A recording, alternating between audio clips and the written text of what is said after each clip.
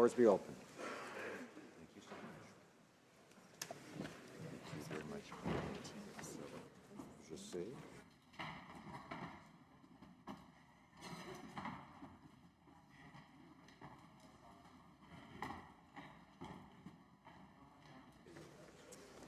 Dépôt de documents.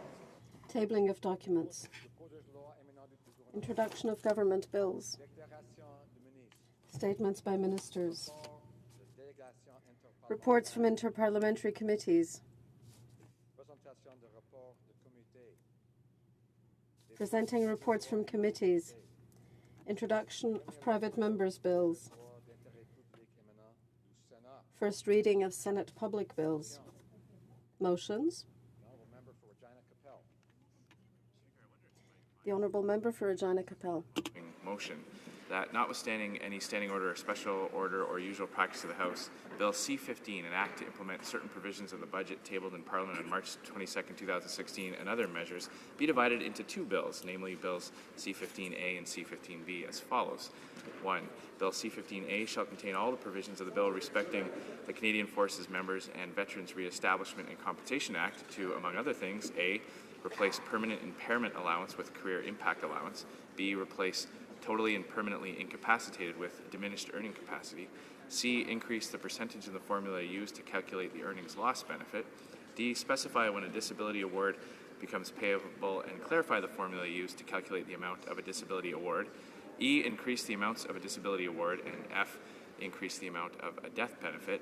And all the provisions that provide, among other things, that the Minister of Veterans Affairs must pay to a person who received a disability award or a death benefit under that Act before April 1, 2017, an amount that represents the increase in the amount of the disability award or the death benefit, as the case may be, and the consequential amendments to the Children of Deceased Veterans Education Assistance Act, the Pension Act, and the Income Tax Act. 2. Bill C-15B shall contain all the remaining provisions of Bill C-15 and retain the status on the order paper that it had prior to the adoption of this order, and that Bill C-15A be deemed read a second time and referred to Committee of the Whole, deemed considered in Committee of the Whole, deemed reported without amendment, deemed concurred in at report stage, and deemed read a third time and passed, and that the Law Clerk and Parliamentary Council be authorized to make any technical changes or corrections as may be necessary, and that the bills be reprinted. Speaker, I'm wondering if I can find unanimous consent for that motion so that we can show our veterans that we support them and appreciate the service that they made for this country.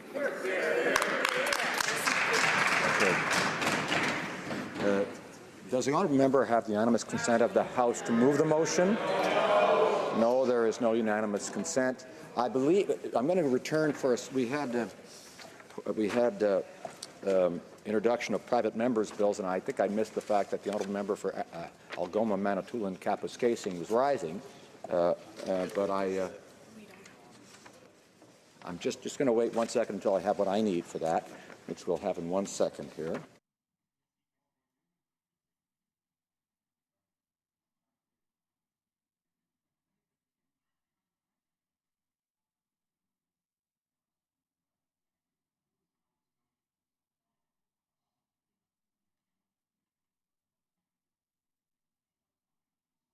To ask the member for Algoma, Manitoulin, Kapuskasing, est-ce qu'il y a quelqu'un pour seconder la motion? Is there anyone to second her motion?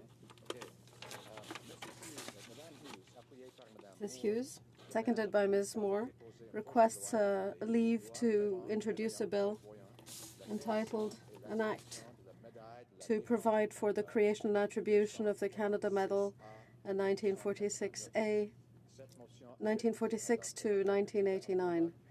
The motion is deemed carried. The honourable member from Manitoulin, Kapuskasing.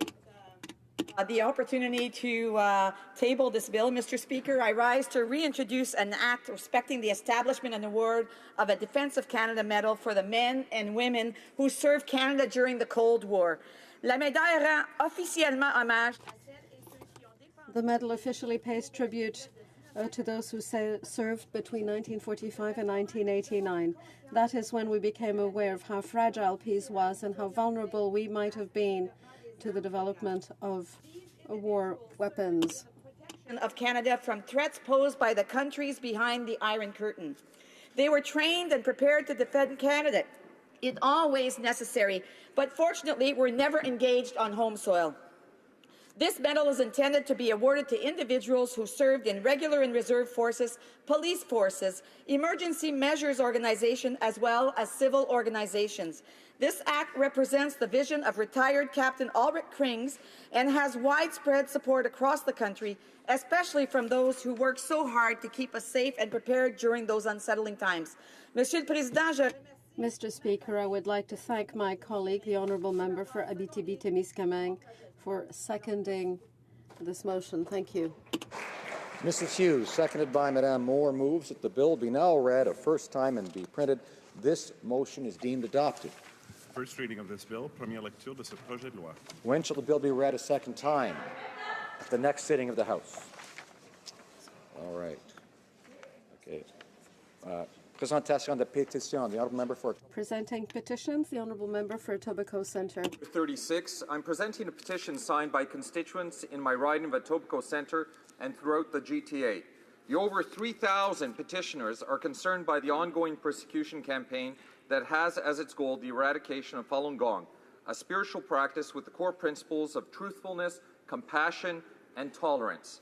The petitioners urge the passage of a resolution that would put a stop to the persecution and murder of Falun Gong practitioners and seek Canadian legislation to combat forced organ harvesting of incarcerated Falun Gong in China. Presenting petitions, the honourable member for Thornhill. Well, thank you, Mr. Speaker. And as the member for Thornhill and as co-chair of the Parliamentary Friends of Falun Gong, I too present a petition from several thousand of my constituents across Canada, which basically says that given that the Chinese government's own human organ transplantation and execution statistics would indicate that between 45,000 and 60,000 Falun Gong practitioners have been killed for their organs and then sold for profit, these signatories petitioned the Canadian government to call for an end of the unethical organ harvesting from Falun Gong practitioners in China. Presenting petitions, the honourable member for Edmonton West. Thank you, Mr. Speaker. I'm very proud to join my colleagues on both sides of the House to present a petition of close to 4,000 members from both my riding and across Canada, calling for requesting the Canadian Parliament and our government publicly call for an end to the persecution of the Falun Gong in China, amend legislation to combat forced organ harvesting, as well as pass a resolution to establish measures to stop the Chinese Communist regime's crime of systematically murdering Falun Gong practitioners for their organs. Thank you. Presenting petitions, the honourable member for Barrie Innisfil. Thank you, Mr. Speaker. I too rise with members of this House to present this petition from thousands of people across this country, and it says, we the undersigned request the Canadian Parliament and Government to pass a resolution to establish measures to stop the Chinese Communist regime's crimes of systematically murdering Falun Gong practitioners for their organs, to amend Canadian legislations to combat forced organ harvesting, and publicly call for an end to the persecution of Falun Gong in China. Mr. Speaker, I'm pleased to rise with this petition. Thank you. Presenting petitions, the honourable member for Abitibi-Témiscamingue. Thank you, Mr. Speaker. It's a great pleasure for me to introduce this petition to have a removal of taxes on essential products for babies. There are many babies that aren't essential, like frozen pizzas and cocktail cherries. Those don't have any federal taxes imposed on them, but when it comes to essential products for babies, such as diapers, then we are obliged to pay a federal tax. I think it is quite reasonable for those basic products to be removed, products that are essential to the care of babies and to stimulate and encourage breastfeeding in the country. I sincerely hope that people will listen to the signatories of this petition and eliminate federal taxes on essential baby products. Thank you. Presenting petitions. Questions in the order paper. The Honourable Parliamentary Secretary to the Government House Leader. Yes, thank you, Mr. Speaker. At this time, I would ask that all questions be allowed to stand.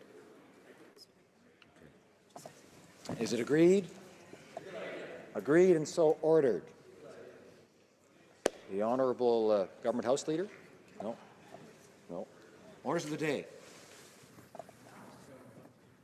Well, Mr. Speaker, you were so impatient to see me rise that we just missed that little piece. But, Mr. Speaker, I know colleagues have been waiting for this moment for some time, so I move, Mr. Speaker, seconded by the Minister of Finance, that in relation to Bill C-15, an act to implement certain provisions of the budget tabled in Parliament on March 22nd, 2016, and other measures, not more than one further sitting day shall be allotted to the consideration at second reading stage of the bill, and that 15 minutes before the expiry of the time provided for government orders on the day allotted to the consideration at second reading stage of the said bill, any proceedings before the House shall be interrupted, if required for the purposes of this order, and in turn, every question necessary for the disposal of the said stage of the bill shall be put forthwith and successively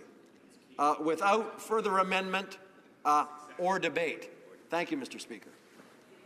And now I wait and I read it.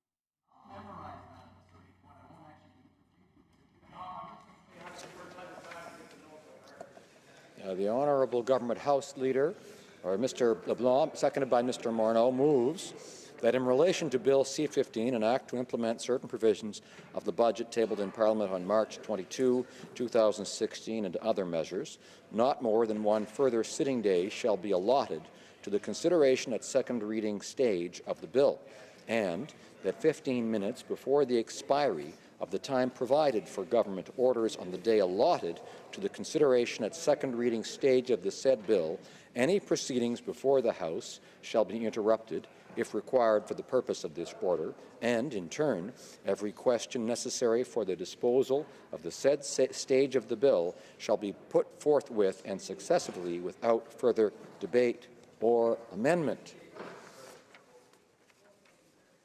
Pursuant to Standing Order 67.1, there will now be a 30-minute question period. I invite honourable members who wish to ask questions to rise in their places so the chair has some idea of the number of members who wish to participate in this question period.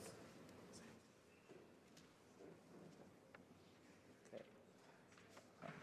The honourable member for Regina Capel. Or, how about, I just called upon the member for Regina Capel. Thank you, Mr. Speaker.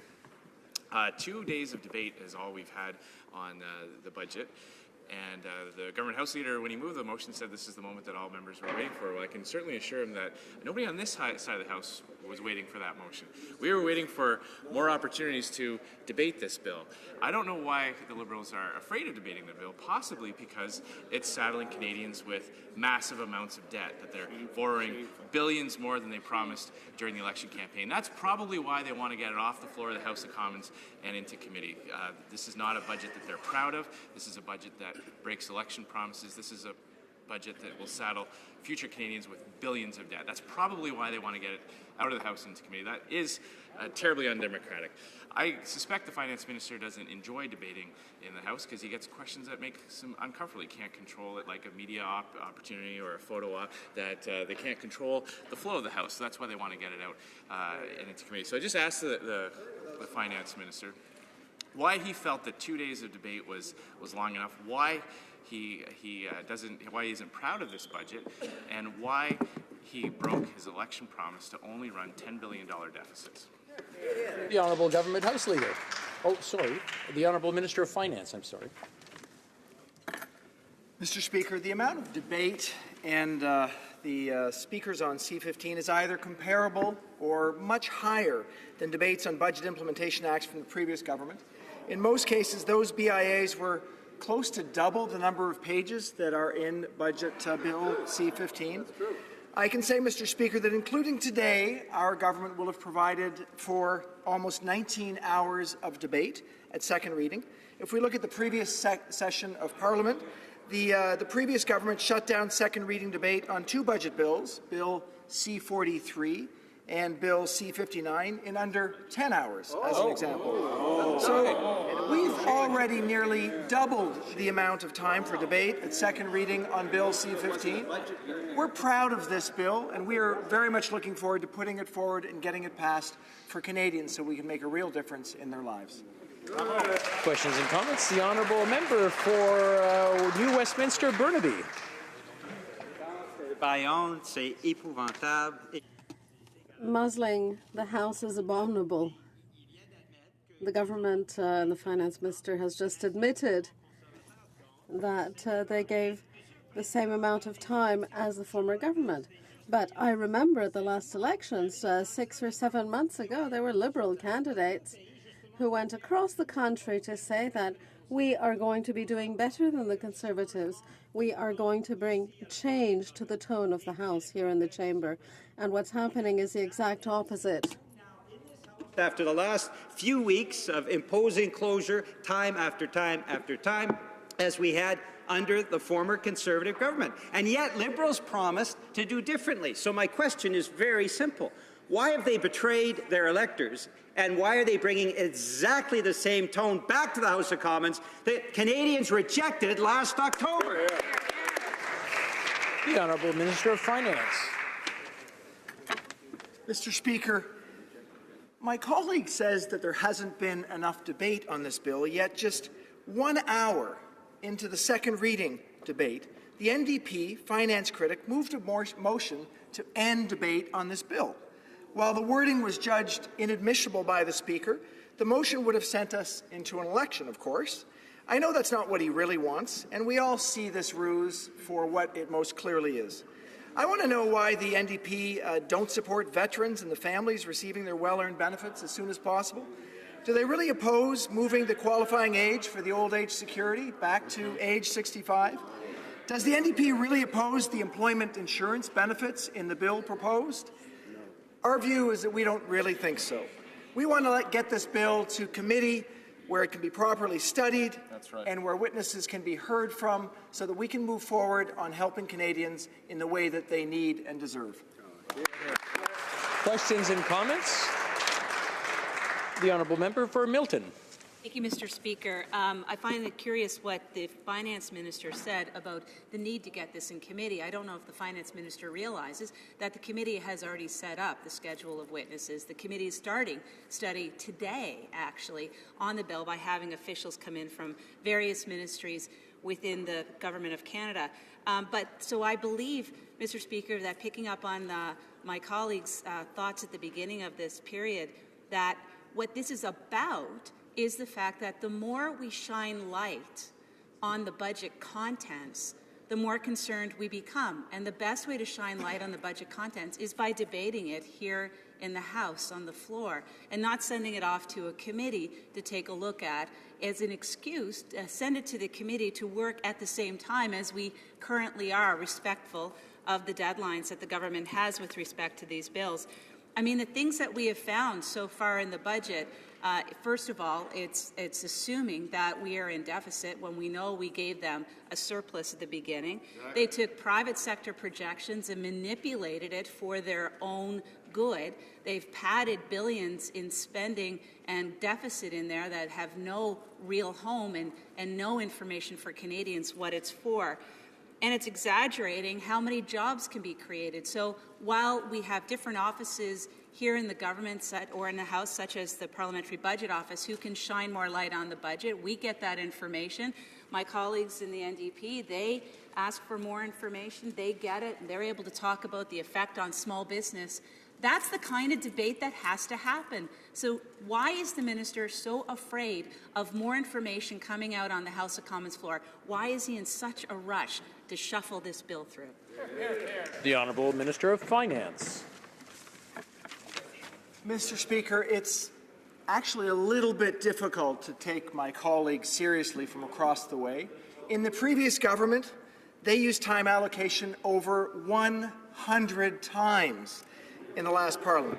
Now that they're in opposition, clearly they seem to have a different point of view.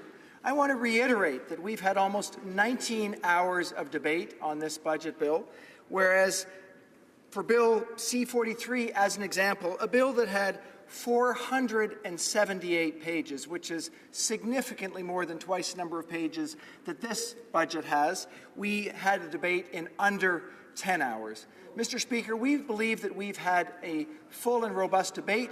We believe that we should move forward so that we can make a real difference for Canadians, so that we can get the benefits, for example, that veterans deserve to them in a timely and efficient way. Thank you, Mr. Speaker.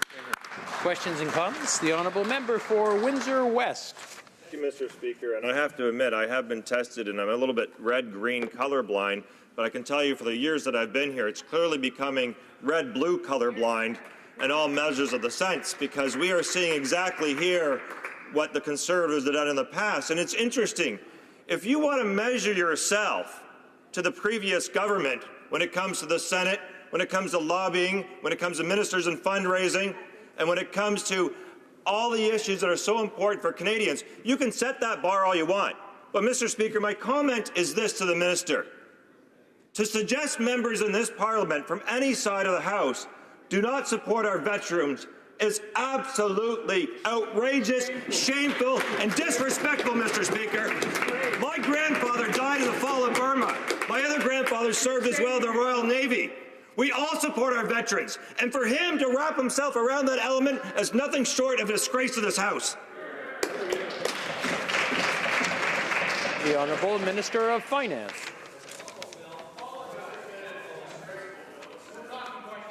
Mr. Speaker, as we think about what we're putting forward, we do need to reflect on the fact that our budget puts forth measures that are going to make a real difference for Canadians. We're going to make a difference for Canadians in many different ways. We've identified for this House important measures that will make a huge difference for Canadian families. We need to move forward on them quickly because we know that we can make a difference for families with our Canada Child Benefit. We know that there are measures in our budget that can make a real difference for students by increasing student grants for them for the next school year. We know that, yes, we're putting forward changes and benefits for veterans in our country that are going to make a real difference for veterans, that are going to provide them for the service that they require in order to actually get an understanding of what they're eligible for, and most importantly, changes their situation so they can be better off in the future. We are proud of this budget. We want to move forward rapidly to ensure that Canadians have the benefits that they deserve and that they need, and we look forward to the support of this House in order to do that in an expeditious fashion. Questions and comments? The honourable member for Winnipeg North. Yes, thank you, Mr. Speaker. And I do think it is important to make a couple of what I would believe valid points. The first one being that when you take a look at the budget implementation bill, what we're really talking about is an election platform that was made and now is being delivered, Mr. Speaker, through the Budget Implementation Act. The Minister of Finance talks about issues such as the Child Canada Benefit Program and how it's going to be greatly enhanced. One of my personal favorites is the increase to the Guaranteed Income Supplement Program.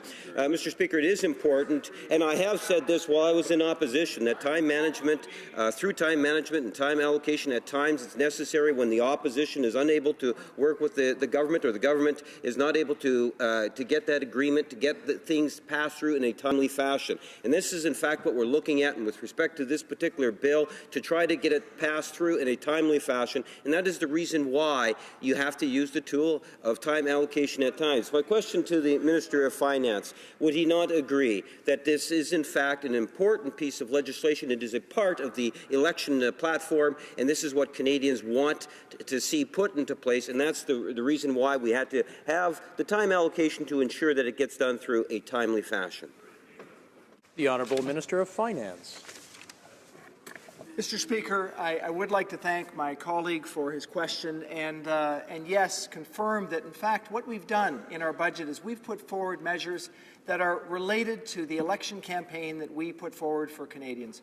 We've made sure that not only will the measures make a real difference for Canada, but the measures in our Budget Implementation Act are those measures that are the financial measures that are going to make a real difference for our country. He specifically mentioned, for example, the measures that we want to put in place for seniors. The top-up for the seniors in our country are focused on single seniors, seniors who are 3 times more likely to be living in poverty than other seniors. That top-up alone, which will be up to $947 for a single senior, will help 900,000 seniors in this country, put them in a better situation. Importantly, these measures will come into effect in July. Based on the current schedules, this would be on July 27th, 2016. So we're looking forward to making a difference in the very near term for so many seniors in this country. This is what people voted for, and we're proud to be able to bring this forward on a timely basis. Hear, hear. The honourable member for Barrie, Springwater, Oro-Medonte. Thank you, Mr. Speaker. If I could quote the throne speech, Canada succeeds, in a large part because diverse perspectives and different opinions are celebrated, not silenced. Parliament shall be no exception. In this Parliament, all members will be honoured, respected, and heard, wherever they sit. For here in these chambers, the voices of all Canadians matter. Through careful consideration and respectful conduct, the government can meet the challenges and all others brought before it. Mr. Speaker, my question to the Finance Minister is, are you looking to end debate just so you can get access to the Canadian checkbook, to Canadian taxpayers' money? Is that the reason you just can't wait to spend their money? Before going on, I just want to remind the honourable members that they do go through the chair, and I have no intention on touching any checkbook at all. The honourable member of Minister of Finance. Mr. Speaker, we take respect for Parliament seriously. The way we start is by putting forth a budget that is really focused on how we can actually help Canadians. I'd like to remind the member opposite of a few numbers that might be helpful for him to put that in context. In 2010, the previous government put forward Bill C-9, which was a budget bill with 904 pages.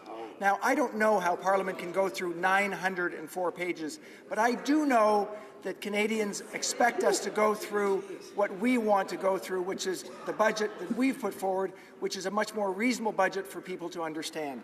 I could remind him of Budget C-13 put forward in 2011 with 658 pages. Oh, wow. Again, vastly more than triple the number of pages in our Budget 2016. Or maybe I can move to Bill C-43 from 2014 with 478 pages. We will take no lessons from the members on the opposite side about respecting Parliament. What we can say is that we've debated this budget for almost twice as many hours that they put forward in Bill C-43 and Bill C-59. We believe that we've had the time that we need to reflect on this bill, and we would like to move forward so that we can make a difference for Canadians, which is what, in fact, they elected us to do. Thank you, Mr. Speaker. Comments? The honourable member for Vancouver Kingsway. Thank you, Mr. Speaker. You know, I want to echo the comments of my colleague when I say how disappointing and unacceptable it is to hear this new Liberal government hold up as a barometer of respect for democracy the previous Conservative government. I don't think that's what Canadians voted for when they went to the polls last October. You know, this is the third time this session that this Liberal government is implementing closure on this House. And to hear the Finance Minister invoke the veterans and to suggest that those who are standing up for democracy in this House somehow are disrespecting veterans is absolutely shameful. If our veterans fought and stand for anything in this country, it's they stand up for the democratic rights of all Canadians and people in this chamber to have the democratic ability to hold governments to account. That's what our veterans are there for. And so to somehow perversely suggest that we're not supporting veterans by standing up for democracy is the height of chicanery.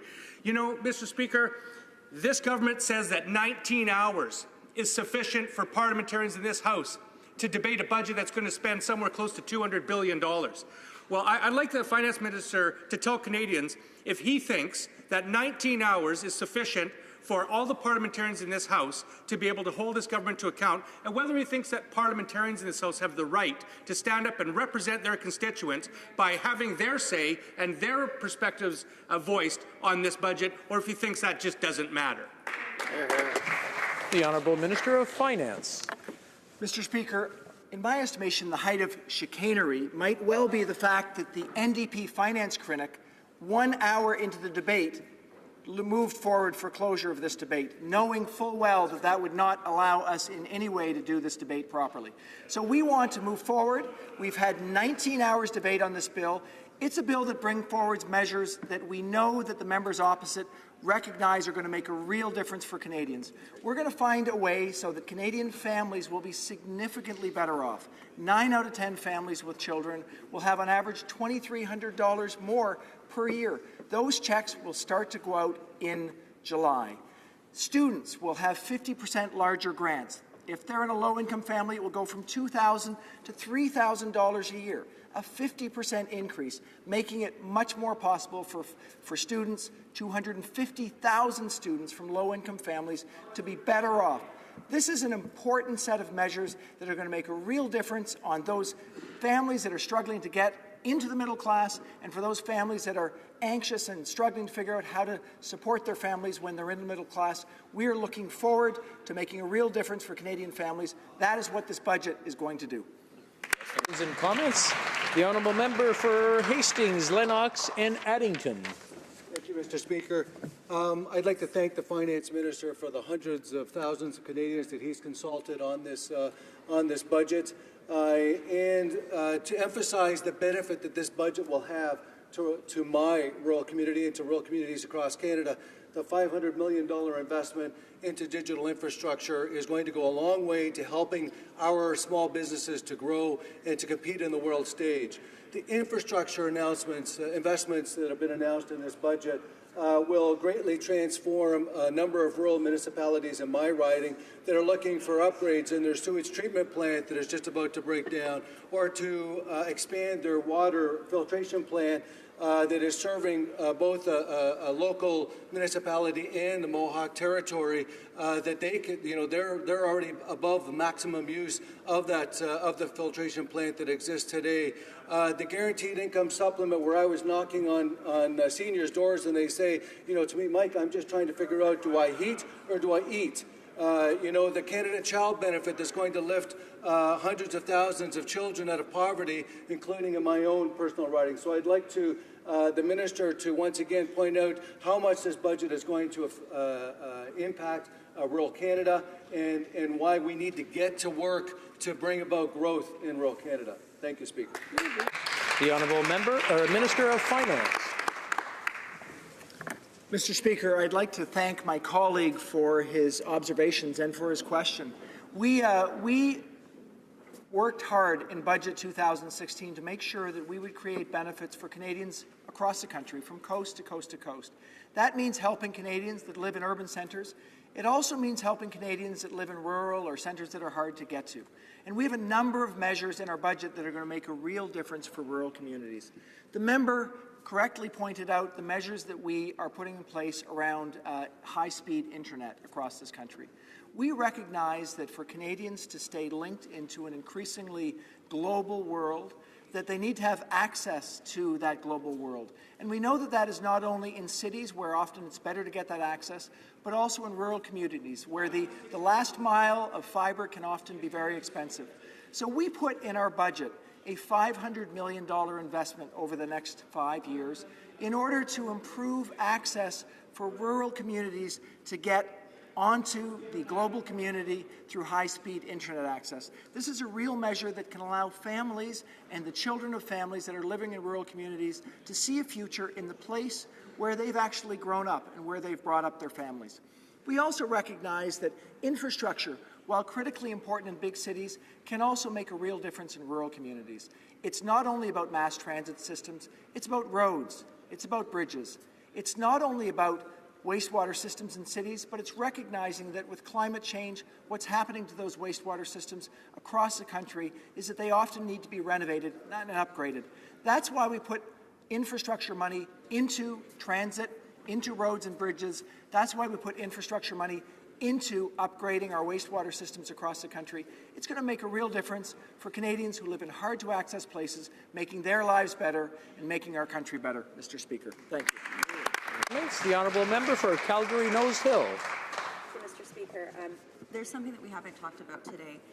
In April, the jobs numbers for Alberta showed another 20,000 losses.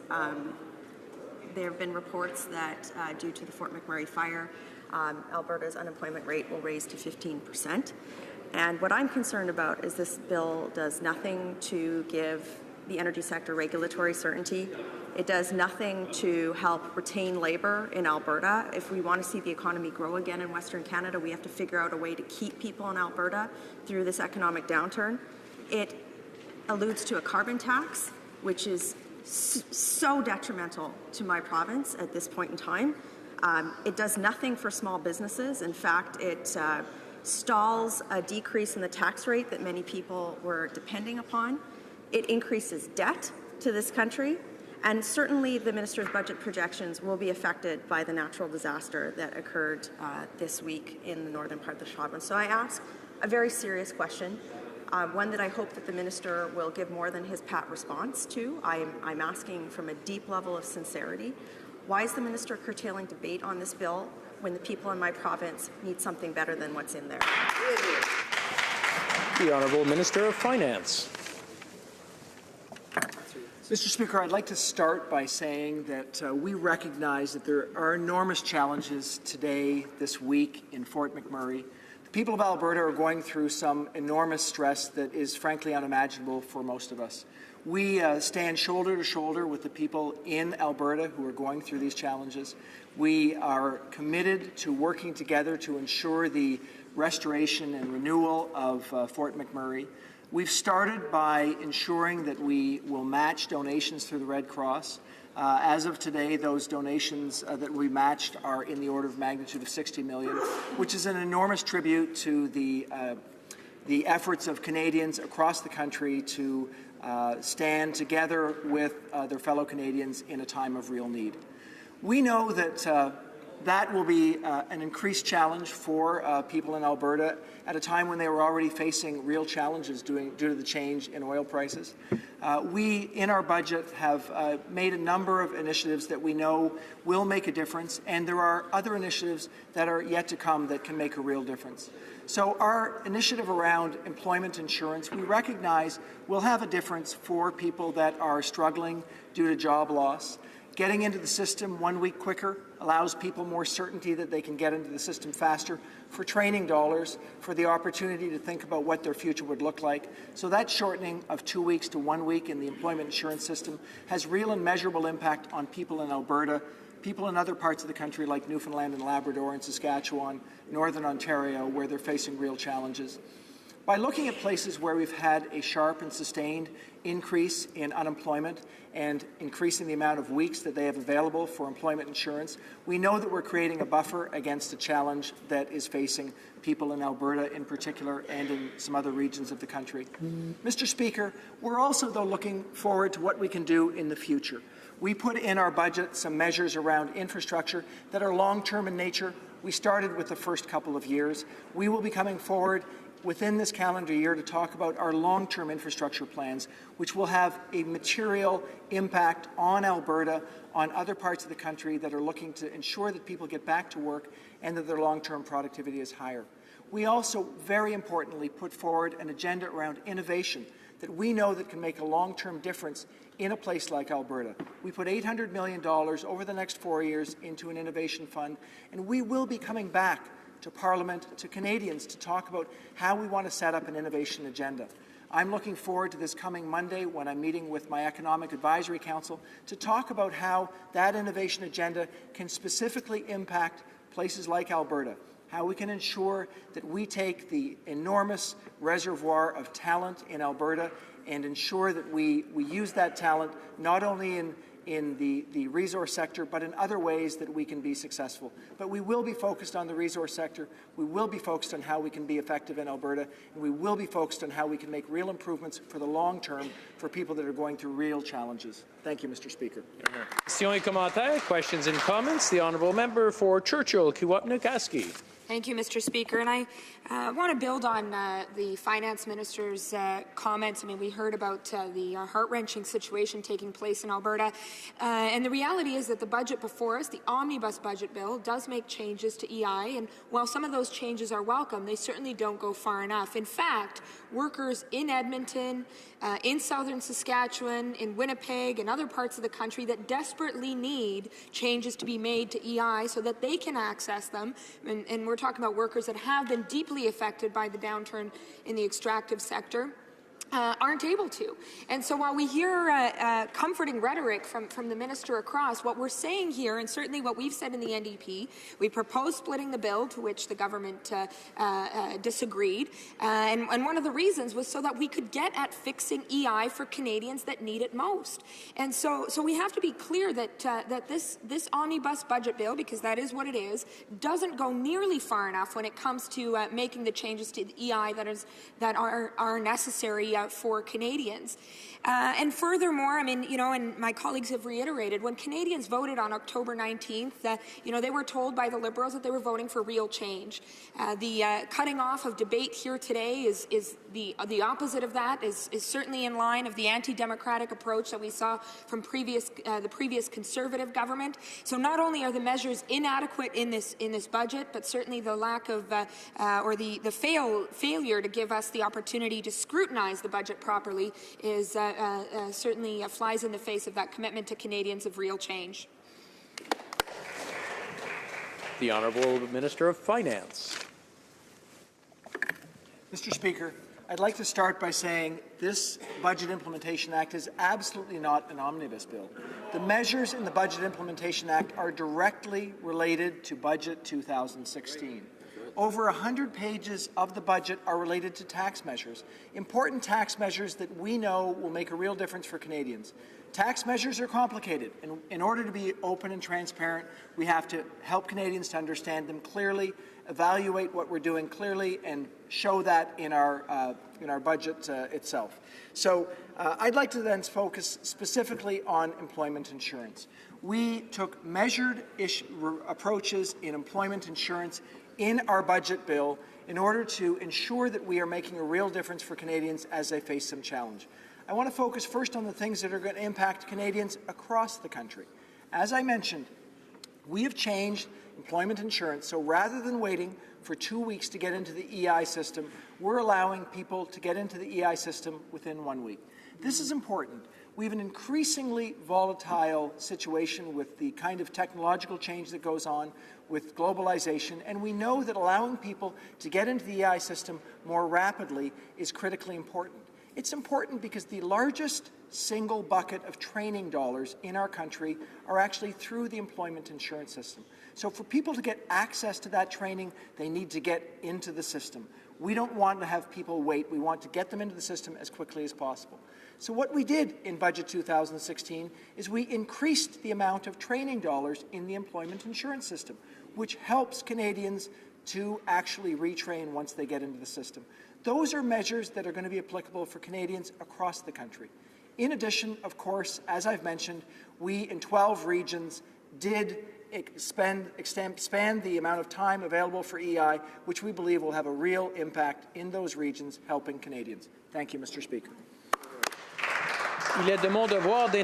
It's my duty to interrupt the deliberations at this point and put the question to a vote. The question is as follows. Mr. LeBlanc, seconded by Mr. Morneau, moved that in relation to Bill C-15, an act to implement certain provisions of the budget tabled in Parliament on March 22nd, 2016, and other measures, not more than one further sitting day shall be allotted to the consideration at second reading stage of the said bill. 15 minutes before the expiry of the time provided for government orders on the day allotted to the consideration at the second reading stage of the said bill, any proceedings before the House shall be interrupted, if required for the purpose of this order, and, in turn, every question necessary for the disposal of the said stage of the bill shall be put forth and successively without further debate or amendment. Is it the pleasure of the House to adopt this motion? Yes. All those in favour of this motion will please say yea. Yay. All those opposed, please say nay. Nay. In my opinion, the nays have it. Call in the members. Call in the members.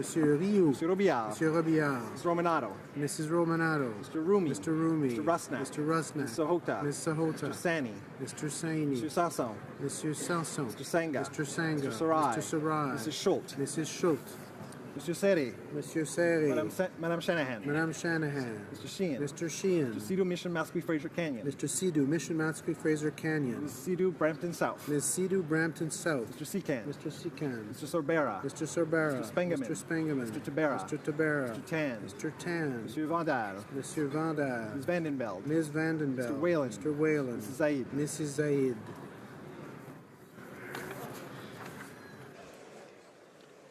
Que tous ceux qui s'opposent à Those la motion opposed to the veuillent motion, bien se lever. please rise. Shear. Mr. Shear. Mr. Harper. Mr. Harper. Mr. Nicholson. Mr. Nicholson. Mrs. Block. Mrs. Block. Ms. Leach. Ms. Leach. Mr. Blaney, Bellechasse, Les Etchemins, Lévis. Monsieur Blaney, Bellechasse, Les Etchemins, Lévis. Mr. O'Toole. Mr. O'Toole. Ms. Raitt. Ms. Raitt. Ms. Watts. Ms. Watts. Mr. Clement. Mr. Clement. Ms. Rempel. Ms. Rempel. Mr. Van Loan. Mr. Van Loan.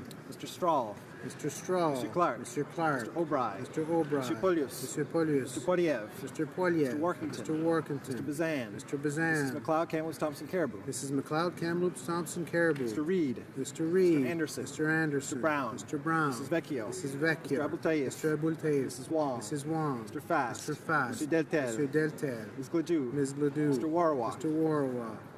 Mrs. Gallant. Oh, and Mr. Sorensen. Mr. Sorensen.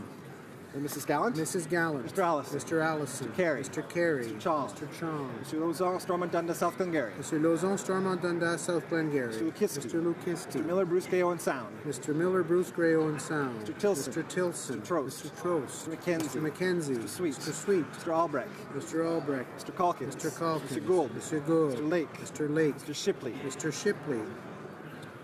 Mr. Stanton.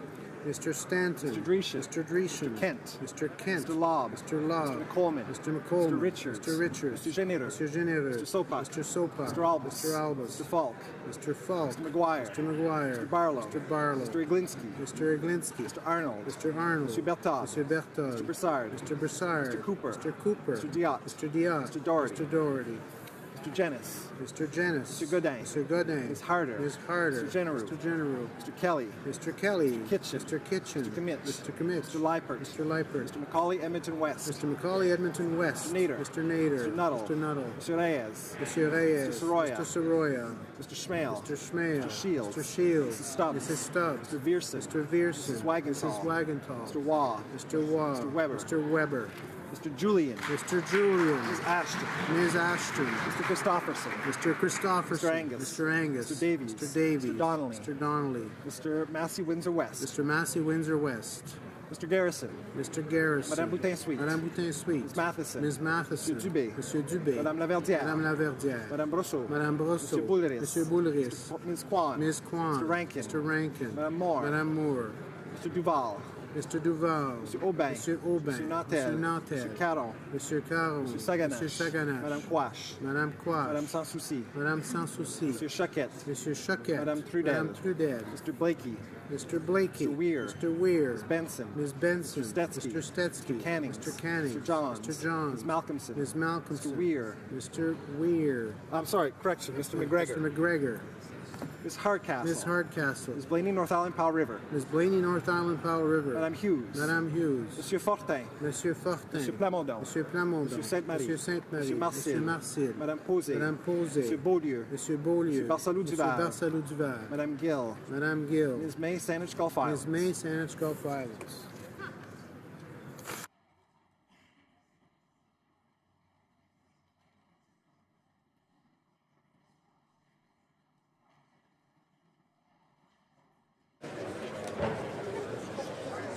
Yeas pour 168, 168. Nays contre 132, 132.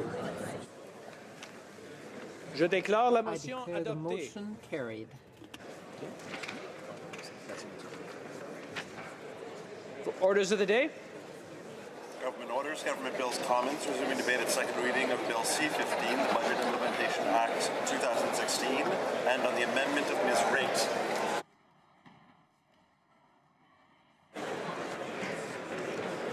Maybe I should read a few.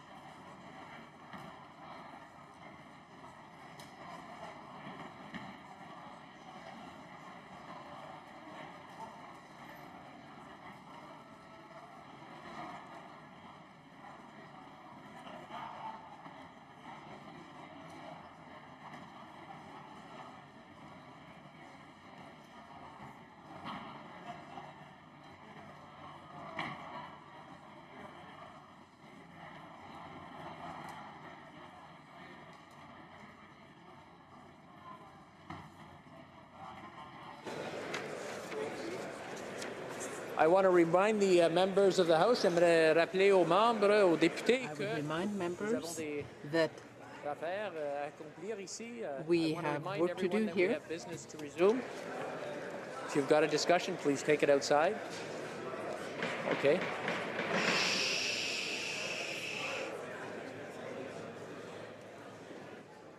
I just want to remind the honourable members that we do have business to resume. Ask them to leave the House if you're not going to be taking part in the debate. I wish to inform the House that because of the proceedings on the time allocation motion, government orders will be extended by 30 minutes. Resuming debates, the honourable member for Cloverdale Langley City, I want to remind him that he has 5 minutes remaining in his debate. Mr. Speaker, in continuing to address Bill C-15, it's not every day that I begin by speaking about feminine hygiene products. Yet this is an important issue for all Canadians, redressing unequal taxation of essential goods. Currently, feminine hygiene products are subject to GST and HST as goods which are considered to be non-essential. Mr. Speaker, I think we can all agree that this is misguided policy, and if not sexist, it at least is based entirely outside the experience of Canadians. I'm proud to say that Bill C-15 will rectify this disproportionate taxation of women by removing the GST/HST on feminine hygiene products. The next measure of Budget 2016 that I will address is Division 2 of Part 4, which amends the Canadian Forces Members and Veterans Re-establishment and Compensation Act. I wish to highlight 5 key improvements. First, this bill will replace the permanent impairment allowance with the career impact allowance to better support veterans who have had their career options limited by a service-related illness or injury. Secondly, it increases the percentage in the formula used to calculate the earnings loss benefit. This benefit will provide income replacement of 90% of gross pre-release military salary for injured veterans who are participating in a Veterans Affairs Canada's rehabilitation or vocational assistance program for those who have injuries preventing them from suitable and gainful employment. The benefit will also keep up with inflation and not be capped at 2% indexation. Third, the Act will specify when a disability award becomes payable and clarify the formula used to calculate the amount of a disability award. Fourth, the disability award will be indexed to inflation in line with other new Veterans Charter benefits, and higher awards will be paid retroactively to all veterans who have received an award since the introduction of the new Veterans Charter in 2006. And fifth, the Act also improves the Last Post Fund to provide financial assistance to the estates of eligible deceased veterans toward the cost of burial and funeral services. The estate exemption for families of low-income veterans will also be increased from roughly $12,000 to $35,000. Canada's veterans deserve our care, compassion, and respect. The above measures would greatly improve income support to disabled veterans, including both veterans transitioning to the civilian workforce and those with injuries preventing them from suitable and gainful employment. However, our government support of veterans does not stop there. Over the next year, in consultation with the veterans community, the government will work to find a better way to streamline and simplify the system of financial support programs currently offered by Veterans Affairs Canada and National Defence for veterans and their families. In addition to helping young Canadians, middle-class families, and our respected veterans, the government is committed to supporting Canada's seniors. Single seniors are at nearly 3 times the risk of living at a lower income than seniors generally, which is why Budget 2016 aims to increase the single rate of the guaranteed income supplement for lowest income pensioners by up to $947 annually. This enhancement more than doubles the current maximum guaranteed income supplement top-up benefit and represents a 10% increase in the total maximum guaranteed income supplement benefits available to the lowest income single seniors. Additionally, Budget 2016 will repeal Section 2.2 of the Old Age Security Act, which increases the age of eligibility from 65 to 67 to receive old age security and guaranteed income supplements benefits. And this is a good move. Budget 2016 also addresses a concern that some of my constituents have brought forward: requests for additional support for senior couples living apart. Many times, senior couples have to live apart for reasons beyond their control, including long-term health care, which results in higher costs of living and an increased risk of living in poverty. The current system provides recipients with guaranteed income supplement benefits based on their individual incomes, but this budget, Budget 2016, will extend this treatment so couples also receive allowance benefits. Mr. Speaker, Budget 2016 puts people first and delivers the help that Canadians need now, not a decade from now. It's an essential step to restore prosperity to the middle class.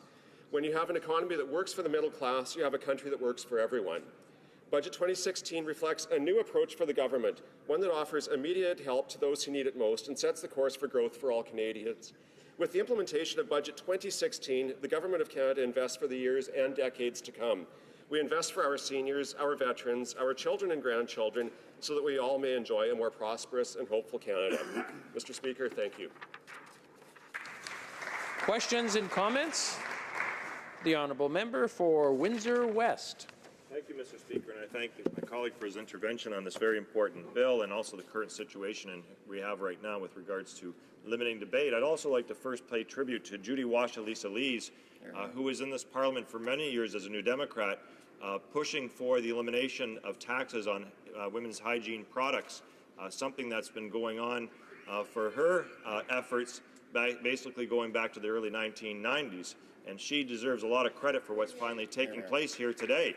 And I'd like to ask the member, though, with regards to the budget bill and the time allocation that's been put on this, why specifically that is necessary for us to spend billions of dollars, $200 billion almost, on this process with only a mere few hours? Wouldn't it be a healthier debate, to be more wholesome, that would allow members to participate from all ridings in this House and Chamber, because the current circumstances eliminate that?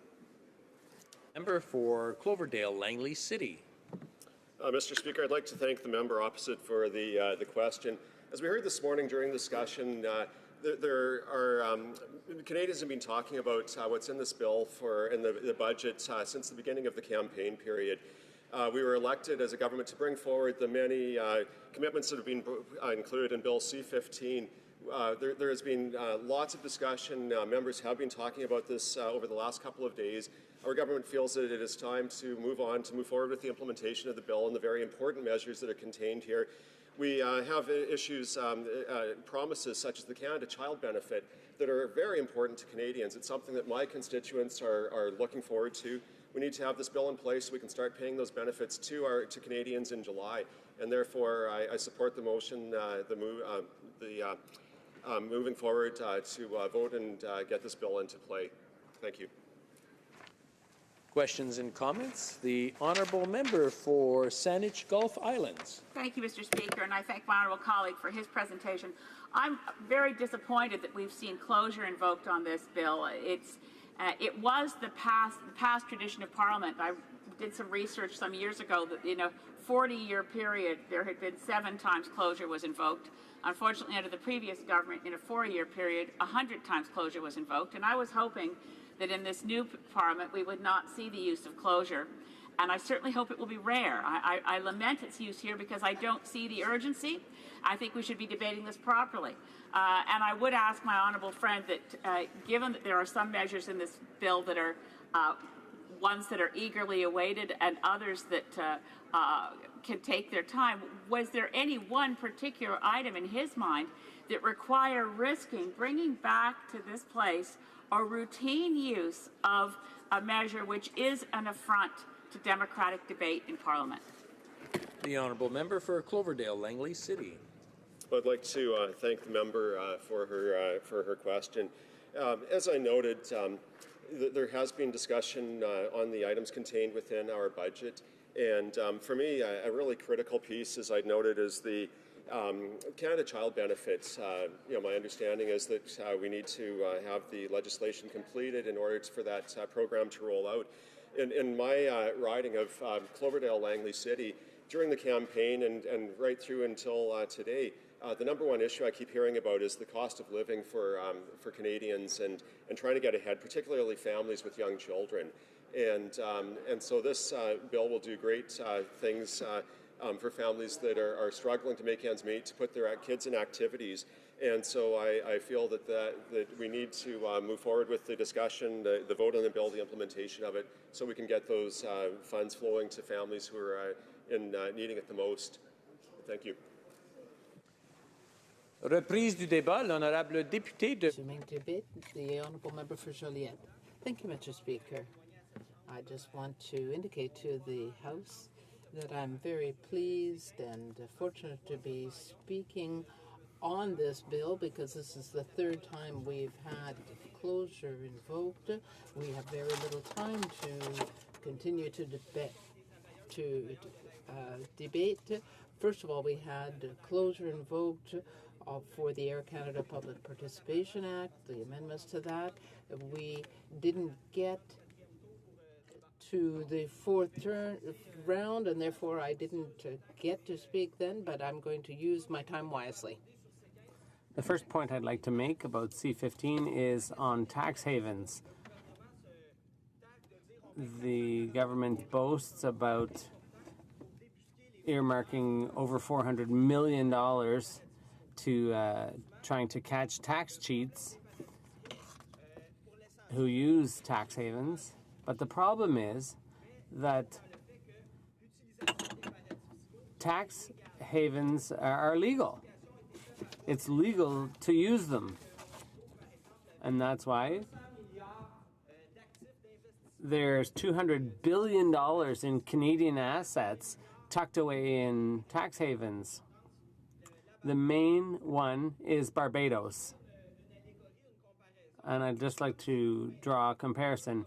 It's like a house with two plumbing problems. There's a leaky tap and there's the water heater that exploded. So this government seems content to deal with the leaky faucet, and that's all well and good, but they haven't dealt with the problem of the water heater that has exploded. And when it comes to tax havens, if you look at what the finance minister says, he talks about companies with subsidiaries in the Bahamas and so on. And the regulations affecting Bahamas and Barbados and the Turks and Caicos, these are all places that attract Canadians. The government knows full well how tax havens work. They know what the problem is. They know the ins and outs of it. And they should be able to solve the problem.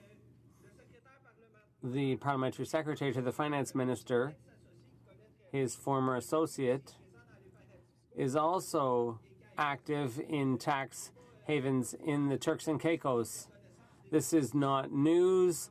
This is a situation that the Liberals have been aware of for a long time. There was the former Prime Minister, Paul Martin, whose boats were registered to that part of the world. So there's a lack of political will here. It's not the tax cheats who are the problem. It's the law that's the problem. Using tax havens is perfectly legal. That's where the solution lies. Amend the law. So I would call on the government and Liberal members to tackle this problem. Also, C-15 talks about 75 pages of changes to the tax code and to regulations. So you know what needs doing. The Bloc will be voting against Bill C-15 for other reasons, too. First of all, there's the tax havens, but there's other problems. This bill is almost 200 pages long. There's nothing new in it. It's a rehash of what was announced in the budget.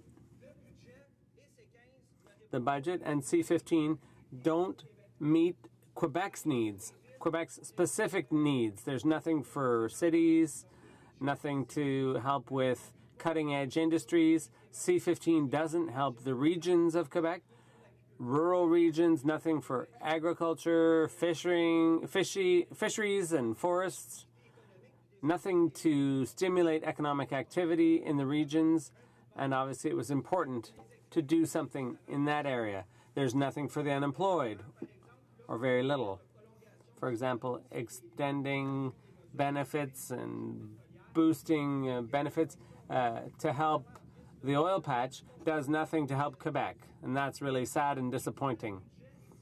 What the budget and C-15 do in terms of infrastructure, well, they do a bit, but they don't. They do it very. They do it very poorly. in order to be effective, the gas tax model was effective. That's what the government announced in the campaign that they would do. But when you look at the amounts, it's like with the Building Canada program, it took 27 months to come up with a framework agreement. There was lots of squabbling about the details, and then long wait periods to get the green light for projects. A lot of squabbling over this and that. So the amounts for investment look good, and everybody in all the provinces, well, it's just going to increase the debt, and taxpayers are going to have to shoulder that burden. But the money is needed quickly to launch infrastructure programs quickly. During the election campaign, the government boasted about doing just that. But in C-15 in the budget, it's very disappointing. It's regrettable. And that's another thing that I have to criticize here. Again, on infrastructure, I was very disappointed about that. Social infrastructure, particularly. I'm going to skip ahead so I don't run out of time. So community infrastructure, social, cultural, sports facilities, that money was included in the 150th anniversary propaganda budget. It's twice as big as the sponsorship funding, and we all remember that scandal, the ad scam. And this is public money again, and we see the Liberals are returning to their old ways. Another thing that's very unfortunate is when it comes to health and education transfers and social services transfers. Those services are provided by the province. In Quebec, there's a huge need. I see it in my riding and everywhere. There's desperate need, but this is full austerity days because Quebec and the other provinces have no extra cash. The extra cash is here in Ottawa, and this government rarely transfers it to the provinces. The transfers need to be brought back up, restored to their previous levels. In the 90s, Ottawa paid 50% of healthcare costs, and it got cut all the way down to 18%. It has to be increased by 6% per year in order to restore that balance.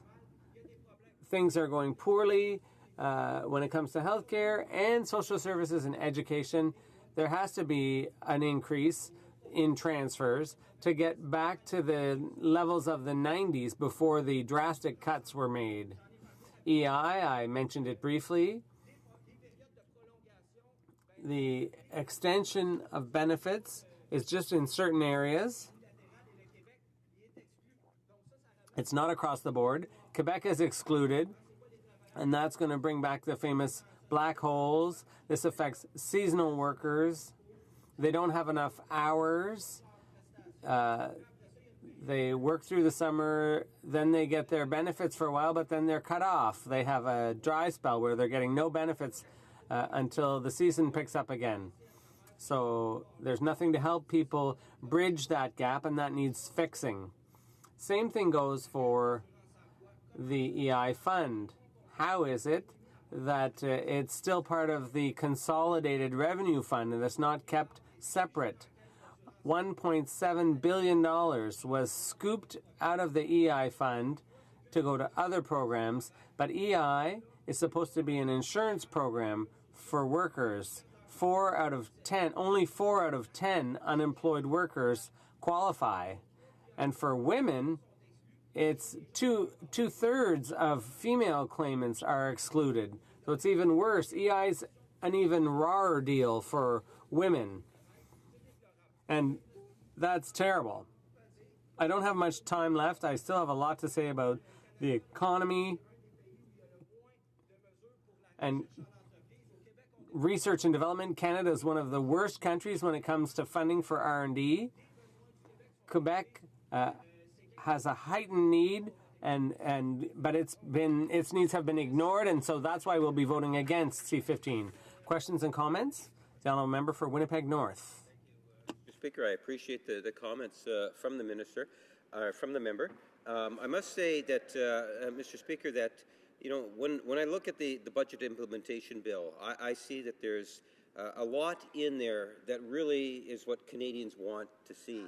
Through the budget implementation, we're going to see things such as the enhancement of our Canada Child Benefit Program, which is going to literally lift hundreds of thousands of children out of poverty.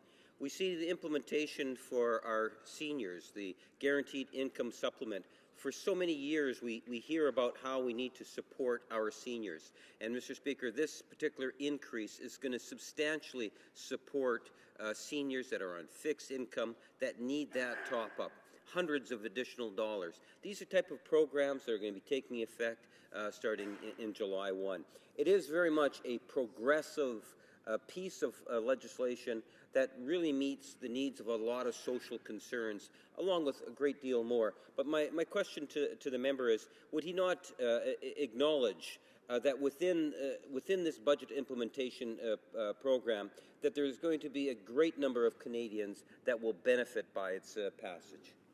The honourable member for Joliette. Mr. Speaker, I'd like to thank my colleague for his question, and I fully agree. There are people that benefit under this budget. It's not all black and white. There are nuances, but we think that they've really missed the boat largely. There are some great measures.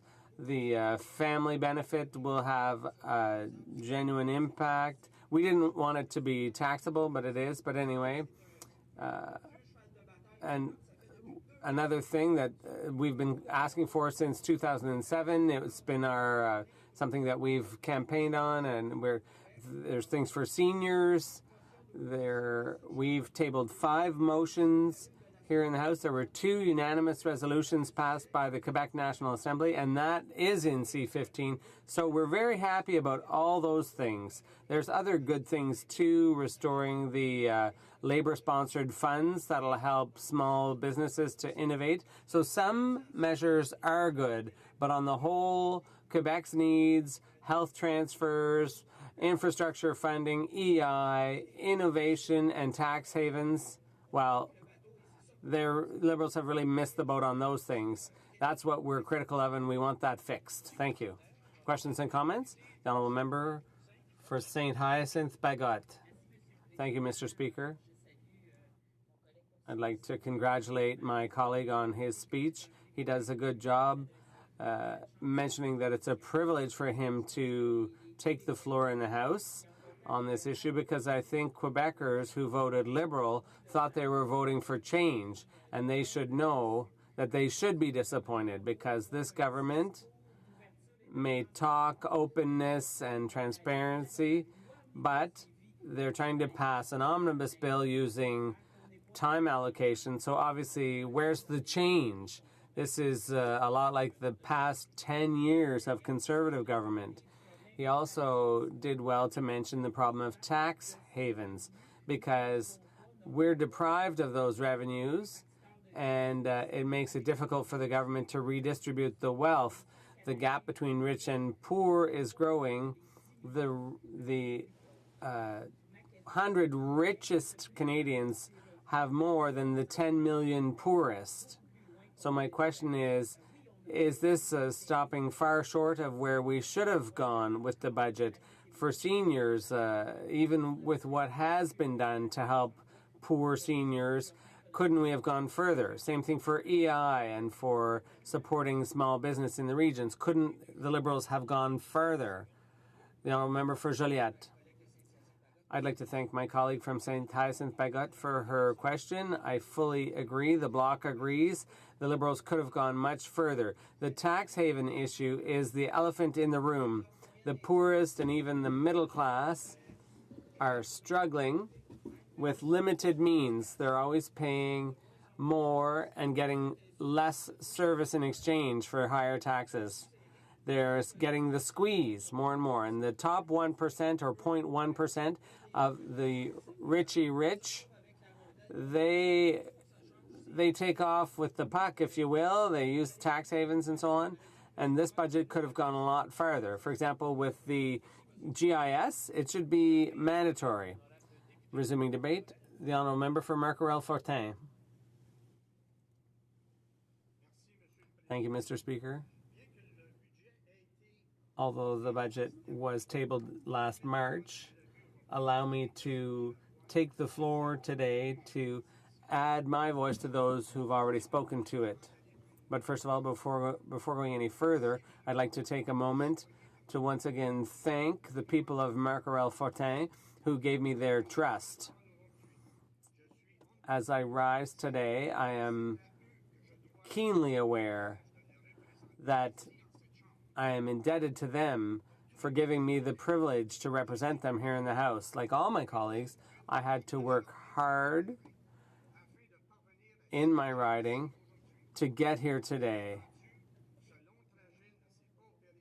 But obviously I didn't do all the work myself. I was able to rely on the support of esteemed colleagues who did invaluable work.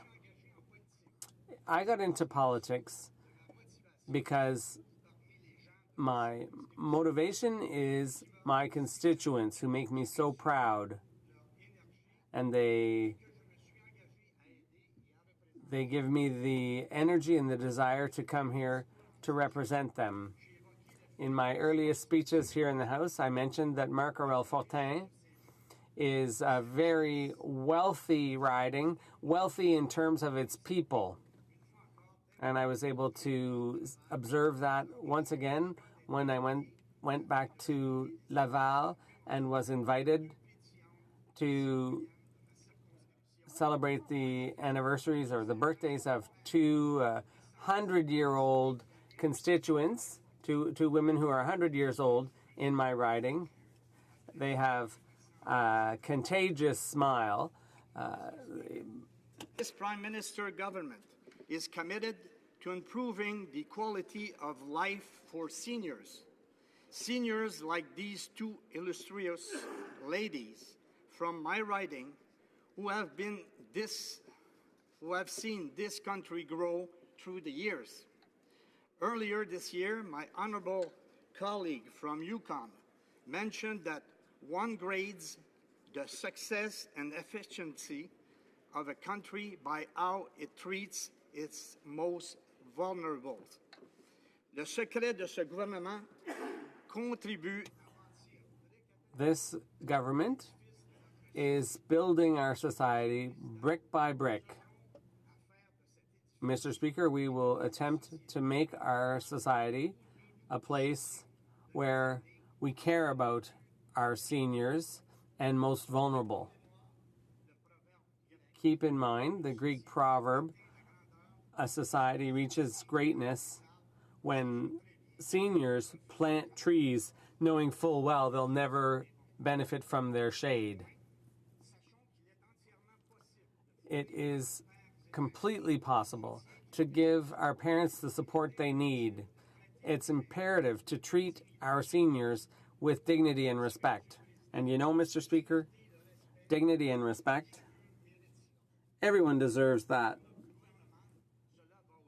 For this government, it goes beyond mere words, and that's why we're taking concrete steps. For example, since we're talking about the dignity of seniors, let me remind this House that this government, under the leadership of this Prime Minister, made a commitment in Budget 2016 to bring the eligibility age for OAS and GIS back down to 65 instead of 67. The previous government had done the opposite. They had raised the age from 65 to 67. And because of that the shameful harm that this caused to seniors, the most vulnerable in our society, they could have lost up to $28,000 in benefits. Today, this government, with our Prime Minister at the helm, has a different vision, a forward-looking, future-oriented vision, keeping seniors at the heart of our concern, instead of taking well-deserved benefits away from them. Budget 2016 brings the eligibility age for OAS and GIS benefits back down to 65 in order to have a dignified and secure retirement. That's what we've done in this budget. And all Canadians will benefit from these increased benefits when they reach retirement age. We've increased the GIS to $947 a year for single seniors. That's almost $1,000 straight into the pockets of the most vulnerable seniors who, unfortunately, were the first ones overlooked in the past. This measure is an investment of over $670 million a year and will improve the financial security of 900,000 seniors living alone across Canada. Mr. Speaker, in my riding and elsewhere, 900,000 seniors will be able to rely on the federal government, which has their good in mind. It is fulfilling its share of the social contract, and after contributing to society for an entire life, seniors will be able to take advantage of their golden years peacefully without being continually worried about finding themselves penniless.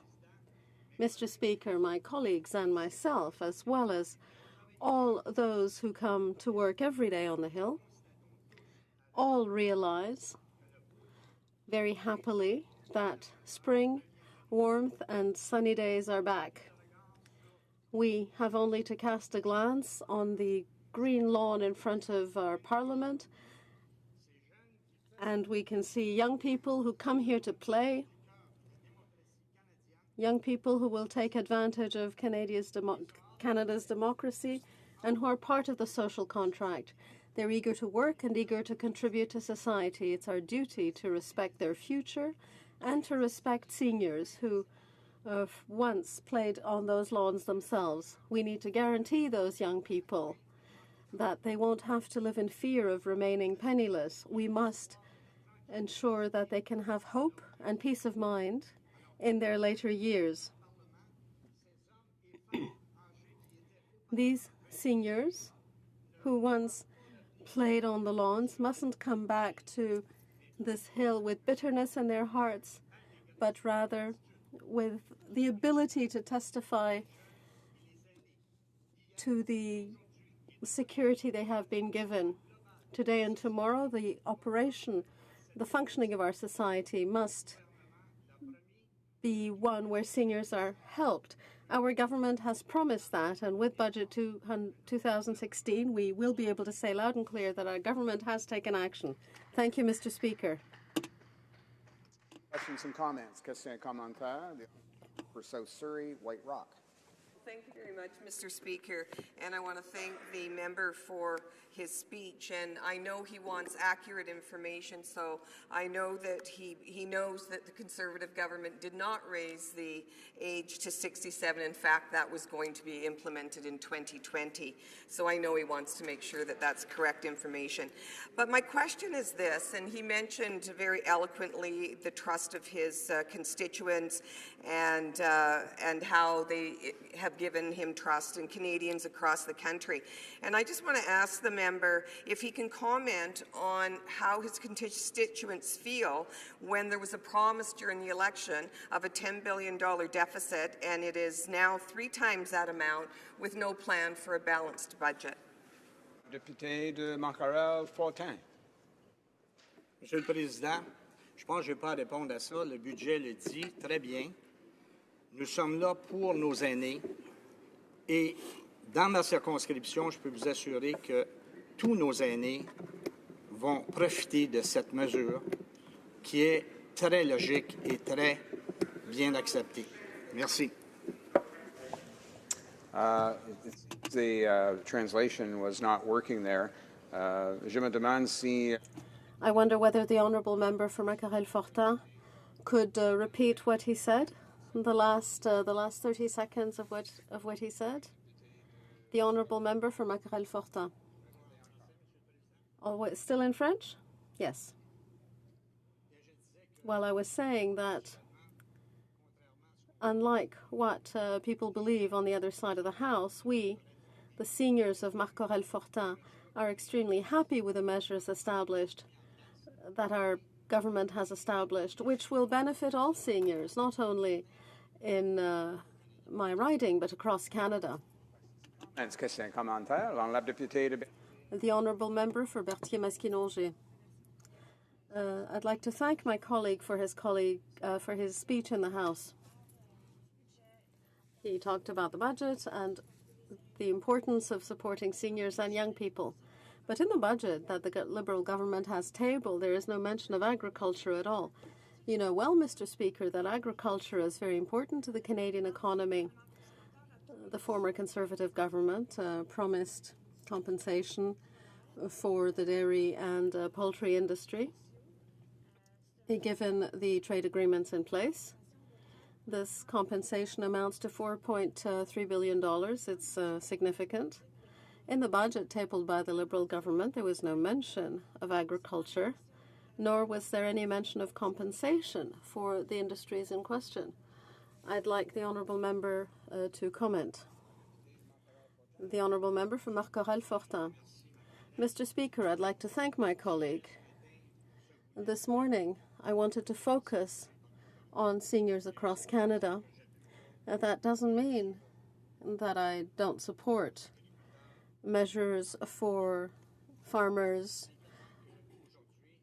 or other industries. Today, I wanted to focus on the help that is being given to seniors, that we're giving to seniors. This measure is an investment of over $670 million a year, an investment that will improve the financial security of some 900,000 seniors across Canada. It will make it possible to bring 13,000 seniors out of poverty. For Cariboo, Prince George.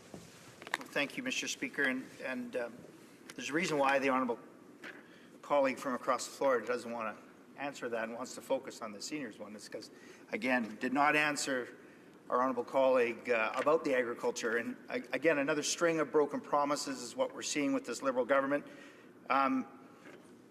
Mr. Speaker, this government campaigned on following through with what our Conservative government laid the groundwork for, of lowering small business tax to 9%, and then indeed, when they got into power, they decided, well, we're going to keep it at 10.5%. And I guess my question is, Mr. Speaker, why is this government so keyed in on punishing small business?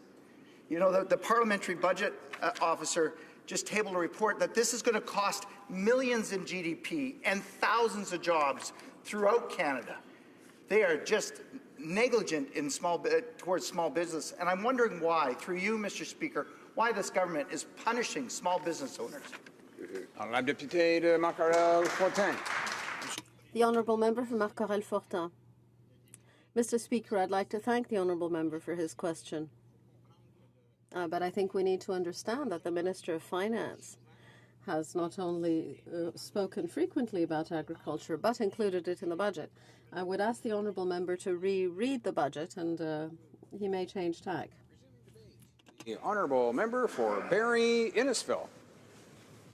Thank you, Mr. Speaker. It gives me great pleasure to rise today to speak on this bill. I've spoken on the budget in the past, but the Budget Implementation Act is something that I'm going to address right now. Let me say at the onset, Mr. Speaker, one of the things that came out of the last election was the fact that all Canadians have a voice in this place, that every single member, all 338 of us, have the opportunity to express our voices, to speak on behalf of our constituents. And not being a part of the previous government, I understand that there were some procedural maneuvers that were made, but the fact that the Liberals today have invoked a closure on this debate has caused me, as the representative for Barrie-Innisfil, great concern. And I go back, particularly as a new member of Parliament, I go back to something that the honourable member from Barrie-Springwater, Oro Medante, said this morning, and it relates to the throne speech. And I think it's worth repeating at the outset of my comments, Mr. Speaker, that in the throne speech, the Liberals stated that in this Parliament, all members will be honoured, respected, and heard wherever they sit. For here in these chambers, the voices of all Canadians matter. And let us not forget, however, that Canadians have been clear and unambiguous in their desire for real change. Canadians want their government to do things differently, and they will do things differently. Through careful consideration and respectful conduct, the government can meet these challenges and all others brought before it. By working together in the service of all Canadians, the government can make real change happen. Well, what hypocrisy, Mr. Speaker, that today, a lot like medical-assisted dying debate, that they would invoke closure and not allow Canadians to have a voice on this and the previous bill. And I'm fortunate to be able to rise today, Mr. Speaker, because I wasn't given that opportunity to speak because of that debate being closed on medical-assisted dying, to speak on behalf of my constituents. I want to focus in the short time that I have, Mr. Speaker, on three things. Number one is what I refer to, and in previous comments I've made in this House, the middle-class tax fraud. The reduction of the middle class in terms of tax implementations, the shell game that the Liberals are playing, and I want to use some very specific examples in that, Mr. Speaker. The second thing is the innovation sector, and I want to speak specifically on that given the fact that Startup Canada was here last week, and I had some very productive meetings, as did my colleagues, and I want to speak on behalf of the innovation sector. And the third thing, if I do have time, Mr. Speaker, is on infrastructure. Now, as it relates to the middle-class tax fraud, what we're seeing in this budget, Mr. Speaker, is what the Liberals give, the Liberals take back. And I use the example in the child care benefit, and I would classify a firefighter and a nurse with a combined income of roughly $180,000 in this country. They're actually going to be worse off because of the child care benefit. In fact, under the Conservative plan, that same firefighter and a nurse would have received almost $240 a month, but under the current Liberal plan, they're only going to receive $112 a month. So in fact, what we could classify as a middle-class Canadian is actually going to be worse off. Now granted, there are going to be some Canadians who are better off, but I think for the majority of Canadians, or a large part of Canadians, they're actually going to see less. But what's also disturbing with this shell game that the Liberals are playing with this budget, and we've heard the talking points, we've heard the finance minister stand up in this House and talk about 9 million Canadians and all of the rhetoric that goes with it, but there are some certain facts to this budget that proves that this is a middle-class tax fraud. The fact that the fitness tax credit is being removed, Mr. Speaker, since 2006, Canadians have benefited to the tune of $1.13 billion in tax relief. Since 2011, Mr. Speaker, the arts and activity tax credit, Canadians have benefited to the extent of $190 million. Income splitting is gone for Canadians, Mr. Speaker, $2,000 a year. And as I said earlier, what the Liberals give, the Liberals take back. And what are we getting for that? What are middle-class Canadians getting for that in this shell game, Mr. Speaker? They're getting burdened with deficit and debt. Burdened with deficit and debt. Not unlike my home province in Ontario, Mr. Speaker. We're seeing services cut. We're seeing taxes go up. And it's just an inevitability. And I know that the finance minister has stood up and the prime minister has stood up and said, now is the time, Mr. Speaker, to invest in infrastructure and saddle on some burden and debt. There's never a good time for that, Mr. Speaker. In fact, when I was in Washington recently at the National Governors Association conference, some of the top economists in that country were talking about pending recession. They were saying that we're actually 6 years into what is normally a 5-year cycle for recession, Mr. Speaker. And when that happens, and when you're crippling us with debt, it's going to be awfully difficult if we do enter into that recession, and this is why governments need to plan ahead. It's going to be awfully difficult for us to do what we need to do in order to take care of the most vulnerable in our country, including many within the middle class, Mr. Speaker. Last week, as I mentioned earlier, Startup Canada was in town. Many of us in this chamber actually met with them, and I had the opportunity to meet with who I would consider one of the brightest micro-entrepreneurs in this country, Chad Ballantyne and his wife Sandra, Mr. Speaker. And they talked a lot about the innovation agenda. And I asked Chad, I said, Chad, if you had a couple of minutes to speak to Canadians, what would you say to them, Mr. Speaker? And Chad wrote me a long email, and I'd like to share some of what Chad said. He said, Prime Minister Trudeau charged his leadership to develop Mr. Speaker, the Prime Minister charged his leadership to develop an innovation agenda that includes expanding effective support for incubators, accelerators, and these investments will target key growth sectors where Canada has the ability to attract investment and grow export-oriented countries.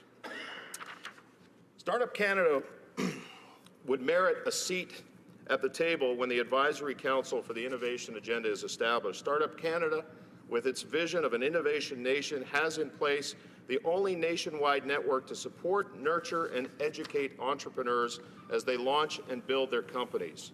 Startup communities like ours in Barrie, Ontario, are the connective tissue bringing together the entire entrepreneurship community, ensuring the healthy functioning and optimization of an economic and social ecosystem supporting every entrepreneur. Startup also feels that an innovation agenda include the entire startup ecosystem and ensure that it doesn't become too narrowly focused.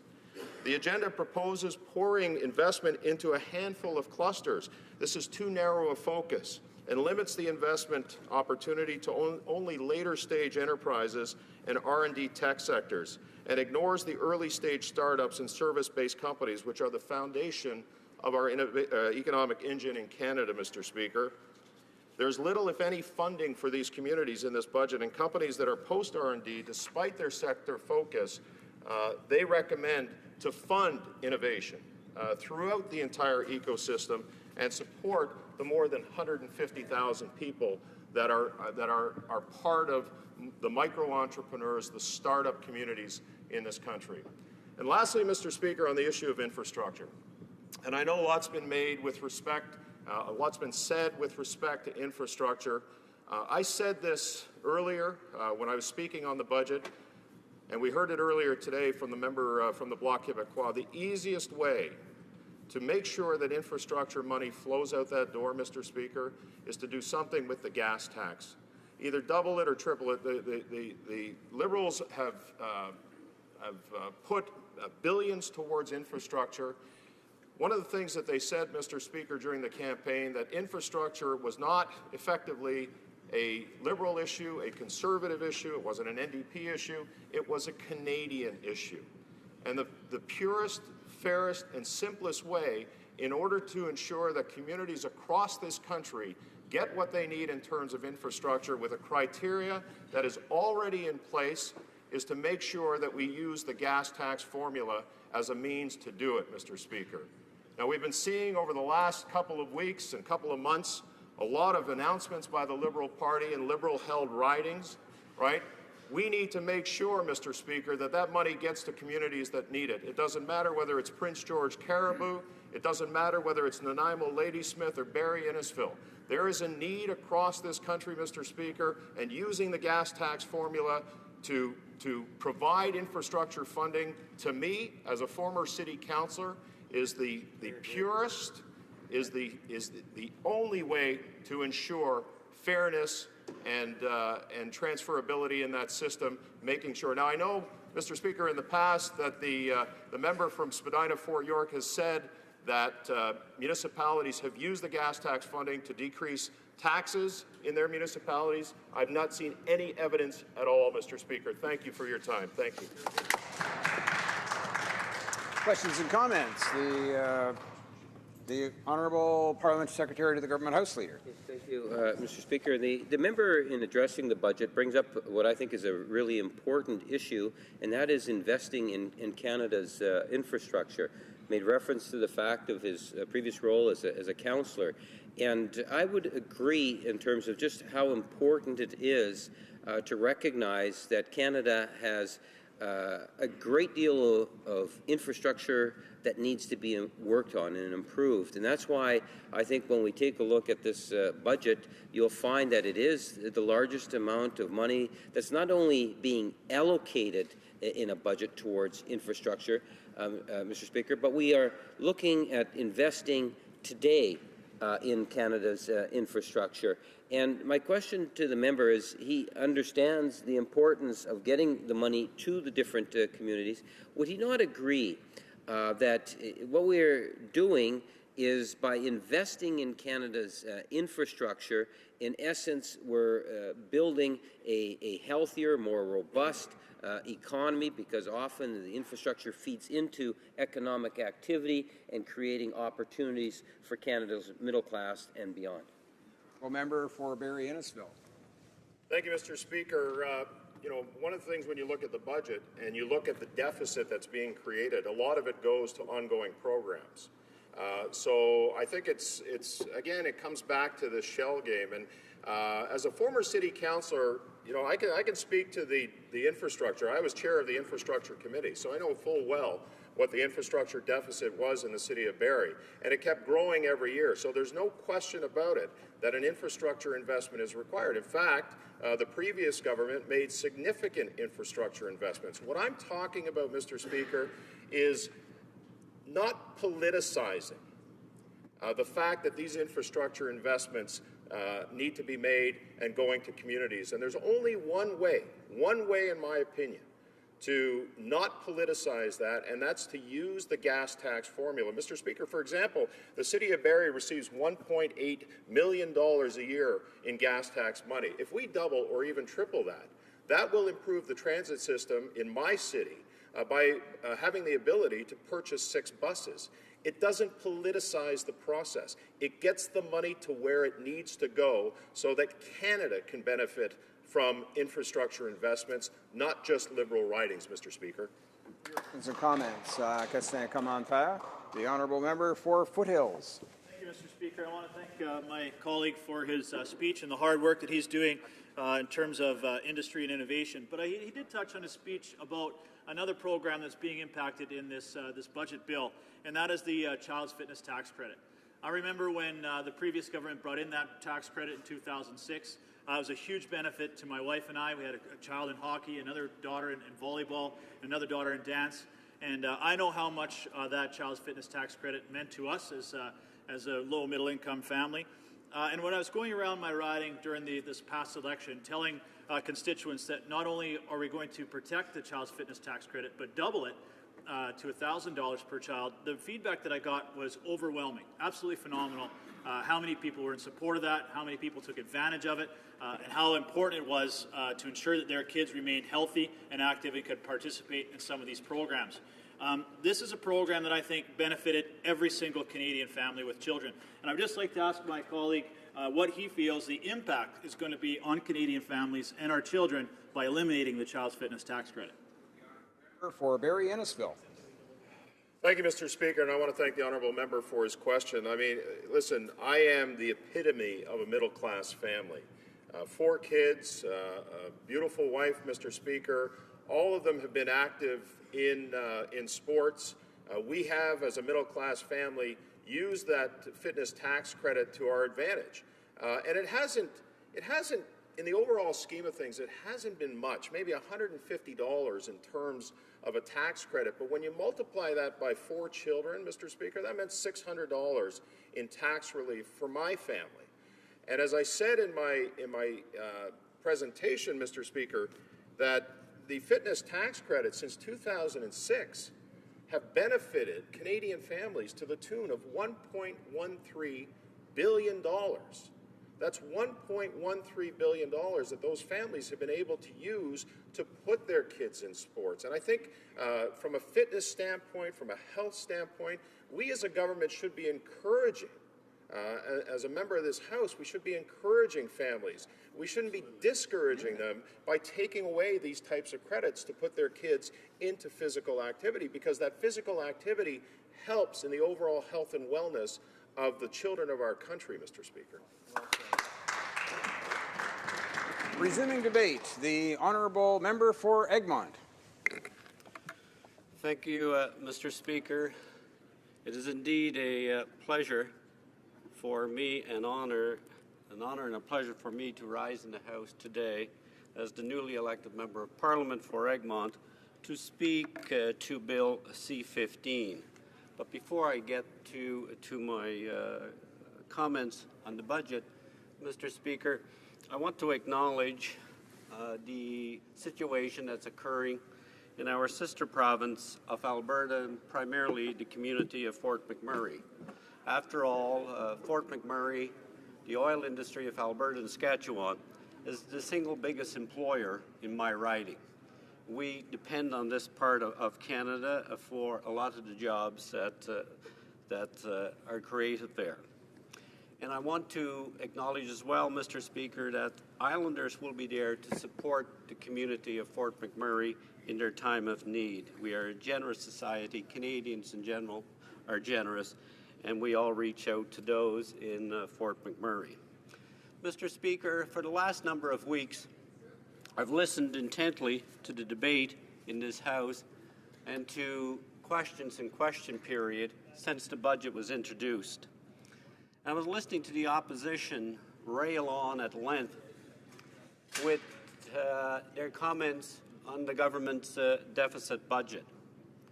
So listening to their newfound concern and their degree of anxiety over the deficit budget, Mr. Speaker, I chose to take a look at the fiscal track record of former governments over the past number of years. And it's interesting, Mr. Speaker, when you look back over the number of years in this country at the fiscal situation that occurred. And particularly, Mr. Speaker, I look back to 1994-95 period, which was the first year of a new Liberal administration following up to 9 years of Conservative government in this country. In 1994-1995, the debt-to-GDP ratio was near 70%, Mr. Speaker, after 9 years of Conservative rule. In 2006, Mr. Speaker, by 2006, at the end of roughly 12 years of a Liberal administration, the debt-to-GDP ratio had been reduced to below 30%. And, Mr. Speaker, shortly after, the debt-to-GDP ratio under a new Conservative government began to climb and climbed to over 30% of GDP ratio. A current number where we're at today, Mr. Speaker. So when I look at the fiscal situation that was inherited by a Liberal government in 1993-1994, to take a look at the fiscal track record of the previous Conservative government, we can see how the deficit GDP ratio ballooned under that particular government.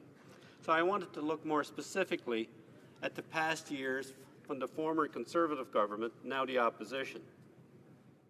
In 2006-2007, the government had inherited a surplus of $13.8 billion, adjusted to $16.2. In 2007-2008, the surplus was at 9.6. But by 2008-2009, the government began to run a deficit, $5.8 billion in 2008-2009. In 2009-2010, it was $55.6 billion, adjusted to $61.27 billion. 2010, 2011, 33 billion adjusted to 36 billion. 2011 to 2012, 26 billion to 27 billion.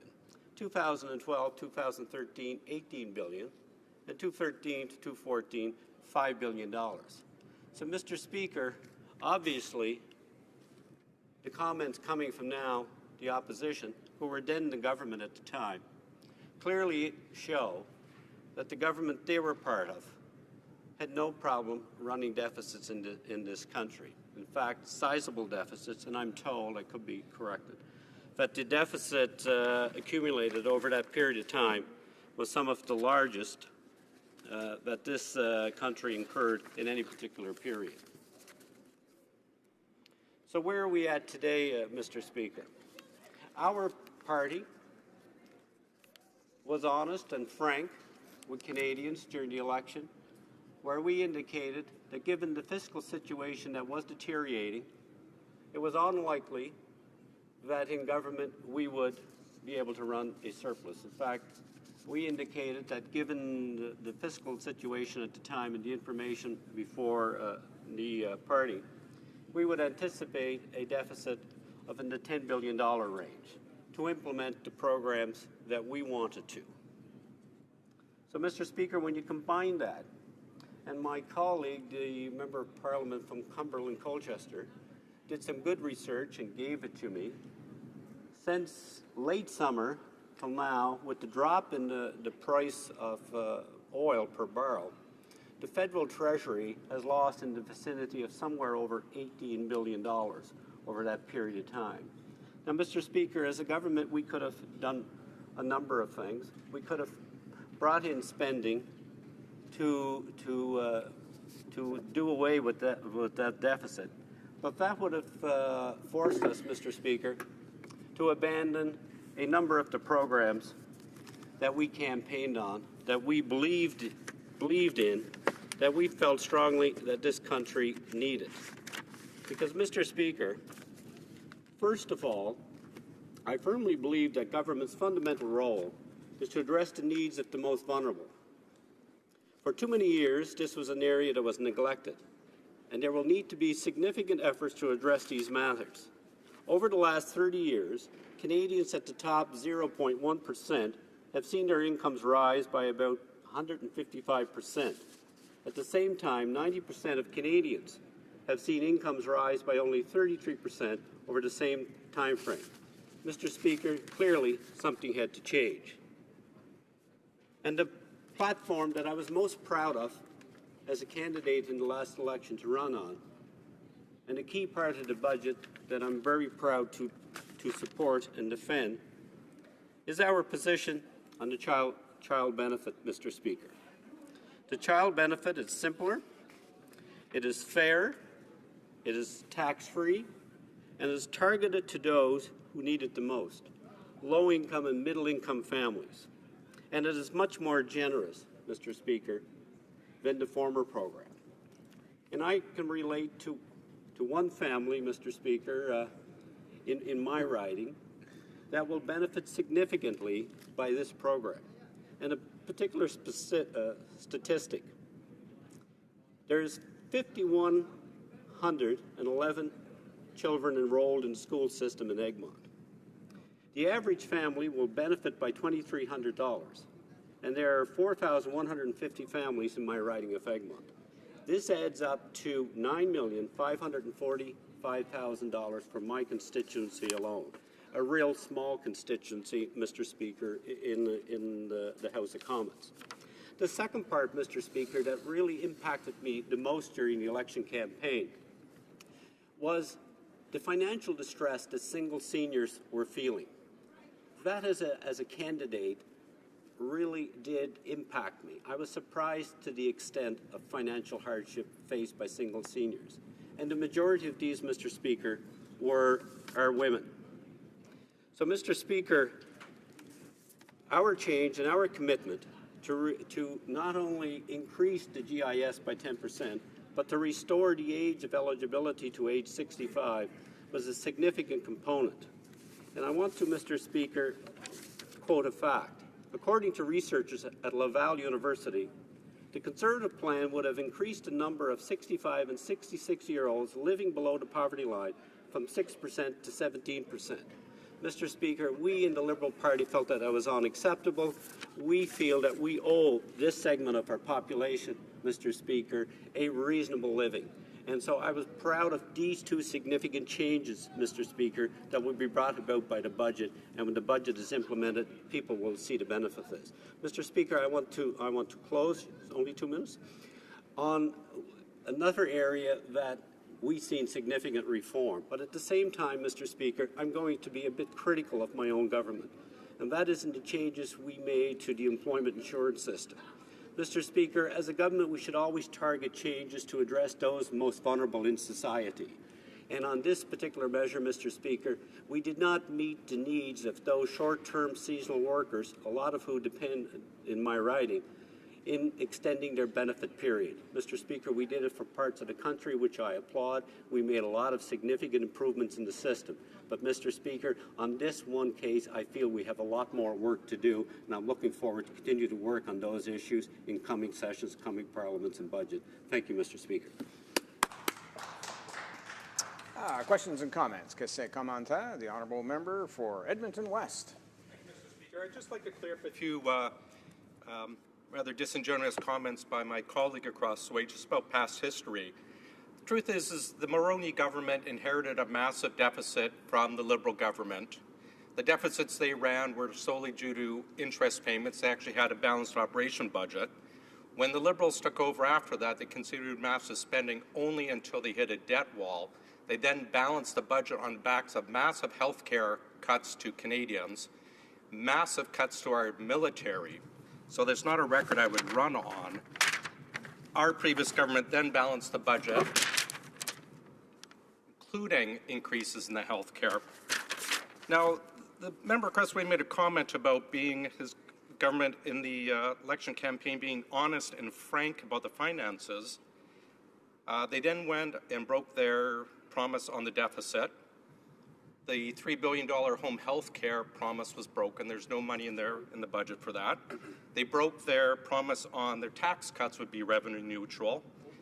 They broke their promise on cutting taxes for small business. I'd like to ask the minister, please, or the member, please, Mr. Speaker, how's that honest and frank? Honourable member for Egmont.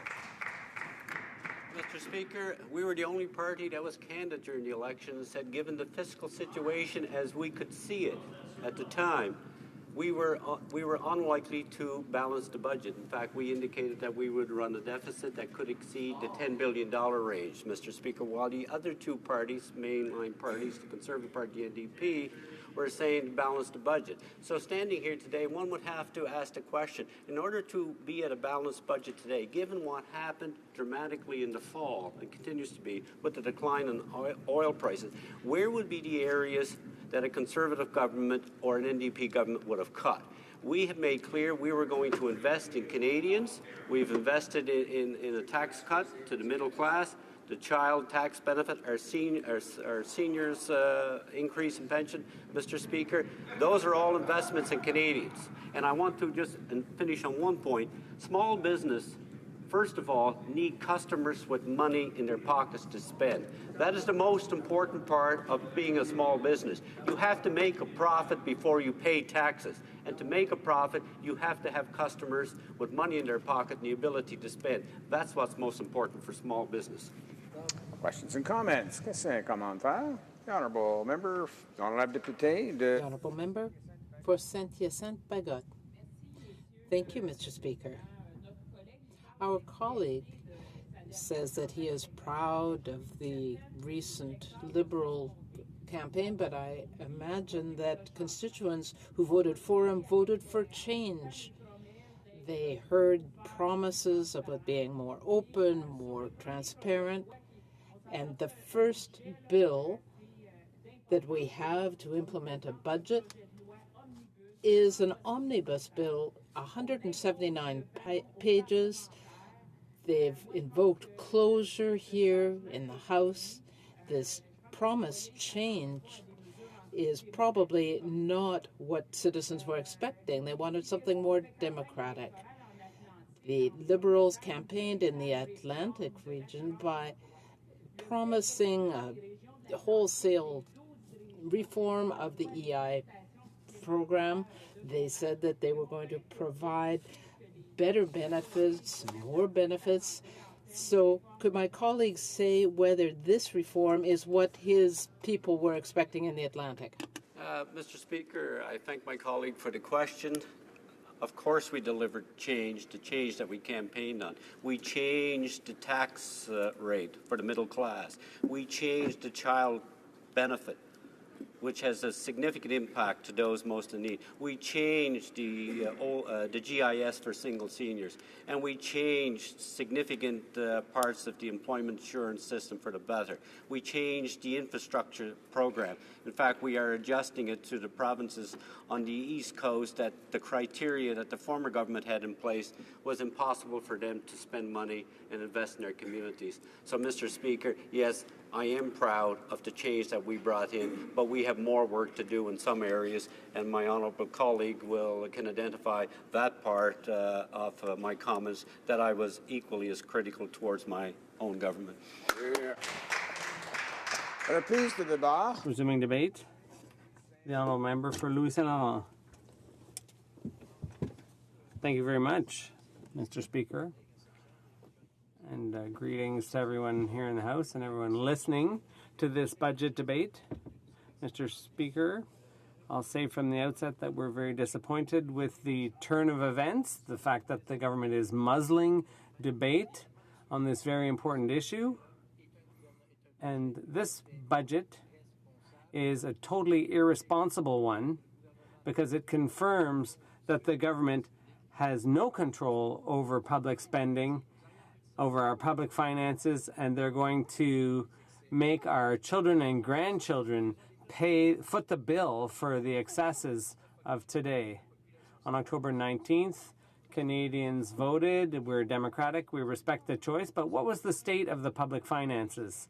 The previous government, headed by the Right Honourable Member for Calgary Heritage, had the best economic performance of the G7.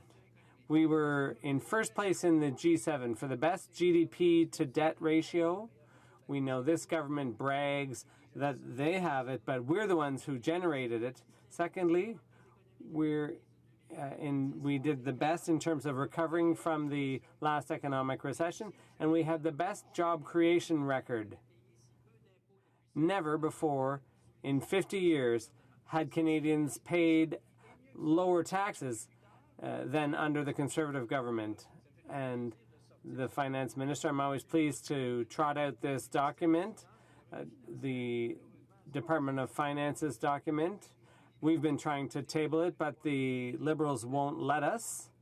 But the Department of Finance concluded that in November, after these people took office, there was a surplus of $1 billion. That was the state of public finances. That's the Canada that the Liberals inherited, the country with the best debt to GDP ratio, the best job creation, the best economic performance in the G7, lowest taxes in 50 years, and $1 billion surplus. The stage was set for for a rosy future for Canada. But what happened? Well, these folks took office, and we just saw things are now lined up for deficit after deficit after deficit, and broken promise after broken promise. They promised that they would redistribute the wealth, make the middle class richer, but they can't say that anymore because they're putting us in a $1.7 billion deficit. So the money that was promised is money we simply don't have. We lowered taxes too. We like lower taxes, but we did it in a responsible way with a balanced budget. But these folks, they were elected. They said they were going to make changes to taxes without affecting the debt. That was totally false. Their changes to the tax laws are causing a $1.7 billion deficit. And they say they like to boast about how they care about kids and families and how they're going to get children out of poverty, and that's great. Sounds great, but what have they done about it? Nothing. So two promises, and we're now into $3 billion worth of deficit. So that's what we mean when we say that these folks have completely lost control of the public purse and that they're all talk. And the most absurd promise they made, not only was it a bad promise, but it's turned into a financial catastrophe. The tiny little deficit of $10 billion is now a $30 billion deficit. It's totally unrealistic and irresponsible. You haven't kept your word to Canadians. You got elected saying that the Liberals were going to create a small deficit, not too big, and that eventually they would restore balanced books, but that was totally false.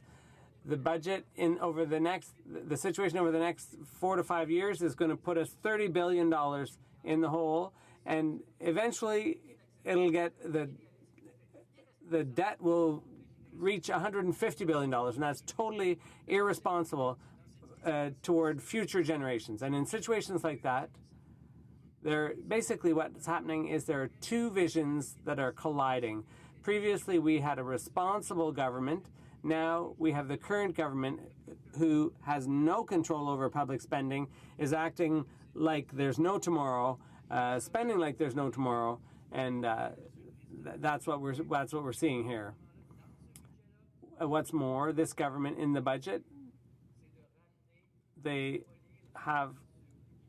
proposing to repeal the Balanced Budget Act. That's totally irresponsible.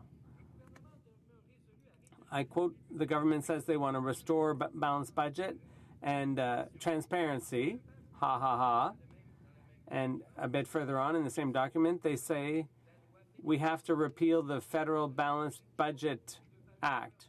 So they say one thing, and 2 pages later, they say the opposite. That's typically Liberals speaking out of both sides of their mouths.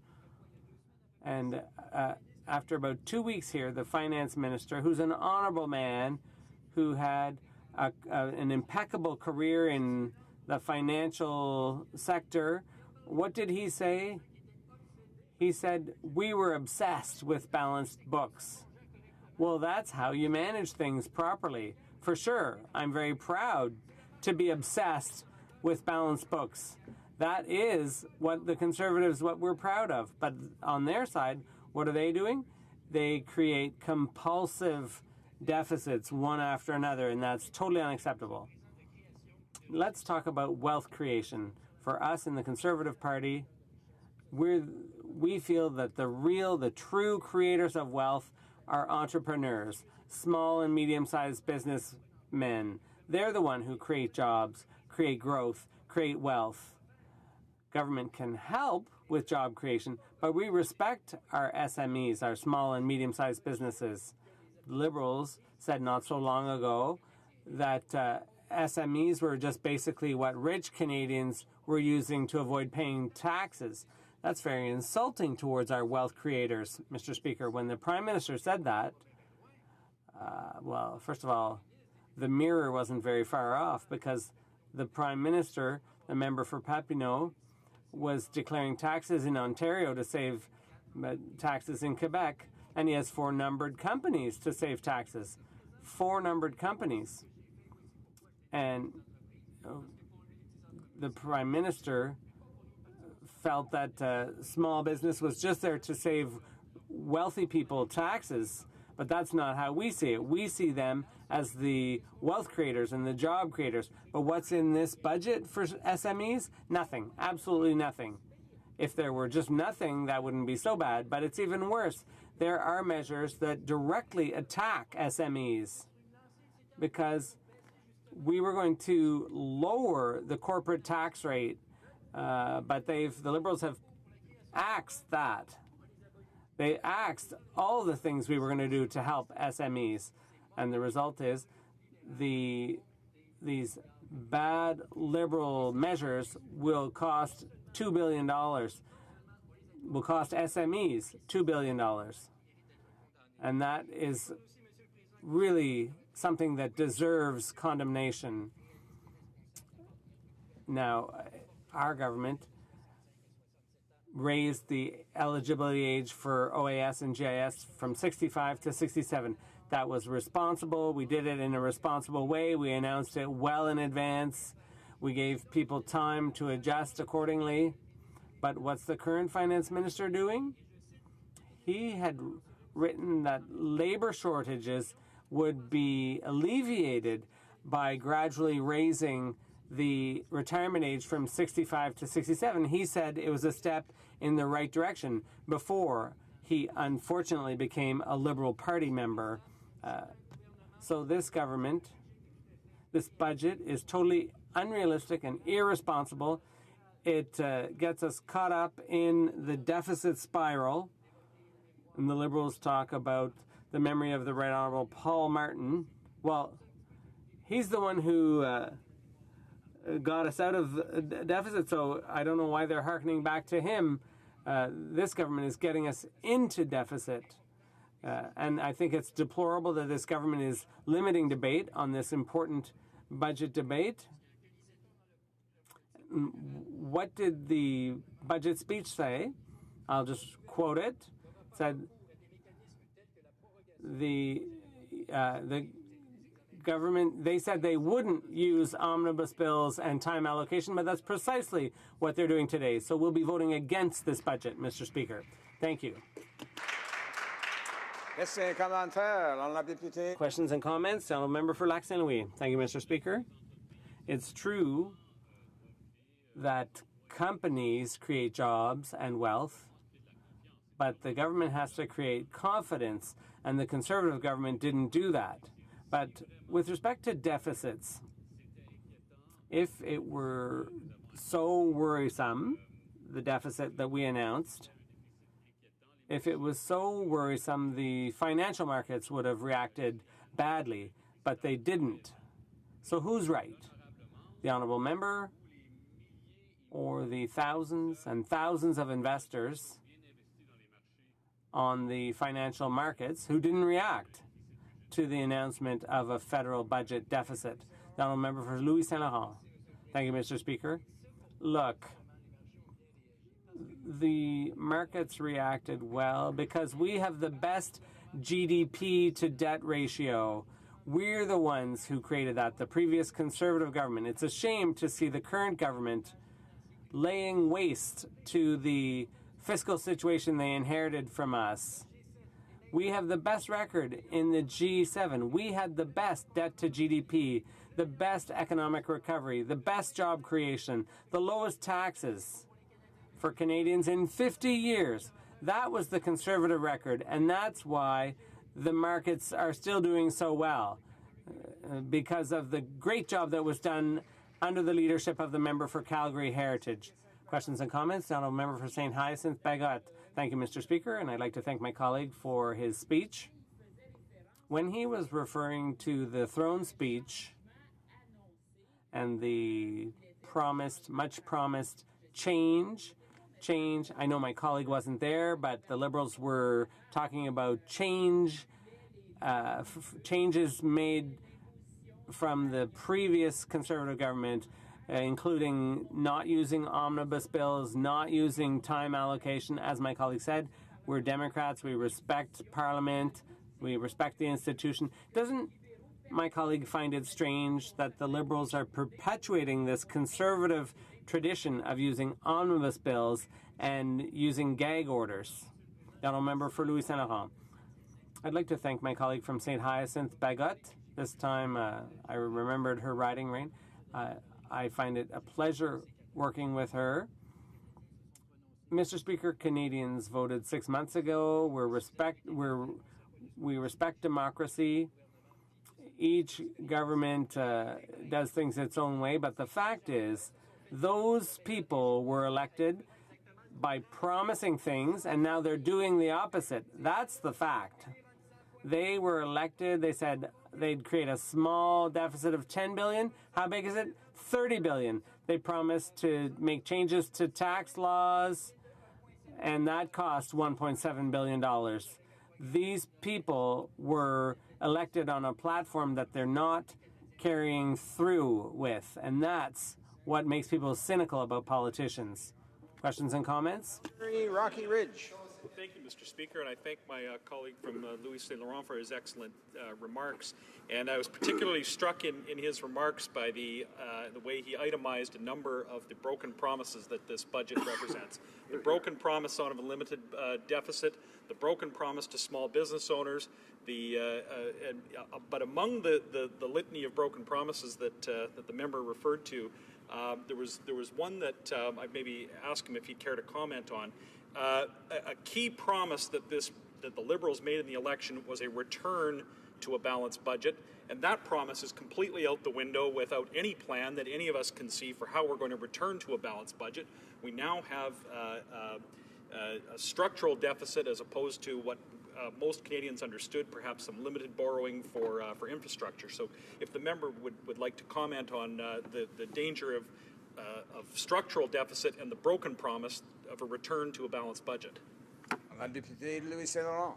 General Member for Louis Saint Laurent. Well, for all the people who listen to us, how could you imagine someone who have maybe $50,000 as a revenue of income and he spend $55,000? We'll never achieve that. And year after year after year, spending more money that we have, that's irresponsible. Anyone can understand that. Every father, every mother, every chief of family can understand that if you continue in that way, you will face the wall. If not, you will face the deficit, and then everything will collapse. Mais c'est exactement ce à quoi ce gouvernement... That's precisely what this government would have us do.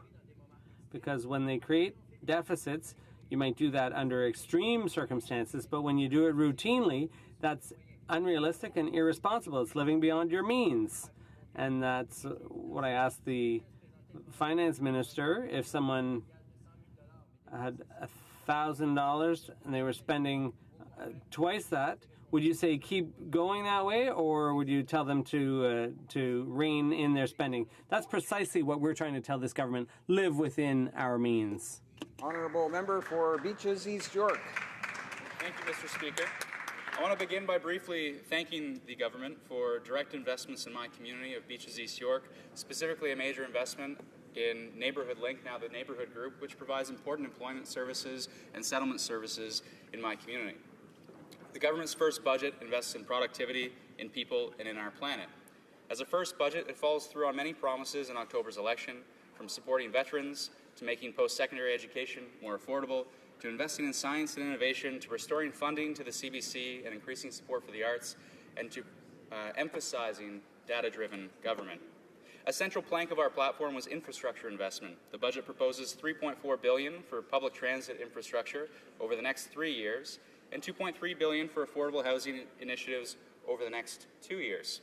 It was especially encouraging to see $840 million recently committed to public transit in the City of Toronto. Importantly, the funds will go towards necessary maintenance and upgrades of the existing public transit system, often overlooked, often unappreciated, yet critical work. The commitment to invest in transit based on ridership figures is also important, as it commits our government to data-driven decision-making. More, there is renewed respect for local decision-making, and any unspent funds in a calendar year will be rolled into the gas tax transfer, giving municipalities the certainty of receiving the promised funds no matter what. I want to pause here to highlight the fact that the previous government also made significant investments in infrastructure. This is an area where there ought to be consensus in this House. The budget also makes investments directly in families with children and directly in seniors. These two investments are of particular note, Mr. Speaker, because they expand existing basic income programs. A basic income or a guaranteed annual income is not a partisan idea. Those on the traditional left who fight to end poverty find common cause with those on the traditional right who wish to see a less bureaucratic, more efficient administration of the welfare state. A Canadian example of such cross-partisan advocacy can be found in our Senate. Former Conservative Senator Hugh Segal has done much to raise awareness for the problem of poverty and has long called for the prescription of a basic income. And current Senator Art Eggleton, also a longtime poverty awareness advocate, recently put forward a motion calling on this government to establish a basic income pilot project. The province of Ontario has heeded that call, and we should do the same. I commend my colleague from Winnipeg Centre for bringing attention to the House through the Finance Committee the importance of a basic income. Of course, we already know the value of a basic income, Mr. Speaker, a fact that our budget investments recognize through the Canada Child Benefit and the Guaranteed Income Supplement. As I said in December in my first speech in this House, our Canada Child Benefit is effectively a basic income for kids and families in need. It will provide a base amount of $6,400 every year for every child under 6 and $5,400 every year for every child 6 to 17. It's targeted to those families who actually need the help. The more a family earns, the less it gets. In other words, it's fair. As implemented, it will raise hundreds of thousands of children, an estimated 300,000, out of poverty. Now, there remains room for improvement. For example, the Canada Child Benefit should be indexed to inflation immediately. It should account for the total number of family members, not only children. And as we continue to improve data collection into the future, we should assess whether we can account for differences in living costs between geographic regions within our country. Still, when 25% of children in Toronto live in poverty and well over 30% of children in the Crescent Town community in my riding, the Canada Child Benefit will make a real difference for many. Now, the Guaranteed Income Supplement for seniors is another iteration of the same idea with a different target group. The budget will increase GIS by 10% or up to $950 more per year, and it's estimated that it will mean increased benefits for 900,000 Canadians. Both programs, the GIS and the CCB, are comprised of a single, non-taxable benefit geared to income. As basic income guarantees, they are programs we should continue to build upon. A 2011 National Welfare Council report tells us that the cost of poverty is greater than the cost of ending poverty. The answer is a basic income guarantee or programs built on that idea. As an aside, the cost of poverty is on full display in First Nations communities, where we have underinvested in education, infrastructure, and overall support for years. We are witnessing the real costs of turning a blind eye to poverty, isolation, and a lack of opportunities. The budget commits over $5 billion to First Nation communities over the remainder of our mandate. The investment is an important one, but more resources are required to close the gap. Finally, the budget invests in clean technologies and sets funds aside for a low-carbon fund. Unfortunately, we are not currently on target to meet our 2 degrees Celsius target. I've sat in this House since December wondering how the official opposition, so committed as they are to free markets, ignore the consensus of economists that have identified carbon pricing as the market-based solution to fighting climate change. We need federal leadership on a carbon price. I'm hopeful that the low-carbon fund will be used to provide incentives for provinces to increase their targets. We need to be more ambitious if we are going to meet our commitments in Paris. My own view is we should propose a carbon price based on federal privacy legislation. The federal framework, a minimum national carbon price, would apply unless provinces have substantially similar rules, in which case provincial rules would govern. BC has a model for the rest of the country, as it is truly revenue neutral. All funds taken in through the carbon tax are repaid to citizens, lowering the taxes of the majority of the population. A federal framework should start at BC's current level of $30 per tonne, as proposed by the Citizens Climate Coalition. Federal action is also required when one looks at the industry exemption provinces have introduced into their own carbon pricing regimes. Provinces are rightly concerned that a carbon price will lead to increased costs on inputs for Canadian companies and could put certain industries at a competitive disadvantage with international goods. The federal government can resolve this dilemma. Border carbon tax adjustments can be applied on goods from countries without equivalent carbon pricing policies to protect Canadian industries, or at least to ensure a level playing field. Carbon pricing is necessary, but it's not sufficient. Our focus should also be on innovation. In the World Economic Forum's ranking of countries' performance and innovation, Canada ranks only 22nd, and our clean tech industry specifically has lost 40% of its global market share over the last decade. Many necessary innovations are coming, such as affordable electric cars, but they are not coming fast enough based purely on market forces.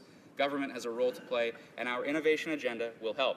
We will invest $1 billion to support clean tech in industries over the next 4 years, over $60 million to support deployment of alternative fuels for transportation, $130 million per year for clean tech research, and additional millions to support new research chairs in clean and sustainable technology.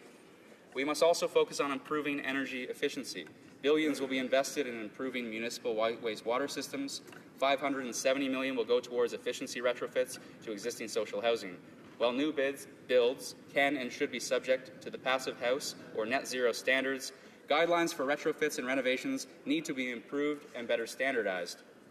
Now, the budget is not perfect. There's a glaring hole in the health agenda, which I hope will be rectified as a new health accord is negotiated with the provinces. I'm a believer in the National Senior Strategy as proposed by the Canadian Medical Association, for example. But in sum, it's a budget that is worthy of our support. It will improve the lives of millions of Canadians, and that is fundamentally what we are here to do. Now, Mr. Speaker, with my remaining time, there was a letter written by 350 economists that was released today, and given it's important to our financial system, I'd like to read just an excerpt of it. The existence of tax havens does not add to overall global wealth or well-being.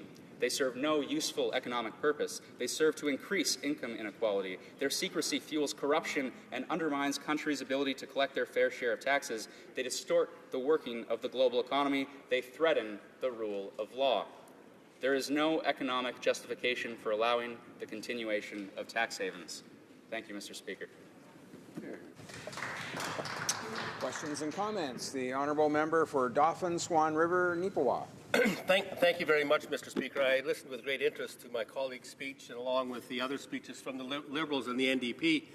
And one of the things that stands out starkly with all the speeches is the consistency. All those two parties want to do is spend money. Everything is about spending money. Take the issue of electric cars. I just realized, I looked it up, and the subsidies for electric cars in Ontario is $14,000 per vehicle. So for them, for both parties, it's all about spending. Now, the previous Conservative speaker from Louis Saint Laurent, he spent a great deal of his time talking about small and medium-sized enterprises. That is how Canada needs to create wealth in order to provide the social services that this country needs. My specific question to my colleague across the way, why does the Liberal Party never, ever talk about creating a business climate for investment that will create the wealth as a first step to creating a prosperous and healthy society? Well, member for Beaches East York. Mr. Speaker, I thank the member for the question, but I'm not sure he understands what it means to build a prosperous society and encourage investment in our communities. It requires a commitment to protect our environment. It requires a commitment to affordable post-secondary education. It requires a commitment to innovation. It requires a commitment to lowering taxes for the middle class. It requires a commitment to making sure that everyone in the community feels included and feels and does not fundamentally live in poverty, Mr. Speaker. So I encourage the member to support the budget if he truly believes in encouraging business to invest in our community. Questions and comments. Question commentaire. The honourable member for Churchill, Kiwatanuk, Aski. Thank you, Mr. Speaker, and I appreciate the comments made by the member across with regards to the budget. We, of course, on this side have expressed our deep concern that, in fact, this budget, while yes, there are some positive components, doesn't actually get at dealing with the growing inequality in our country. And one of the ways in which nowhere near enough ground is covered is the changes to EI. And we know that right now many Canadians are hurting as a result of the downturn in the extractive sector. People in Alberta and Saskatchewan in particular, as a result, are hurting. And while this budget does include 12 regions in expanding the length of time where people can receive benefits, it actually excludes areas like Edmonton and southern Saskatchewan, where we know people desperately need that same kind of treatment. So why does this budget not actually reflect the immediate needs that people in this part of the country need? Honourable member for Beaches East York. Mr. Speaker, I thank the member for the question, and I agree that we need to do more to ensure that people have support when they lose their jobs. That even when you look at the cities that do have coverage, the coverage for individuals is simply not adequate. And which is why I spoke to the importance of a basic income guarantee. That I don't think our current EI system is fundamentally sufficient. When you look at the coverage it provides, the experts say it's insufficient. When you look at the administration of the system, it really doesn't provide the service that we should expect as Canadians. And I would encourage my government to do more and to expand the programs that we do have, GIS, Canada Child Benefit, that prove a basic income support program works. Questions and comments. The honourable member for St. John, Rothsay. Thank you, Mr. Speaker. Mr. Speaker, what's happening across the aisle, across the House, is like me running my hockey team ruining my hockey team, Mr. Speaker, and then blaming the person that took it over. We've seen, Mr. Speaker, what 10 years of regressive policies have done. We've seen what trickle-down economics have done, Mr. Speaker. 7 straight deficits, 2 recessions, bad policy after bad policy, Mr. Speaker. And what the Liberals are doing, Mr. Speaker, is we are governing for the many, not the few.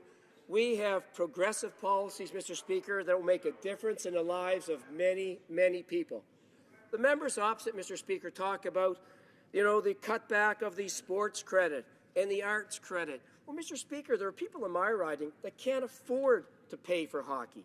And that's why our policies, Mr. Speaker, are for the many, not the few. I asked my colleague about the Canada Child Benefit and how that will redistribute wealth amongst people that need it, Mr. Speaker, and how will that affect his riding? Thank you. Member for Beaches East York. Order. I thank my colleague for the question. Of course, the Canada Child Benefit it consolidates existing child benefits. It ensures that folks who make $500,000 a year don't receive a government benefit. They don't need it. They shouldn't have it. It should go to folks that do need the help. And so this benefit, targeted as it is, means tested as it is, will benefit, bring over 300,000 kids out of poverty. It will address income inequality in a serious way.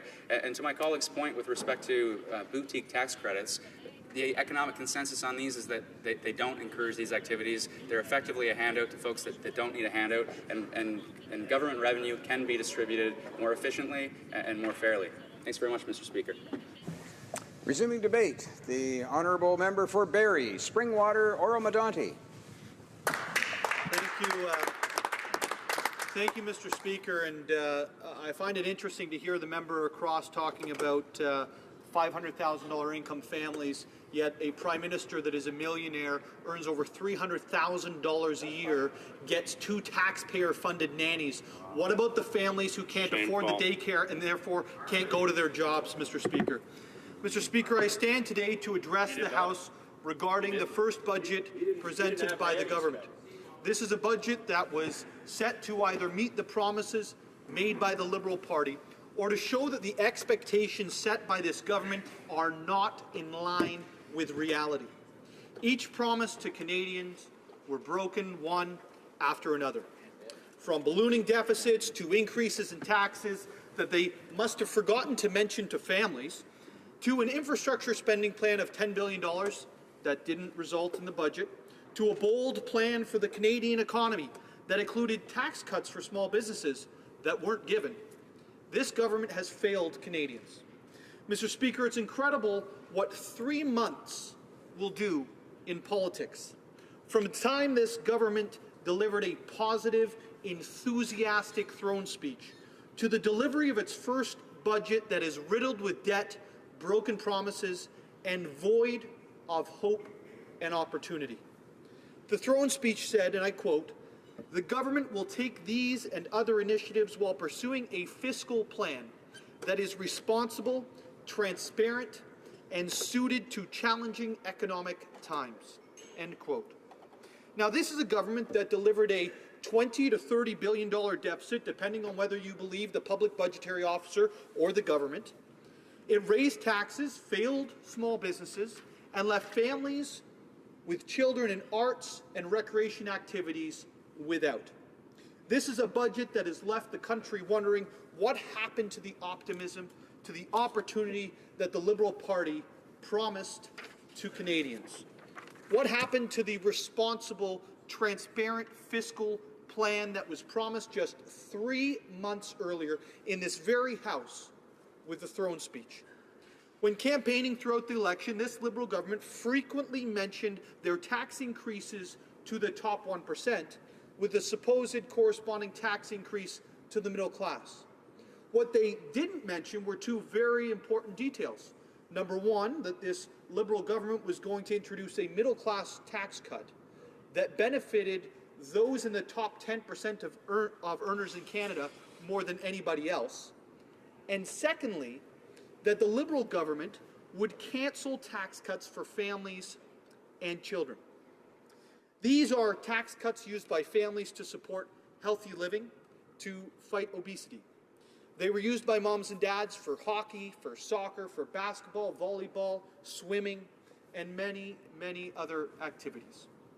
My wife and I used the child fitness tax credit for Mummy and Me classes after my son was born and my wife was on maternity leave.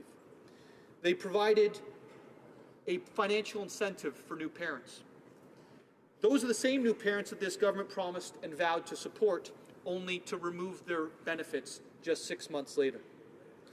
The arts tax credit was used to introduce children and teenagers to the arts community, to grow the arts community from the grassroots.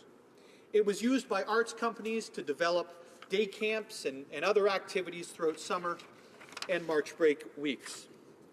These were credits that not only helped children hone in on already blossoming talents, but to discover new ones, new interests, new skills, new ideas that they never knew they had. If that wasn't enough, the Liberals not only cut credits to families, but they failed to deliver on the infrastructure dollars for municipalities that they promised. The entire election, the Liberal leader campaigned across Canada on a small $10 billion deficit for an investment in Canada's infrastructure, a large one of $10 billion. Not only did the deficit go up, but the investment shrank to less than half of what was promised to Canadians. So, if you believe that the Liberals were going to create jobs through investing in infrastructure, our economy is going to receive less than 50% of the amount that you were promised. At the same time, the deficit is 2 to 3 times higher, again, depending on who you believe, the public budgetary officer or the government.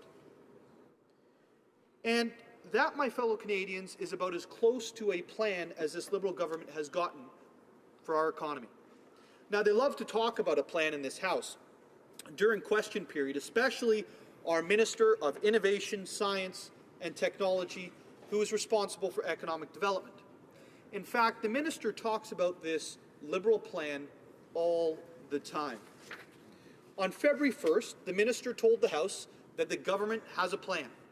On February 3rd, he said, we have a plan. On February 18th, he said, we have a plan. On February 23rd, do you know what he said? He said, we have a plan.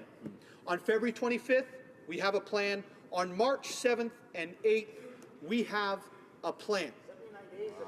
So, Mr. Speaker, it's obviously surprising to see that within the budget there was no mention of an existing plan. In fact, not one to create jobs, not one to help families that are ailing, and not one to expand our economy. It says on page 109 of the budget document that the government, quote, will create a bold new plan over the coming years. That means no plan exists. It was merely a plan to create a plan. Mr. Speaker, how could the minister consistently lead this House to believe that he had a plan for the economy when all he had was a timeline to create a plan? Now, his mandate letter, Mr. Speaker, reiterates what the Prime Minister said in Southern Ontario to transition away from manufacturing. Since December 2015, I can honestly say that this government has followed through on that promise. Over 51,000 jobs have been lost in the manufacturing sector, and it leaves us asking, is this according to plan? Obviously, one would hope not. But it does leave us with the next question, which is, exactly what is this plan? While the minister didn't provide a detailed copy of the plan to committee, we are left with only the little language provided in the budget document that a plan will be created over the coming years.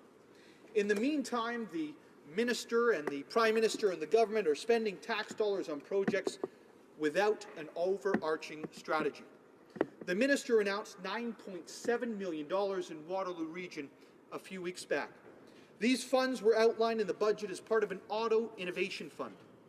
Obviously, we on this side of the House were excited to see the implementation of a new strategy that was failed to be outlined in the committee or the budget about how they would create jobs. So again, we asked the minister, how many jobs will be created with this $10 million investment? The answer, 0 direct jobs and perhaps 5 to 10 indirect jobs. So the answer is either $9.7 million equals 0 jobs, or $1 million of investment equals 1 job.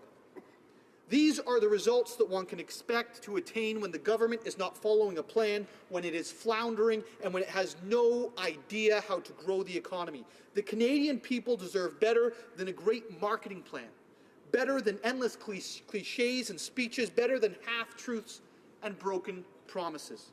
The Canadian people deserve the opportunity for success and the hope of a better life. It is amazing that this Liberal government is so focused on its political fortunes that it's willing to risk the fortunes of Canadians. The Liberal Party was the party that promised great respect for this House, and yet now they shamefully mock the idea of greater debate. They were the party that promised small deficits and gave us large ones. They promised great investment in infrastructure and delivered less than 50%. They promised help for the middle class and then cut support for recreation and arts activities. They promised great debate and have constrained this House to 19 hours on a $20 to $30 billion deficit budget. This is a government so unconcerned about the public purse that they don't even support an hour of debate for every $1 billion they go into deficit. This budget has left Canadians with so many more questions and so few answers. Questions like what happened to the small $10 billion deficit? What happened to the tax cuts for small business? What happened to the plan for the economy? What happened to the additional $10 billion a year in infrastructure spending? This is a government that never added up its commitments, never found a group it could not pander to, and never intended to keep its promises. Mr. Speaker, today I stand and plead with this government to stop stifling debate, subverting democracy, and disrespecting millions of Canadians who voted for them. Thank you, Mr. Speaker.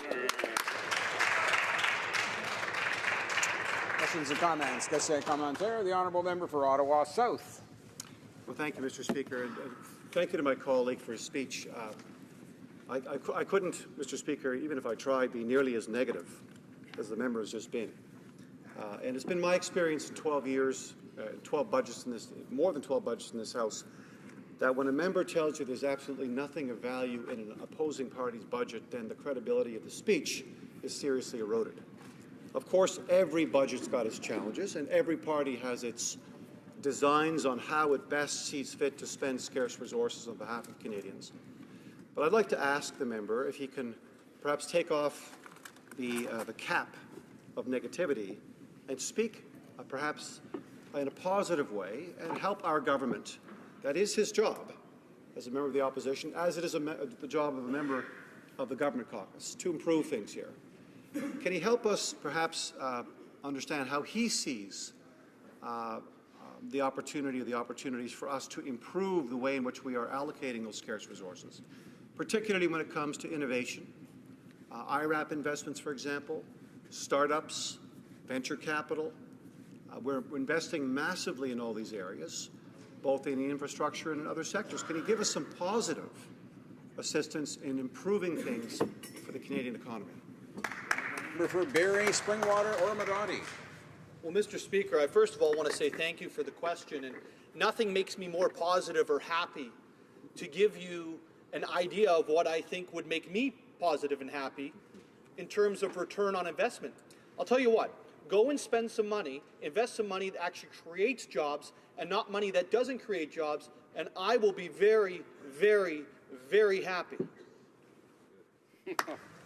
Questions and comments. The honourable member for Vancouver Kingsway.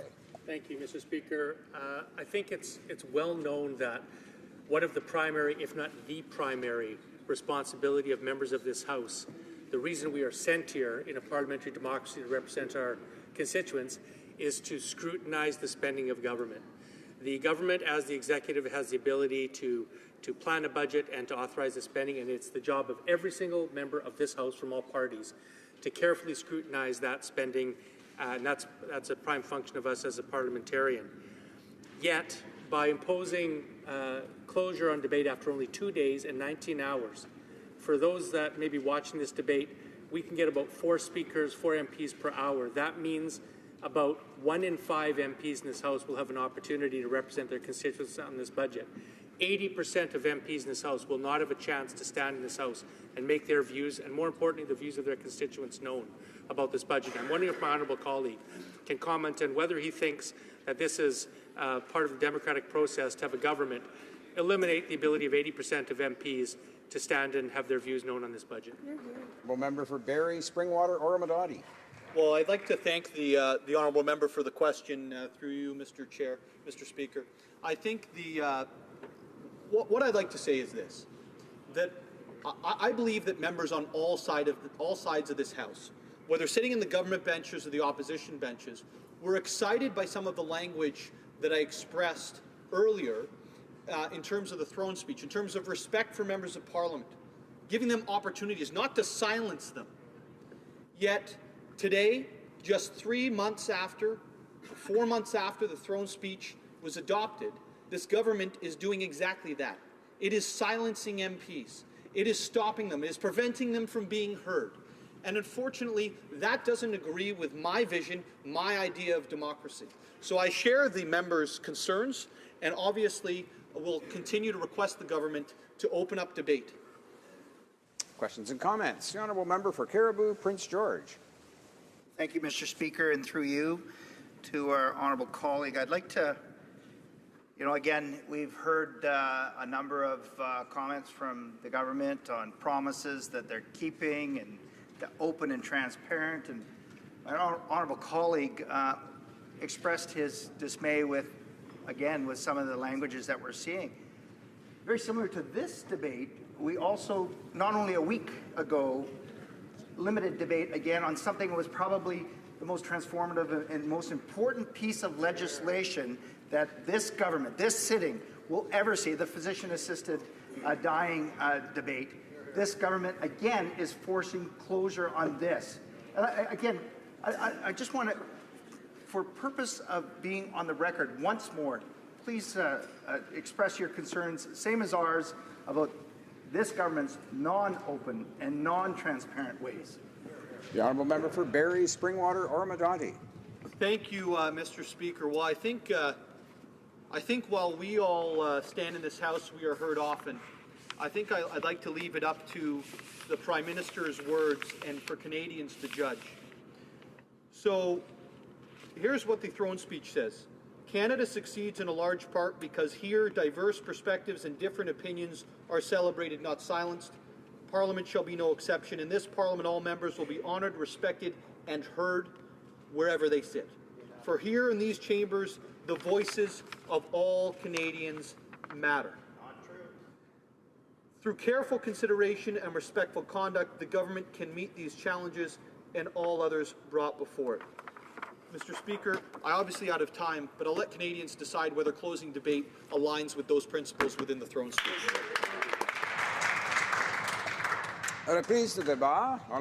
Resuming debate, the honourable member for Brome-Missisquoi. Thank you, Mr. Speaker. I would like to make a few comments on the budget. Well, to begin with, a budget should reflect the needs and concerns of the Canadian people. And I think the budget we have before us does reflect the needs and concerns of Canadians, because it is through the budget that we address those needs and concerns. My riding has 3 regions, Magog, Sherbrooke, and then Quatqueville, Bromont, Sutton in the middle, and near to Montreal, Thetford, Farnham, and Lac Champlain. Each of those regions, of course, has its own characteristics, its own features. In Magog, we've got beautiful scenery, tourism, culture. In the central region, we've got industry, innovation, new technologies. In the area of Bedford, Farnham, Lac Champlain, we've got agriculture, we've got rural areas. So before highlighting the importance of the budget provisions for all three regions of my riding. I want to tell you why I came back into politics. What was the main reason?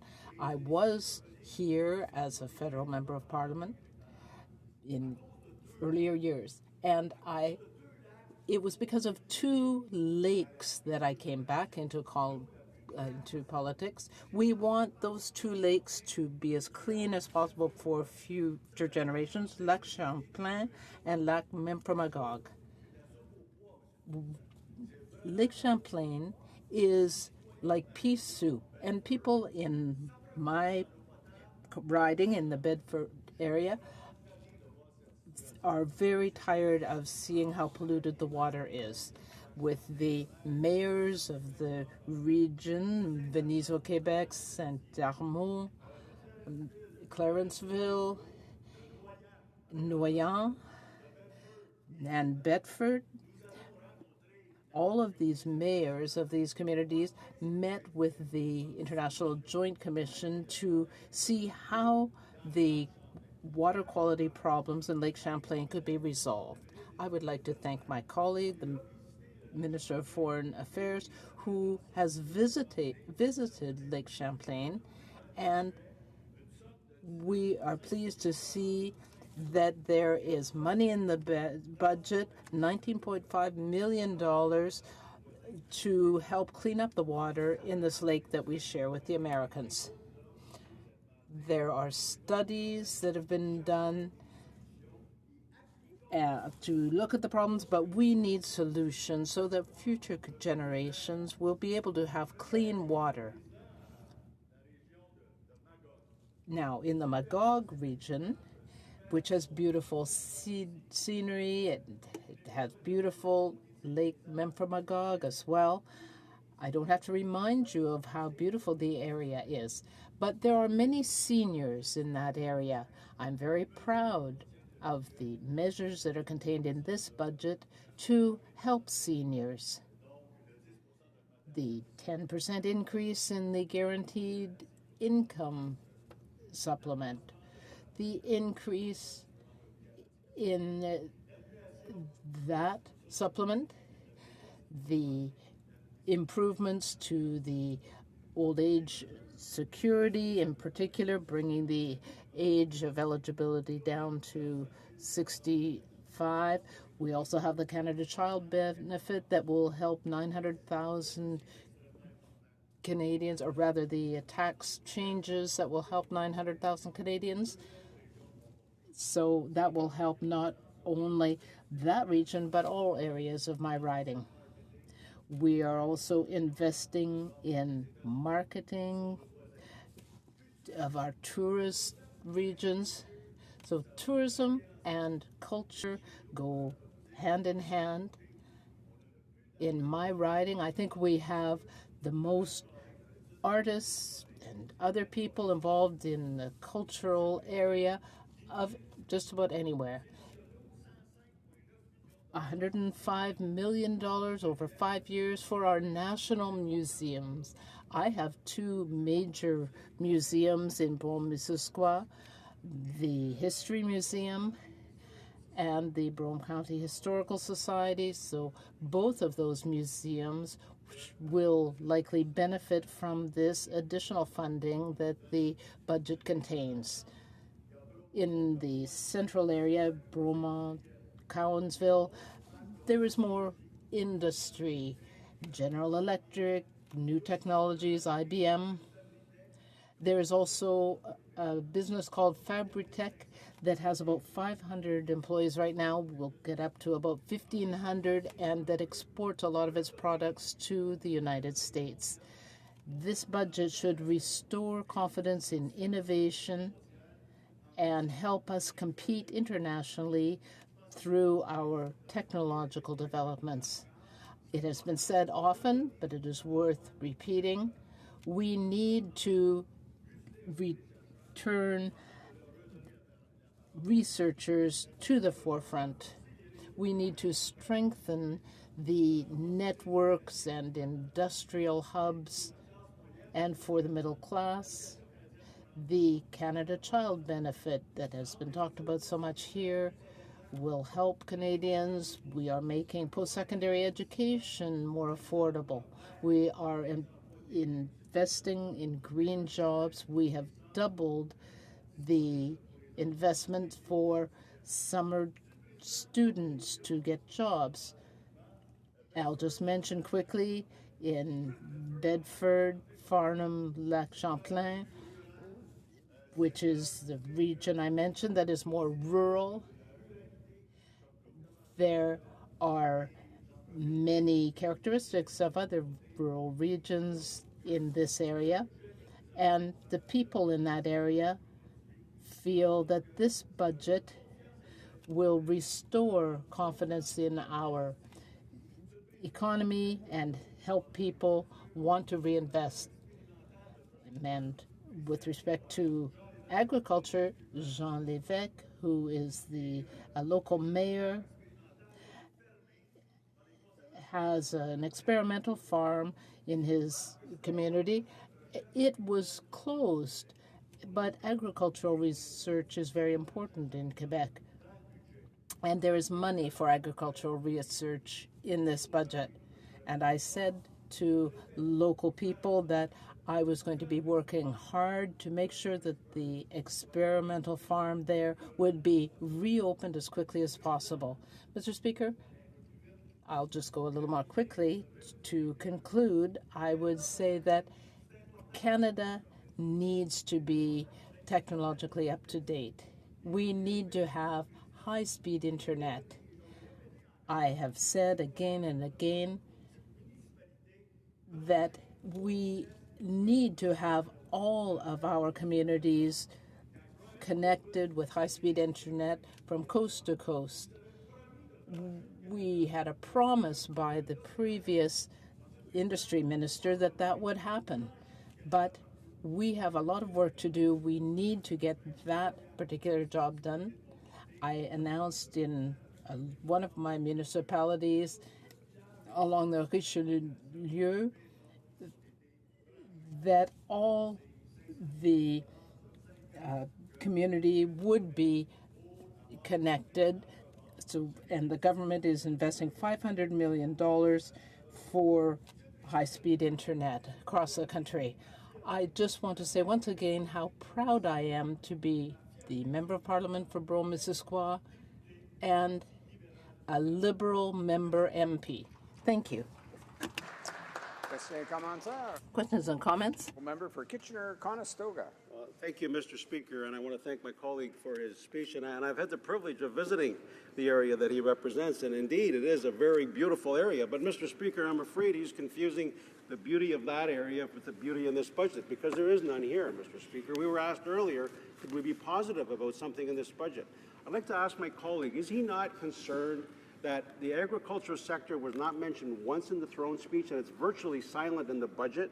Also, the broken promises for small and medium-sized businesses, the tax rate cut that was promised in the election. I remember sitting with my colleagues in other parties, and they all promised this tax reduction for small business, but it's not here, Mr. Speaker. And finally, there's nothing in this budget to fulfill the platform promise of the Liberal government that they would invest $3 billion in home care and palliative care. It's not in the budget, Mr. Speaker, and it's critically important at this time when we're discussing physician-assisted suicide. But the biggest disappointment is on page 234, Mr. Speaker. Debt charges alone between this year and 2020 rising from $25.7 billion to $35.5 billion, $10 billion more just to pay the interest. Is my colleague not concerned? The Honourable Member for Brome-Missisquoi. Mr. Speaker, well, if there is a time to invest in the economy, it is right now.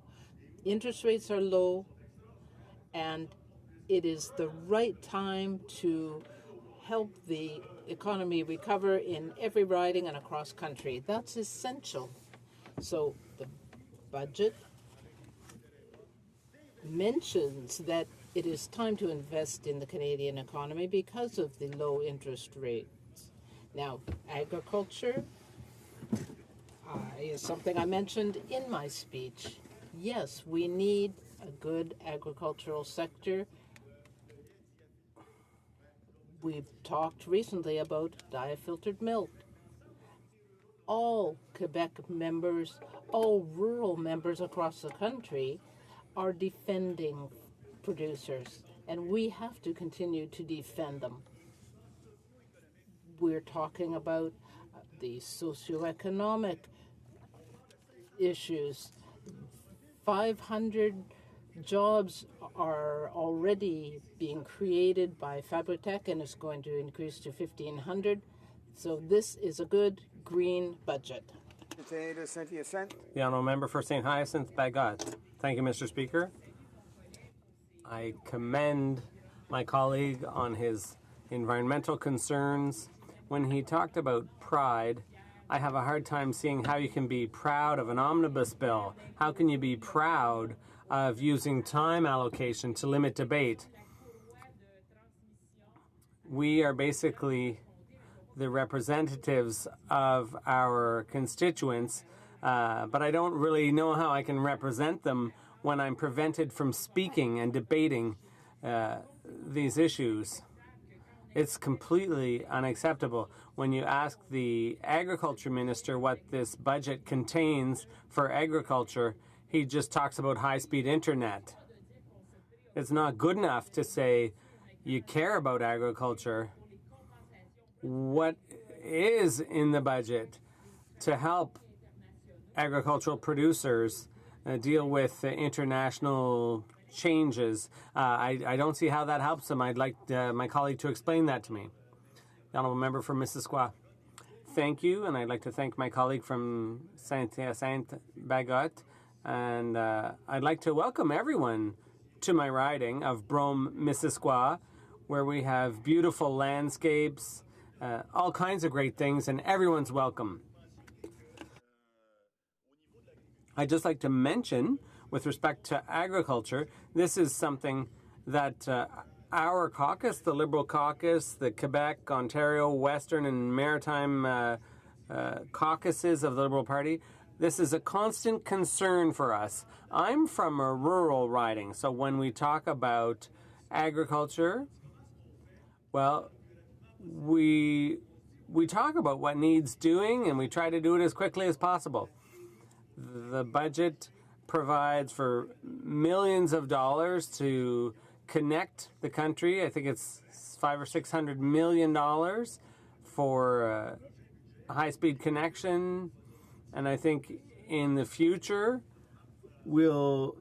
our caucus will see to it that that funding is increased, because it's important. If we want to have young families in our ridings, in rural areas, well, Mr. Speaker, it's 2016. Each and every house has to be connected with high-speed connection to businesses and so on. For London, Fanshawe. Well, thank you, Mr. Speaker, and I want to begin by speaking about the aspects of this budget bill that are contained in Bill C-12. I am really disappointed that members of this House were not given the opportunity for debate and study in committee on Bill C-12 to make it a better bill. Because, Speaker, veterans have been shuffled aside for so long, but apparently, according to this Liberal government, not long enough.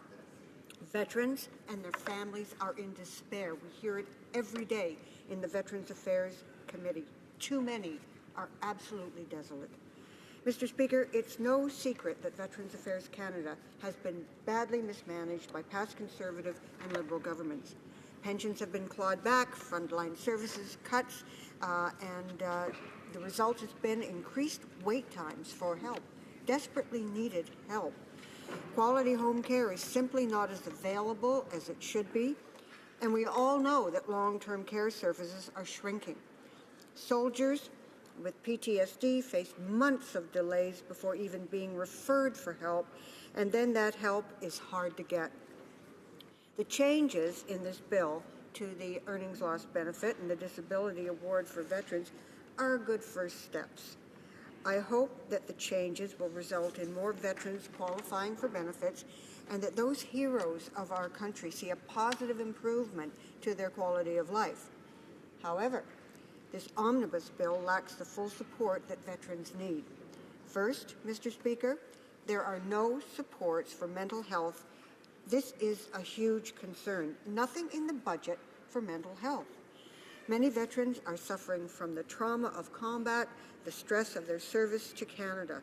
Yet there is a lack of support for veterans and their families to recognize and care for mental health issues that result from their experiences in the field and beyond on behalf of their country.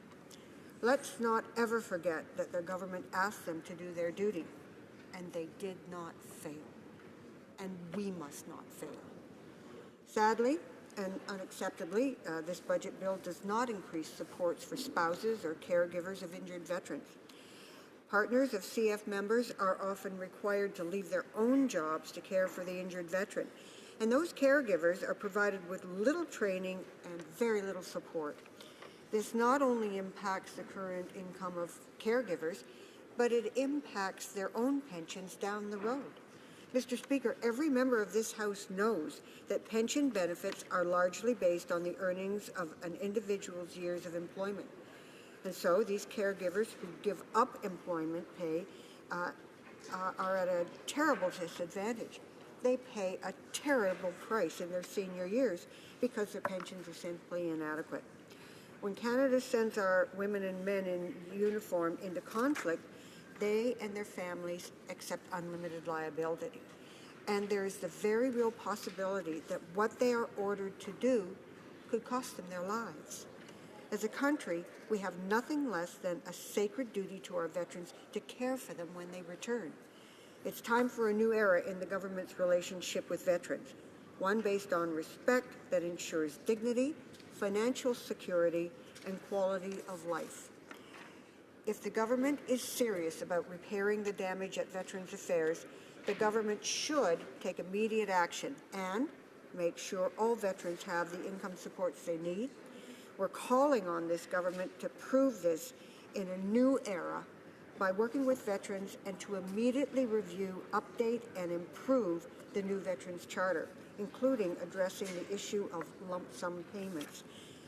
Those payments currently offered to seriously injured veterans. It's crucial that the government develop a one veteran, one standard policy that ensures all veterans are treated equally, regardless of when or where they served. It's time to end the unfair service pension clawbacks for retired and disabled Canadian Forces and RCMP veterans, and show good faith by increasing veterans' survivors' pensions. Mr. Speaker, it's time to remove the archaic marriage clause restricting benefits for marriages that occur after age 60. Imagine, in this day and age, calling older spouses who marry, love, and care for veterans gold diggers. What a ludicrous and petty label. And Mr. Speaker, the government should provide timely, accessible care for veterans' health and well-being. We as a nation must improve and expand PTSD and mental health supports for veterans to ensure they get the care they need and get that care quickly, without barriers, without harmful delays. Reverse the cuts to long-term care for veterans and expand the Veterans Independence Program to allow seriously injured and elderly Canadian Armed Forces and RCMP veterans to continue to live at home.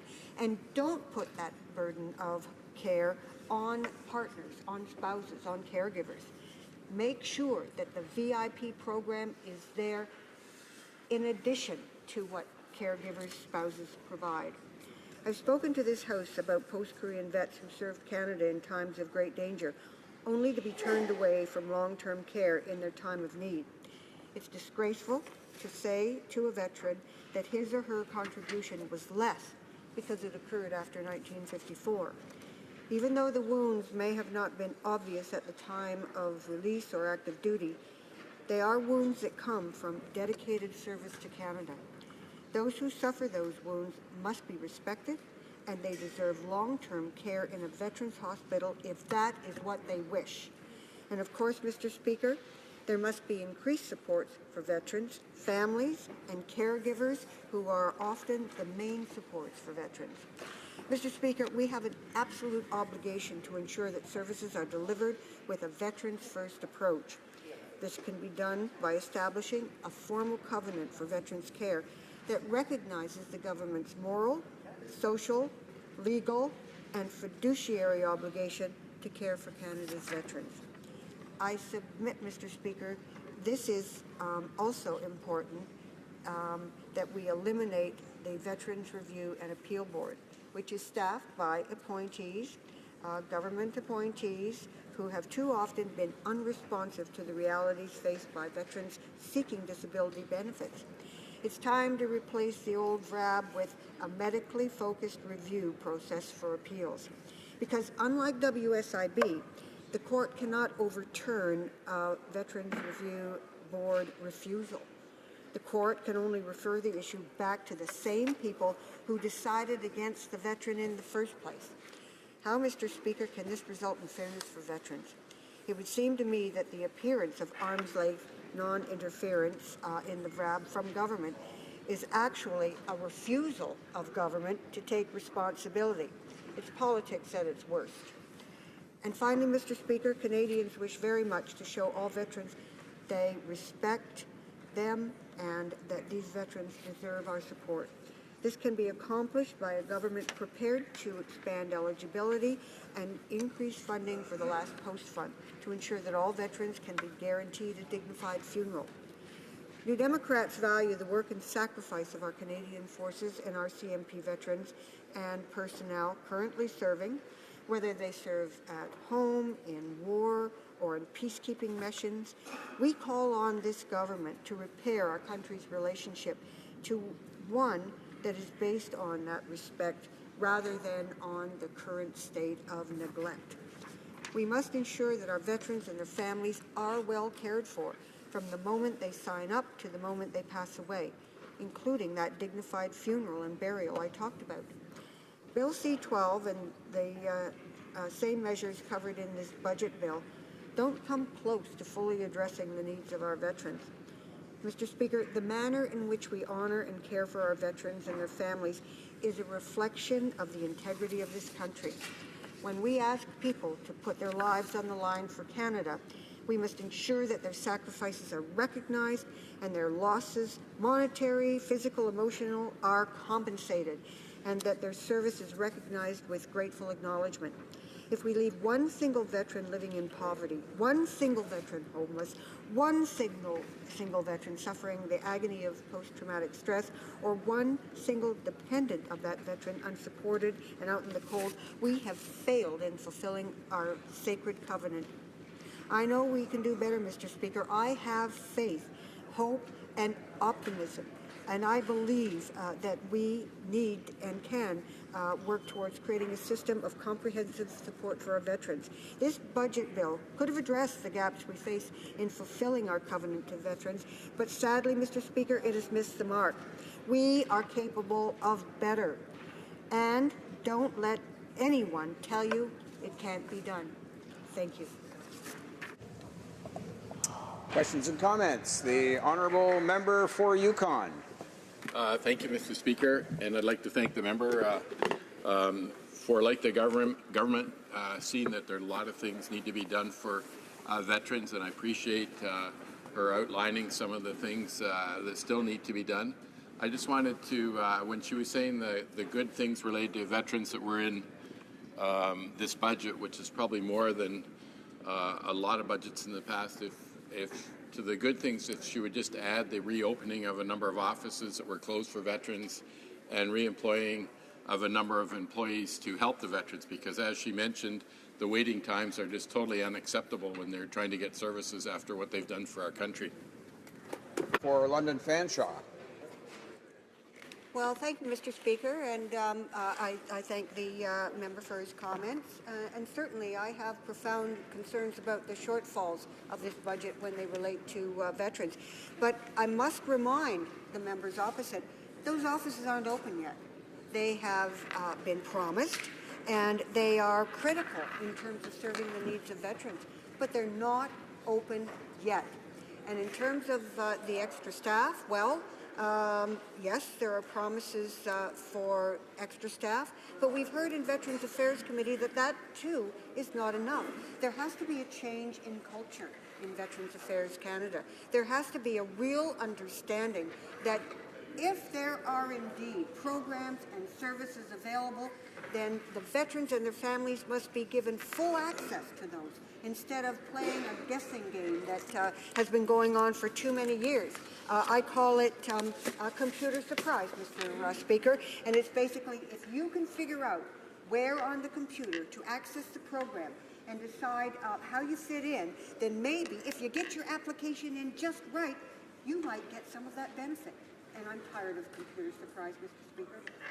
Questions and comments? Question commentaire. The honourable member for Kitchener-Conestoga. Thank you, Mr. Speaker. I want to thank my colleague for highlighting our veterans. Just this past Saturday, I had the honour of spending some time with a World War II vet, Mr. Harry Watts, who worked as a dispatch rider in World War II and liberating Holland, and what an honour to stand beside him and to hear his stories. But, Mr. Speaker, my question to my colleague relates to palliative care. I had the honour in the previous Parliament of working with her colleague, Mr. Joe Martin, a Member of Parliament from Windsor, and we worked on a report called Not to be Forgotten, which highlighted the sad state of palliative care in Canada. And recently, we've just passed a bill at second reading to authorize physician-assisted suicide. It's currently before the Justice Committee. But, Mr. Speaker, my concern is that in spite of the Liberal platform promise to put $3 billion into home care and palliative care initiatives, there's not a penny in this budget for that. I wonder if my colleague shares that concern. Thank you, Mr. Speaker. For London Fanshawe. Well, thank you, Mr. Speaker, and I thank my colleague for the question because, yes, I do recall the work that was done in the previous Parliament in regard to palliative care.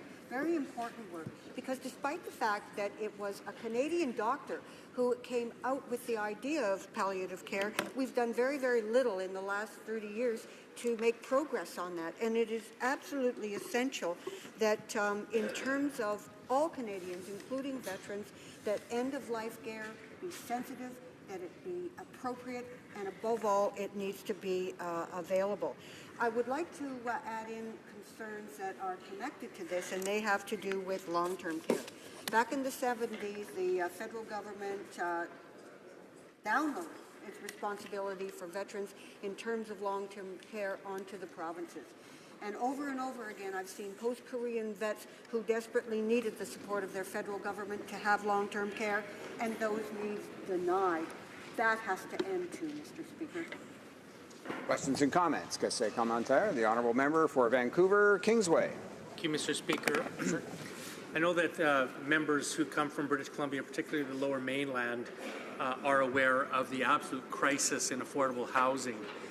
In the city that I come from, Vancouver, the average house price is now well over $1 million, meaning that the vast majority of families cannot afford to buy a simple house with a backyard that our parents and many of us in this chamber have done.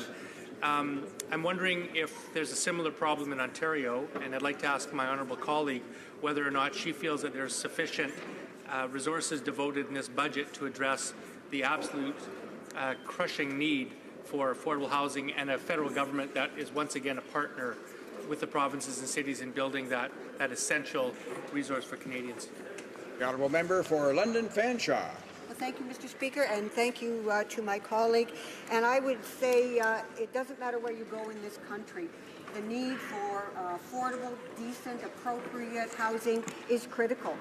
When the Conservatives and Liberals canceled and then defunded National Housing Program, we saw an escalation of the homeless, and that includes homeless veterans, Mr. Speaker. Imagine the travesty of doing your bit for your country with integrity and honor, and then finding out that there was nothing there for you, including a decent and affordable home.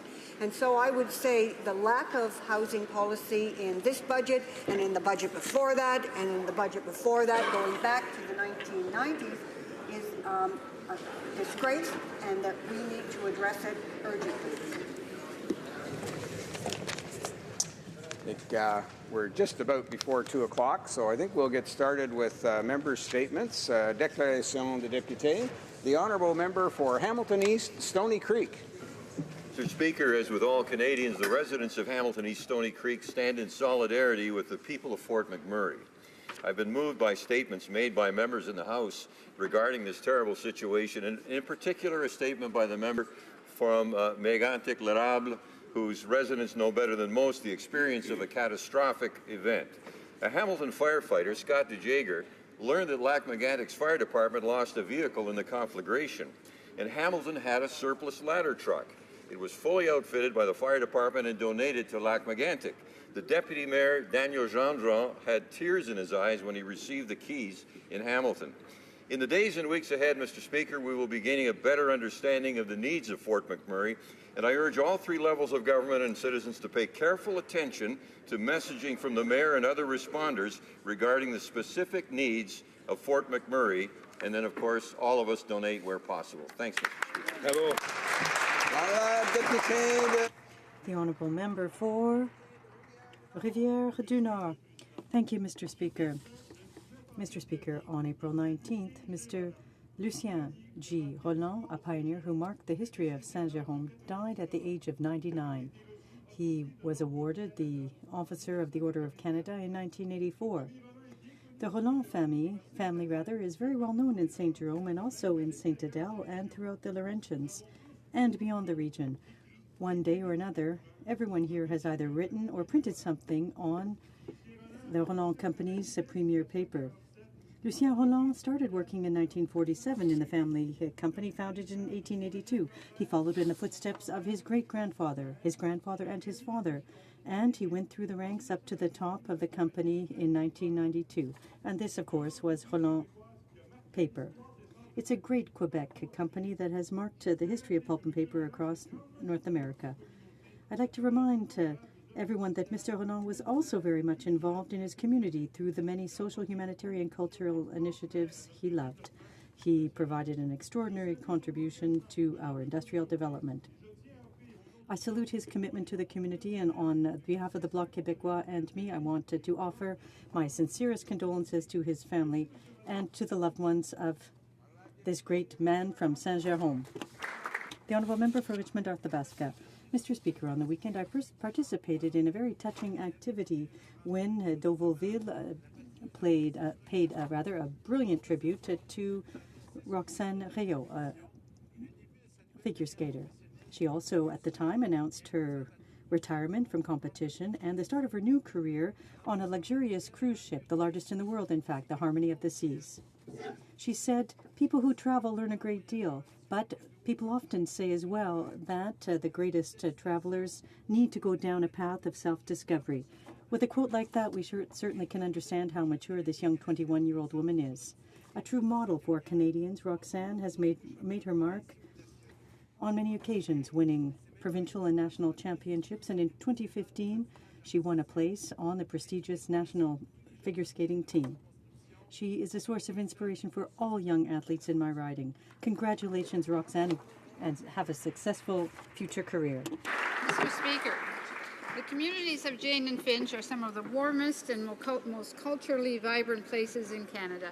But times are tough for my constituents. A decade under the thumb of a government putting politics before people has clearly cut deep.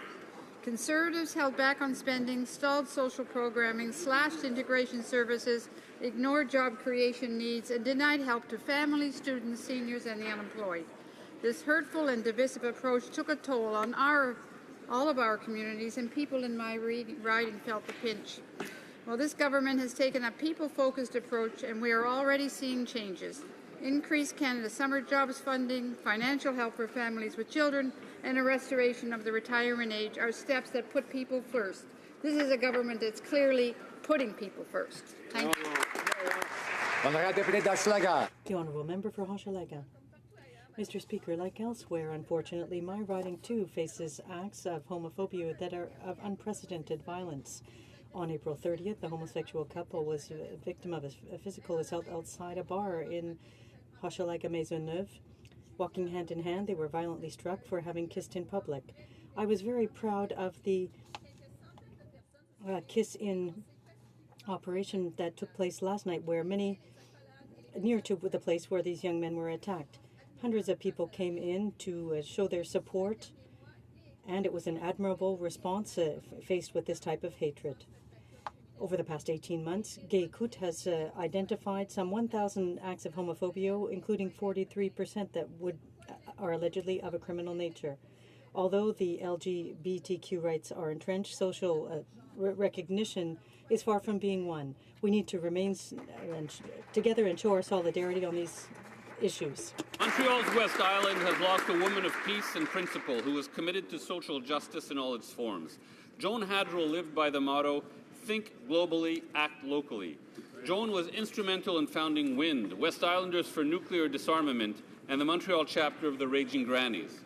She was a hands-on advocate, selling fair trade coffee and crafts at local events, activities that ultimately led to the establishment of 10 000 Village, a West Island fair trade retail outlet.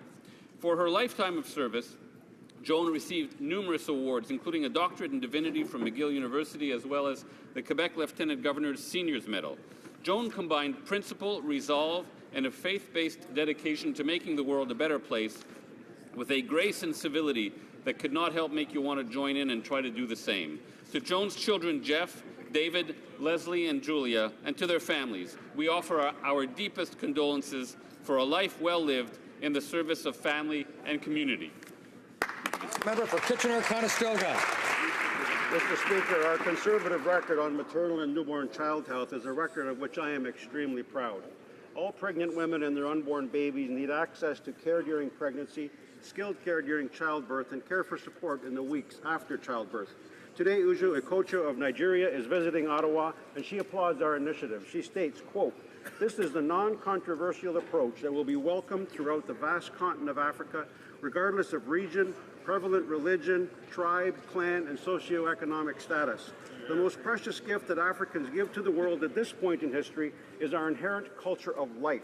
Most Africans understand by faith and tradition the inestimable value of human life, the beauty of womanhood, the grace of motherhood, and the blessing of married life." End quote.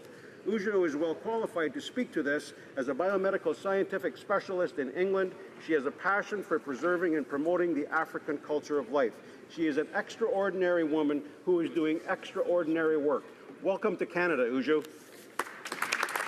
The honourable member for Malpeque.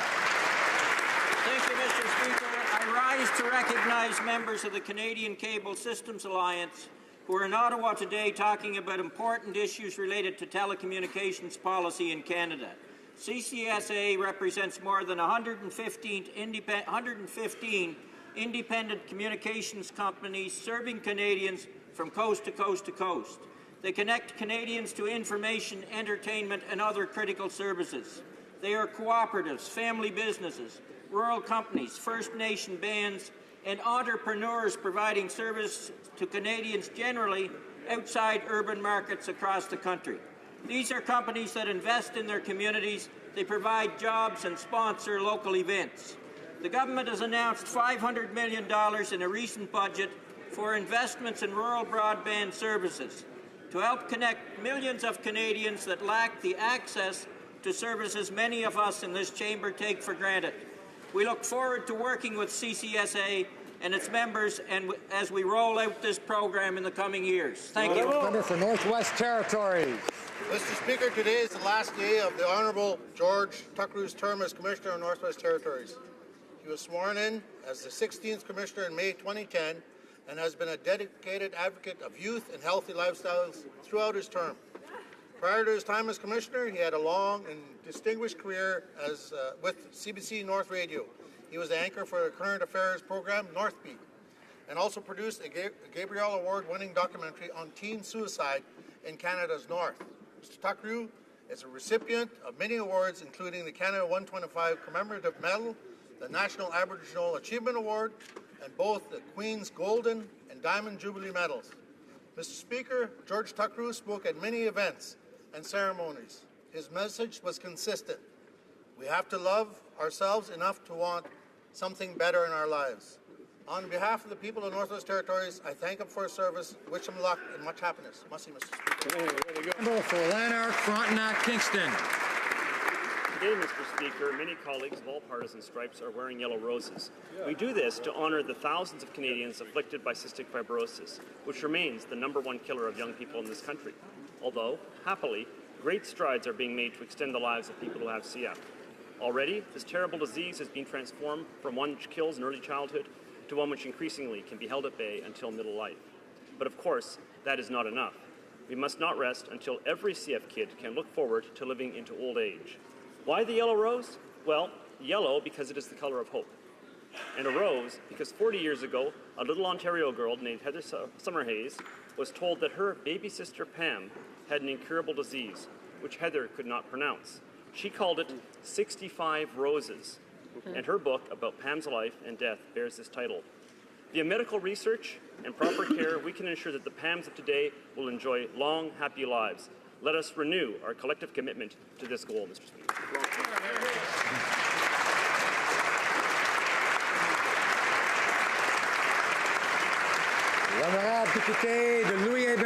The Honourable Member for Louis-Hébert. Thank you, Mr. Speaker. On April 28th, I had the pleasure of participating in the 4th edition of the Société Saint-Vincent de Paul de Québec Benefit Evening.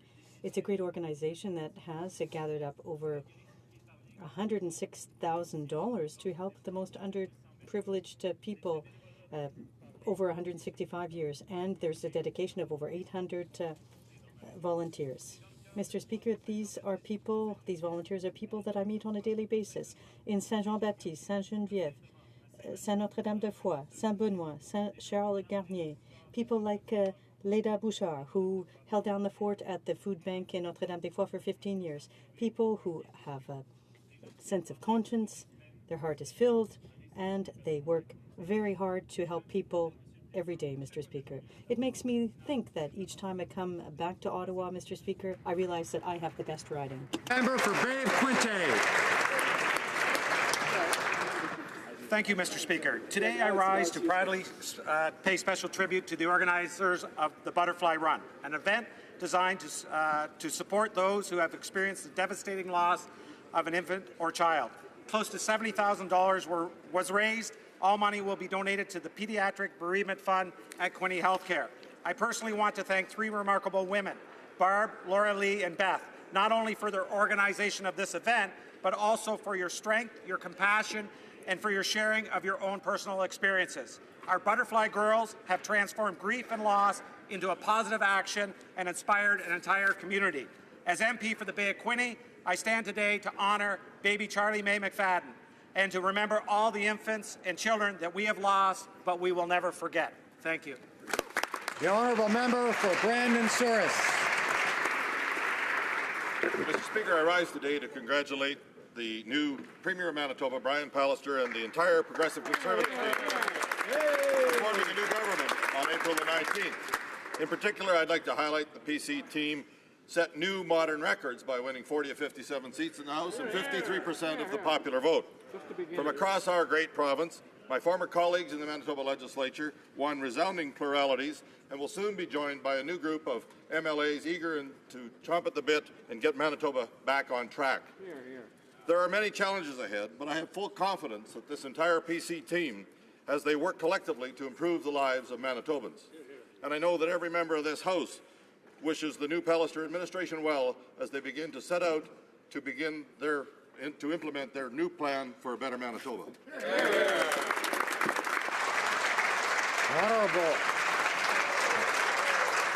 The Honourable Member for St. John Rothsay.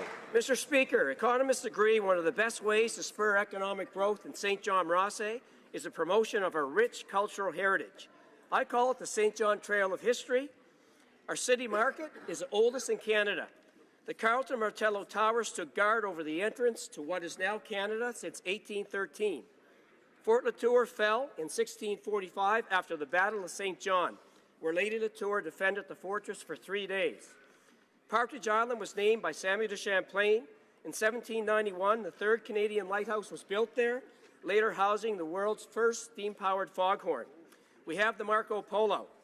Mr. Speaker, it's important to preserve our shared historical tradition. Developing these sites presents the federal government with a win-win situation. Canadians experience an important part of their history, and my region gets a much-needed economic boost. And lastly, Mr. Speaker, I encourage all Canadians to join us in St. John, New Brunswick this summer and experience its historic landmarks and its wonderful heritage. Thank you, Mr. Speaker. The honourable member for Port Moody Coquitlam. Mr. Speaker, I'm proud to rise in the House to honour outstanding citizens making a difference in Port Moody, Coquitlam, Anmore, and Belcarra. Miranda Anderson, a young environmental filmmaker who raises awareness through social media. Tima Kurdi, whose activism on behalf of Syrian refugees' families has touched the lives around the world. Leon Lebrun, who helped build our community by establishing Festival du Bois, the local Trans-Canada Trail, and the Trails BC network. Sandra Niven for her work at the Port Moody Arts Centre, Port Moody Ecological's Fingerling Festival, and Community Venture Society. Drake Stevens for his years of hard work, making our community bear aware. Don Violet, whose work with the Burquitlam Community Association helped establish a community garden and protect environmentally sensitive areas. And George Asaf, whose volunteer work included stream keeping duties and habitat restoration of Port Moody streams. Mr. Speaker, these community heroes are living the change they want to see in the world, and I'm proud to honour them today. Thank you, Mr. Speaker. The honourable member for Grand Prairie Mackenzie. Thank you, Mr. Speaker. The misleading rhetoric and self-glorification of the Liberal cabinet isn't fooling anyone. The Minister of International Trade seems to have convinced herself that it was she alone who resolved the issue of country of origin labeling. However, Canadians are not convinced. They know that it was the former Conservative Agriculture and Trade Ministers who did all of the heavy lifting on these files. While the former Conservative ministers had their priorities straight, promoting Canadian agriculture around the world, the current Minister of Agriculture has lost sight of these priorities. Rather than promoting Canadian interests, the minister has been on a campaign of self-promoting vanity trips costing Canadians over $20,000. The Minister of Trade should halt her partisan and self-admiration and give credit where credit is due. She should pay tribute to her predecessors and get busy doing the work that was left to her, like ratifying the Trans-Pacific Partnership and other trade deals that will vastly improve the lives of farm families across the country. The honourable member for Longueuil-Charles-Lemoine. I'd like to rise in the House today in honour of Cystic Fibrosis Month. During this month, I encourage all of my colleagues to wear a rose to support the thousands of individuals across Canada who are affected by this disease. La fibrose kystique. Cystic fibrosis is the #1 killer of children and young adults in Canada. It is estimated that 1 out of every 3,600 children born in this country have cystic fibrosis.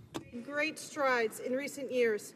Today, 50% of Canadians with cystic fibrosis are expected to live into their early 50s and beyond. C'est très important. It's very important to make Canadians aware of the situation in order to show people suffering from this disease that we are alongside them. That was my work in Washington last March. Oral questions, questions orales. The honourable member for Regina Capel. Mr. Speaker, as wildfires in Alberta continue to rage, it appears that 90% of Fort McMurray has been spared, and the brave men and women who helped save that city deserve our thanks and praise.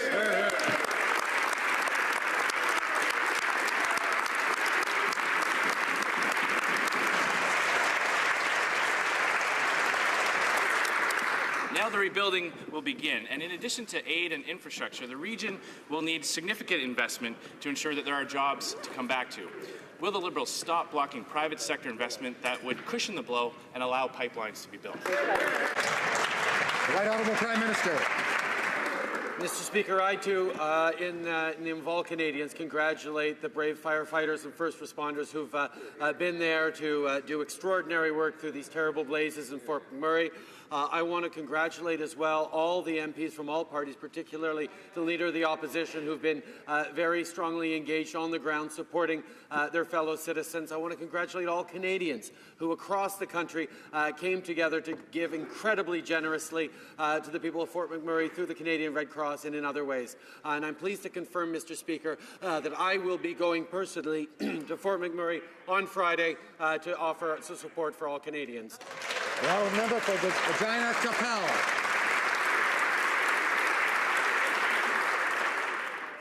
Mr. Speaker, Alberta has been hit hard by many factors beyond its control. The low price of energy and natural disasters have left thousands out of work.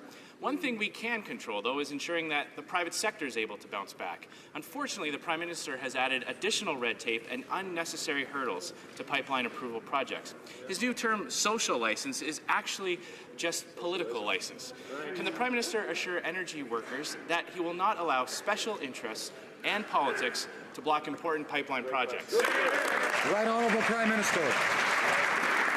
Mr. Speaker, it's unfortunate that after 10 years of failing to get pipelines built at Tidewater, the Conservatives opposite still don't understand that the only way to build pipelines in the 21st century is to demonstrate the community support, the partnership with Indigenous peoples, and the strong science that is going to demonstrate that we understand that environmental protection and economic development go hand in hand. It's not an either-or choice. That's what Canadians have elected us to do, and that is what we're working hard to get done. Member for Regina Capella. He keeps forgetting the 4 major pipelines that were approved by this government, and he forgets about the additional political hurdles he's added. Mais au sujet de leur voyage à Washington, we know that all bilateral meetings are important, including the recent meeting in Washington. What Canadians are concerned about are the Prime Minister's priority. There's a limited number of seats around the table, and the Prime Minister took his fundraisers and his in-laws, but he left his Minister of Natural Resources at home.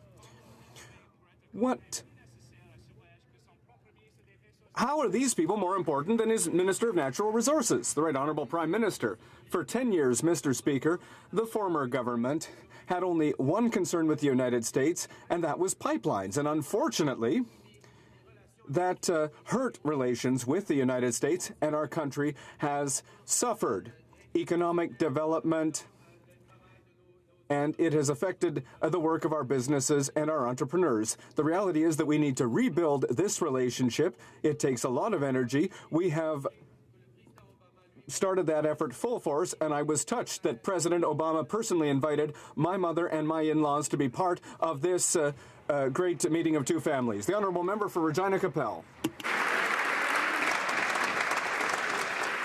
Mr. Speaker, nobody believes that President Obama, on his own, decided to invite the Prime Minister's in-laws.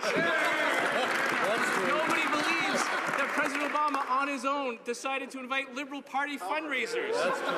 We know, Canadians know how these kinds of official events work. Does the Prime Minister deny that it was his office that sent the White House the invitation list for this state dinner? Right Honourable Prime Minister.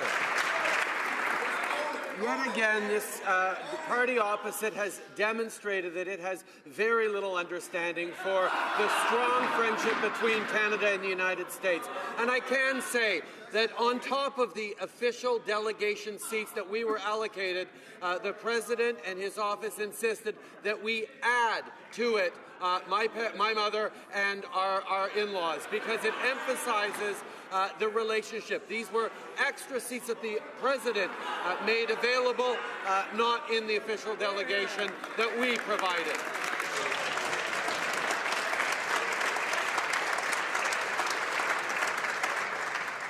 Members are enjoying this exchange, but let's make sure that we can all hear, including the Speaker. Let's make sure we can all hear both the questions and the answers, please. The Honourable Member for Regina Capel. Mr. Speaker, is the Prime Minister sure that they just added in his in-laws and didn't just drop the natural resource ministers to make them? And, you know, it's not about whether some of these people paid back the cost of their flights. It's about the fact that they were there at all. For example, the Prime Minister's party fundraisers were granted privileged access to high-ranking U.S. officials. Now, that's not a bad deal. Repay the cost of a commercial flight, and you get to meet with connected Washington insiders. But do you know who wasn't there in Washington, Mr. Speaker? Do you know who wasn't there to promote his portfolio? Do you know who wasn't there at the table to promote Canadian businesses? The Natural Resources Minister. Right Honourable Prime Minister. Yet Yet again, Mr. Speaker, we see that the members' offices simply do not understand how important the relationship with the United States actually is. How working together across broad portfolios, creating the kind of interactions and strength between our two countries that Canadians rely on every day to move goods and services across the border, to find markets for their produce and products. These are the things that for 10 years the members opposite failed to get done, and that's why we are working hard to grow Canada's economy and friendship with the United States. The honourable member for Outremont. Mr. Speaker, in announcing that the RCMP will be studying the Panama Papers data, which was made public this week, the government has showed that it is serious in its fight against tax evasion. However, when it comes to the 15 multimillionaires who also hid money in tax paradises through KPMG, the Prime Minister is doing everything to not do anything. Can the Prime Minister explain why there's a two-tier system here? Who are the clients and the leaders at KPMG that he is trying to protect? Yeah, right, Honourable Prime Minister. Quite the contrary, Mr. Speaker. We have been very, very clear that we consider that it's essential that all Canadians pay their fair share of taxes, and that's why we increased by $444 million funding in the budget so that the CRA can go after tax evasion and tax avoidance. It was a Liberal who launched this inquiry before committee into KPMG, and that's why we're working very hard to make sure that all Canadians and all companies pay their fair share. The honourable member for Outremont. Actually, it was the NDP that proposed it, and it was voted down by the Liberals. The Panama Papers revealed a vast network of shell companies in offshore tax havens. One Canadian firm, Newport Pacific, created an astonishing 60 companies in known tax havens. The vast majority of these offshore shell companies were set up while the Parliamentary Secretary for the Minister of Heritage worked at Newport Pacific. Has the Prime Minister asked his Parliamentary Secretary if he assisted in the marketing, development or design of any offshore companies in tax havens? Prime Minister.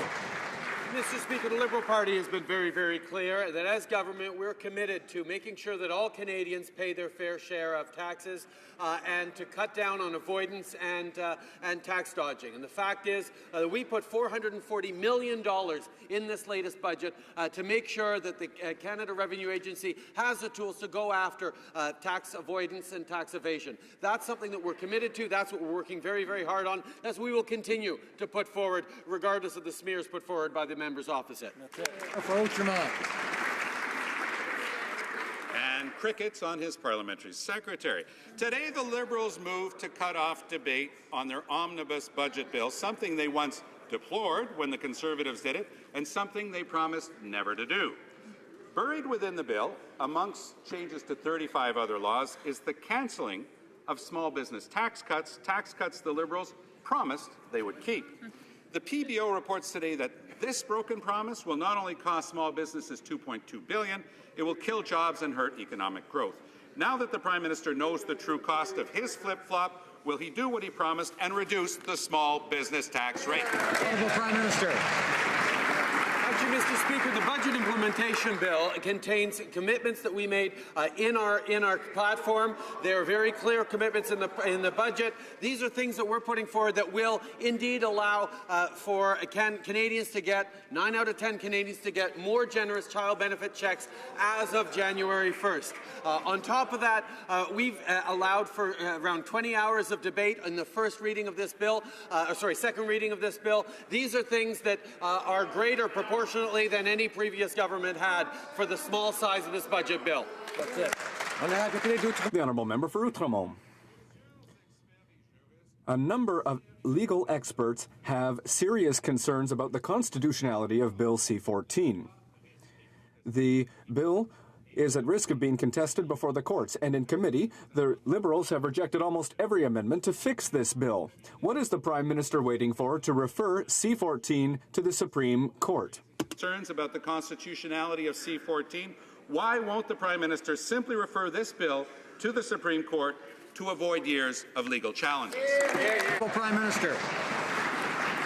On C-14, Canadians understand that this is an important and big step in our nation's history as we move forward in a delicate issue under a time crunch by the Supreme Court. One of the things that Canadians expect is that we take this very seriously and responsibly, and that's exactly what we're doing before committee. That's what we've been doing with these consultations. The NDP has put forward amendments to enlarge the scope of the allowances. The Conservatives putting forward amendments to further restrict it. We are listening to all proposals. We're working hard to make sure that Canadians have the right legal framework to help them with these incredibly personal and sensitive decisions. The Honourable Member for Louis Saint Laurent.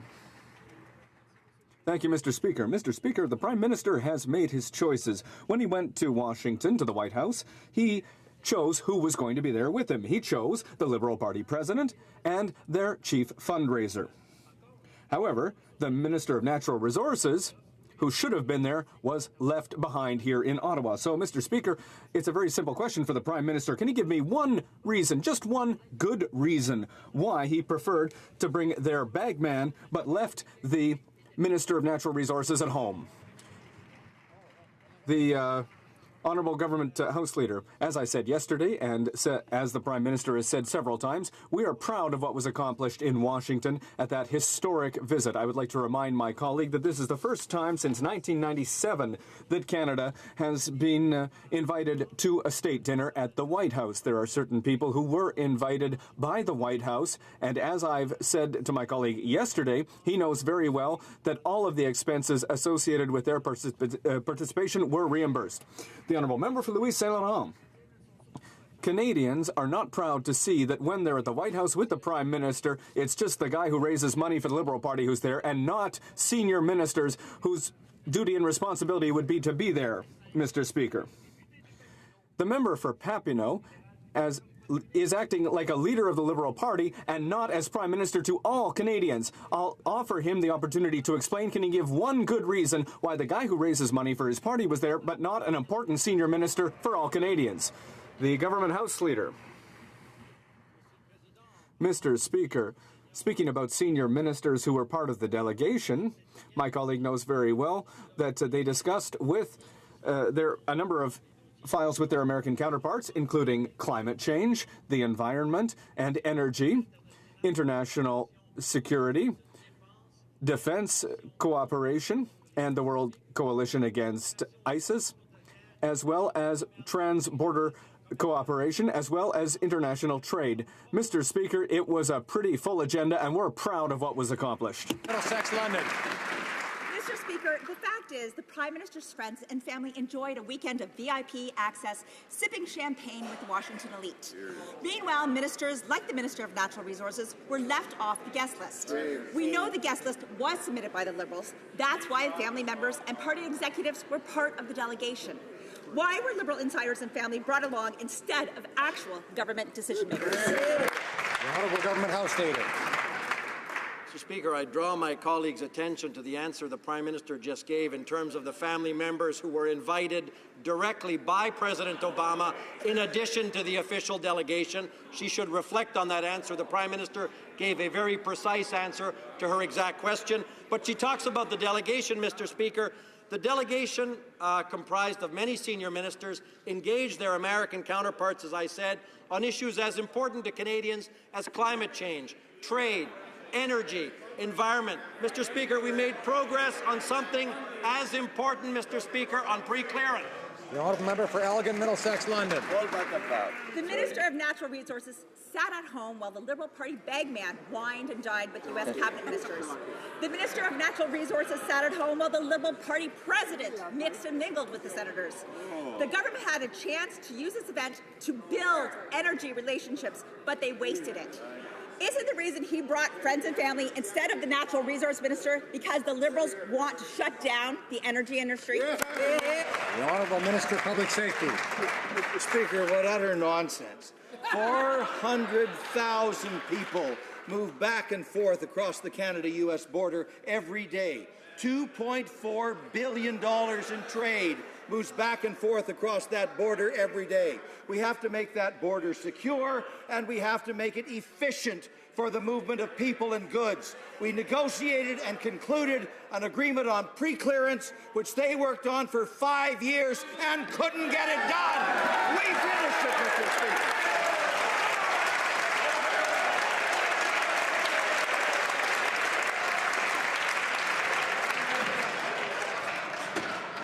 Okay, that was fun, folks. Now, let's settle down. That's right, it's not even Wednesday. No, and it's a time of year, and we have lots of school students in the chamber, in the galleries. Let's keep that in mind and show good behavior. And now let's listen to the honourable member for Edmonton Riverbend. Thank you, Mr. Speaker. We apparently have got under the honourable member's skin, it seems, the last few days. However, today I'd like to talk about Fort McMurray. It'll be a while before the people of Fort McMurray can return to their homes. Despite the disaster, rebuilding plans have already begun. However, the Prime Minister has left almost no wiggle room in his fiscal plan to help fund the rebuilding efforts. Will the Liberals change their infrastructure plan to rebuild Fort McMurray? Honourable Minister of Infrastructure and Communities. Well, thank you, Mr. Speaker. Mr. Speaker, I was back home in Alberta along with my colleague from Edmonton Centre and the Minister of Public Safety and Emergency Preparedness to see firsthand and meet with families who have been impacted by these wildfires and see the generosity and the compassion of Canadians towards them and helping them and standing shoulder to shoulder with them in this time of need. Mr. Speaker, we are with Alberta today, we will be with them tomorrow and well into the future as we rebuild Fort McMurray. Member for Edmonton Riverbend. So I guess that means there's no money, Mr. Speaker. In their latest unethical fundraising email, the Liberals used the devastating fires of Fort McMurray to fundraise for their party. While Canadians across the country have unselfishly given over $60 million to help Albertans, Liberals are raising money for themselves.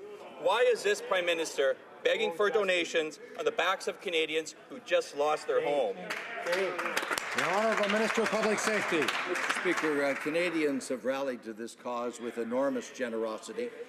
They have responded to the human needs that are so apparent in Fort McMurray, and they've done so with a great Canadian human spirit.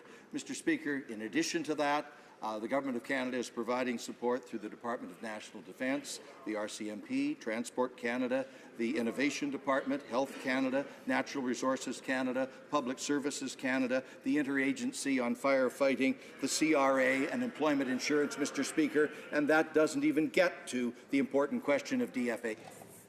The Honourable Member for Abitibi, Bay James Nunavik, EU. Thank you, Mr. Speaker. Yesterday and today, the Minister of Indigenous Affairs reiterated the government's intention to apply the UN Declaration on the Rights of Indigenous Peoples. But when it comes time to saying how they're going to do that, she's giving no details.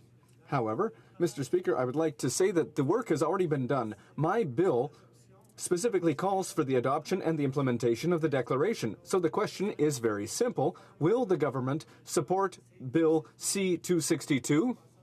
And yes or no would be enough. The Honourable Parliamentary Secretary for Indigenous and Northern Affairs.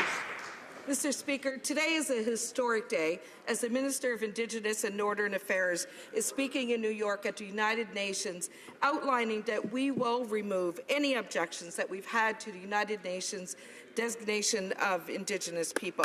Mr.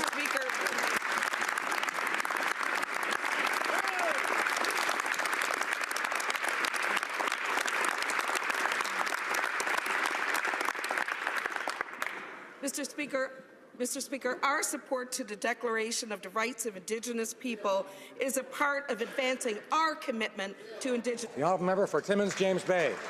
Well, Mr. Speaker, today is indeed a historic day because this is the day the government has to implement Jordan's principle or be found in contempt of the Human Rights Tribunal. Now, I've just returned from Attawapiskat, and I can tell this House how badly needed those resources for Jordan principle are, to hire the child mental health workers, to augment the child and family services. And yet the budget came and went with $0 for Jordan's principle, and so the Human Rights Tribunal has called the government out. So, will they meet the deadline of the Human Rights Tribunal, and will they flow the money? And if so, when will it start to flow? Because the children can't wait any longer. Hear, hear. Minister of Health.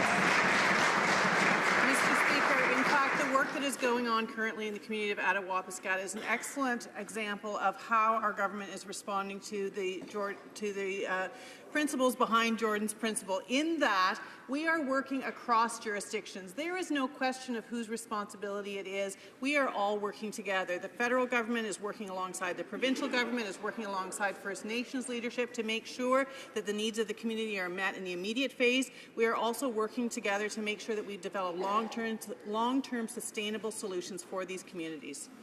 Member for Lakeland. Mr. Speaker, the people of Fort McMurray are wondering when they can return to their homes or what's left of them. They want to go back to their jobs if they still have them. Oil companies have cut production, small businesses have shut down, and self-employed contractors are left wondering what's next. While the Premier is meeting with oil companies today to discuss getting production back online, the Natural Resources Minister is, quote, having conversations in Ottawa. When will Albertans see real support for energy sector workers? Minister of Natural Resources. Mr. Speaker, over the last 24 hours, I have had conversations with the ministers of forestry and energy in the government of Alberta, and I've spoken to several chief executive officers of major oil companies in Fort McMurray. They all report how satisfied they have been with the cooperation of governments and industry to make sure that people would have been returned to their homes safely, and miraculously that's the case. They also report to me that production is now restarting, and they expect it will be done in an orderly and timely way. For Lakeland. Without a doubt, the oil sands companies, workers, and all the people around Fort McMurray and across Alberta have done amazing work to support them during this tragedy.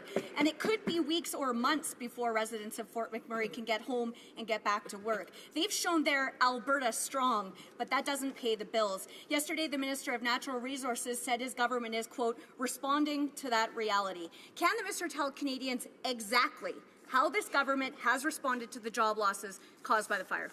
Honourable Minister of Natural Resources.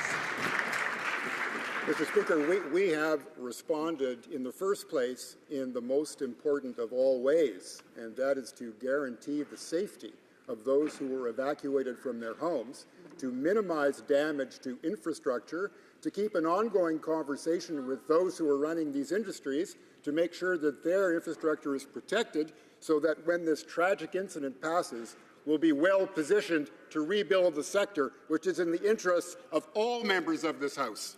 The member for Richmond Centre. Mr. Speaker, the Liberals' decision to increase the small business tax rate is proving worse and worse. Broken promise. Last week, I asked why the Liberals broke their promise to our small businesses. This broken promise will cost the industry $2.2 billion. Unbelievable. Why do the Liberals continue to abandon our hard-working small business owners? Honourable Minister of Small Business and Tourism. Thank you, Mr. Speaker. On January 1st, the tax rate for small businesses was reduced. And today, the Parliamentary Budget Officer confirms that the decision to maintain the reduced business tax rate was the right one. The report confirms that the previous government's approach would have created just over 1,000 jobs at a cost of almost $2.1 billion to the economy, with no growth to the economy. So it's important that we support our small and medium-sized businesses. I am here to make sure that they are productive, more innovative, and export-oriented. We'll continue to do the work that we are doing. Thank you, Mr. Speaker.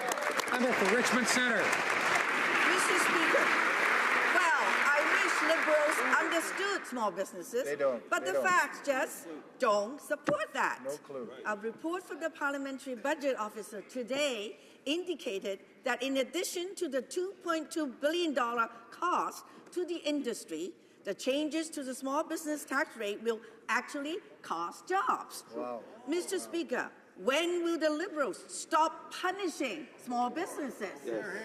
Honourable Minister of Small Business and Tourism. Thank you for the question, Mr. Speaker, and I'd like to thank the Budget Officer for offering his projections to Canadians and parliamentarians. In a previous report, the Budget Officer's verdict was that our budget as a whole would have significant positive impact on the Canadian economy and create tens of thousands of jobs. As a whole, Budget 2016 proposes targeted investments totaling $50.2 billion. Small business is implicit throughout the entire budget. Small businesses are the backbone of the economy. They are our job creators, and we support small business. Thank you, Mr. Speaker. For Esquimalt Saanich Soup. During the election, the Liberals promised to add gender identity to the Human Rights Code and to the hate crimes section of the Criminal Code. In February, the Minister of Justice told us she would introduce legislation to protect gender identity and gender expression. Last week, the urgent need for these protections was underlined when the Montreal clinic performing gender affirmation surgery, the only such clinic in Canada, was targeted by arson. The need is urgent. Will the government bring forward this legislation now to help prevent these kinds of hate crimes in the future? Minister of Justice. Thank you, Mr. Speaker, and I would like to thank the honourable colleague across the way for his tireless advocacy with respect to gender identity. Our government is committed to bringing forward legislation that will respect and ensure that we eliminate discrimination in all forms in this country. Legislation will be coming forward very shortly. The Honourable Member for Laurier-Sainte-Marie. Mr. Speaker, what happened last week at the Metropolitan Centre of Plastic Surgery, the only centre that does gender reassignment surgery for transgender persons in Canada, is simply shocking. The discrimination and the violence against trans people persists, and the government has a duty to act. The Liberals had promised to protect trans people's rights, but we are still waiting for the bill. So, our question is, when exactly will the government table this bill? Minister of Justice. Thank you, Mr. Speaker. I want to reiterate that our government is committed to helping ensure that all Canadians feel protected from discrimination. This includes protecting transgendered people and from discrimination and hate propaganda. We will be bringing forward legislation in this matter in the very near future, and I would look to all members of this House to support us in moving that forward. The Honourable Member for Thérèse de Blainville. Mr. Speaker, the world has made remarkable progress in the fight against HIV, tuberculosis, and malaria, largely thanks to the support of partners like the Global Fund. We are at a turning point, and the next generation could be the first to live in a world free of these three illnesses. The actions we take today are important for our children's future. Can the Minister of International Development and the Francophonie tell this House what Canada intends to do to maintain the momentum in the fight against these illnesses? The Honourable Minister. Thank you, Mr. Speaker. And I also thank my colleague from Thérèse de Blainville for his question. Yesterday, the Prime Minister announced that we are going to welcome in September the conference on the reconstituting the Global Fund. This is an important organization that intends to put an end to HIV and tuberculosis and malaria. Our investment will be $750 million over 3 years, and that's an increase of 30% compared to the previous commitment, and will allow for the saving of 8 million lives. Speaker, we know the Minister of Transport met with Air Canada at least 4 times in the month before introducing his Air Canada Act bill. At committee, he stated that Air Canada aircraft maintenance was never discussed. However, 2 days later, Air Canada's CEO said that his company always raises the issue of the Air Canada Public Participation Act, including maintenance, during meetings with the government. Why is the Minister of Transport misleading Canadians? You're here. Minister of Transport. Mr. Speaker, Air Canada is a large airline in this country, and I meet frequently with them to discuss a range of issues, and I will continue to meet with them in the coming years over all the issues that are important to our airlines. I spoke at the committee. I answered the questions that my honourable colleague asked me about maintenance, which is a very important part of the costs of an airline, and the fact that the modification to the law that we made will give more flexibility to Air Canada to compete in this very competitive field. Thank you. Member for Carlton Trail, Eagle Creek. Well, Mr. Speaker, the truth is that the minister continues to play with the facts by insisting that all the parties affected by this legislation are delighted with it. That's simply not true. The Quebec government has asked for a delay in this legislation. And yesterday in committee, the Deputy Premier of Manitoba stated, and I quote, C-10 jumps the gun. Why does the minister keep coming up short when explaining the urgent need for this legislation? Minister of Transport. Mr. Speaker, as we all know, the government of Manitoba came to an agreement with Air Canada about 6 weeks ago, and this was announced.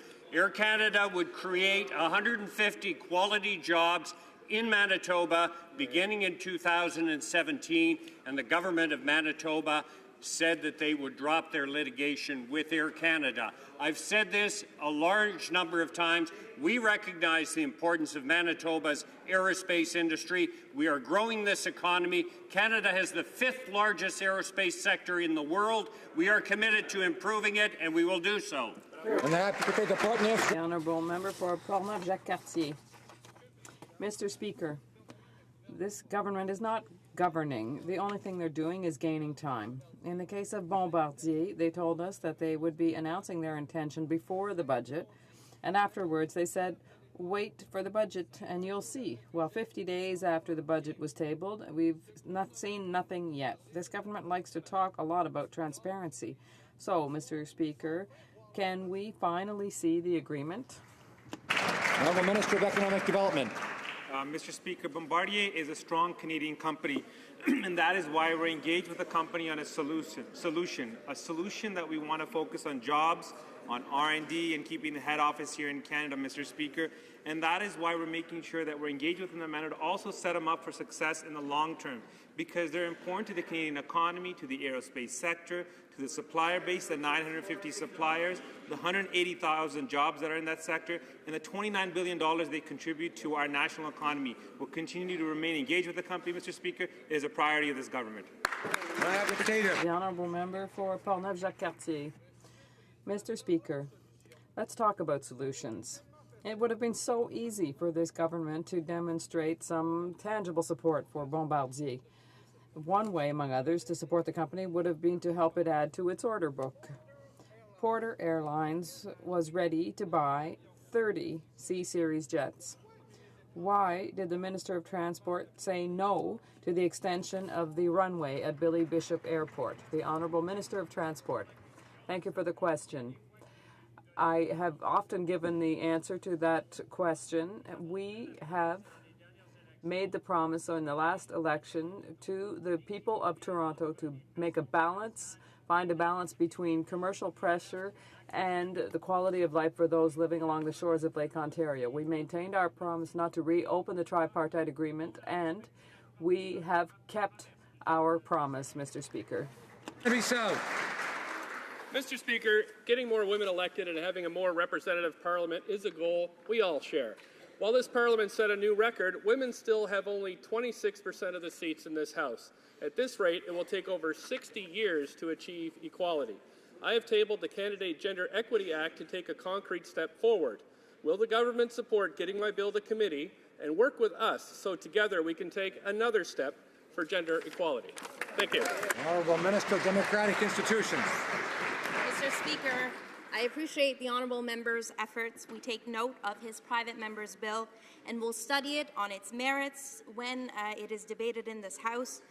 This government supports the idea of more women and people of various genders participating in the political debate in this country. This is clearly a commitment that this government and this Prime Minister have shown, and we look forward to continuing the leadership on this front.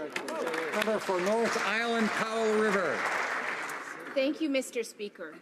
This Liberal government is closing the Comox Marine Communications and Traffic Services Centre today.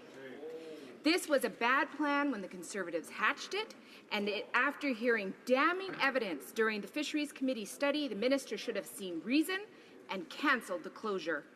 Comox is central to BC's emergency response planning. This government said it would make decisions based on evidence. So why is the minister ignoring evidence and putting the lives and the BC coast at risk? Minister of Fisheries. Thank you, Mr. Speaker. Mr. Speaker, as a member pointed out, today, at the end of the day today, Victoria will be delivering the services that were previously offered at Comox. Mr. Speaker, I have full confidence in the Coast Guard will be able to continue provide a full set of essential services at the location. Mr. Speaker, I'd also like to take this opportunity to thank the employees. I know consolidation has created challenges for them. I would like to personally thank the individuals that have chose to stay on and relocate to another location, and also like to thank the members who chose to leave further. The honourable member for St. Albert, Edmonton. Mr. Speaker, it's been 6 months since the Minister of Justice was appointed, and in that time, the Minister has found plenty of time to attend pay-to-play fundraisers, but hasn't found the time to appoint a single judge. This at a time when our courts face an unprecedented backlog, and all the Minister can say is she'll get around to it. So, when will the Minister stop fundraising and start appointing desperately needed judges? Minister of Justice. Thank you, Mr. Speaker, and I do thank the member for the question with respect to judicial appointments. I recognize the importance of making appointments to the judiciary across the country and doing that based on merit, based on diversity, and we are entering into a comprehensive process to do that. Having said that, I do recognize that there are a number of positions that need to be filled in the very immediate future, and we are undertaking a quick process in order to be able to do that. For St. Albert, Edmonton. Mr. Speaker, the Minister has to understand the urgency in appointing judges, and yet the Minister hasn't even figured out the process, let alone appointed a single judge. The Minister is creating a crisis because of her own apathy. How backlogged do the Liberals want the courts to be? When will the Minister stop going AWOL and start doing her job? The Honourable Minister of Justice. Thank you, Mr. Speaker. We are committed to ensuring that we make substantive and thoughtful appointments to the judiciary. I will ensure and am committed to engaging with stakeholders, including the judiciary, on these appointments. We are committed to a review of the judicial appointment process based on the principles of openness, transparency, merit, and diversity, and I will ensure that we move forward with these appointments within a time frame that recognizes the needs of the courts. Member for South Surrey White Rock. Thank you, Mr. Speaker. Minimum sentences for convicted drug traffickers who target kids under the age of 18 was recently overturned by the BC Court of Appeal. Mr. Speaker, our youth need to be protected from drug traffickers who directly target them. Are the Liberals prepared to challenge this ruling? Honourable Minister of Justice. Thank you, Mr. Speaker. I have been tasked by the Prime Minister to do and undertake a comprehensive review of the criminal justice system, including sentencing reform. We are moving forward with this review, engaging with stakeholders, engaging with experts in this area to ensure that we provide that overall review, which hasn't been done for many, many years, and we will be reviewing the mandatory minimum penalties and sentences, certainly recognizing that there is a need to punish the more serious crimes while ensuring that we maintain that sentences are appropriate and in line with the Charter of Rights and Freedoms. Member for Hamilton West, Ancaster Dundas. Mr. Speaker, for the past 2 weeks, representatives of the International Monetary Fund were in Canada as part of their annual consultations under IMF Article 4. The staff of the IMF were here to survey the economic landscape and look forward to Canada's future economic development. Could the Minister of Finance please share his thoughts on the IMF consultations with this House? Minister of Finance. Mr. Speaker, I'd like to thank the member from Hamilton West, Ancaster Dundas, for her question. I was pleased to meet with the staff from the IMF last week and to receive their report, which praised our pro-growth fiscal measures. We are tremendously proud of the path that we're on, and we're very pleased that the international community is recognizing what we're doing here in Canada as having a real and measurable impact. We're looking forward to continue to work with the international community on inclusive growth, both here and abroad, to make a real difference for Canadians and our world. Hear, hear. For Thornhill. Mr. Speaker, last month UNESCO, which is supposed to be a body dedicated to historical fact, held a bizarre vote. UNESCO's executive board voted overwhelmingly for an offensive resolution denying Jewish history and Israel's ties to Jerusalem's Temple Mount and the Western Wall. Only 6 states, including the United States and the United Kingdom, voted against. Now, Canada isn't a member of UNESCO's executive board, but we haven't heard a peep from the Liberals condemning this outrageous vote. Why not? Minister of Foreign Affairs. Mr. Speaker, Canada is strongly supporting Israel, strongly fighting against anti-Semitism on every front, and never Canada will do something else than that. It's something that we are very committed to do in every circumstance. Honourable Member for Berthier-Maskinongé. Thank you, Mr. Speaker. Last week, the Liberals voted against an NDP motion to solve the dye-filtered milk issue immediately. Instead, and with no lack of pride, the government announced that they would consult the dairy producers in the next 30 days. That's $18 million the industry has lost, Mr. Speaker. Another consultation, zero in terms of action and commitments to really solve this issue. Can the minister tell us and reassure the producers and commit to solving this problem in the 25 remaining days? The Honourable Minister. Thank you, Mr. Speaker, and I appreciate my honourable colleague's question and concern. And we recognise the importance of this emotional issue for the dairy farmers. And we're working to reach sustainable solutions for the whole of the Canadian dairy sector. We will work with the dairy sector, and we will come up with a solution to this issue, Mr. Speaker. The honourable member for Dartmouth Cole Harbour. Mr. Speaker, Halifax and Dartmouth have welcomed the Prime Minister and numerous ministers since January. We've witnessed a new level of respect for Atlantic Canada from our government. This government understands that Atlantic Canada is a culture of hard work and innovation. In fact, the Finance Minister kicked off his pre-budget consultations in Nova Scotia. Can the Minister please tell us about the positive change this budget brings to middle-class Nova Scotian families? The Honourable Minister of Finance. Mr. Speaker, I'd like to thank the member from Dartmouth Cole Harbour for his question. I was pleased to be able to go to Nova Scotia to start our pre-budget consultations. Coming from a province where they have a huge number of universities, we know that our investment in research infrastructure and universities will make a difference in Nova Scotia. Budget 2016 is a bold plan. It's going to help middle-class families and those struggling to join the middle class. Efforts like the Canada Child Benefit, the top-up to the GIS, they'll help families in Dartmouth Cole Harbour, and they'll help families across Canada. Thank you, Mr. Speaker. Honourable member for Calgary-Nose Hill. Mr. Speaker, Dieudonné Mbala Mbala was found guilty several times of hate speech, of defamation, of incitement to terrorism. Tonight, he is supposed to perform a so-called comedy show in Montreal. Very simple question. Did the government use the powers it has to prevent his entering into Canada? The Honourable Minister of Public Safety. When an individual presents themselves at the border to enter into Canada, they are examined by the Border Services Agency. The professional officers of that agency take all relevant factors into account, including the existence of a criminal record. The Honourable Member for Repentigny.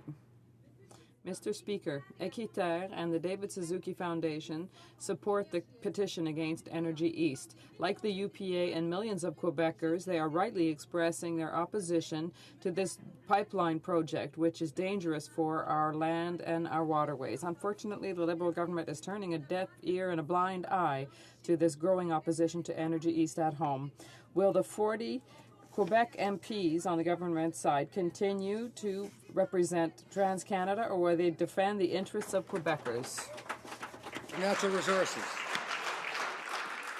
Mr. Speaker, the application to build the Energy East pipeline has not yet been lodged with the regulator, the National Energy Board.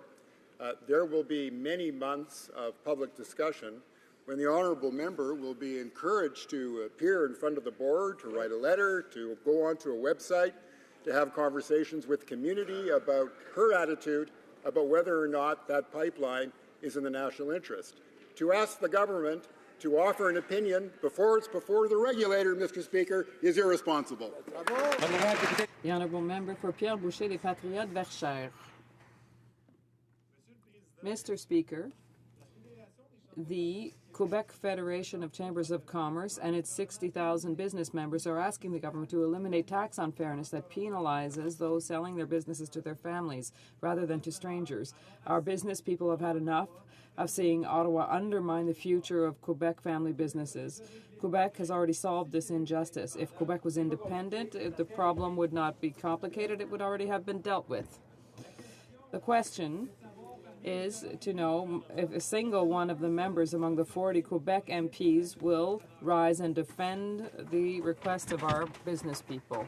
The Honourable Minister of Finance. Mr. Speaker, we know that it is very important to have a tax system that works. We think that our system does work now for people in Quebec and for people across the country. We will be reviewing the tax system over the next years as we had announced in the 2016 budget.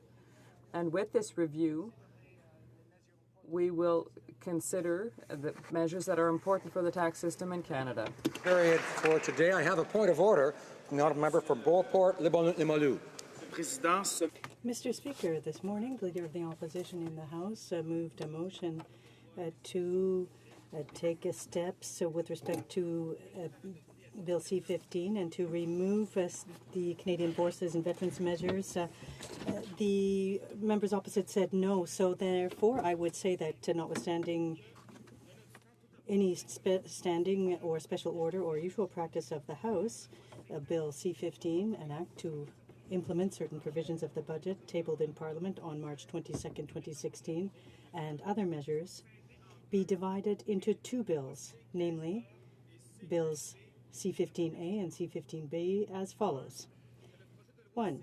Bill C-15A shall contain all of the provisions of the bill respecting the Canadian Forces Members and Veterans Re-establishment and Compensation Act to, among other things, A, replace permanent impairment allowance with career impact allowance, B, replace totally and permanently incapacitated with diminished earning capacity, C, increase the percentage in the formula used to calculate the earnings loss benefit, D, specify when a disability award becomes payable and clarify the formula used to calculate the amount of a disability award, E, increase the amounts of a disability award, and F, increase the amount of a death benefit, and all the provisions that provide, among other things, that the Minister of Veterans Affairs must pay to a person who received a disability award or a death benefit under the Act before April 1st, 2017, an amount that represents the increase in the amount of the disability award or the death benefit, as the case may be, and the consequential amendments to the Children of Deceased Veterans Education Assistance Act,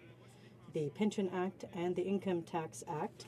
And 2, Bill C-15B shall contain all the remaining provisions of C-15 and retain the status on the order paper that it had prior to the adoption of this order, and that Bill C-15A be deemed read a second time and referred to a committee of the whole, deemed considered in committee of the whole, deemed reported. Apparently the honourable member does not have the unanimous consent of the House.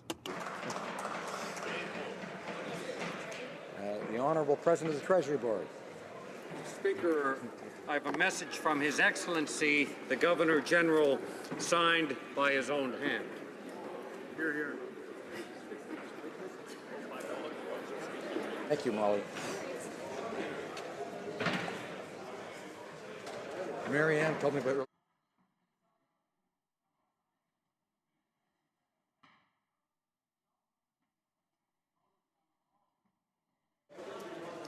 Order. His Excellency the Governor-General transmits to the House of Commons the Supplementary Estimates A, the sums required to defray expenses of the federal public administration for the fiscal year ending on March 31, 2017, and, in accordance with Section 54 of the Constitution Act 1867, recommends those estimates to the House of Commons. Son Excellence le Gouverneur Général His Excellency the Governor-General transmits to the House the Supplementary Estimates A, outlining the funding necessary for public administration in the federal government for the fiscal year ending March 31st, 2017, pursuant to the Constitution Act of 1867, recommends that this budgeted to the House of Commons.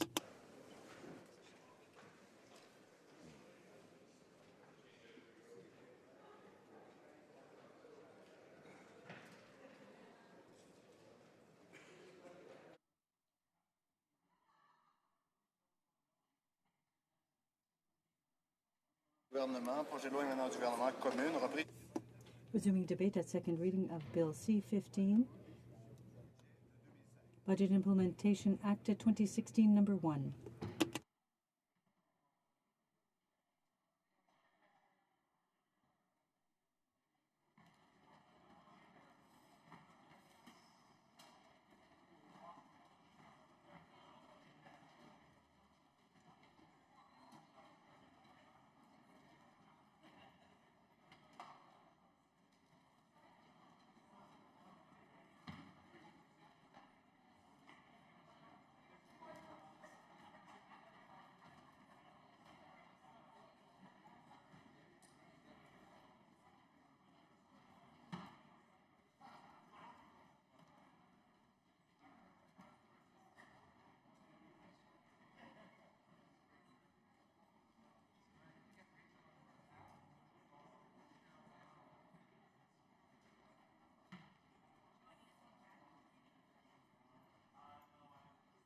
Debate. First of all, I encourage members to take their conversations behind the curtains or into the lobbies.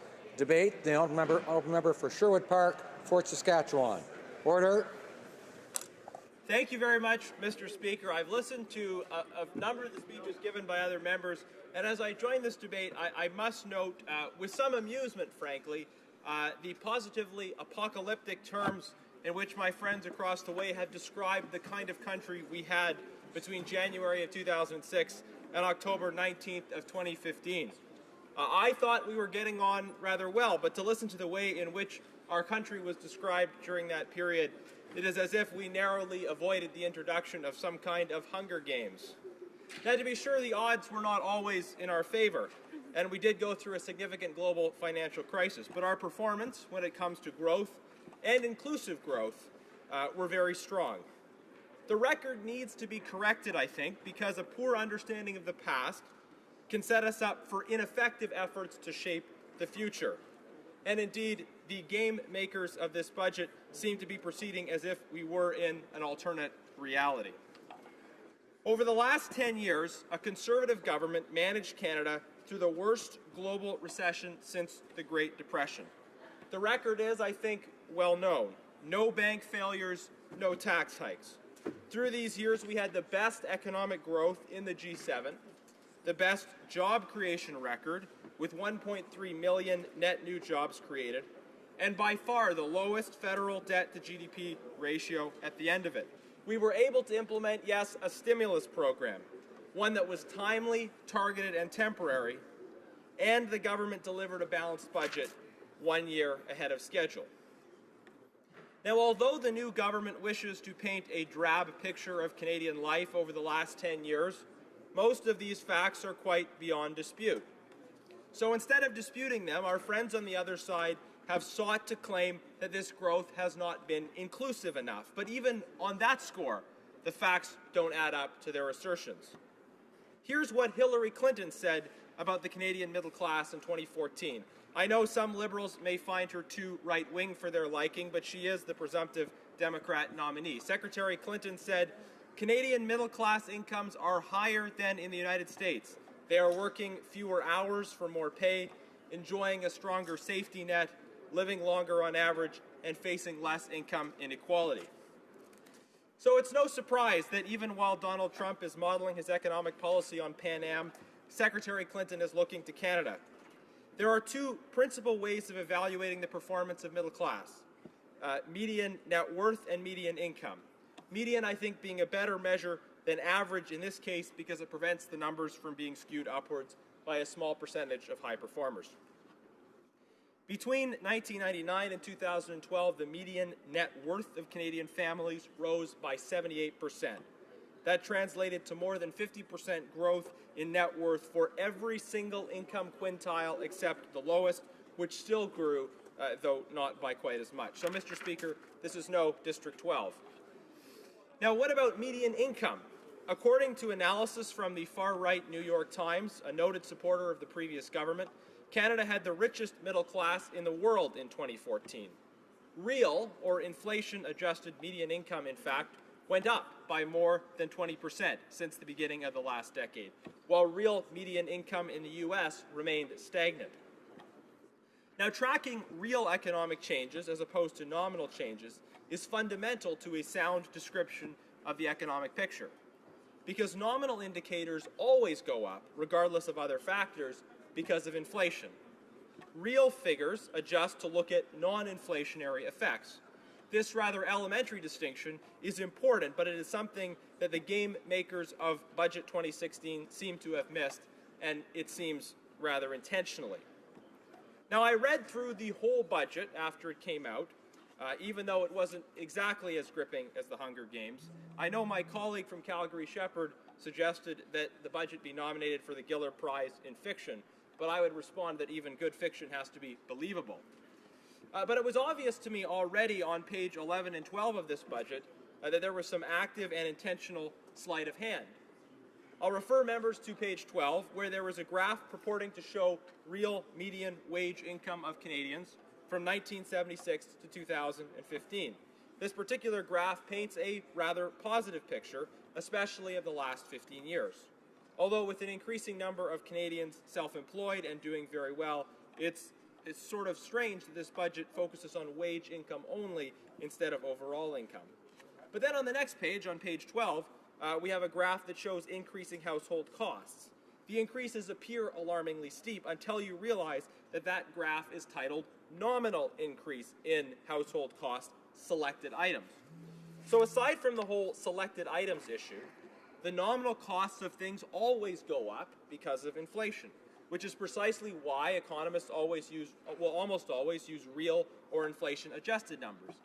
But this budget document uses real numbers on page 11 when it's talking about wages, and then nominal numbers on page 12 when it's talking about increasing costs, which I think is a transparent attempt to suggest the illusion that costs have grown faster than wages. Now, this is a trick that might catch a lot of people, but anyone with training in economics would spot the problem right away. So however riveting the entire document may be, you only have to get to page 12 to see these efforts at sleight of hand, to see the intentional writing of what is respectfully a bit of fiction. Now, the budget game makers clearly felt it was important to obscure the performance of the Canadian middle class. Why? Because those who get the past wrong often find it easier to get the future wrong as a result. When you have a well-performing economy, you need to focus on preserving and playing to your strengths. But if the economy is doing poorly, then you're in a stronger position to justify a radical shift. Now, to justify a politically motivated radical shift, this government had to paint this absurdly drab picture of the last 10 years in an effort to explain its decision to blow up hard-won fiscal gains. For this government, destroying things is much easier than making them. Now, during the last election, Donald Sutherland came out as Keynesian and therefore a New Democrat supporter. In this respect, he is at least consistent with his character. I'm sure Katniss Everdeen is more Hayekian, at least in her skepticism about big government. Sutherland's simultaneous endorsement of Keynesianism and the NDP platform perhaps undercut his point that an American resident could be just as up on Canadian politics. And I don't generally recommend taking political advice from American residents named Donald. But here's the important point about Keynesian stimulus, that Keynes himself saw this policy as a response to only a particular set of circumstances. The economy can, he thought, be boosted during a short-term economic downturn if the resulting debt is paid off via surpluses during good years. You stimulate the economy during tough years, you pay off your debts during good years, and you balance your budget over the long term. Now, there's obviously some logic to this, but it does require you to correctly diagnose where the peaks and valleys are. If you outspend your revenue during good as well as bad years, then you're going to run out of money fairly quickly. I think Canadians accept that you can and should run budget deficits at certain times, but only at certain times and only modestly, because you obviously can't run deficits in perpetuity. Again, you eventually run out of other people's money. Keynes understood that the right policy becomes the wrong policy in the wrong circumstances. This government promised to run short-term deficits on the basis of their talked-down version of the Canadian economy. But that $10 billion projected deficit has ballooned to more than double its projected size. Reading this budget, I imagine Canadian voters feel sort of like Gale did during the Quarter Quell. I might call this a betrayal, but for there to be betrayal, there would have to have been trust in the first place. And for this profligate spending, our children will have to pay the price, forced to scrounge with less because of this government's capricious fiscal game. They did not volunteer for this. Now, Mr. Speaker, one of the most important insights of the Hunger Games is that politics becomes pernicious when pageantry is elevated over policy. And this government is all about pageantry, and this budget is all about pageantry. But it tells a story that simply does not accord with facts on the ground. Not anyways in present-day Canada. The basic claims about the situation which the budget seeks to confront are incorrect, and therefore proposals for radical new deficit spending are out of step, even with the Keynesian philosophy it is supposed to be based on. There is no philosophy to this, I'm sorry to say, but there is an overabundance of pageantry. But when the global economy catches fire, we may not have the cushion to weather the storm the next time around, because the odds won't always be in our favor. Thank you. Questions and comments. The Honourable Parliamentary Secretary to the Prime Minister, Intergovernmental Affairs. Thank you. It's I guess, somewhat comforting to now realize that the Conservative Party economic theory comes from a work of fiction. But putting aside the Hunger Games and the appetite that leaves with us to go after them a bit harder, I'm kind of struck by something. The party opposite often references this New York Times article about how well the middle class is doing, and I often wonder if they've actually even read it beyond the headline, because the second paragraph says the following: members of the middle class in Canada worry about whether they can afford college for their children and whether their children will find jobs afterwards. Housing costs are a major concern, as are everyday costs for transportation, mobile phones. Middle class Canadians worry about inequality. In light of the fact that that's what Canadians were worried about, is it any surprise they changed governments in the last election? But what surprises me more is that the party opposite often rails about the deficit, somewhat oblivious to the fact that they added $150 billion of the debt. In light of the fact that the member opposite doesn't believe in Keynesian economics, doesn't believe that you should go into debt when you're not in a recession, which they did in 2007, well before 2008, is the opposite member willing to resign and sit as an independent because of his disgrace with the party and its record on fiscal management? The Honourable Member for Sherwood Park, Fort Saskatchewan. Thank you, Mr. Speaker. I thank the member for the most serious, I'm sure, question. Look, I mean, the New York Times article points out, and I think Canadians would agree, our party would agree, that things are never perfect, that people can always do better and always want to do better. But I think the point that the member has missed here is that our performance through a global economic recession was better than any other country in the G7. It's right that in challenging global economic circumstances, Canadians would be very, very conscious. You might even say worried about some of the things the member cited. But that doesn't change the fact that our relative performance was very strong. Now, on the issue of deficits, I think this is important. Through the 10 years of Conservative government, we lowered the overall debt to GDP ratio. The economy grew. There were stimulative deficits that were timely, targeted, and temporary during a certain period of time. And I did not say that I don't believe in Keynesian economics. I didn't really answer that question one way or the other. I mean, I think there's merits to a variety of these different ideas, but I think the point I made is that this budget isn't Keynesian. It's because Keynes's economic recommendations were for stimulus in times of recession, not for constant deficits. No serious economist would recommend constant deficits because you eventually run out of other people's money. It just doesn't make sense. Question et commentaire, honorable député de... The honourable member for Drummond. Thank you, Mr. Speaker. I would just like to say to my honourable colleague that C-15 is an omnibus bill, and that doesn't make sense. It's going to amend roughly 30 laws, including the EI Act and a number of other acts. So it's ironic because the Liberals criticized the Conservatives all the time for doing this same thing. Unfortunately, 2011, 2012, etc., when the Conservatives presented omnibus bills. So how can my honourable colleague understand that now the Liberals are doing the same kind of undemocratic thing? The honourable member for Sherwood Park, Fort Saskatchewan. Thank you, Mr. Speaker. I guess my view would be that there are certain cases where you need to have different kinds of measures together in a bill if they broadly accord with something that's trying to be done at the same time. But I think the member is right to point out a profound disconnect between what the current government said when they were in opposition and what they're doing now. We have the use of time allocation again, for example. We had last week the use of time allocation on one of the most challenging and important and personal issues that this Parliament has dealt with in a very long time. So there's a disconnect, a big disconnect between what was promised, big changes on some of these procedural things, and now what the government is doing. And I wish they would have had the courtesy to tell Canadians the truth if they intended on using some of these techniques. If they should have told the truth about that during the last election.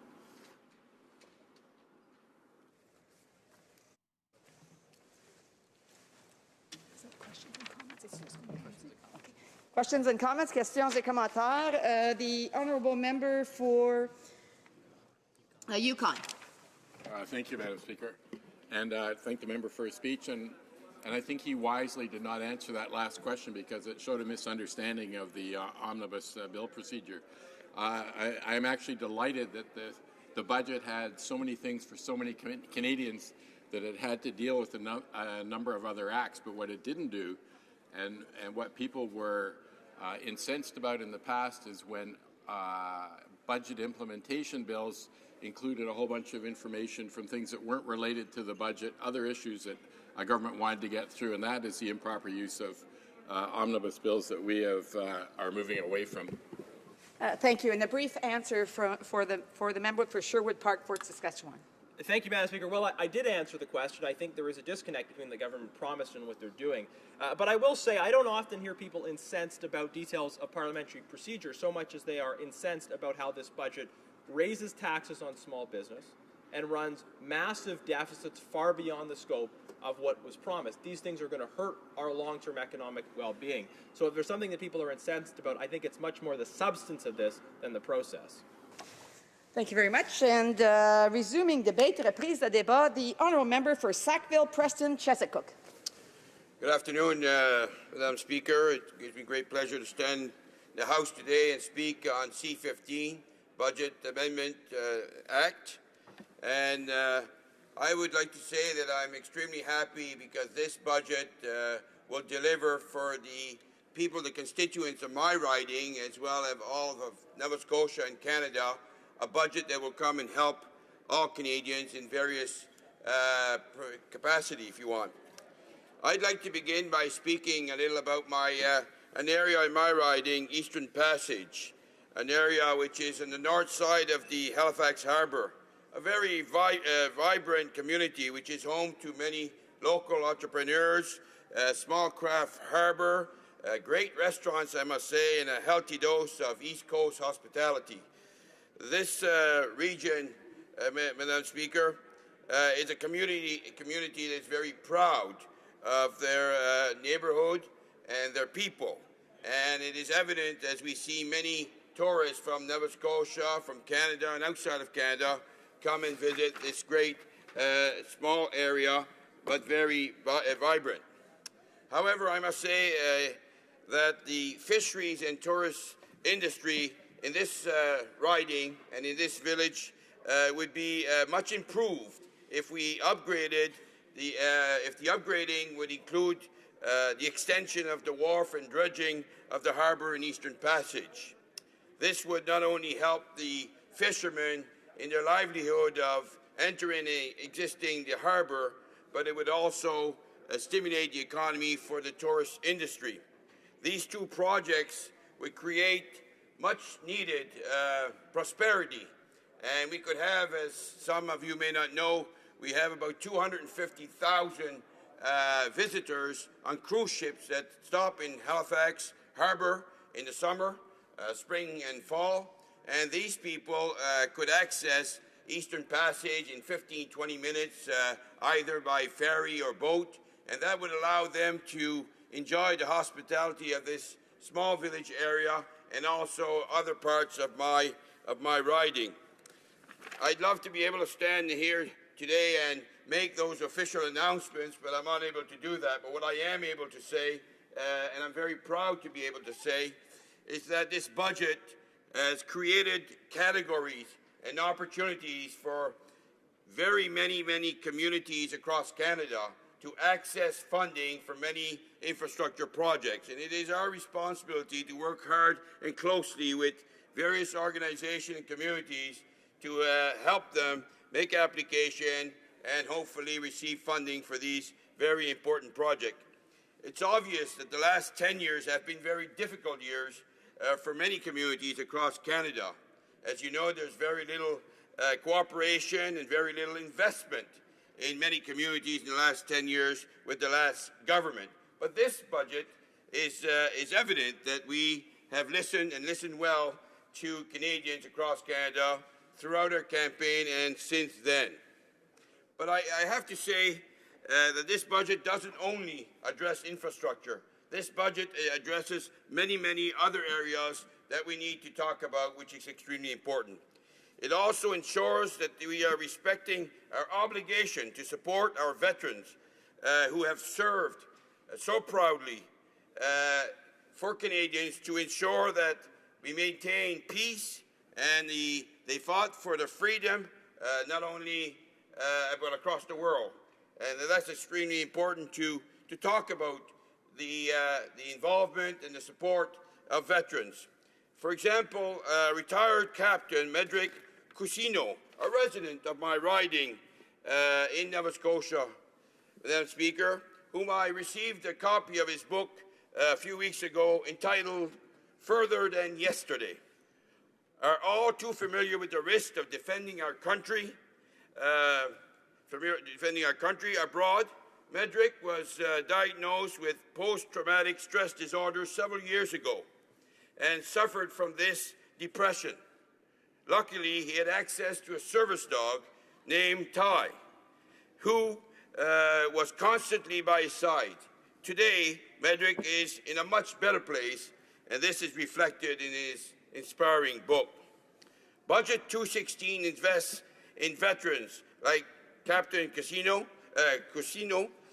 by reopening the 9 veteran offices that were closed by the past government, also returning, helping those who return from war or service for Canadians and return to Canada and have various issues. Then we need to make sure that they have these services, and by reopening these offices, that will give much help. The budget also proposed to reduce the client to case manager ratio from 25 to 1. That means that the veterans across Canada will receive quality, efficient, and personalized service.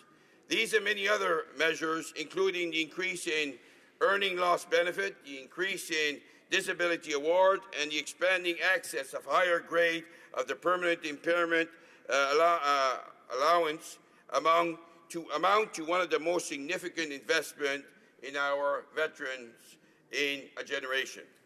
Just as our veterans have defended our future, the youth will build it.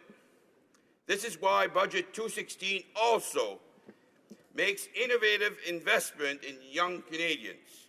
Also serving as Minister of Youth, our Prime Minister has shown strong leadership in having a government that will include the point of views of young Canadians from across the country. That is why I am so excited about the proposed Prime Minister's Young Council announced in this budget. This Youth Advisory Council will consist of young Canadians from all walks of life and will advise the Prime Minister in a non-partisan way on issues and challenges that the youth face in their day-to-day lives and how we can maybe help address those issues. I know that there are many worthy candidates in my riding, in various villages in my riding, that could contribute to this advisory committee, and therefore I will encourage them to put their name forward. Maintenant, Madame la Présidente, je would... Now, Madam Speaker, I would also like to talk about our government's commitment to official languages in our country. As a proud Acadian, I am very familiar with the importance of ensuring that Francophones throughout the country have access to services that they need in their communities, and that they be able to access those services in the language of their choice. In Nova Scotia, Madam Speaker, we have fought for a very long time to have the right to quality French language education.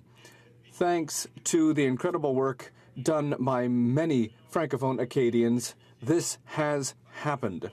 Unfortunately, the last 10 years have seen inexcusable cuts to services to Francophone and Acadian minority communities. Over 400 jobs disappeared from the Translation Bureau. The Court Challenges program was cancelled, and the Official Languages Commissioner saw his office budget stagnate for many years, and the Commissioner's recommendations have been systematically ignored. I also wish to note that there have not been any financial increases to the roadmap over the last 8 years. That has caused a number of problems for the associations and organizations working in communities, rural and small communities across Canada, who need that support. Our government is going to turn the page on all of this, Madam Speaker. After a motion moved by my colleague from Ottawa, Vanier, at the Official Languages Committee, we are putting together recommendations to better support the Translation Bureau. We've already restarted the Court Challenges program, and we will follow through on the Official Languages Commissioner's recommendations. That having been said, we know that Francophone immigration is going to be a key element to ensuring the long-term vitality of our French language minority communities. It's also important to note that we need to begin consultations with communities concerning the roadmap so that we can make the necessary changes to the roadmap. I would like to repeat something I've said often in this House, that I'm very proud to be part of this government, a government that is delivering for Canadians. Thank you. Questions et commentaires. Questions and comments. The honourable member for Sherwood Park, Fort Saskatchewan. Thank you, Madam Speaker. I thank the member for his speech. He talked a little bit about young people. I count in that category by some definitions, and I've got 2 young children myself. And I want to ask the member how he sees the issue of deficits from the perspective of young Canadians. This is present consumption on a variety of programs, some of which very worthwhile, but present consumption that has to be paid for by future generations. It means that 20, 30 years from now, when my children are working and paying taxes, those taxes will have to go to pay for things that they didn't enjoy, but somebody else enjoyed. How is that fair to the next generation? Honourable member for Sackville, Preston Chesapeake. I'd like to thank my colleague across the floor for his question and to tell him that this budget is not a budget. I would say this budget is really an investment for Canadians. And this is an opportunity to invest when the interest rate is low and we are able to create job prosperity, which will, in turn, allow us in the very short term to pay off our debt and come back to a balanced budget. You know, you have to invest. And I would ask members across the floor if any of them borrowed money to build a house. Did they borrow money to have a car? Did they borrow money? Yes, they borrowed money because you need to have certain things in place so that you can do what is required. So this is an investment for the future because many of these infrastructure projects need to be done. This is the time to do it, and we'll benefit in the very near future for this investment. Thank you. Questions and comments. The Honourable Member for Drummond. Thank you, Madam Speaker. And I would like to thank my honourable colleague for his speech. And I also appreciate working with him at the Official Languages Committee. And he mentioned the work that is being done by his government on official languages, but he forgot to mention, however, that the Official Languages Commissioner doesn't have enough money to fulfill his mandate, and this Liberal government has not invested in the Commissioner's budget.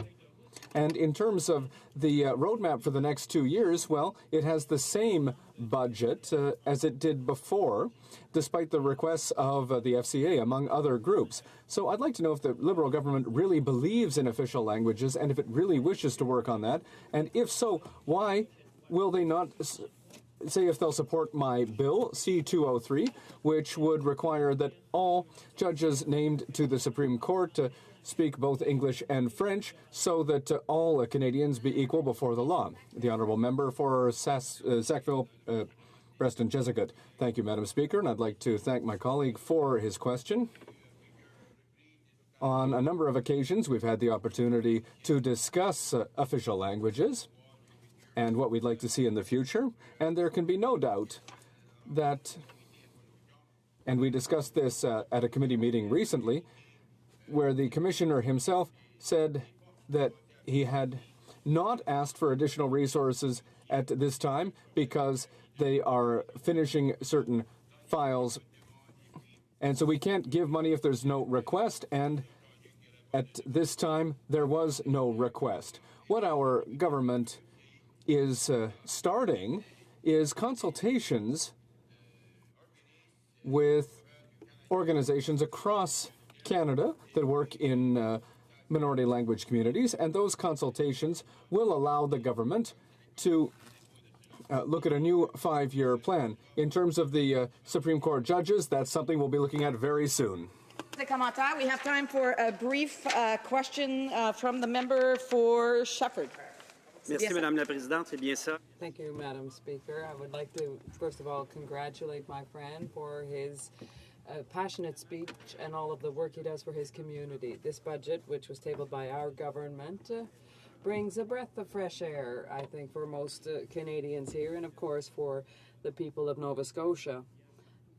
There is enthusiasm across the country for the investments that we're making in youth and seniors, and I could go on.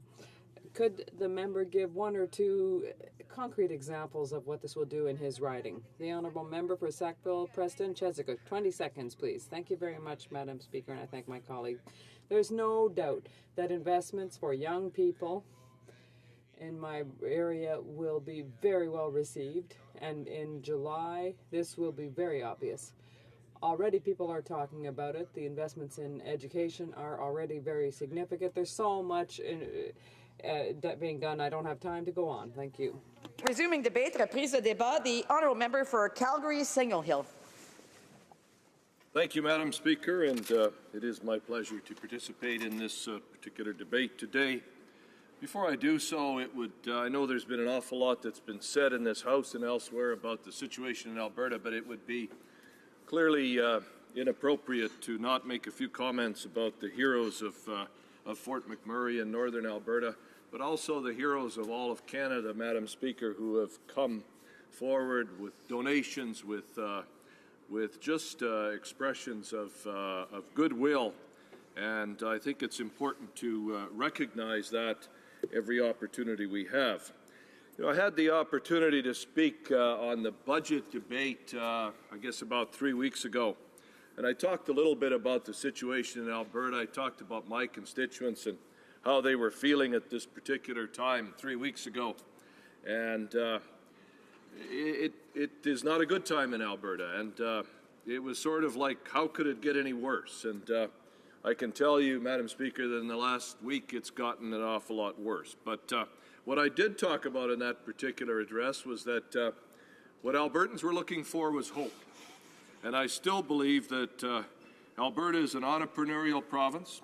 We will recover. We will, in many ways, use what we've been going through in the last year and certainly in the last week as a learning experience. And I know that that we'll be better for it. But I can say that along the theme that I used in my previous remarks, at no time in our history in Alberta do I believe that there is a time when we are looking for more hope.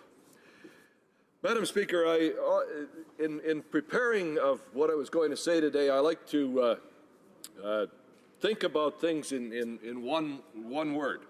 And what one word can describe the particular bill we're talking about, the budget that was introduced recently, and just sort of that first 6 months of this government. And after some thought, the one word that really came to mind was hypocrisy. And when you Google hypocrisy, it says the behavior of people who do things that they tell other people not to do, and people who say things but do something else. And Mr. Speaker, or Madam Speaker, so much of what has gone on in the last 6 months has been exactly that, and much of it has been reflected in this particular budget and in this particular bill. We had a campaign in October where Canadians were promised that there would be a slight deficit this government would run, about $10 billion. Now, we've seen in the budget and all of the projections that it's certainly going to be much worse than that. Secondly, the promise was that the books would be balanced by the end of the particular term, and we now know that that's gone by the boards. Number 3 was a promise to reduce the small business tax rate. Well, again, the Minister of Small Business today proudly stood in the House and talked about the small business tax rate on January 1st being reduced. Well, guess who reduced that small business tax rate? It was the previous government that put in place the bill that reduced small business taxes on January 1st, but it was the current government that reneged on its promise to reduce taxes further, Madam Speaker. So, Bill C-15, Madam Speaker, I think hypocrisy really describes where we're at. And then I move on to how the government has acted in the last 6 months, and again, the word hypocrisy comes to mind. We've seen, as has been mentioned on many occasions in this particular session, short session it has been, the government has chosen to use closure.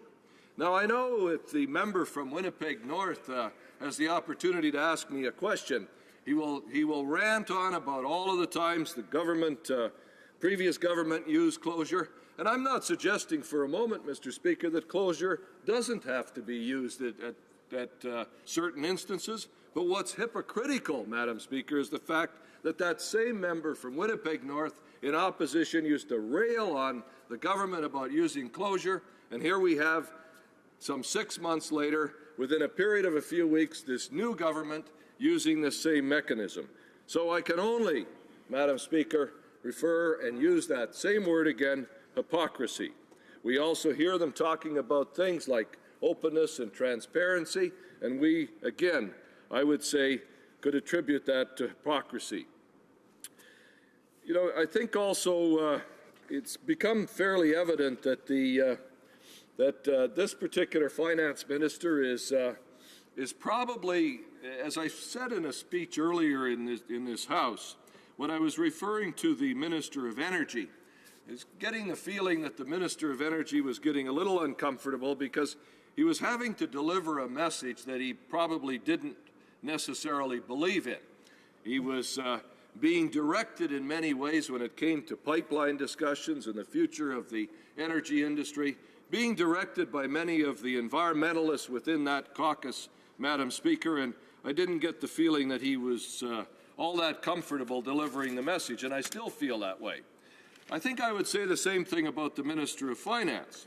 I don't get the impression, Madam Speaker, that the Minister of Finance is all that comfortable delivering the budget that he had to deliver. And some of the things that are in that budget, Madam Speaker, and in this particular bill, including the decision by this government to repeal what the previous government had done in terms of the old age assistance, repealing the age from 67 to 65.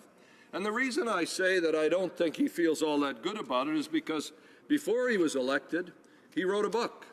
The book was called Real Retirement, and within that book, Madam Speaker, this particular finance minister, before he was elected, advocated on behalf of the necessity to move old age eligibility from 65 to 67. And here we have the same individual now delivering a budget that repeals that. So I have a feeling, Madam Speaker, that in many cases, this is a government that is sending mixed messages. They're sending messages by certain ministers that I don't believe even they believe in. And I guess it'll be just a matter of time before it catches up to them, Madam Speaker. I wanted to talk about one other part of the budget. We hear so much about infrastructure. We hear about infrastructure spending and how all of this borrowing is going to fix all our infrastructure problems. Well, when I take a look at this budget, Madam Speaker, and I mentioned this several weeks ago, and I'll repeat it again, we have a commitment by the government for some $10 billion over the next 2 years in infrastructure spending across this country. Now, that might sound like a lot of money when people don't know the difference between $1 million and $1 billion, Madam Speaker, but let me put it into context. It's been a few years, but I served in the Alberta legislature for 8 years, and in almost every one of those particular years, our provincial budget in Alberta for infrastructure was $5 billion. $5 billion for Alberta alone. Here we have a federal government that is allocating $5 billion for all of Canada, and somehow is taking this great credit for this budget, which they are plunging Canadians into debt, $150 billion over the next 4 years, Madam Speaker, to not build infrastructure because the evidence is not there. It's simply, as one of my colleagues said when the previous speaker was speaking, we're putting our groceries on our credit card, Madam Speaker, and that is what is concerning. So with those few comments, Madam Speaker, I would just say that we know that the government has invoked closure on this particular bill. We know that as it goes to committee, as all of the bills that this government has introduced, they refuse at committee. They use their majorities at committee to ensure that there are no amendments to the bill. And I have no doubts, as being a member of the Finance Committee, and I'm glad to see if the parliamentary secretary can challenge me on that. But I'm not expecting we're going to see much change in this particular bill. And so I look forward to taking any questions that may come. And comments, questions et commentaires. The honourable member for St. John Rothsay. Very good, Madam Speaker. And thank you, Madam Speaker. And thank you to my colleague Cross for his speech and his version of economics from the Conservative Party. But, Madam Speaker, Canadians will not forget what 10 years of regressive policies have done to them, Madam Speaker. Infrastructure is suffering right across the country, Madam Speaker. Our middle class was suffering, Madam Speaker, and those living in poverty, those living in need, were hurting, Madam Speaker. And that is what regressive policies do, Madam Speaker. That is what trickle-down economics and that style of economics do to Canadians, Madam Speaker. Canadians spoke in volumes on October 19th and wanted a change. And, Madam Speaker, the Liberal government came with progressive policies. We believe in government that is for the few, for the many, sorry, not the few. And my question opposite is this. Please explain to me how tax-free savings accounts needed to be doubled when only 4% of Canadians maximize them. Please explain that to me. Thank you. Honourable member for Calgary-Signal Hill. Well, Madam Speaker, I'm not sure that was a slip of the tongue, because I would agree with them. This is a government for the few. And, Madam Speaker, it's, the facts are clear. We have the best middle class in the modern world. The middle class is doing just fine in this country, Madam Speaker, and this particular member is, I'm sure, referring to their so-called tax cut for the middle class. Madam Speaker, if you run the numbers, it's a joke. It's $1 a day that this particular tax cut results in for the average family, and at the same time, we're going into some debt of some $30 billion to fund an extra $1 a day per families, Madam Speaker. Questions et commentaires. The honourable member for Saskatoon West. Thank you, Madam Speaker. And I thank my honourable colleague for his comments. You know, the previous government made a lot of negative changes to the employment insurance system over the last decade. And of course, we're seeing that many people in our communities are continuing to be hurt by that. The bill, unfortunately, that's being put forward by this government doesn't undo some of those changes. So I want to ask the member, do you believe that workers in all parts of Canada deserve fair access to employment insurance, their money, and better benefits? Thank you. I'm assuming you're asking through me to the member. Perfect. So the honourable member for Calgary Single Hill. Well, I'm sure the honourable member is referring to the inequities that came out of this particular budget as it impacted parts of Saskatchewan and northern Alberta and I think Newfoundland. But, you know, I think we seem to, in some parts of this particular assembly, focus on things like EI, employment insurance, used to be called unemployment insurance.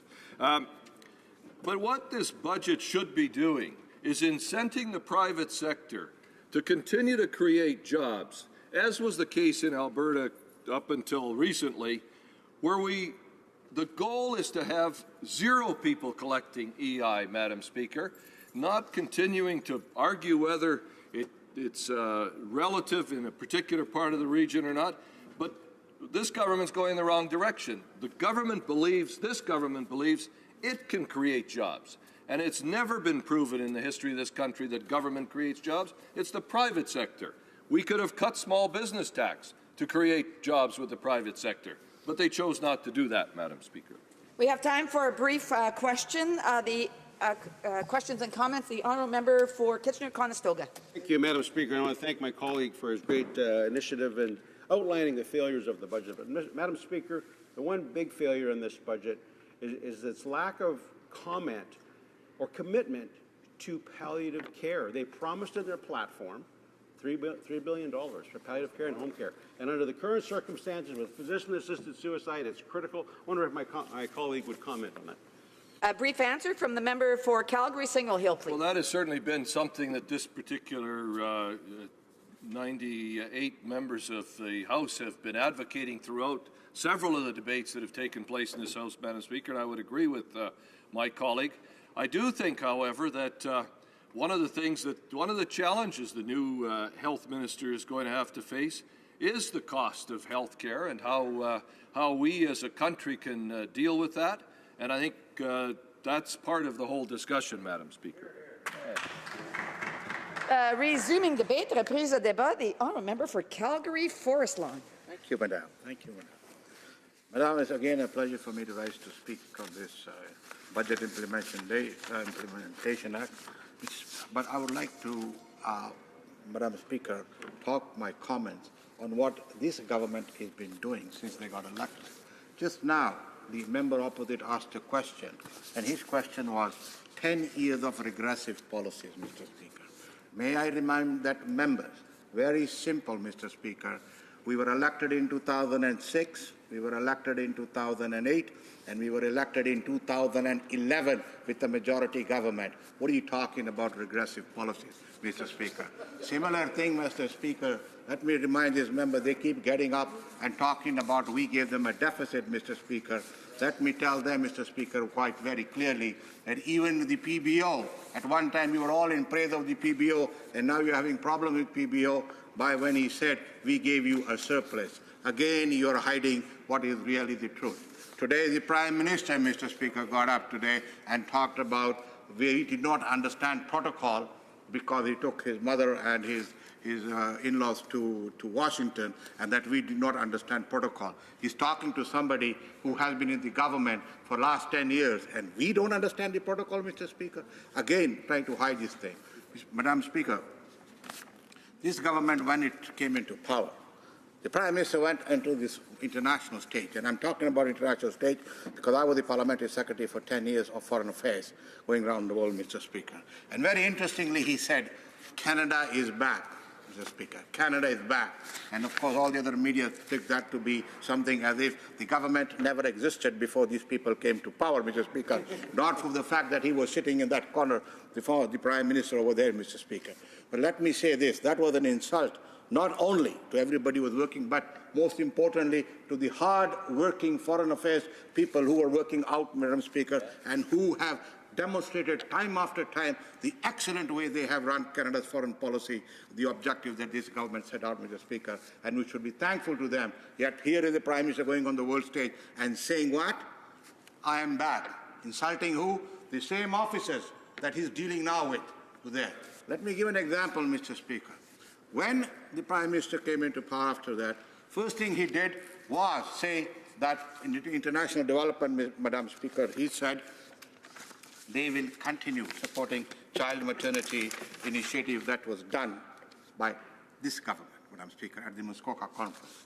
He wanted to continue that because that was a very good initiative, Mr. Speaker. And yet he says Canada is back. Yesterday, Madam Speaker, down there when he went and met Melinda Gates, he said for the tuberculosis, Madam Speaker, for the Global Fund, fight that, he said they were going to give commitment. May I remind these people who are saying that Canada did not exist prior to them coming into power, that it was this government, this Prime Minister, Prime Minister Harper, Prime Minister, the former Prime Minister, Madam Speaker, who was with Melinda Gates, who started, who gave money for this project, Mr. Speaker, and now they say they're continuing that project, Mr. Speaker. Same old story, Madam Speaker. They'll continue doing what we have been doing, and they want to take credit for it. During the election campaign, Madam Speaker,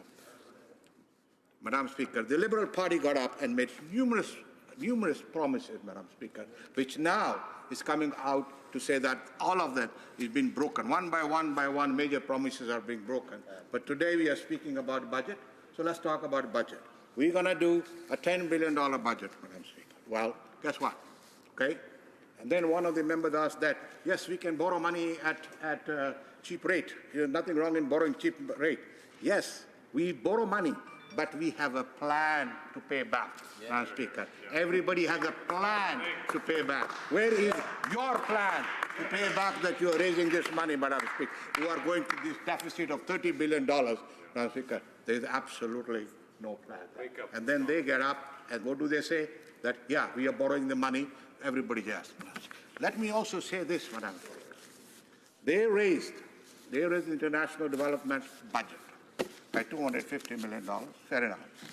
But guess what did the Minister of International Development say? She said, I'm going to use this money, will help us get votes at the United Nations Security Council that they have said that they're going to go fight for, Madam Speaker. I was one of the persons, Madam Speaker, in the former government that went out campaigning to get for our seat, Madam Speaker. And I can tell you, we stood our ground. We stood our ground despite the fact that we were going to lose, Mr. Speaker. We did not go out to buy votes that this government is saying that they're going to do in the International Development Fund, Mr. Speaker. That itself, Madam Speaker, is absolutely a break of promise, Madam Speaker. So where is this government going with this implementation? Now, Madam Minister, another broken promise. Before I came into the Parliament, I was a small business running with my wife a successful dry cleaning operation, Madam Speaker. She was the boss, I was helping her. And maybe that's why, Madam Speaker, the business was successful. I was just taking care of the accounting process. So naturally, Madam Speaker, what was the biggest thing was any time I dealt with the government, every time I dealt with the government, that cost went up, up, up. Any time you dealt with the government, for 10 years that we were in this business, Madam, the cost of government kept going up and up and up, Madam Speaker. A heavy burden on small business. So what did we do, Madam Speaker, when we came into power? And my good friend, the member from Bose, Madam Speaker, he then undertook an issue how to reduce the red tape. The red tape so that, as the Minister of Small Business saying, small business is the driving engine of this economy. All right. So let's do something for them, Madam Speaker. Reduce the red tape, reduce the government costs, Madam Speaker. Recognizing that, we reduced even the tax, Madam Speaker. And what did the Liberals do now, Madam Speaker? They refuse to reduce the tax on small business on an engine of economy. And today the PBO came out absolutely clear. What are the consequences of that not fulfilling that promise? Revenue for this government and budget loss and job losses. So now they get up here and say, we are presenting you a budget that will create jobs. PBO comes out and says, well, you just did not reduce the tax and we're going to lose jobs. So now they want to put aside the old PBO report and carry on with hoodwinking the Canadian public that have been doing, as we call regressive policies, Mr. Speaker. Who is having regressive policies? Us? Forget it. But, Madam Speaker, let's be very clear about this. We are going to hold this government absolutely accountable, Madam Speaker, to make sure the 10-year experience that we had, we gave them a sound financial books, Madam Speaker. And of course, they went out, and now everybody is jumping on their bag and saying, "But deficit is fine." I remember in 2008, sitting over there, Madam Speaker, we went in deficit because the G20 had agreed to go in deficit to take out the global economy from recession, Madam Speaker. Canada is not in a recession, Madam Speaker. Canada has its problems, but it's not in a recession, Madam Speaker, because we gave them sound books. I remember going around when I was representing Canada overseas, I would repeatedly be asked this question: how come your economy is so sound? How come you have not bailed out the banks, in the 2008? Because we had sound economic policies. The policies this government is now, the officer, that gentleman is calling regressive, Madam Speaker. You see, let me say this, Madam Speaker. We left with this government a sound economical books. Yes. What are they going to do, Madam Speaker? They're going to get up and nip-nip here and there, and, Madam Speaker, they are going to destroy all that. As one of my colleagues said here, the children are going to pay for that, Madam Speaker. Our children are going to pay. So let's go to the basic question, Madam Speaker. If there is a need, 1 minute, I was enjoying myself. Madam Speaker, 1 minute. Okay, let's put it this way. Deficit can be used temporarily when there is a need for it. There was no need now. We are not in a recession. And if you go into a deficit, as we promised to go to 10 billion, come with a plan, Otherwise, we'll stand up, Madam Speaker, and I would not be surprised if this government even raises the GST, Madam Speaker, that we reduce, put a heavy burden on Canadian tax people, Madam Speaker. Thank you, Madam Speaker. Questions and comments, questions et commentaires, l'honorable député de Laurentides-Labelle. The Honourable Member for Laurentides-Labelle. Well, thank you very much, Madam Speaker. I'd like to ask the member opposite if he studied the history of Canada. He talks about reforms, but he's unaware of them. He should know better because he's been here so long. The Conservative government ran deficits, racked up debts, implemented cuts, and was in a period of lack of growth, and they never left a balanced budget. They didn't invest and spend. That's a critical difference. So, Madam Speaker, can the member for Calgary Forest Lawn aware or unaware of what the previous government did? The government left us with 150 million more in debt. Hypocrisy is a conservative value, Madam Speaker. Fine. I mean, this gentleman is asking me, do I aware of what my government was doing? Yeah, of course I'm aware of what my government was doing. I was part of that government. Yeah. We were the ones that came down here and ran a fiscal, efficient government, Madam Speaker. That he's now trying to say we did not. What are you talking about, Madam Speaker? Same way as the Prime Minister got up and said, you guys know nothing about it when we were in the government, But so let me tell my poor little friend over there, yes, I know about the history. Yes, we ran this government, sound economic. Let me say to you, you can listen to her. Oh, through it. My apologies. Let me say to the Honourable Member, I should have known that, so I apologize. Since we took power, the tax burden on Canadians went down, Madam Speaker. Yes. Every day it went down, Madam Speaker. That is what he should recognize. Which is that? Questions et commentaires. The honourable member for Windsor-Tecumseh. Thank you, Madam Chair. I'd like to ask my honourable colleague with regards to some of the substance of Bill C-15 because I'm shocked that this government missed its mark in terms of what it identified during the election campaign. There's badly needed EI reform that all Canadians pay into and deserve, regardless of their address, but also I'm very disappointed with regards to the content about our veterans and how they're respected. Every year, Madam Speaker, veterans who have lost their limbs are required to prove that they haven't reappeared. I'm wondering if this member agrees that this was a shocking omission from the budget to address such shortfalls. Honourable member for Calgary-Forest Lawn. Thank you, Madam Speaker. I want to thank the Honourable Member for asking an excellent question, better than the one coming from the other side, Madam Speaker. Let me say this, Madam Speaker. Yes, I agree with the broken promises coming out from the election, promises they made. Absolutely. It is now littering further down, Madam Speaker. That will come, they will have to pay for it, Madam Speaker. But, yes, I agree with it. EI question, Madam Speaker. We are still wondering when the Prime Minister came to Alberta, and one region, he gave EI, and the other region, he did not include into it. You know, we don't seem to understand that kind of economics. Only he can understand, because the whole province of Alberta, Madam Speaker, was paying for that. Yes, Madam Speaker, to the other member, you know, yes, there are a lot of broken promises that this Liberal government is not going to fulfill. Thank you. Questions and comments, questions et commentaires. We have time for a brief question for the member for Barrie-Innisfil. Thank you, Madam Speaker, and I want to thank the honourable member for his speech this afternoon. One of the challenges, and he referenced this in his statement today, is the issue of debt and deficits. With no plan to get out of it, Madam Speaker, I'm wondering from the honourable member what the impact of that will mean to not just Canadians for today, but generationally as well. Answer for the member for Calgary-Forest Lawn, please. Very brief answer, Madam. Higher taxes, more GST, a bigger burden on Canadian taxpayers, Madam Speaker, and a regressive economy, Madam Speaker, coming down there. Thank you. Reprise de débat, resuming debate, l'honorable député de Drummond. The honourable member for Drummond.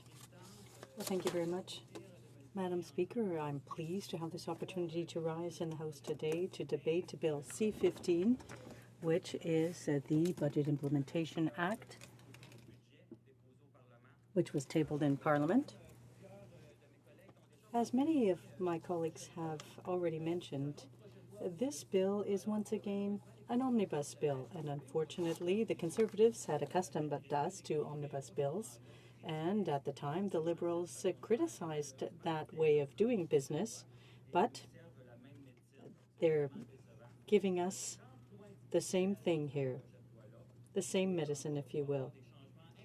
30 acts will be changed. There will be changes made to the Employment Insurance Act.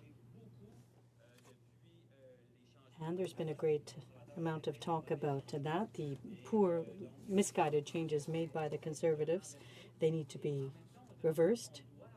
But at the same time, we need to review certain pieces of legislation like the Employment Insurance Act, but we won't have an opportunity to do so because it's been incorporated into this omnibus bill. So this is really disappointing. Despite some good points in the Budget Implementation Act, there is a serious problem with respect to inequality.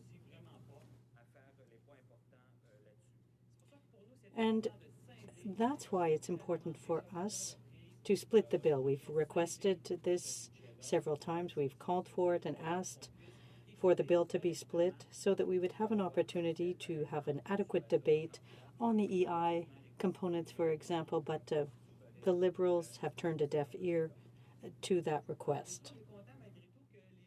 We are, however, happy that the Liberals picked up some excellent ideas that the NDP has been defending for some time now.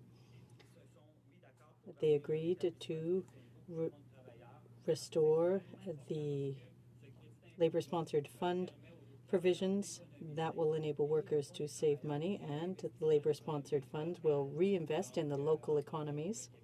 For Quebec, for example, this is excellent news. It's also very good for the regional economy. So we're happy to see that request from the NDP in the budget. The NDP also has worked very hard for several years, calling for an elimination of tax on feminine hygiene products. It's unfair. It's a bit sexist in nature. So we're very happy to see that the Liberals again picked up on our idea to eliminate tax on feminine hygiene products. That's an excellent piece of news. People in Drummond are very happy with that. And it's an attempt to fight inequality, and it's effective. Now, as I said earlier, this bill is a bill that will implement the budget. And we'd expected, and in fact Canadians expected, significant change. But unfortunately, we're seeing a lot of broken promises in this bill. One way that the Liberals, or one thing the Liberals have been doing in the past little while, is to go back on the decisions they've made and the promises they've made. And I'll give you an example, something that really shocks me, Madam Speaker. Last week, the Liberals voted against our motion to take action on the issue of dye-filtered milk, and which is adversely affecting our dairy producers. I held a press conference on the issue just 10 days ago, and in my riding, I went to visit dairy farmers in Durham Sud, in other areas, and the dairy farmers explained the issue to me, the problems associated with it, the financial problems that it's causing as well, but up $15,000 to $20,000 per year that they're losing because of the illegal entry of milk using a backdoor approach. But the Liberals, unfortunately, didn't take a stand. They didn't stand up and vote with us to put an end to that, whereas during the election campaign, they had promised that they would take action within the first 120 days of taking power. And now they've been in power for more than 6 months. Now, something else that disappoints us here, Madam Speaker, is the lack of investment in health. The people of Drummond were expecting a significant investment in this area, but the Liberals, like the Conservatives before them, failed to invest in health, in the health transfers, as the NDP had called for. It was important to do so. Now, Madam Speaker, in Drummond, as you know, we're investing in a family children's center. We understand the importance of working on palliative care. We have a center that we're very proud of. It exists thanks to the generous people from the Drummondville community. We've got the Maison René Verrier, which is a palliative care center. There are some very significant health needs in the area, and the people of Drummond are very generous. So fortunately, we've got some excellent care there, but we need to see additional investments in order to improve access, for example, to frontline services. So investments in that area are very important. And that's another disappointment, in fact, disappointing lack of action on the part of the Liberals. Something else that's very important to the people in the greater Drummondville area is affordable housing. At present, there is a significant shortage of affordable housing in Drummond, in the riding. People from the municipal office in my riding and beyond that talk about the striking lack of investment in social housing. We need spaces for seniors. There's a shortage of spaces for seniors. In Drummondville, there need to be new units built, and I put forth a request to the Liberal government in the past. I've called for quick investment in social housing in this area in the months and years to come, because it's an extremely important need. The same thing for green infrastructure. Now, a lot of promises were made with respect to green infrastructure, but the funds just aren't coming in. The Greater Drummondville region requires funds for infrastructure, and that must meet the criteria of the future. Now, in Drummondville, the library is under construction. Federal funding has been provided. It's through the transfers of the excise tax. It helped to build the library, and it will be built for future generations. It will be LEED certified, LEED Silver certified, if I remember correctly. And so it's green infrastructure. And as a result, there need to be even more incentives to encourage this type of investment. Now, of course, we'd like to invest in Saint-Germain, in a multipurpose center that could host a number of activities, a multipurpose leisure center as well. So we need the funding in order to have an energy efficient center built there. And we need to prepare for the future. And here, once again, we're waiting for the programs and the criteria so that we can invest in these areas. Now, turning to seniors, well, we're very happy. This is one of the good things that's in this budget. Oh, just 1 minute left. Wow, it goes so quickly. Well, they brought the age of eligibility for retirement back to 65. That's a good thing. They've increased the GIS for single seniors. That's also a good thing. Unfortunately, we're still waiting for this to be implemented. Apparently, it'll be in July, but they told us it would be immediate. So it's unfortunate that it didn't happen immediately, like they said, but we're still happy, and I think that this is a very good step forward. So to sum up, Madam Speaker, despite some good measures in this bill, what's unfortunate is that once again we have an omnibus bill in front of us. There are many bills, many aspects that we won't be able to properly debate. The subject matter won't be going to the right committees. It's all going to be going to the Finance Committee. It goes very quickly. So we would have liked to have seen this bill split. Thank you, Madam Speaker. Questions and comments? Comments. The honourable member for Spadina Fort York. Thank you very much. And I listened with great interest to the needs that were expressed in two areas in particular. One was in the area of housing. The other was in the area of infrastructure. And the frustration that the member opposite has in not receiving funds to support these two critically important programs, which finally have been spoken to with great authority in this budget.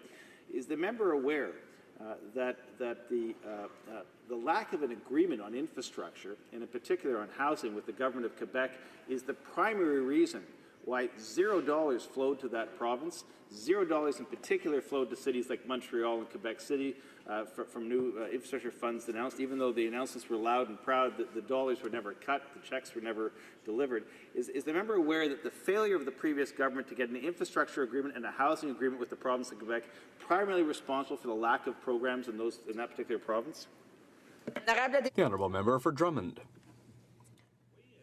Yes. Well, the member opposite is right to say that the former government failed in this area. However, now he's in power. The Liberals are in power. His government is in power. So it's time to stop criticizing the Conservatives, and it's time to make investments in social housing. It's time to make investments in green energy, and my riding is waiting for that. So now it's time for the Liberal government to go meet with the government of Quebec and with the other provincial governments and put the agreements in place so that they can invest. We need it for the future of our regions.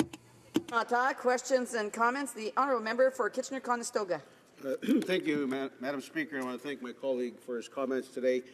Certainly, he pointed out his concern about the lack of funding for palliative care, and I deeply share his concern about that, especially in the light of the current conversation that we're having around physician-assisted suicide. To not offer palliative care in the face of the possibility of offering physician-assisted suicide is unconscionable. But, Madam Speaker, my question is regarding the issue of small business taxes. I'm wondering if my colleague is hearing from his constituents regarding the lack of support for small business, and especially in the face of the broken promise that the Liberal government has made in terms of reducing those taxes. And the other question I have, Madam Speaker, is in regards to the support for our rural communities. Agriculture is virtually absent, totally absent from the throne speech and virtually absent from this budget. I wonder if my colleague shares those concerns. Thank you, Madam Speaker.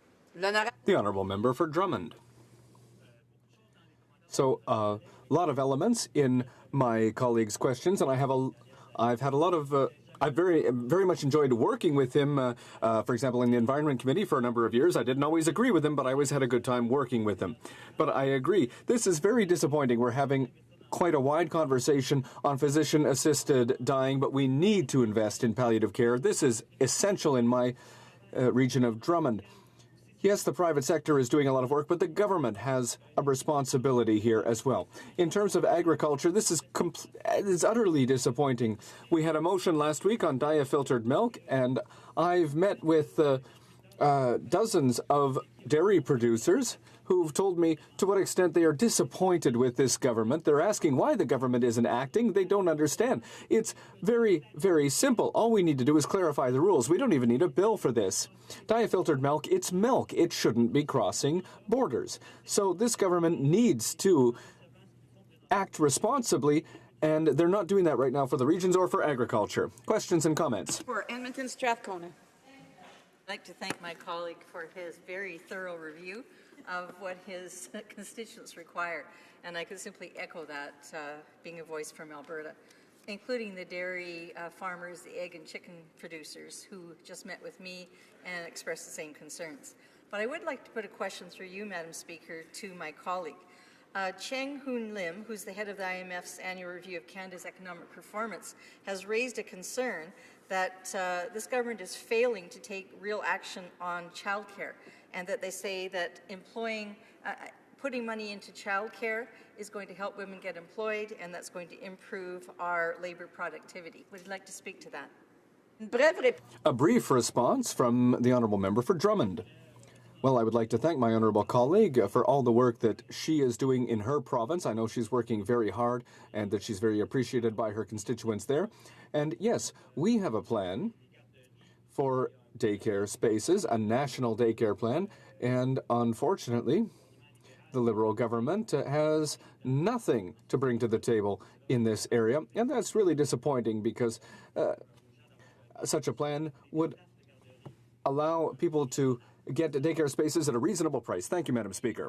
Debate, reprise de débat. The honourable member for Selkirk, Interlake, Eastman. Well, thank you, Madam Speaker, and it's indeed a pleasure to be able to rise today to speak on the Budget Implementation Act and talk about the end of fiscal prudence in Canada as we know it. We're looking at a budget this time around that is talking about big deficits. A deficit this time of over $30 billion is what they have suggested. And this is in light of the fact that our government, during one of the worst economic recessions in history, were able to go from being in deficit to back to surplus positions, not one year, but 2 years, and ahead of schedule than what was previously planned. As we know, the Department of Finance is reporting that until the end of February of this year, there is a $7.5 billion surplus on the books of the Government of Canada. And yet, the Liberal government is projecting that we're going to have a deficit here of over $5 billion by the end of March. So the question is, March Madness, what are they spending the money on? We're talking about rolling dollars out the door faster than you can throw, spaghetti at the wall. Like, these guys are really moving pretty damn fast to get money spent, Madam Speaker. And we've got to look at this in context. This is the biggest budget in Canadian history at $311 billion. It is by far the most spending that we've ever seen. So we got a big spending government on things that aren't necessarily important to Canadians. And it's also the most revenue that the government has ever taken in at over $282 billion. You know, if you compare that to the time that we were government as the Conservative Party, you know, we were seeing revenues and expenditures somewhere around $250 billion. So we're talking about huge increases in revenues and even faster growth in spending by this Liberal government. And that's going to result in more taxation. We've already seen that through this budget that taxes will, over the next 5 years, from personal income tax, corporate income tax, that's already going to generate another $5 billion. So that's more money coming out of the hands of taxpayers. And we know that every time you increase taxes, you stymie growth. Now, I know in my riding, the Selkirk Interlake Eastman, Madam Speaker, that they are extremely disappointed with this budget. Small business operators, the ma and pa stores up and down the main streets of over the 70 communities in my riding are the ones that are paying the price. First of all, the guarantee that they had from the previous government of seeing small business tax rates move down to 9% have now been frozen at 10.5%. So that's money that they were counting on to grow their business, to hire more people. And the small business hiring tax credit is gone. The Liberals took it away. So the ability to go out there and employ people in our rural communities has dissipated because of the callous move by the Liberal government on how they're treating our small business operators. We need to remember that over 90% of businesses in Canada are small business operators, and they employ 2/3 of all Canadians. And if we don't support them, we will not get the opportunity, Madam Speaker, to have a prosperous economy. I want to talk about agriculture, but unfortunately, there was absolutely nothing in the budget for agriculture. We didn't see any move forward in trying to improve research opportunities, a commitment to conclude the trade agreements that our government started in Europe and the States. But I know that our farmers also are small business operators. A lot of them have incorporated to take advantage of these small business tax rates. And according to the Liberals, they will not get to benefit from it the way that they would have if it had been a Conservative government. And families, Madam Speaker, in my riding, are extremely disappointed. These are the people that really did rely on things like the family income splitting. They loved having the educational tax credits. They loved having the family tax credits for sports, for arts. So those families that have their kids enrolled in hockey, in soccer, in music, in dance, no longer are going to have those generous tax credits that they enjoyed under the Conservative government. All those washed away, and the net take-home that they're going to have has been diminished. And in the Budget Implementation Act, Madam Speaker, I'd say people in my riding are very disappointed that the Liberals are moving to remove the balanced budget legislation. This is something that is necessary to compel the government to try to balance the books, to make sure that they're looking out for not just their own interests, but the interests of future generations who are going to have to pay off this national debt that they continue to accumulate. And we know that we have to do the right things to encourage growth, and that means that we have to have balanced books in this country. If we're going to have preferential tax rates, if we're going to have preferential exchange rates, if we're going to have preferential lending rates, you have to have a solid financial picture coming from the federal government. I remember when we had the first Prime Minister who went by the name of Pierre Elliott Trudeau, and we saw interest rates in this country skyrocket. And I know this for a fact because I bought my first section of farmland back in 1984, and my interest rates were 21.5%. 21.5% because of the incredible high debt load that the government of the day had undertaken and the lack of confidence that the financial institutions and the world economy had in Canada. And so we had high tax rates, terrible exchange rates, and I fear that with the current Liberal government that we may go down that path again, which really doesn't help us stimulate our economy, create jobs, and have economic prosperity. Now, in my role, Madam Speaker, as the official opposition critic for defence, I do want to touch on the cuts that have been made to national defence in this budget, $3.7 billion. You know, this was the only department that never saw any increase in this budget.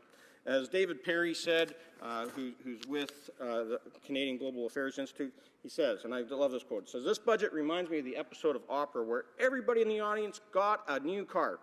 Well, everyone got a car here except the Department of Defense." So, you know, here it is that everybody seems to have won in net increased spending across the board except defense, where we saw a cut. And again, this is why we can't have, you know, budgets that aren't balanced, because ultimately people love to cut national defense projects. And the Parliamentary Secretary for National Defense wants to chirp at me here, and I can tell you that he was sitting in the government's seat back during the decade of darkness under the Liberals. And so he knows how, very effectively, how to cut defense spending. And unfortunately, he's in a position now to be advising the minister and the government on how to cut defense spending again. So we are seeing that these cuts have been made, $3.7 billion, and we know that the Canadian Armed Forces need equipment to do the jobs that we task them with. So if you look at some of the details, they've cut spending on the Arctic offshore patrol ships by $173 million. Investments in the future fighter aircraft that we need, and the next to replace the CF-18s, $109 million has been withheld. We are just finally getting to a place where we can retire the Sea King helicopters with the Cyclone maritime helicopters that our government, the Conservative government, had brought into Canada. Well, they've gone, and the Liberals have gone, and reduced $90 million to go into the operational requirements of the Cyclones, which are now being delivered. And they've taken the Halifax class modernization and the frigate life extension, and they've cut $71 million from there. And we've already heard in this House how they cut $39 million from the Integrated Soldier Protection System, and that is a communications and personnel protection unit that is so critical to our soldiers who are going on into harm's way, those that are right now serving in Iraq. So, Madam Speaker, we are sitting, unfortunately, with a situation where our national defense budget was cut.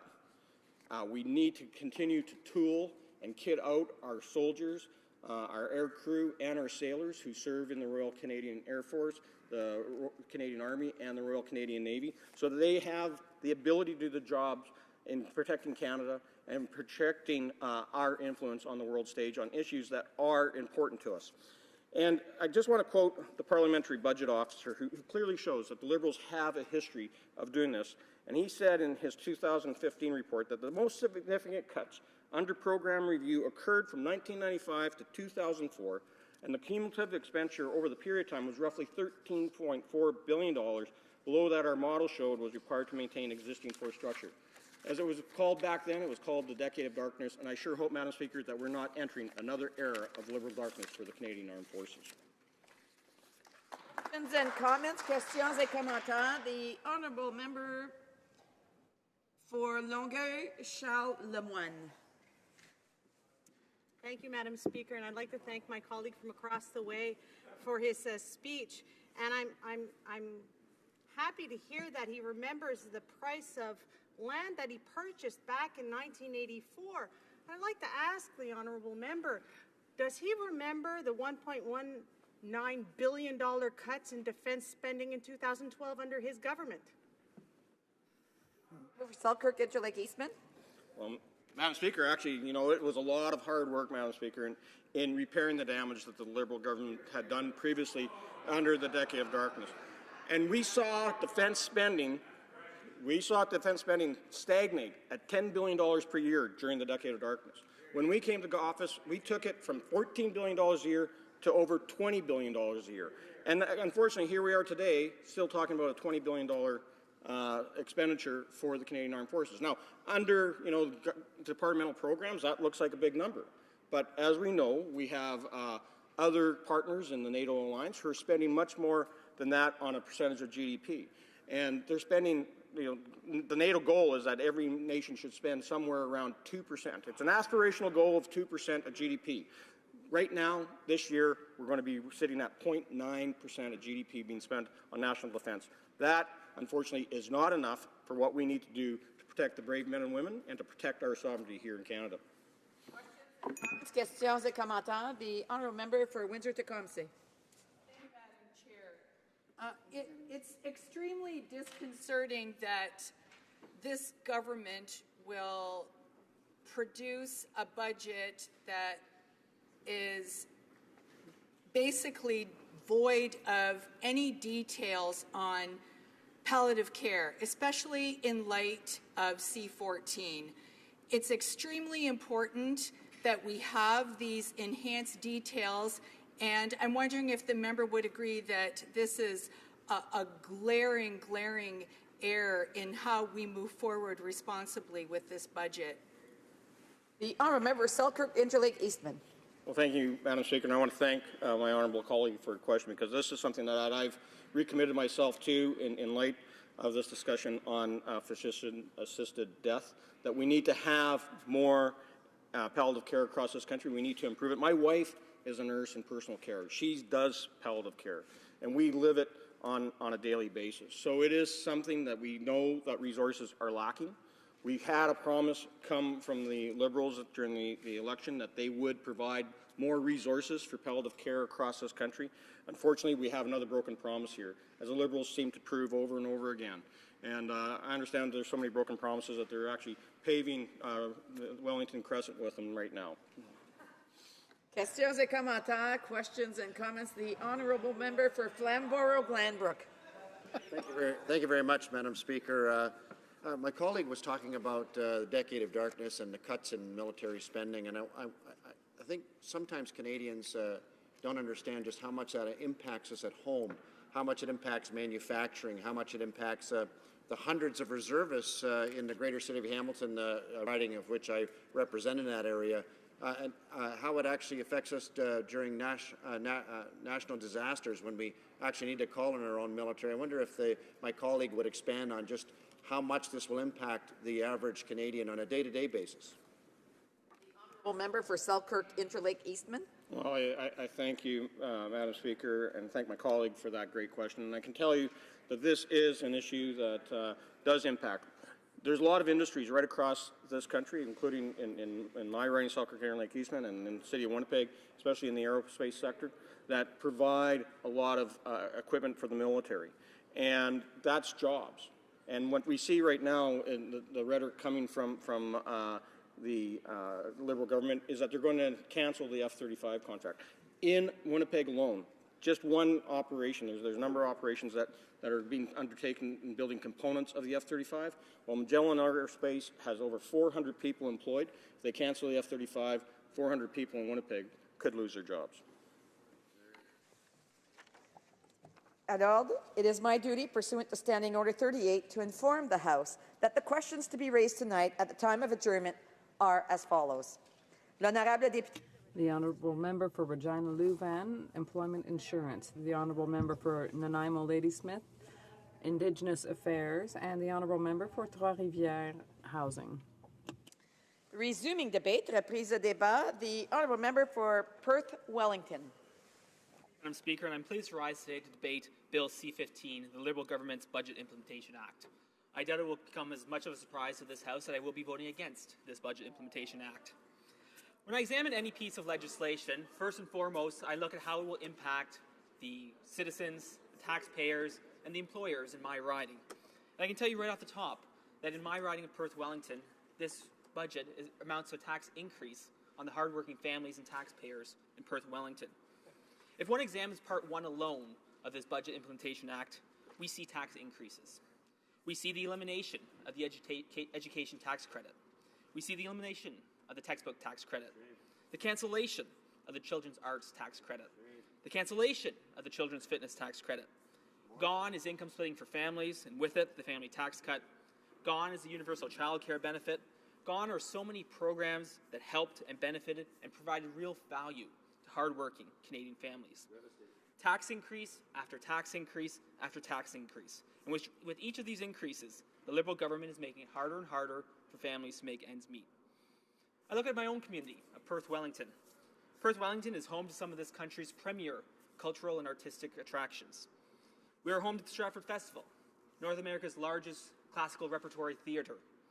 We have Drayton Entertainment, which has 7 venues across the region, providing excellent entertainment options.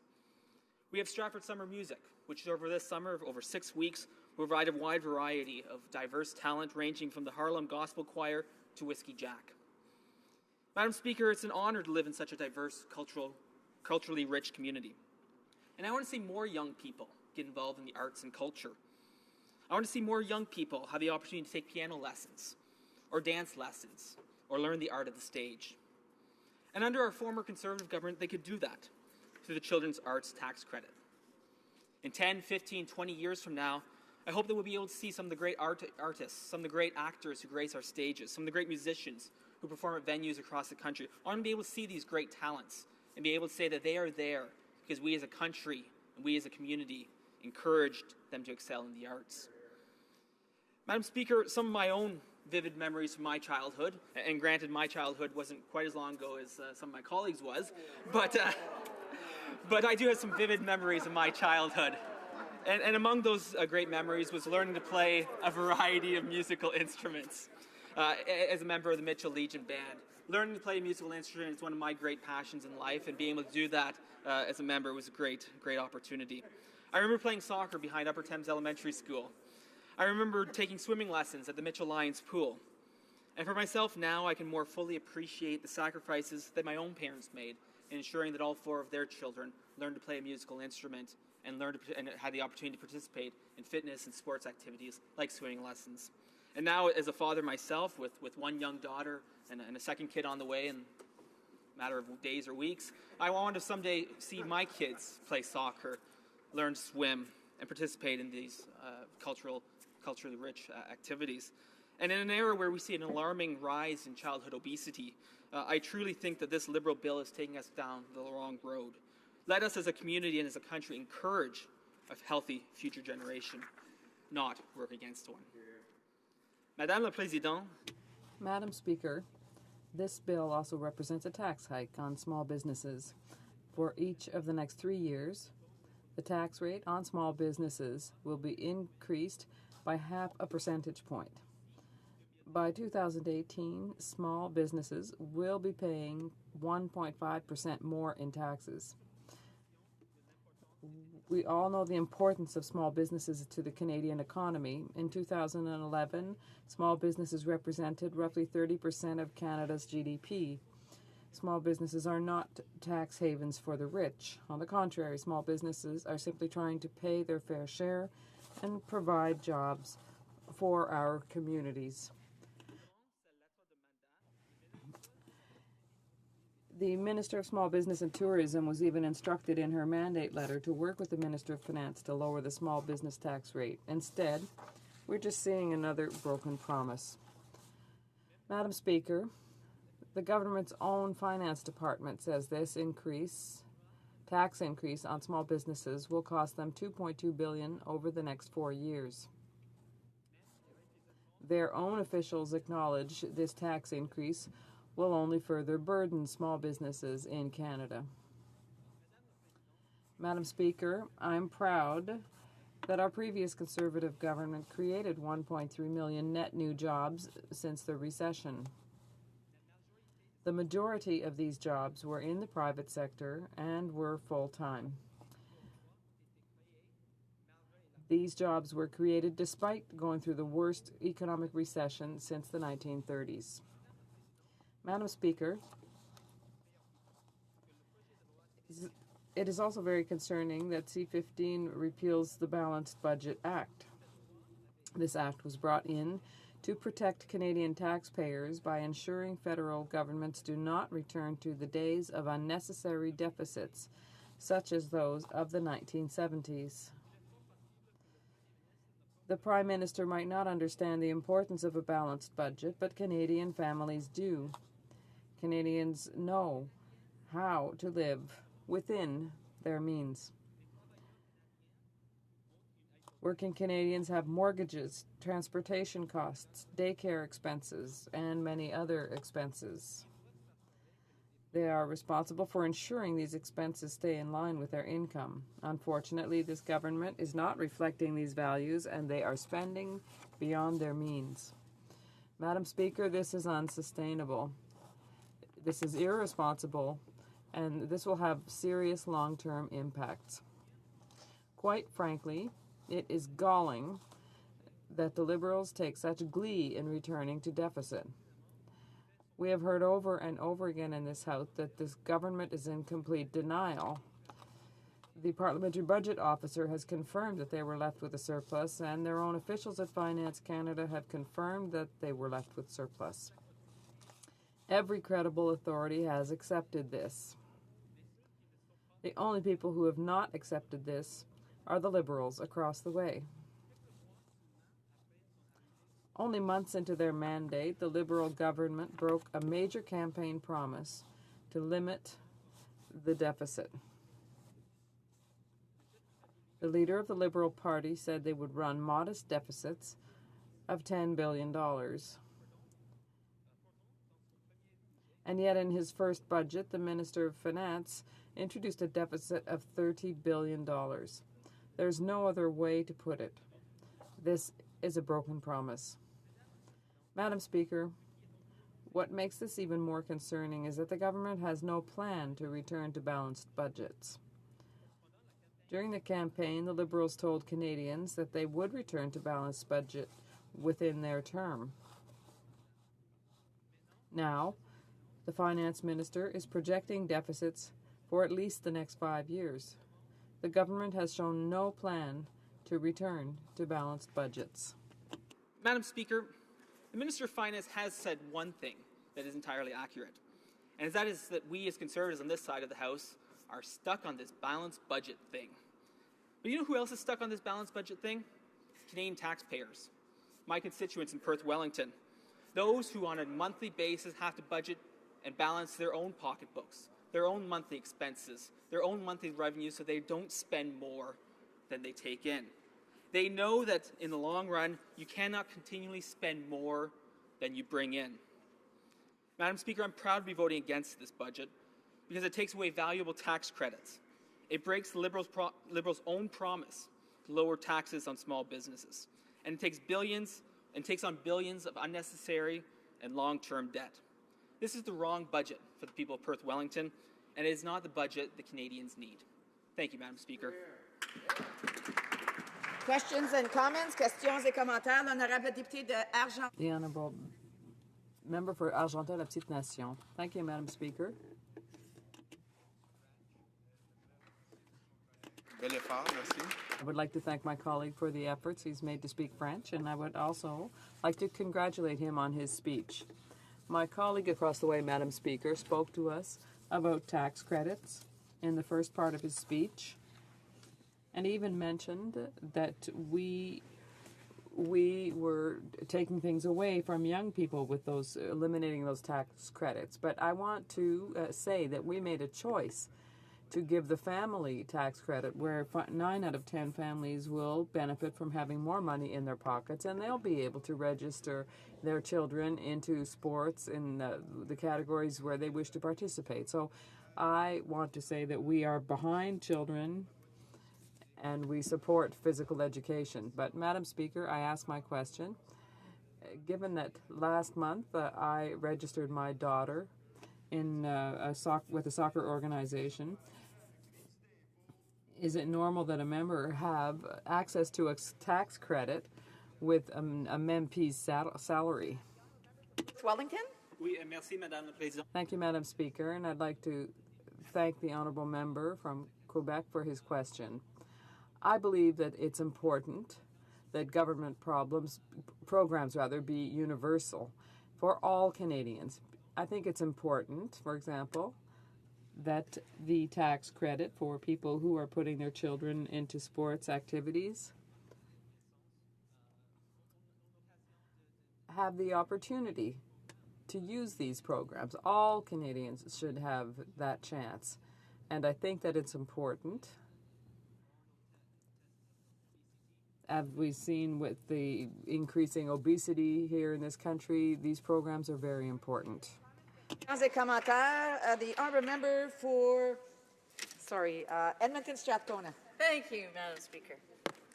Madam Speaker, I'd like to, through you, put a question to this member that I put previously to one of the Liberal members. And that is related to the IMF report review on Canada that has just occurred. And they've raised a number of concerns, including record high household debt and high housing prices. But they indicate a particular concern on an area that the member's party, when in government, also did not take action on, and that is in greater federal support to childcare. And the IMF have said that in Canada and elsewhere, it's been statistically significant positive effect on labor productivity when women enter the workforce, and what they need is access to affordable childcare. Would he agree with that?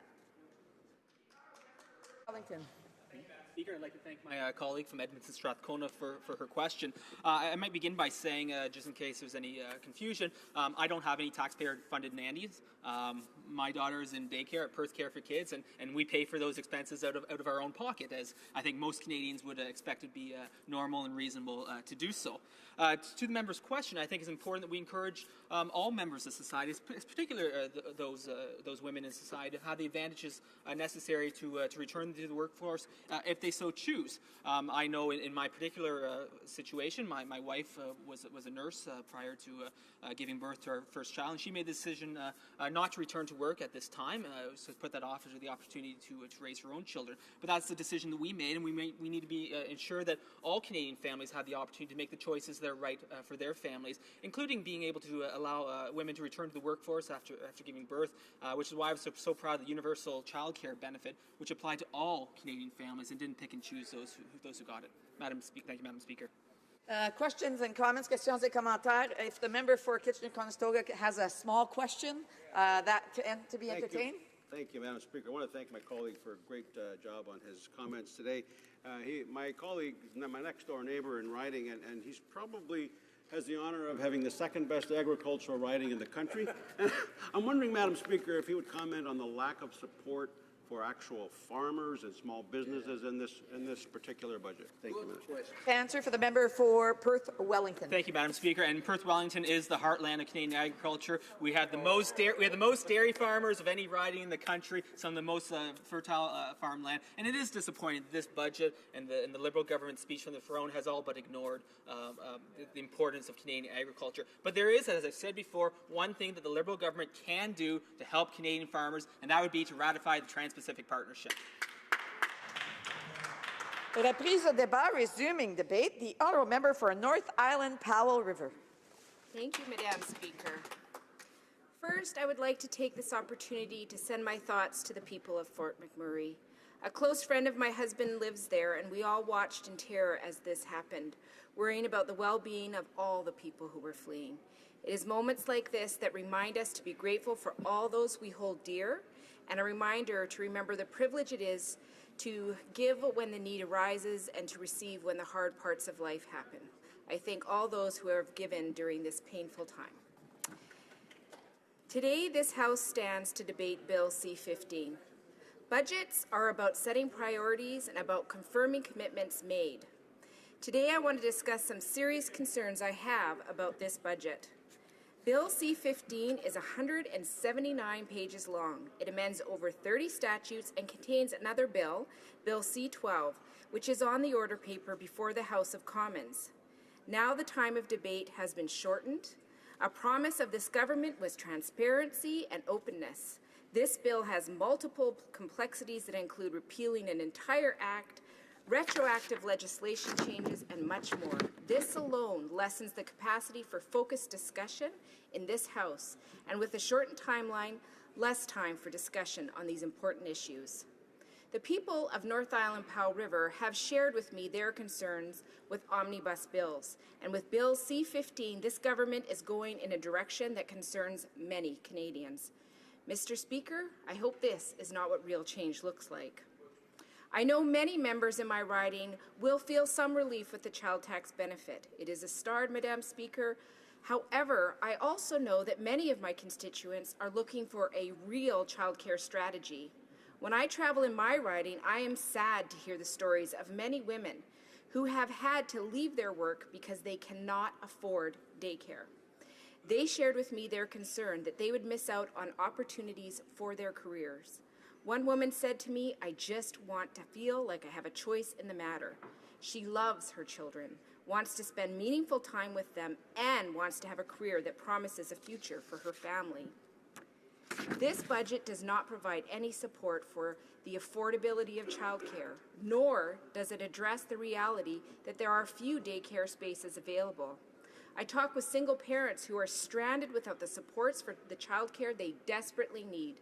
More money in their pocket will provide some support, but if there are no childcare spaces available, that is not a solution. Canadians are looking for a comprehensive strategy around childcare, Madam Speaker, and this budget does not give it to them. Veterans are also being shortchanged by the lack of mental health support, and there's nothing for suicide prevention. Veterans Affairs has been badly mishandled by the past Conservative and Liberal governments. Pensions have been clawed back, frontline service cuts have increased wait times for help and access to quality home care, while long-term care is shrinking. Soldiers with PTSD face months of delays before even getting referred for help, and even then, that help is hard to get. A member from my riding, Dan Thomas, came to see me several weeks ago.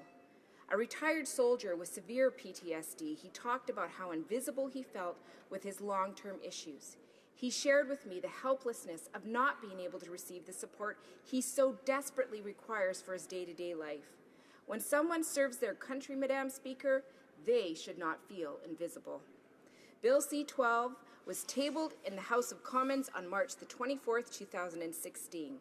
The way veterans were treated by the previous government was indeed shameful. They deserve to have this legislation that will affect them discussed in this House, Madam Speaker, not a unilateral decision by this government. By killing Bill C-12 and incorporating it in this omnibus bill, the Liberals have chosen not to make space to listen to veterans' grievances and are playing politics. Opening the service centers is one step, but it is not the only step required. What concerns me, Madam Speaker, is that C-12 largely fails to provide much-needed supports for mental health and to increase support for spouses or caregivers of injured veterans. Madam Speaker, we owe it to the men and women who have served our country courageously and honorably to ensure proper study of these benefit changes, to make sure they will address the needs of our veterans. We don't want to see veterans continue to be forced to prove that the leg they lost hasn't grown back. This omnibus bill should be split up so that the changes to veterans' benefits receive proper study by Parliament. It is important that we serve those people that have served us so well. After nearly a decade of Conservative economic mismanagement, middle-class families are working harder than ever, yet falling further and further behind. At a time when Canada needs a government that will combat rising inequality, the Liberals' first budget, I'm afraid, is inadequate. The Liberals are breaking their promise to reduce the tax rate for small and medium enterprises, the biggest job creators in Canada, and are cancelling the legislation that allowed for any subsequent reductions provided in the bill. Yet they made a commitment to lower the rate to 9% by 2019. New Democrats have been fighting for a long time for tax cuts for small businesses, which are the real job creators in Canada. The Liberals have rejected our proposals to cap transaction fees for credit cards and are doing nothing to facilitate the transfer of family businesses between generations. This is a direct betrayal of small business owners and will significantly reduce job creation in Canada. The Parliamentary Budget Officer estimates this cancellation will cost SMEs more than $2.1 billion over the next 4 years. Meanwhile, consecutive Liberal and Conservative governments have given massive tax giveaways to Canada's most profitable corporations. The Liberals should keep their promise to small businesses by withdrawing the proposal to cancel legislative reductions in the small business tax rate.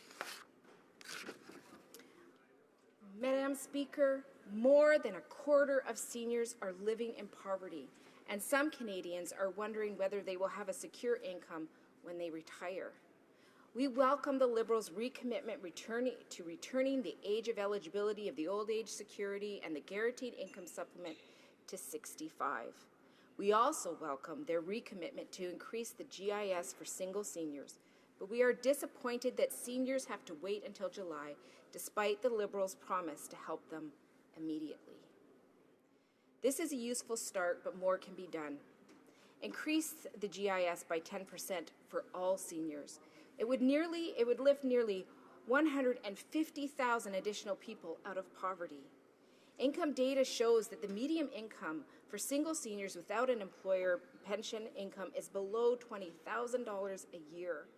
With the low income measure for a single senior at $22,000 per year, this is simply unacceptable. And I can tell you, Madam Speaker, in my riding, there are many seniors that are living well below $20,000 a year. I have seniors in my riding that debate medication in January or keeping their heat on. That is not a good debate for seniors who have worked so hard to create this beautiful country to have. These changes should be closely studied to see how we can improve them to help even more seniors, not pushed through in this omnibus bill. The government needs to keep its promise to immediately enhance the CPP. Last week, I spoke on Bill C-14, Medical Assistance in Dying in this House. The bill refers to palliative care in its preamble, yet while introducing this bill, the government made no new commitments to palliative care. Madam Speaker, we have a critically important opportunity to enhance services across this country, yet the government was missing in action on this budget in terms of palliative care. Even after promising $3 billion for home care during the campaign, holding the government to account on this promise of that motion remains one of our top priorities as we assist in the legislative response to the Carter decision. In my riding, there are many seniors. Home care and palliative care are a huge concern. Seniors living in remote communities want to hear from this government that they matter, that staying in their homes is a priority. Many constituents have shared stories of feeling pushed to leave not only their home, but their community for health concerns. Accessible services in my remote communities are important, Madam Speaker. Madam Speaker, I cannot support this budget. It does not fulfill the promises made to Canadians. It has some positive steps, but leaves out too many key concerns that would make the lives of my constituents better. Whether it be actual dollars or respecting the process, this budget fails to follow through. Thank you. Questions and comments, questions et commentaires. The Honourable Parliamentary Secretary to the Leader in the House of Commons. Thank you, Madam Speaker. I do find it's unfortunate. The member concluded her remarks by saying that she's not going to be supporting the budget implementation bill. She should be very much aware that this is a progressive budget that's really going to have a profound positive impact on Canadians from every region of the country. Madam Speaker, we can talk about the Canada Child Benefit Program, which is going to literally lift hundreds of thousands of children out of poverty. We can talk about the middle class tax break, which is going to save hundreds of millions of dollars, or put that hundreds of millions of dollars into the pockets of Canadians. And by doing that, Mr. Speaker, by those two initiatives alone, what we're doing is we're going to be increasing disposable income. In other words, providing customers for small businesses in every region of this country. We're investing in infrastructure. We're investing in our seniors through the Guaranteed Income Supplement. My question to the member, would she not recognize that this is, in fact, one of the most progressive pieces of legislation that's going to enable our middle class than we've seen in the last decade? The Honourable Member for North Island, Powell River. I thank the Honourable Member for his question. But just saying something progressive is progressive doesn't make it so. The reality is we are the progressive opposition, and we're here to remind this government that middle-class people don't start at $45,000 a year. There are people in my riding that are surviving every single day on less than $20,000. They are fighting every single day to survive, and it's very disrespectful to not look at their needs and make sure that we're there for them when they need us. Do better. Questions and comments? Questions et commentaires. The honourable member for Kitchener-Conestoga. Thank you, Madam Speaker. I just want to reference just for a minute the member from Winnipeg and his comments earlier today when he said this budget is largely a fulfillment of the Liberal platform. It was funny enough to listen to him, but Madam Speaker, what was really sad was to see that he actually kept a straight face while he was saying that. Because we know, Madam Speaker, the small deficit that they promised of $10 billion, the small business tax reduction, the promise of palliative care, none of these are in the budget. But I want to ask my colleague, and I thank her for highlighting the need for improved palliative care, especially in light of the current conversation around physician-assisted suicide. I would like to ask her how her constituents are responding to her in terms of the lack of palliative care when at the same time we're talking about actually offering to patients who are requesting it physician-assisted dying, no palliative care available. Where's the choice, Madam? The honourable member for North Island Powell River. I thank the honourable member for his question and share the concern that there's not adequate palliative care. We know that we have an aging population. We know that we need to plan for a future where people are going to be facing multiple challenges.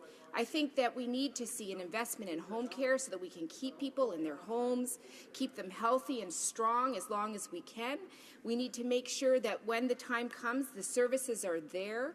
And when the time comes that anybody has to make a decision for themselves, I just hope that we have the services that are adequate to do it in a respectful way. Questions and comments? Questions et commentaires. The honourable member for Edmonton Strathcona. And I'd like to thank my colleague for her very thoughtful speech. And I could certainly echo for my riding. They have the same concerns with this budget.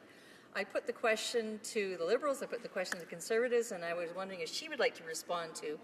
Even the IMF thinks that the progressive thing to do is to invest greater in childcare so that women can enter the workforce and increase productivity. Would she like to speak to what the IMF are calling on this government to do? The honourable member for North Island Powell River. Well, I thank the honourable member for that very important question. Absolutely, I feel that we need to have a strategy around childcare across this country. I believe the federal government should be taking leadership and working with their counterparts in the provinces and the territories to make a strategy that makes sense. The reality is that affordable childcare makes a difference. It means that women can afford to go back to work, to have the opportunity to grow their own business. And I know for the women in my riding, it would mean a real opportunity. I also think it's important to remember that it is often women that make this sacrifice. And I think it's a wonderful thing. I myself stayed home with my children for the first 7 years. It was a huge gift to me and my family, and we struggled for it, but it was something that I really felt was important. But this is the point, as the member said in my riding, they need to feel that they have a choice. Affordable childcare gives families a choice. Resuming debate, reprise de débat. The honourable member for Souris Moose Mountain. Thank you, Madam Speaker. I rise today to speak to the budget implementation and this government's objective to diminish private economic activity through the reckless spending of public money. Before I get there, permit me to provide a bit of information on the province I call home, as it seems both from this budget that both the Minister of Employment and the Minister of Finance appear to be unfamiliar with where and what Saskatchewan is. Saskatchewan is a landlocked province, represents 7% of the landmass of Canada, and has 10% of its fresh water. Saskatchewan is a cartographer's delight, as its borders are all parallels and meridians. There are two major natural regions, the Canadian Shield in the north and the Interior Plains in the south. We have over 11% of the rail network and the largest network of secondary roads in Canada. In Saskatchewan, we are mighty familiar with sunny ways, and as we receive more hours of sunshine per year than any other province. We also understand the deception that sunny ways doesn't necessarily mean warmth, as some people think our winters can be bitterly cold. With 3% of Canada's population, Saskatchewan contributes 4.5% to the GDP. Our GDP per capita contribution is $28,000 more than Quebec, which is 7 times our population. Since 2007, we have also become a net contributor to the equalization scheme. Despite the provincial economy that is experiencing challenges due to the decreases in world oil prices, we are forecast to contribute a further $1.7 billion, or 10% of equalization transfers to our fellow Canadians to the east. Madam Speaker, in Saskatchewan, we have a very diversified economy, much of which was not recognized in the borrow and spend budget. Saskatchewan is often referred to as the breadbasket of Canada, due to its producing 47% of the wheat grown in Canada. Along with peas, soybeans, lentils, flax, barley, and canola, Saskatchewan is able to contribute to feeding both Canadians and the world through exporting these crops. These farms are small businesses that this budget betrays by not reducing the small business tax as promised by the Liberals during the election. Beyond its size, the agriculture industry in Saskatchewan has actively participated in modern agriculture techniques that are highly technologically advanced, help produce larger, more nutrient-rich crops, help maintain soil conditions, and help sequester greenhouse gas emissions of CO2, methane, and nitrous oxide. Modern farming techniques contribute to a dichotomy between the ability to feed vast numbers of people, thereby reducing starvation, and the role of food production as carbon sinks in climate mitigation. Agriculture producers in Saskatchewan are very cognizant of the negatives of natural and man-made CO2 and continue to work diligently to adopt zero-tillage, organic farming practices, and the development of crops that require less water to grow. In place of flying in jets to hobnob with environmentalists from around the world and promising to reduce emissions by government fiat, Saskatchewan's agriculture producers are taking a proactive role in reducing emissions through their actions. Madam Speaker, in Saskatchewan, we work hard to both provide economic activity and to ensure that we are stewards of the land and its resources. In my riding of Souris Moose Mountain, we have over 300 years of proven coal reserves. We use this coal to generate electricity, which meets 50% of Saskatchewan's electricity requirements. While this government wants to shut down the coal industry because it's dirty and pollutes the environment, in Saskatchewan, we came up with a less radical plan. Rather than shutting down the coal plants and losing millions of dollars of economic activity and throwing thousands of people out of work, we instead invested $1.4 billion in an innovative carbon capture project, to which the previous Conservative government contributed $250 million. The carbon capture project cleans the CO2 particulates produced from using coal for electrical power. While this continued use of fossil fuels is an anathema to environmentalists, the project at Boundary Dam is designed to remove the equivalent pollution emitted by 250,000 automobiles per year. In fact, in the month of March 2016, over 83,000 tons of CO2 were captured, the equivalent of 700 cars per day off the road. Madam Speaker, the CO2 is sold to an oil company who use it to stimulate oil and gas wells to improve their productivity while reducing the use of chemicals and water, which are also used to stimulate oil production. It is also sequestered miles underground. This is technology that can be used around the world where coal generation plants continue to meet the needs of electricity requirements of more than 50% of the world's population.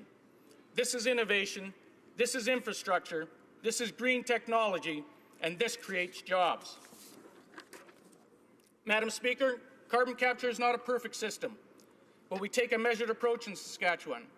This is proving to be a less disruptive solution to reducing CO2 emissions than simply shutting coal-powered generation facilities with nothing to replace that source of electricity. I'm sure those who believe The Flintstones is a documentary and who continue to burn fossil fuels to attend conferences around the world to discuss how to shut down the fossil fuel industry are appalled by this approach. However, it sure beats their alternative of economic disruption, massive unemployment, and has been experienced in Ontario, huge increases in electricity costs, which harm businesses and individuals by increasing their energy costs by over 70% in the next 10 years. Madam Speaker, the Liberals talk a good game about growing the economy and environmental protection. In my riding, we also produce lots of oil. Moosomin, Saskatchewan is the proposed jump-off point for the Energy East pipeline proposal to transport oil produced in Saskatchewan, North Dakota, and Alberta across Canada to refineries and ports in the Atlantic provinces. This would remove millions of barrels of oil being transported by rail across country and through communities. The government response to this huge influx of private capital into infrastructure has been to dither and delay. The government provided nothing in the budget for a proposal from a resident of mine in my riding and was supported by Premier Wall to engage out-of-work oil workers in oil site reclamation projects. Instead, the Prime Minister came to Saskatchewan and told us that we should be happy that the downturn in the energy prices has not hit us as harder. I'm not sure how to explain that to an oilfield service company that has had to lay off 22 of 26 employees. There are no job-creating strategies within this budget. Madam Speaker, while an American oil company proceeds to build a 50,000-barrel-a-day refinery in North Dakota, a few miles south of my riding, we study and delay the impact of $15 billion of private money to expand a transportation system for Canadian-produced oil. I'm not sure why Sunny Ways should make us glad that our biggest competitor in the oil industry in North America generates employment and economic activity while we equivocate and utter meaningless bromides. Madam Speaker, over the past 40 years, a fairly consistent cycle of activity has been followed in the oil fields in southeast Saskatchewan. Oil workers stop work for 2 to 3 months in the spring while the land thaws. Some of these workers take up part-time work in the agriculture sector during seeding, or they apply for employment insurance while they wait for the work in the oil industry to resume. With the changes in the oil industry and the lack of encouragement for that industry by this government, instead of applying for employment insurance, these oil field workers are simply giving up. Again, I'm not sure why we should be glad in Saskatchewan that the government has no idea where the oil field is and refuses to extend by a few weeks the access to employment insurance in the oil fields of southeast Saskatchewan. Madam Speaker, Saskatchewan is a province very dependent upon the export of products and services. The TPP agreement, entered into with 12 other Pacific countries, provides an opportunity for ranchers, architects, manufacturers, food producers, education and health workers, and all the other sectors of Saskatchewan's diverse economy to have access to wider markets. Removing tariffs on cattle, canola, honey, and other agricultural products, and allowing for the unimpeded movement of professionals is nothing but great for the Saskatchewan economy. The positive impact of this agreement was ignored by this budget, and the government seems to be sending signals that they are unsure if they want to participate with countries representing 40% of the world. Madam Speaker, in conclusion, Saskatchewan is an important contributor to the well-being of the Canadian economy. We have a way of life that allows individuals and communities to grow, to contribute to the image of Canadians all around the world as fair-minded, honest, and law-abiding people. The indifference of the Prime Minister to the challenges those employed in the fossil fuel industry, the uncertainty of this government's actions with respect to privately funded national infrastructure programs, and the lack of commitment in supporting the free trade agreements is causing concern among the many industries and communities in Saskatchewan, who are being left with the impression that the federal government is more intent on attacking the way of life we have developed than in providing support, leadership, and a commitment to improving the function and the future of our community. Thank you, Madam Speaker.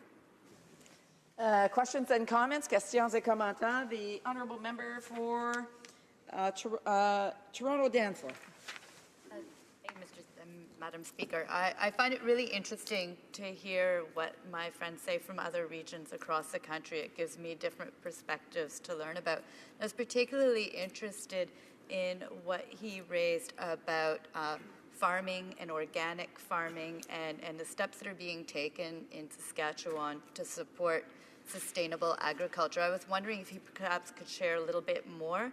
He kind of glanced over it, but I would love to hear his thoughts and about how making investments in green technologies and in science to try and support having sustainable agriculture may assist people in Saskatchewan. The honourable member for Souris Moose Mountain. Thank you, Madam Speaker, and I thank the member for her question. As I've mentioned, Saskatchewan, my backbone in my riding is the agriculture industry, and it sustains and keeps things surviving. And right now we are hurting in our province because of the oil industry and the downturn of it. But our agriculture industry has advanced in learning agriculture practices of sustained reducing tillage, of moving crops around so that we can continue to put nitrogens, et cetera, back into the earth, of using products that are using less water to sustain the industry. And what these farmers need is they need to have a market to move that, because where I am in an industry or in a part of the world where we have to export everything. And for so long in Saskatchewan, in my riding, we've been exporting our people. We have exports of agriculture, canola, oil, potash, all those things we need to be able to export and to move, whether it's by road or by rail, because we're not flying it out of there. So yes, as the agriculture industry produces greater and greater crops, they need a market to move it to. Questions and comments, questions et commentaires. The honourable member for Windsor-Tecumseh.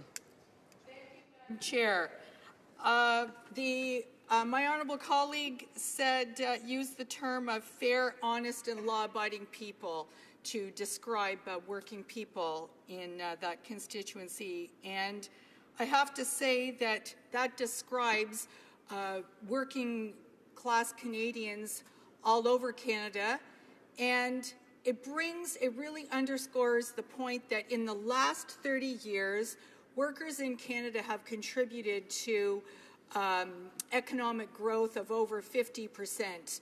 And now we're seeing that these are the people that are struggling. We have higher debt loads per household. We have people who have retirement insecurity. We have people who are retiring with no dignity.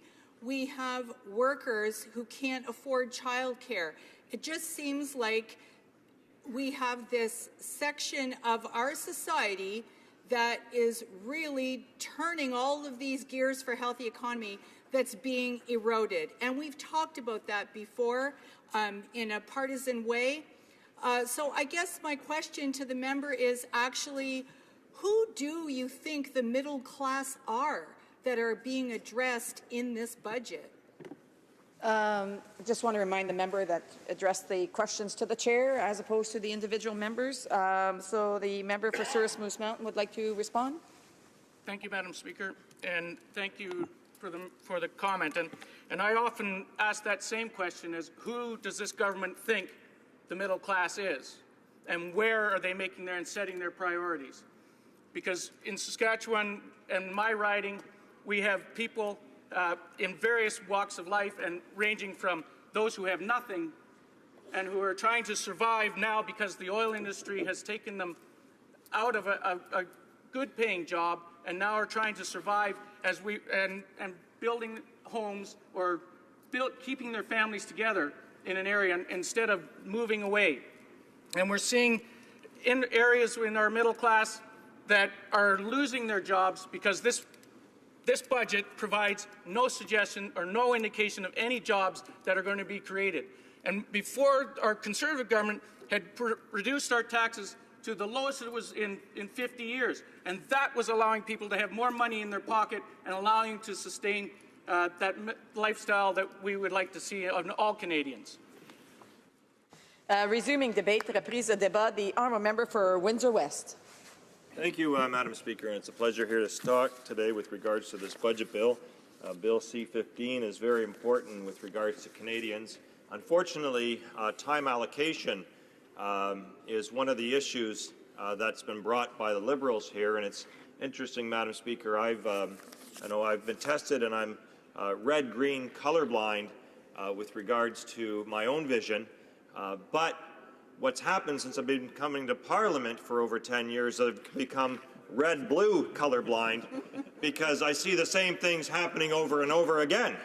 And it's unfortunate for someone like me to try to make sense of all this because, and my honourable member is heckling again as usual, but that's okay. I know that you don't like to hear any criticism or complaint despite sunny ways and despite the ability to actually have a moment in this House, and that's fine. I'll give them that. But the reality is here is that we don't have the opportunity of every member to participate because of this closure debate, which we had inane attacks by the Liberals when they were over here over and over and over about closure, over 100 times by the Conservatives.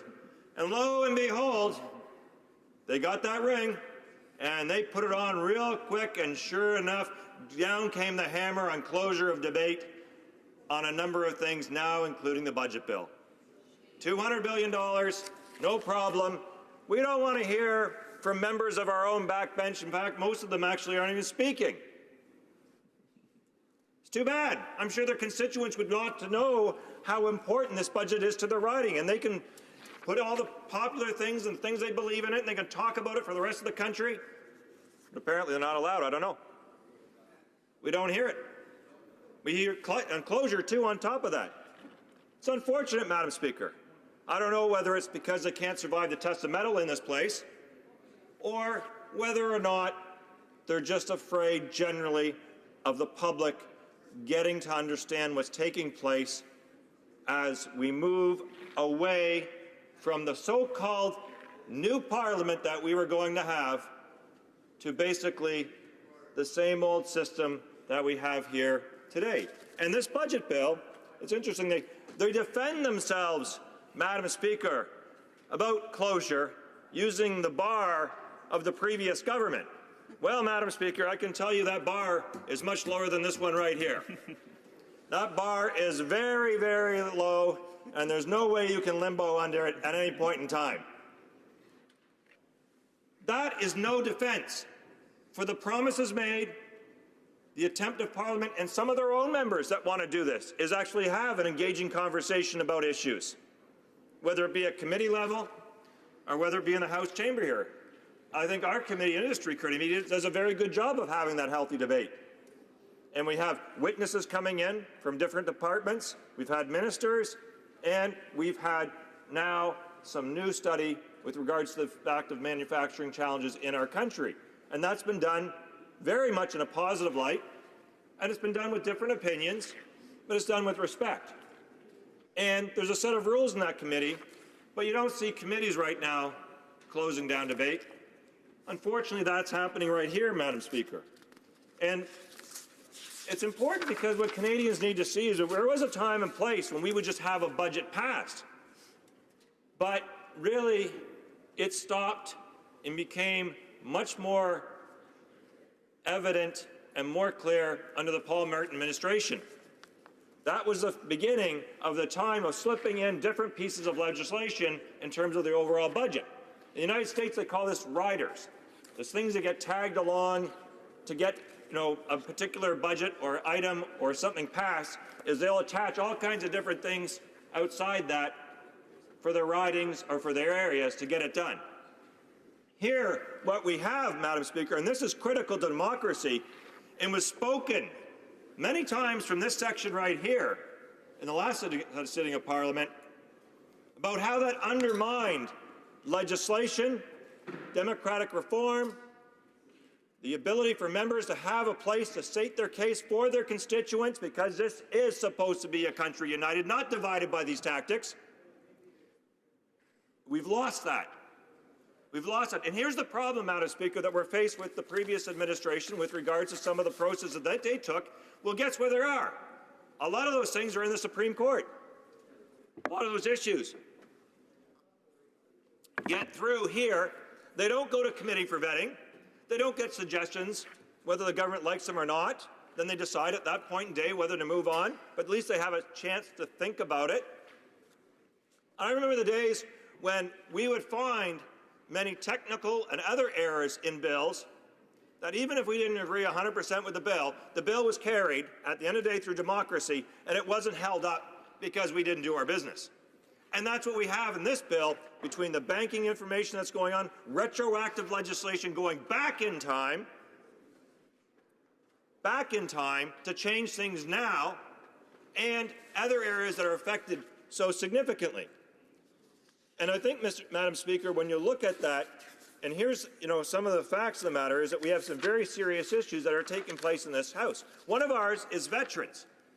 And I was particularly perturbed by the Finance Minister this morning alleging that we didn't support veterans because we didn't actually support this budget bill. And I rose in this House to challenge that assertion, because every single member, whether we like something or don't, stands for our veterans and their perspective. They fought for that, Mr. Speaker. They fought for that. People like Earl Schofield, he's passed away, one of my heroes and mentors. He was an Aboriginal senator, flew 17 missions in the turret. They called him Boot Schofield because one time when they're taking off, they hit the trees, they landed, crash landed, and he woke up, ran from the plane, and finally realized he didn't have any boots anymore. So that's what he was known as. And guess what? He believed in his democratic right, and he was at the NDP founding convention because he believed in different things. We had many of the people go from my community to Afghanistan most recently, all the way back to the War of 1812, and we have personally been touched by this ourselves. So I reject at all times the insinuation, especially from a senior Liberal cabinet minister, that we do not support our veterans, whether you're NDP, Liberal, or Conservative, just because you disagree with them on an issue. That is not going to be the case on our watch here, Mr. Speaker, and our veterans are offended when they're put in that perspective. This budget bill is going to cause a lot of significant problems. I want to touch on a couple things, Mr. Speaker, at the very end here that are dear to my local community. The first is, most importantly, from what we see, is the Gordie Howe International Bridge from taking place. They say it in the budget, it's been in previous Conservative budgets, but they are now approximately 6 months behind in their request for proposals for the consortiums that would build the bridge. Incompetence, mismanaging, all those things they're blaming, but at the same time, they are now the decision makers, and I'm really concerned with this message sent to industry and others about Canadian manufacturing, agriculture, and other types of investments that are very important with the busiest border crossing in North America. Basically, in my riding, we have 35% of daily trade with the United States every single day take place along around 2 kilometers of our borderline. And this new border facility has been very much a part and very often united in Parliament of getting done. But we have not seen advancement for the RFPs. And lastly, Mr. Speaker, we've fought a lot for innovation, especially for manufacturing and other types of works. And Auto 21 is one of those things. It's Network for Excellence, Mr. Speaker. And it is being sunsetted and not going to get the funding, despite bringing in over $1 billion of value-added revenue for innovation and financing from other institutions, and also jobs for Canadians. Basically, since 2001 to 2015, it's received funding of around $81 million, but received about $70 million in actual net benefit derivatives directly attributed to it, and plus $1 billion for the secondary work that's done. And what have they done? 2,400 student researchers are trained, 685 industry and public sector partners, 500 researchers across Canada, 200 research and technology transfer projects, 48 academic institutions involved, 6,700 publications and reports, 320 patents, licensed and commercialized agreements, and $141 million invested in auto research alone from this institution. That basically, unfortunately, Auto 21 is being run to the ground because of ideology set up by previous administration that said after 14 years, you're done. Despite all the building, you're done. And apparently I'm done too, Mr. Speaker. Thank you for your time. Questions and comments? The honourable member for Spadina, Fort York. So I think, having sat through that That's speech, something? that what the member most importantly wants beyond the auto fund, I think I'm getting close now, beyond the auto fund being reinvested in, is that he wants the RFP for the bridge to be sped up. What date would he like the RFP issued by? The honourable member for Windsor West. Thank you, Mr. Speaker. Today, because it was due 6 months ago.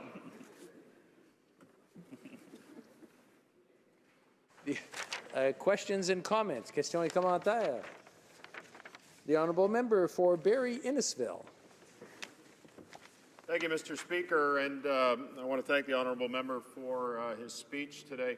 Just wondering, Mr. Speaker, one of the elements that the Liberals have purported throughout this whole budget process, in fact, since they've started, is a reduction of the middle-class tax rate. I would call it, and I think others would agree, certainly on this side of the House, that it's actually a middle tax fraud. It's actually a shell game, Mr. Speaker, and what the Liberals give, the Liberals certainly take away. And so I was wondering if the honourable member could comment on how he feels the Liberal middle tax fraud is working.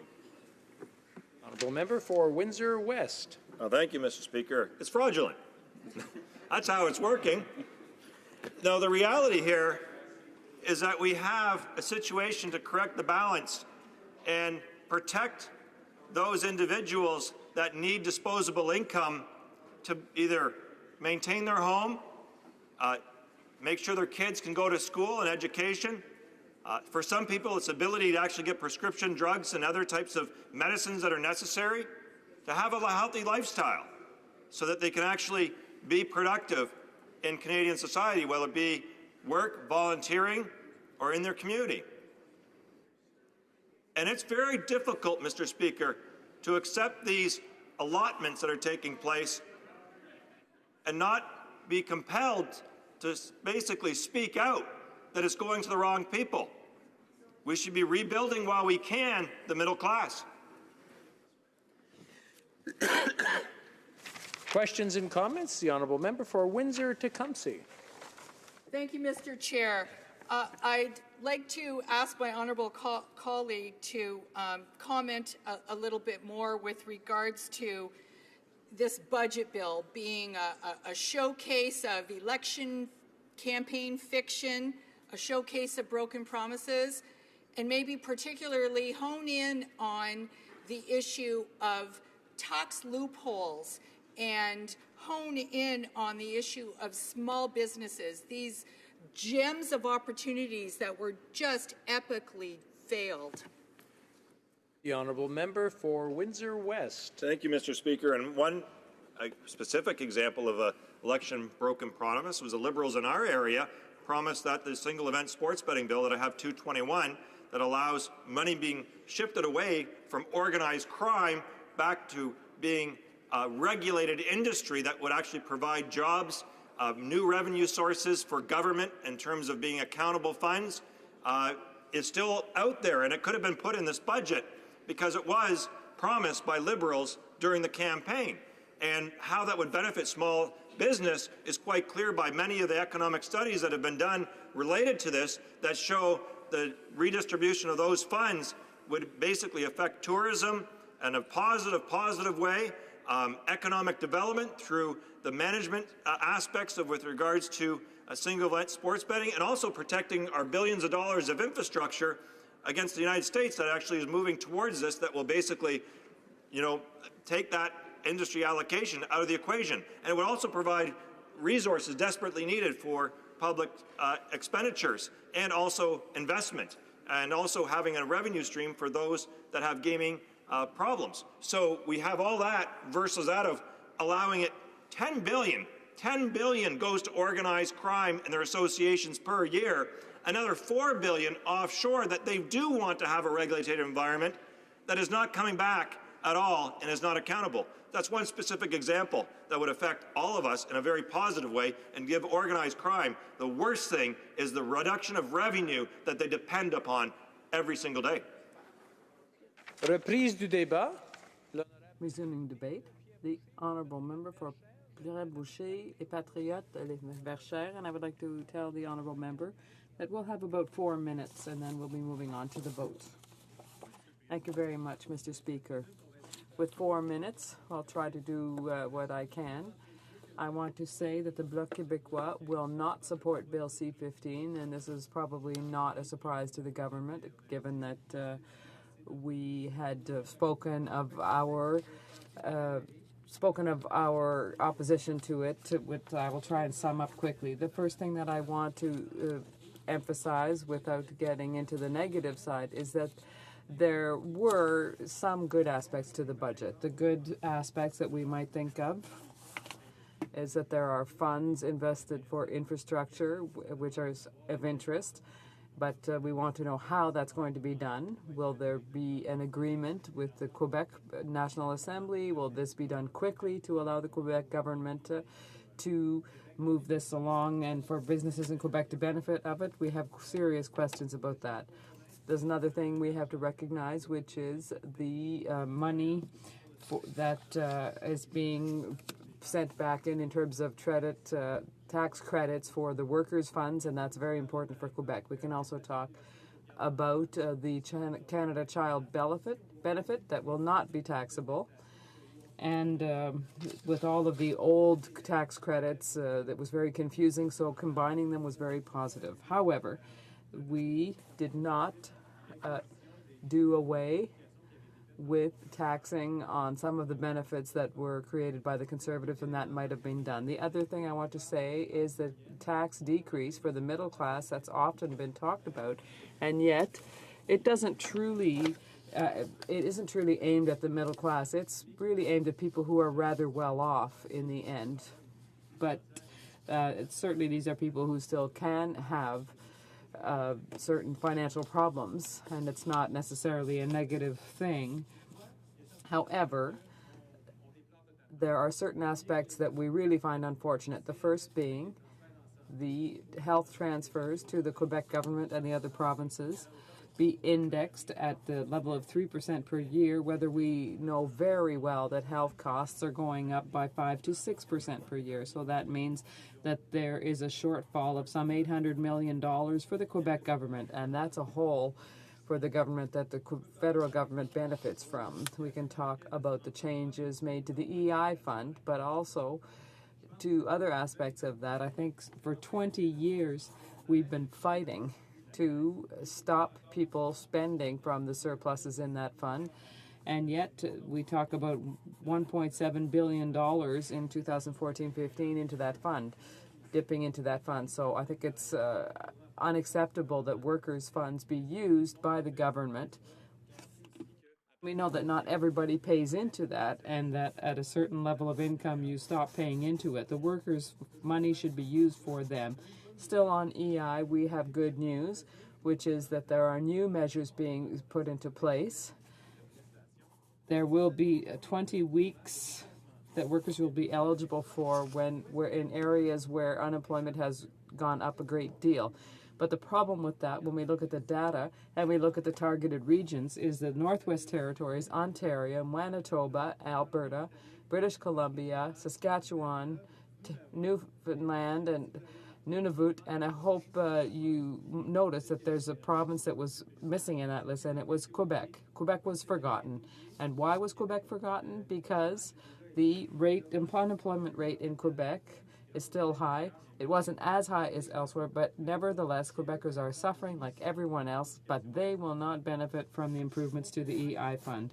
The other aspect, if I have any time, Mr. Speaker, it being 5:45, pursuant to an order adopted earlier today, it is my duty to interrupt the debate and to put the question, all questions required to deal with the bill that the House is now studying. And the question is the following. Hychuk move that Bill C-15, an act to implement certain provisions of the budget tabled in Parliament on March 22nd, 2016, and other measures, be now read a second time and referred to the Standing Committee on Finance. Madame Raitt, appuyée par Monsieur Mackenzie. Ms. Raitt, seconded by Mr. Mackenzie, moves the following amendment, that the motion be amended by deleting all the words after the word that and substituting the following. The House decline to give second reading to Bill C-15, an act to implement certain provisions of the budget tabled in Parliament on March 22, 2016, and other measures. Since the bill does not support the principles of lower taxes, balanced budgets, and job creation, exemplified by, among other things, repealing the Federal Balanced Budget Act. The question is on the amendment. Is it the pleasure of the House to adopt the amendment? All those in favour of the amendment, please say yea. Yay! All those opposed to the amendment, please say nay. Nay! In my opinion, the nays have it.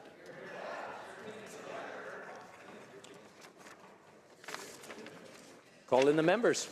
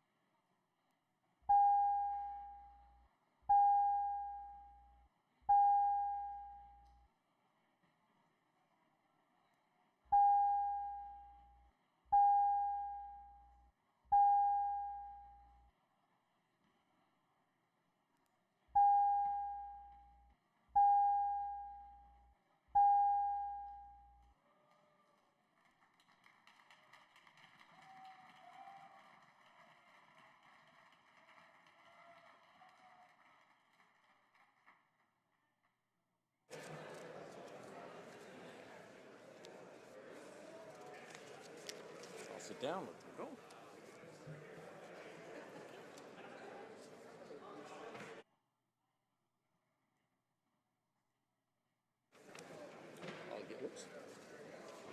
La question.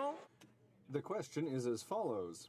Mr. Morneau, seconded by Ms. Mahaichuk, moved that Bill C-15, an act to implement certain provisions of the budget tabled in Parliament on March 22, 2016, and other measures, be now read a second time and referred to the Standing Committee on Finance. Ms. Raitt, seconded by Mr. McKenzie, moved the following amendments: that the motion be amended by deleting all the words after the word that and substituting the following. The House declined to give second reading to Bill C-15, an act to implement certain provisions of the budget tabled in Parliament on March 22, 2016, and other measures, since the bill does not support. May I dispense? No? I will continue then.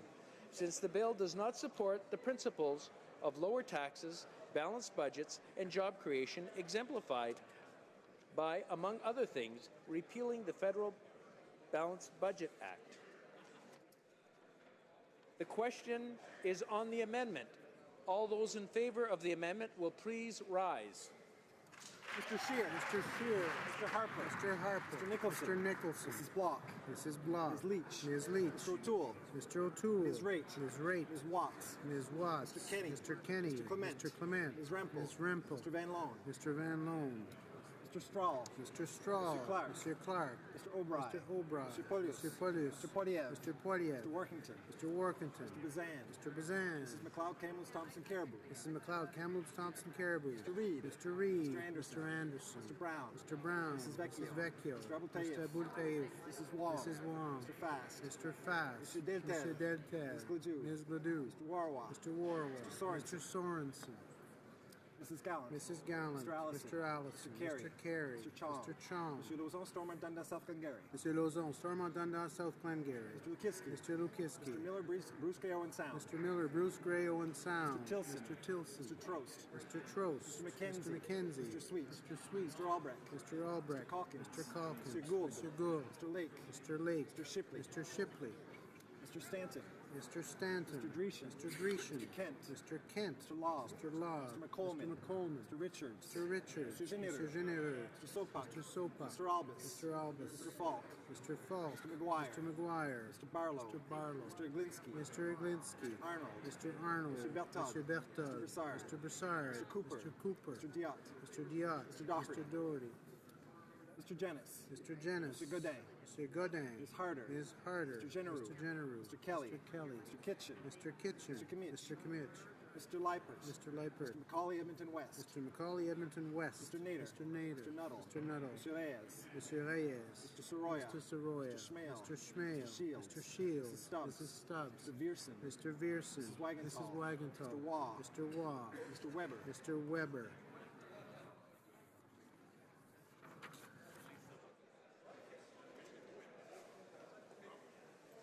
All those opposed to the amendment will please rise.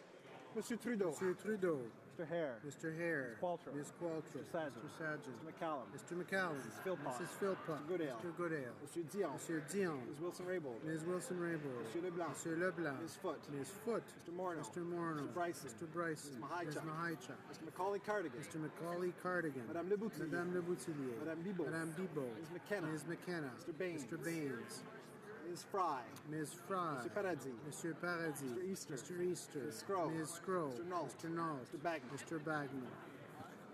Mr. Casey Cumberland Colchester. Mr. Casey Cumberland Colchester. Mr. McGinty. Mr. McGinty. Mr. Scarpalegia. Mr. Scarpalegia. Mr. Picard. Mr. Picard. Mr. Poisson. Mr. Poisson. Ms. Goldsmith-Jones. Ms. Goldsmith-Jones. Mr. Algabra. Mr. Algabra. Ms. Haidu. Ms. Haidu. Mr. Duclos. Mr. Duclos. Mr. Carr. Mr. Carr. Ms. Monsef. Ms. Monsef. Mr. Leslie. Mr. Leslie. Mr. Sohi. Mr. Sohi. Mr. Garneau. Mr. Garneau. Mr. Tutu. Mr. Tutu. Ms. Chager. Ms. Chager. Ms. Duncan Etobicoke North. Ms. Duncan Etobicoke North. Mr. Varane. Mr. Varane. Ms. Jones. Ms. Jones. Ms. Murray. Ms. Murray. Mr. Fergus. Mr. Fergus. Mr. Beach. Mr. Beach. Ms. Hutchins. Ms. Hutchins. Mr. Champagne. Mr. Champagne. Mr. Casey Charlottetown. Mr. Casey Charlottetown. Mr. Blair. Mr. Blair. Ms. Ellislev. Ms. Ellislev. Mr. Sims. Mr. Sims. Ms. Vertancy. Ms. Vertancy.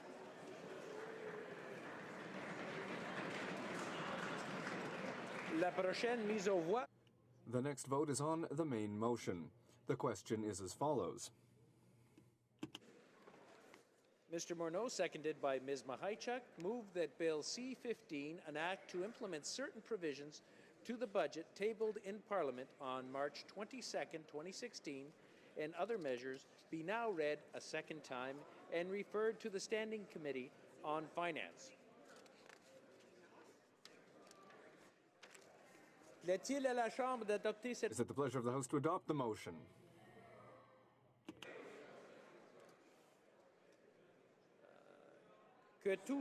All those in favor of the motion, please say yea. All those opposed to the motion, please say nay. My opinion, the yeas have it.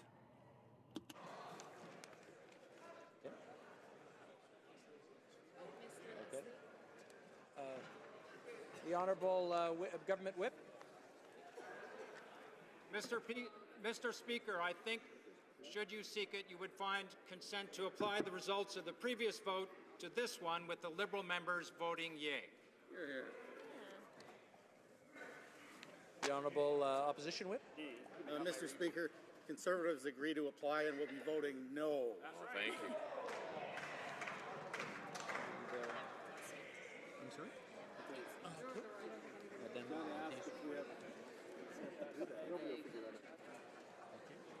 No, that's just allowed.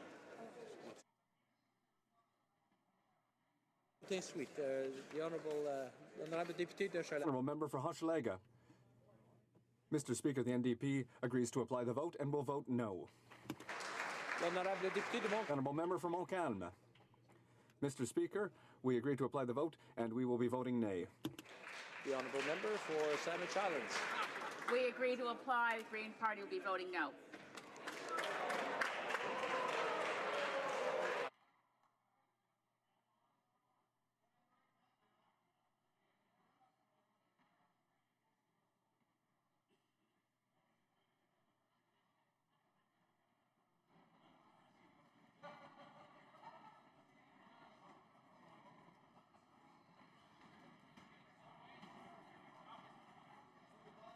I declare the motion.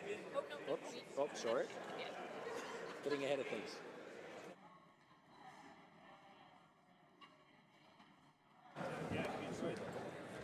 Yeas pour 172, 172.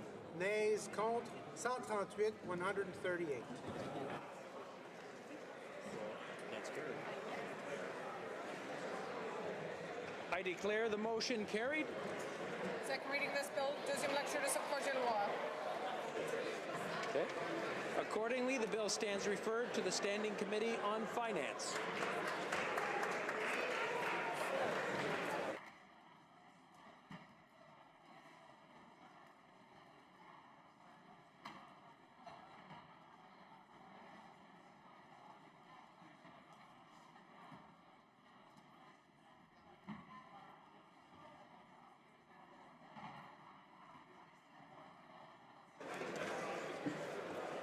Being 6:35, the House will now proceed to the consideration of private members' business as listed on today's order paper.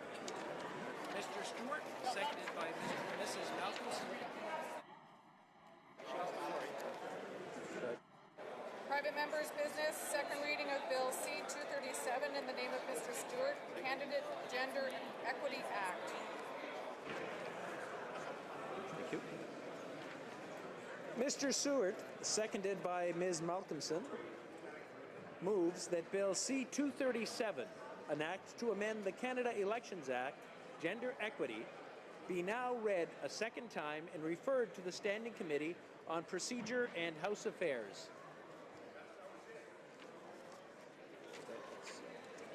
Now, before we proceed to debate, I'd like to remind the honourable members that there is debate going on, if they can take their discussions outside the room. Shh. Okay, I'll take the...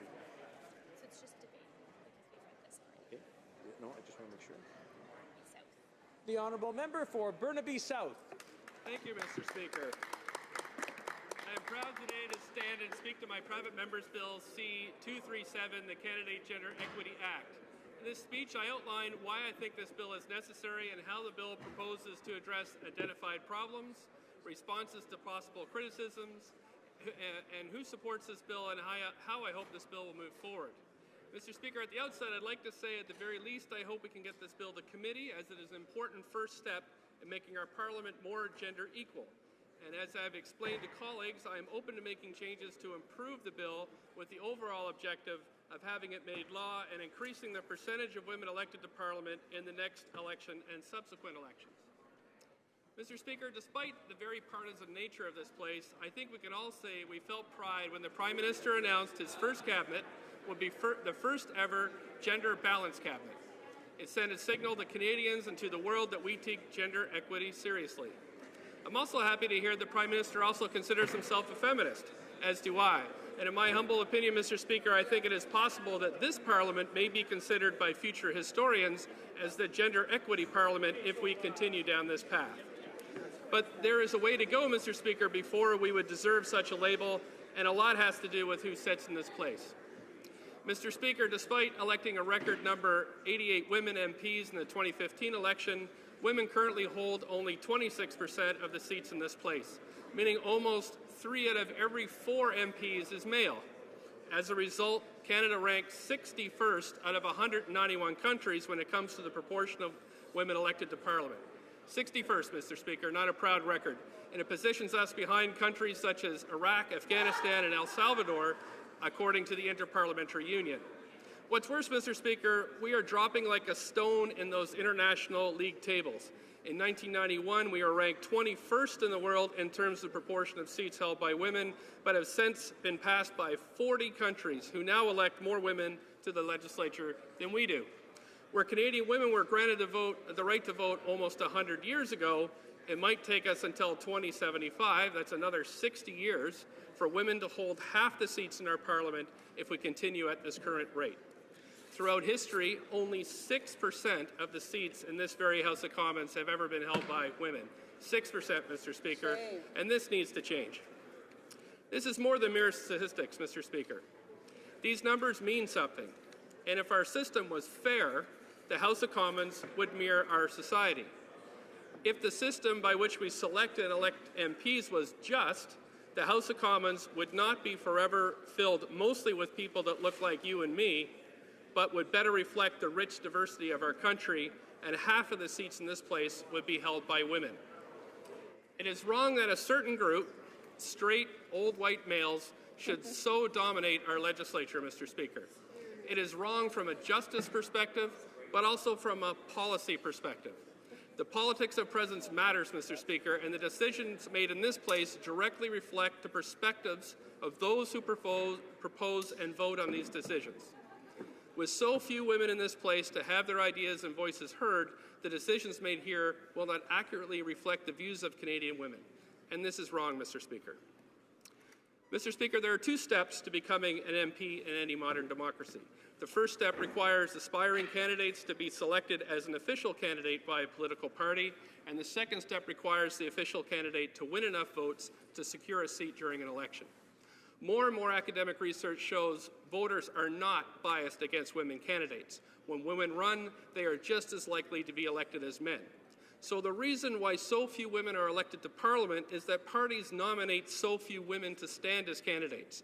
More than enough women put their names forward to stand as candidates, so there is not a lack of supply of women to run in half of the 338 ridings in Canada. And this makes sense. After all, Mr. Speaker, we have 18 million women in Canada. Parties need only 169 women candidates to present a balanced slate. And I don't think anyone can argue that parties would be unable to find 169 qualified, deserving women candidates.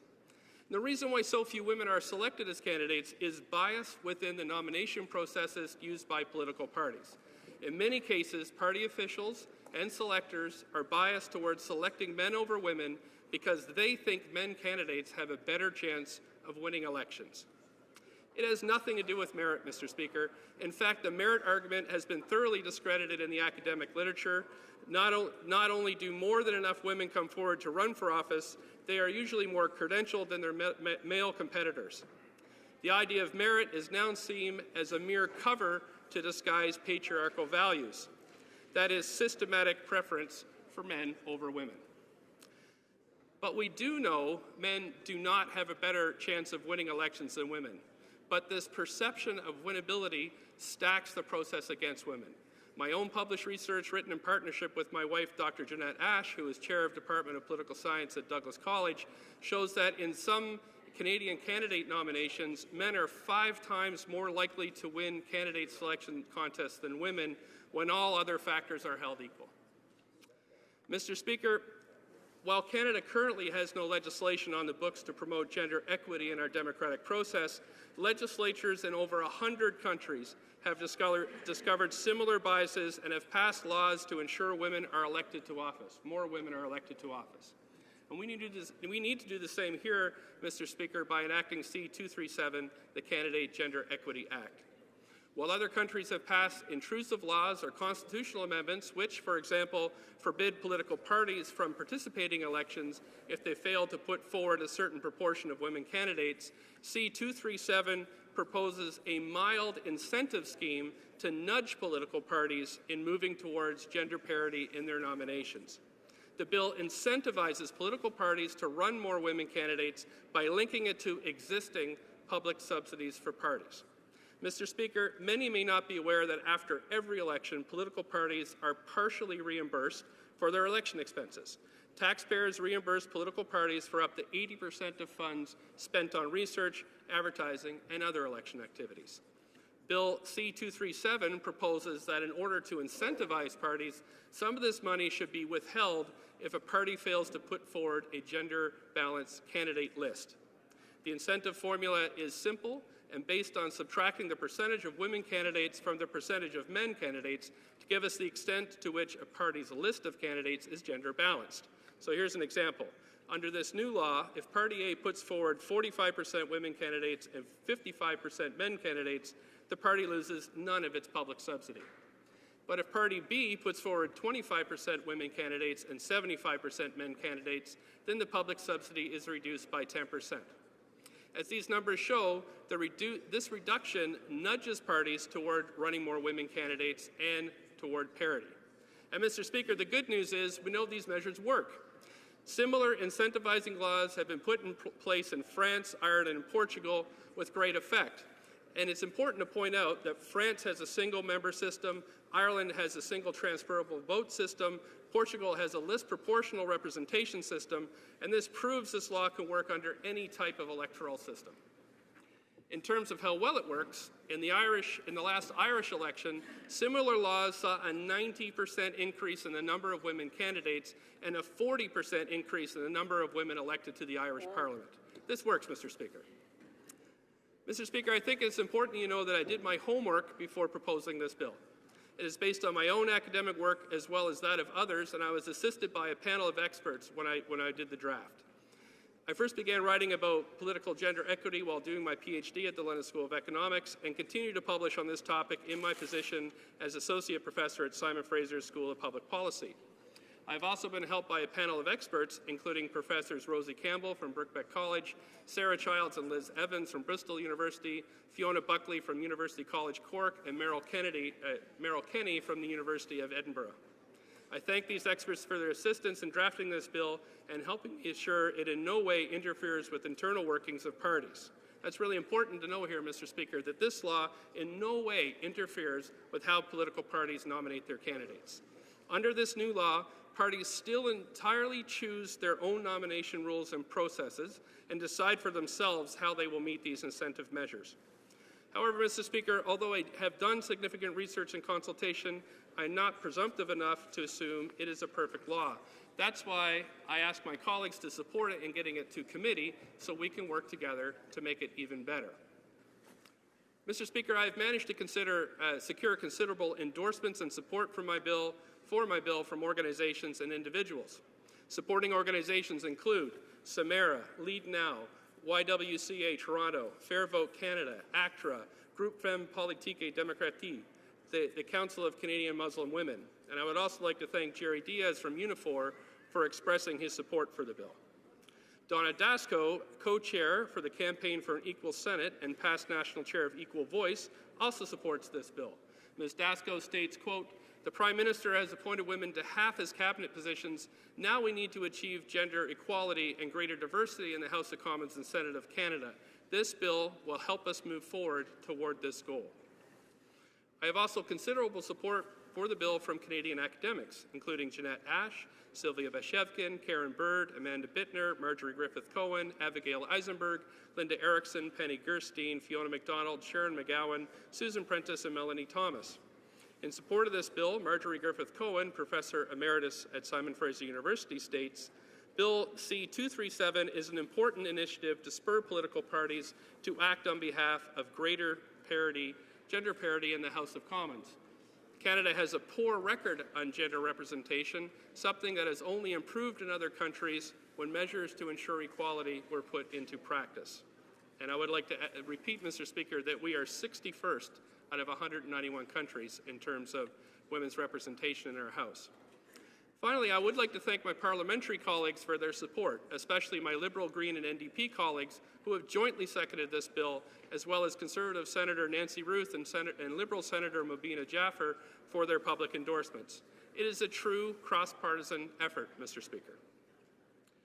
Next, Mr. Speaker, I'd like to consider and respond to a few potential criticisms of this bill. First, some colleagues have asked whether or not this bill is charter compliant. I want to assure all members that I secured a legal opinion from the Office of the Law Clerk and Parliamentary Counsel, and that Bill C-237 meets the requirements of our Constitution. According to the Law Clerk's Office, quote, Bill C-237, if found to infringe subsection 15.1, which in our opinion it does not, could be considered an affirmative action measure and thus saved by subsection 15.2, since it strives to promote consideration of a disadvantaged group, women, in politics and public life. In this sense, legislation could be seen to have a purpose and fall within the ambit section of 15.2. It is our opinion that Bill C-237 does not infringe on the indicated sections of the Charter of Rights and Freedoms. One specific argument I've heard recently is that the bill would put smaller parties at comparative disadvantage. More specifically, if a party ran just one candidate in one riding, their difference between male and female candidates would be 100%. While this example may sound convincing, Mr. Speaker, Section 441C of the Canada Elections Act currently requires registered parties to receive at least, quote, 2% of the number of valid votes cast at the election in order to be eligible for this reimbursement.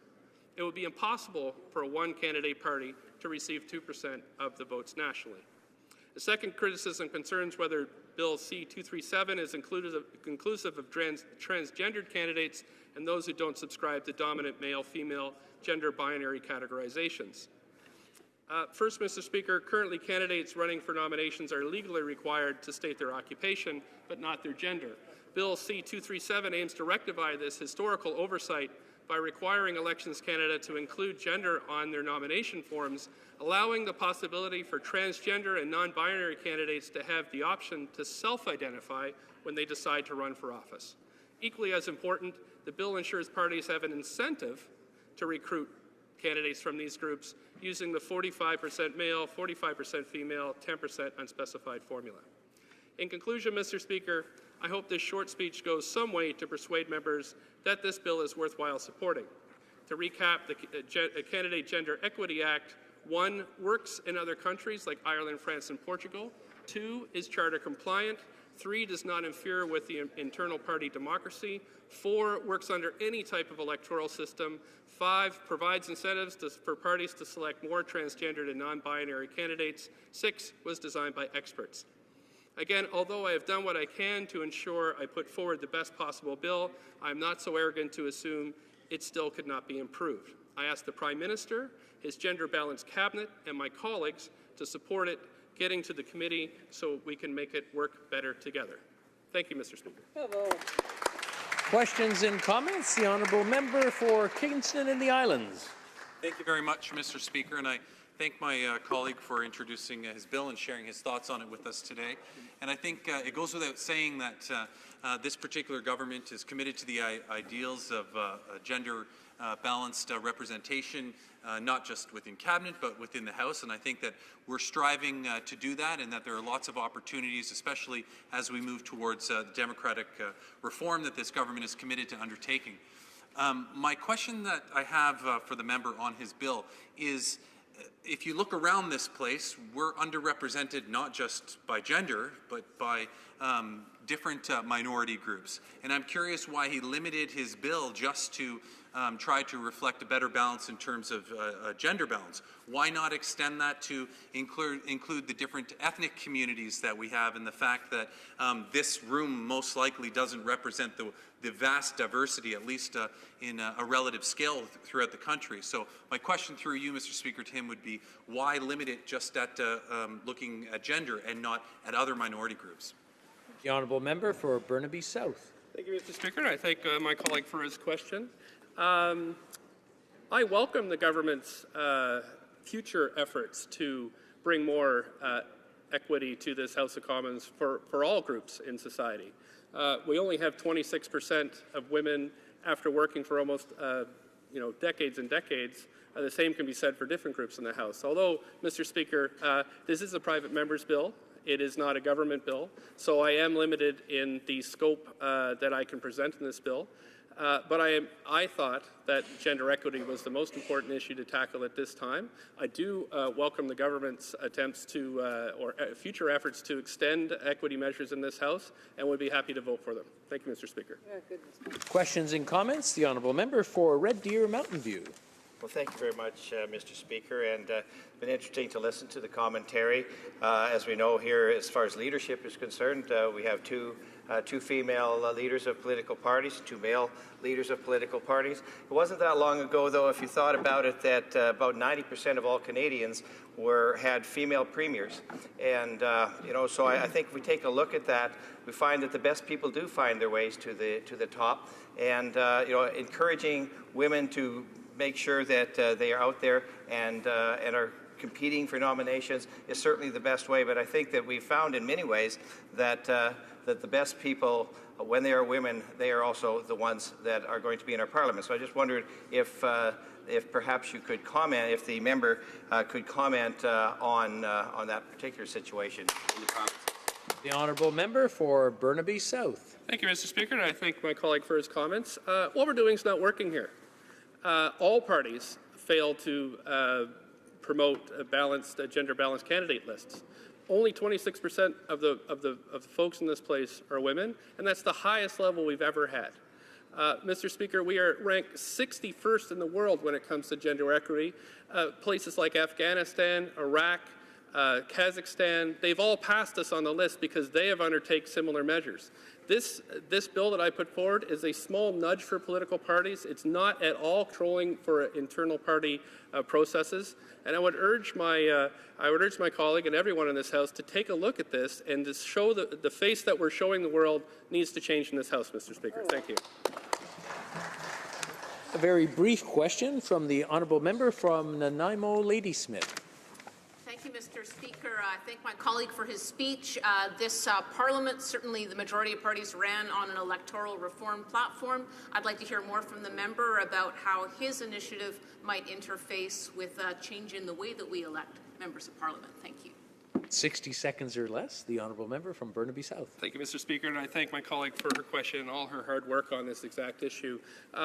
When I heard that the Prime Minister said this would be the last election where we have first past the post, I of course took this into consideration and made sure I designed this bill so it would work with any type of electoral system. I did mention in my speech it's used in countries like Portugal, France, and Ireland, which use a variety of different systems such as STV, proportional representation, and even single member. It would even work with an AV system as proposed by the Liberals.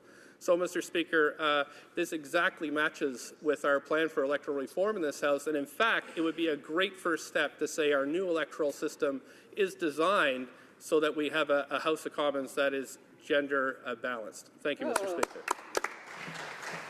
Resuming debate, the Honourable Parliamentary Secretary to the Minister of Democratic Institutions. Thank you very much, Mr. Speaker. And it's a great pleasure to rise today to speak to an issue that's incredibly important. And I really want to thank the member for Burnaby South for his work with this private member's bill and generally for raising the issue of gender parity, which is so important. You know, when you think of how far we've come since Agnes MacPhail was first elected to this place and the progress we've made, when you think this is the first gender-balanced cabinet in Canada's history, and we see the largest number of women ever elected to the House of Commons, that's indeed phenomenal progress. But the member is absolutely right that it isn't enough. I often get the opportunity, as most members do, to go into schools and talk with students, and I ask them to reflect on the name of the place in which we serve, the House of Commons. And it is the House of the Common People. It is so important that this place reflect and look like the people that we represent. And historically, we've done a poor job. My colleague from Kingston and the Islands mentioned in not just representation of women in this place, but also other demographics. And so I think thinking about the processes we can engage in to ensure that this is a place that's truly reflective of the Canadian population is essential. The number of processes that we're engaged in right now is to do precisely that. Look at some of the underlying reasons why it is, as an example. Women are not participating to the degree that we would like them. What are the impediments? What are the things that we can change to make this place more friendly to the Canadian populace as a whole? We are also certainly engaging in a process that I'm very excited to be part of to change our electoral system and looking at the way that we vote and how that process engages and enfranchises Canadians. And I think that process will no doubt inform this question of gender parity and equality. But, Mr. Speaker, I have to say that notwithstanding all of that and notwithstanding a deep appreciation for the member for Burnaby South's efforts, I have a number of concerns with the bill. I'll start with the issue of small parties. We had in the last election 6 parties that only ran one candidate. By definition, each of those parties would be in a state of gender imbalance because they only have one person that ran for them. And we may say, well, just have another person run, but the reality for a political party that is small, that it can be a monumental feat to get somebody else to run. And we know in the decision that was passed for Figarona just how important courts place, and I think Canadians generally place the participation of smaller parties. They have a very important role in our democratic process. And while I appreciate that the member might be willing to do that at committee, it's certainly one big problem that I have today that I think is important to point out. I also want to think about freedom of expression generally. Let's conceive for a moment a situation where a party decided that they wanted all female candidates, as an example. That party would actually be penalized under this mechanism of not being able to run all female candidates.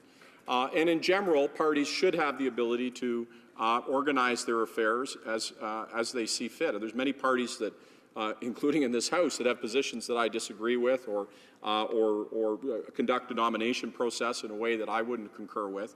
But that's their democratic prerogative. And we have to ask what the implications of this bill and these penalties would put on that process.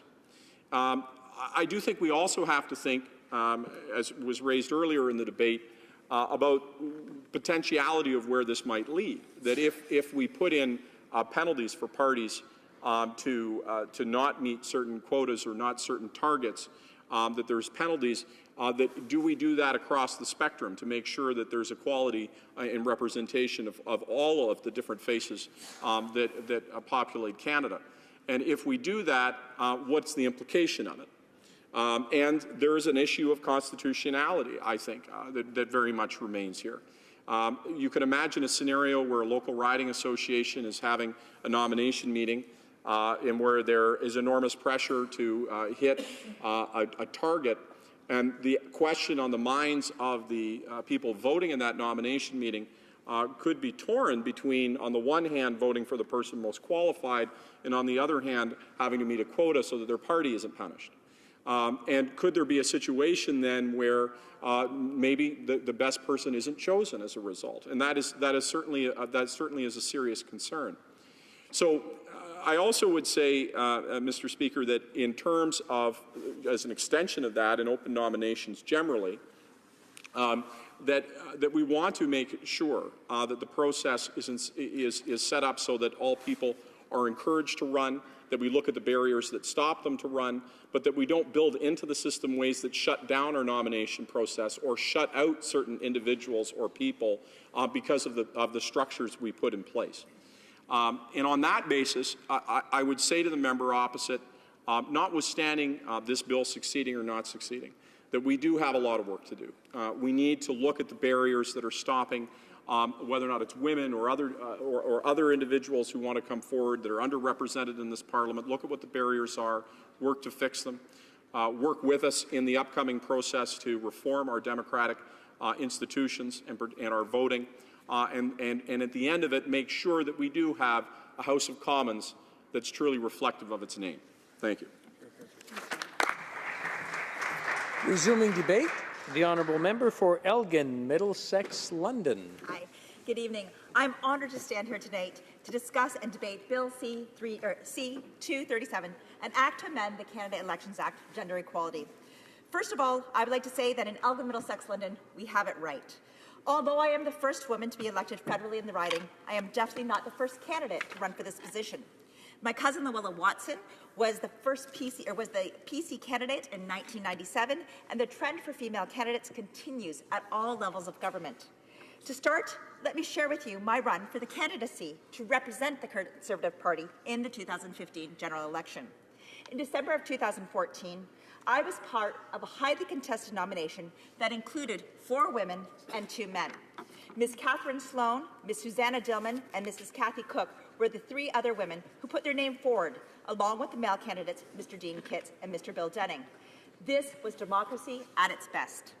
All of the women and men who ran in this race were either successful business people or executive level to the municipality or the banking industry.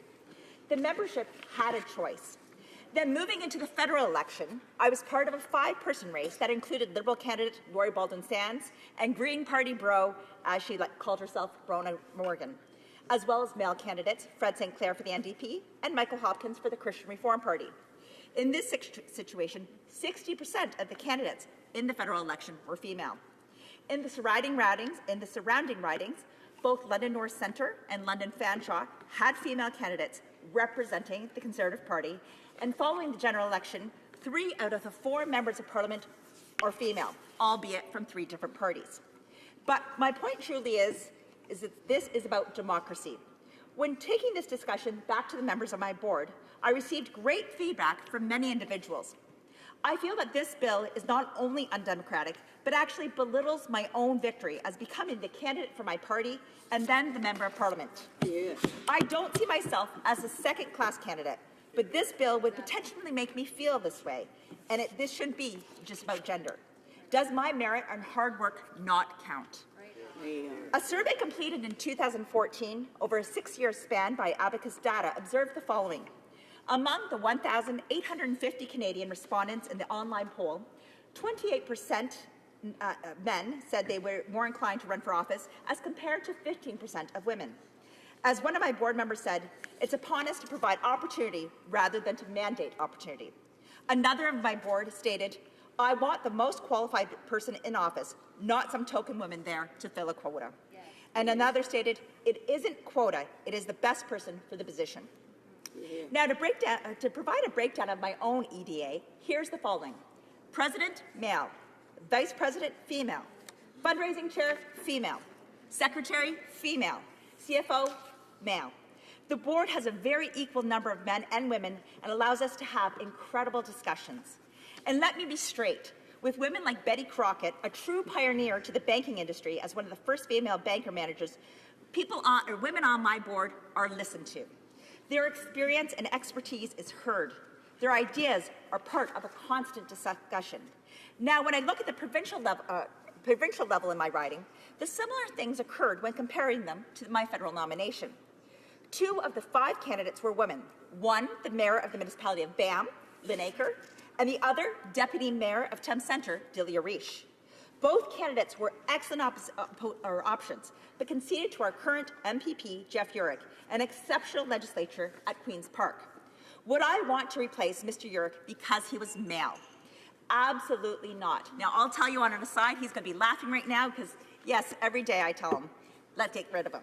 He is an excellent member of Parliament, or member of the legislature, representing the people of Elgin Middlesex London and as the health critic for Ontario.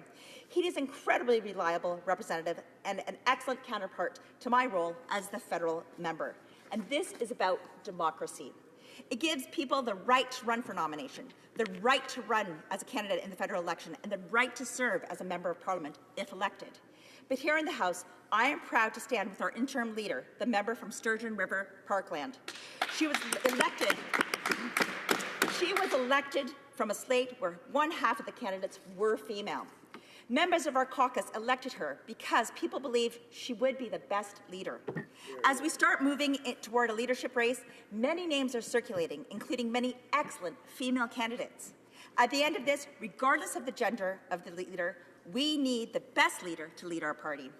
This isn't about men versus women. It's about leadership for our communities, our ridings, and our country. And let's look at some of the women that currently sit in the House of Commons representing their ridings. I believe that the member from London Fanshawe was not elected because she was a woman, because the people in her riding believe in her.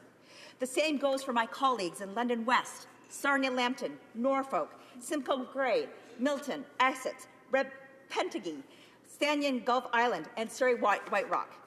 These are representatives from all parties currently sitting and elected to the House. I believe if we asked each and every one of them, they would say they were elected not because of their gender, but because they were the best for the job and their constituents believed in them. We are talking about people making some people eligible for a job, therefore making some people ineligible for a job. Like my own nomination race, and I believe that of many others, is about growing support in your riding, selling memberships to make people eligible to vote, and getting the vote out. Why should this be any different for men than it is for women? Why should we make men ineligible to vote in order to meet our quota? All of this being said, I do not know the stats, or I do know that stats indicate that you need a minimum of 30% sitting on a board table to make a real difference. In a country where our population is 52% women and 48% men, would the simple math not put women in the majority for making the decisions of Canadians when voting? This is truly just a general idea, but that would go for our party politics and federal elections. Now back to my own nomination for the party. I believe the 2 male candidates had female campaign managers, and the 3 female candidates had female campaign managers as well. Now, really, there was a total imbalance if we're looking at it to be gender-based. Even the nomination committee had a majority of females on the board, 3 out of 4 members. And not once because of their gender, but because of the talents and expertise and what they had to offer to the nomination process were they sitting on that panel. I fully believe in gender equality, but this is undemocratic. We need the best people for the job, female or male. As everyone knows in this House, this job is the furthest thing from normal.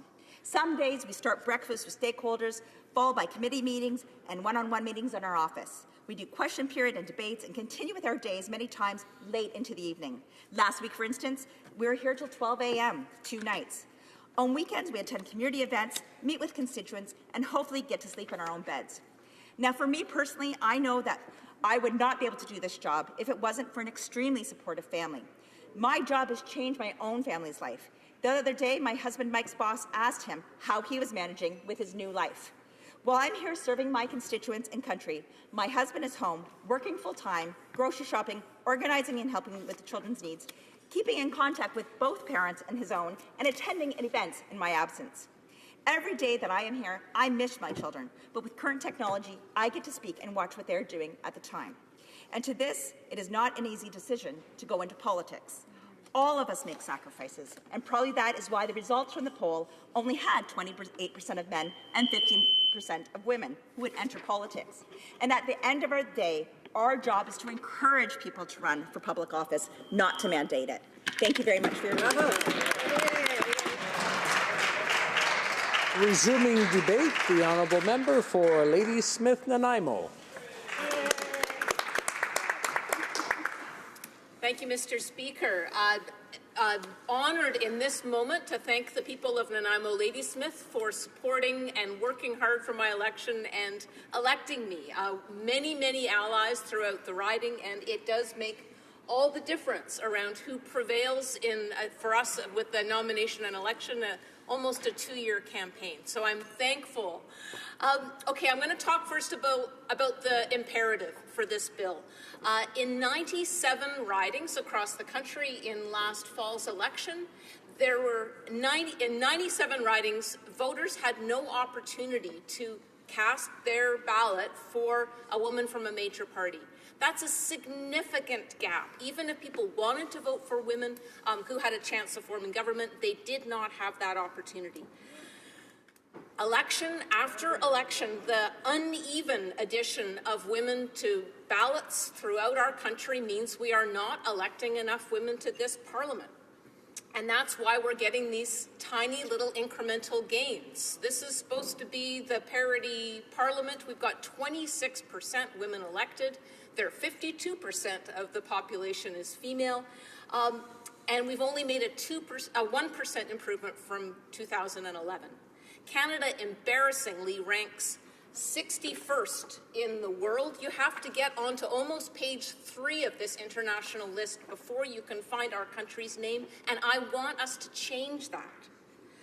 At this rate, Equal Voice, which is a terrific advocacy non-governmental organization, it calculates it will be 89 years until we reach gender parity in this parliament.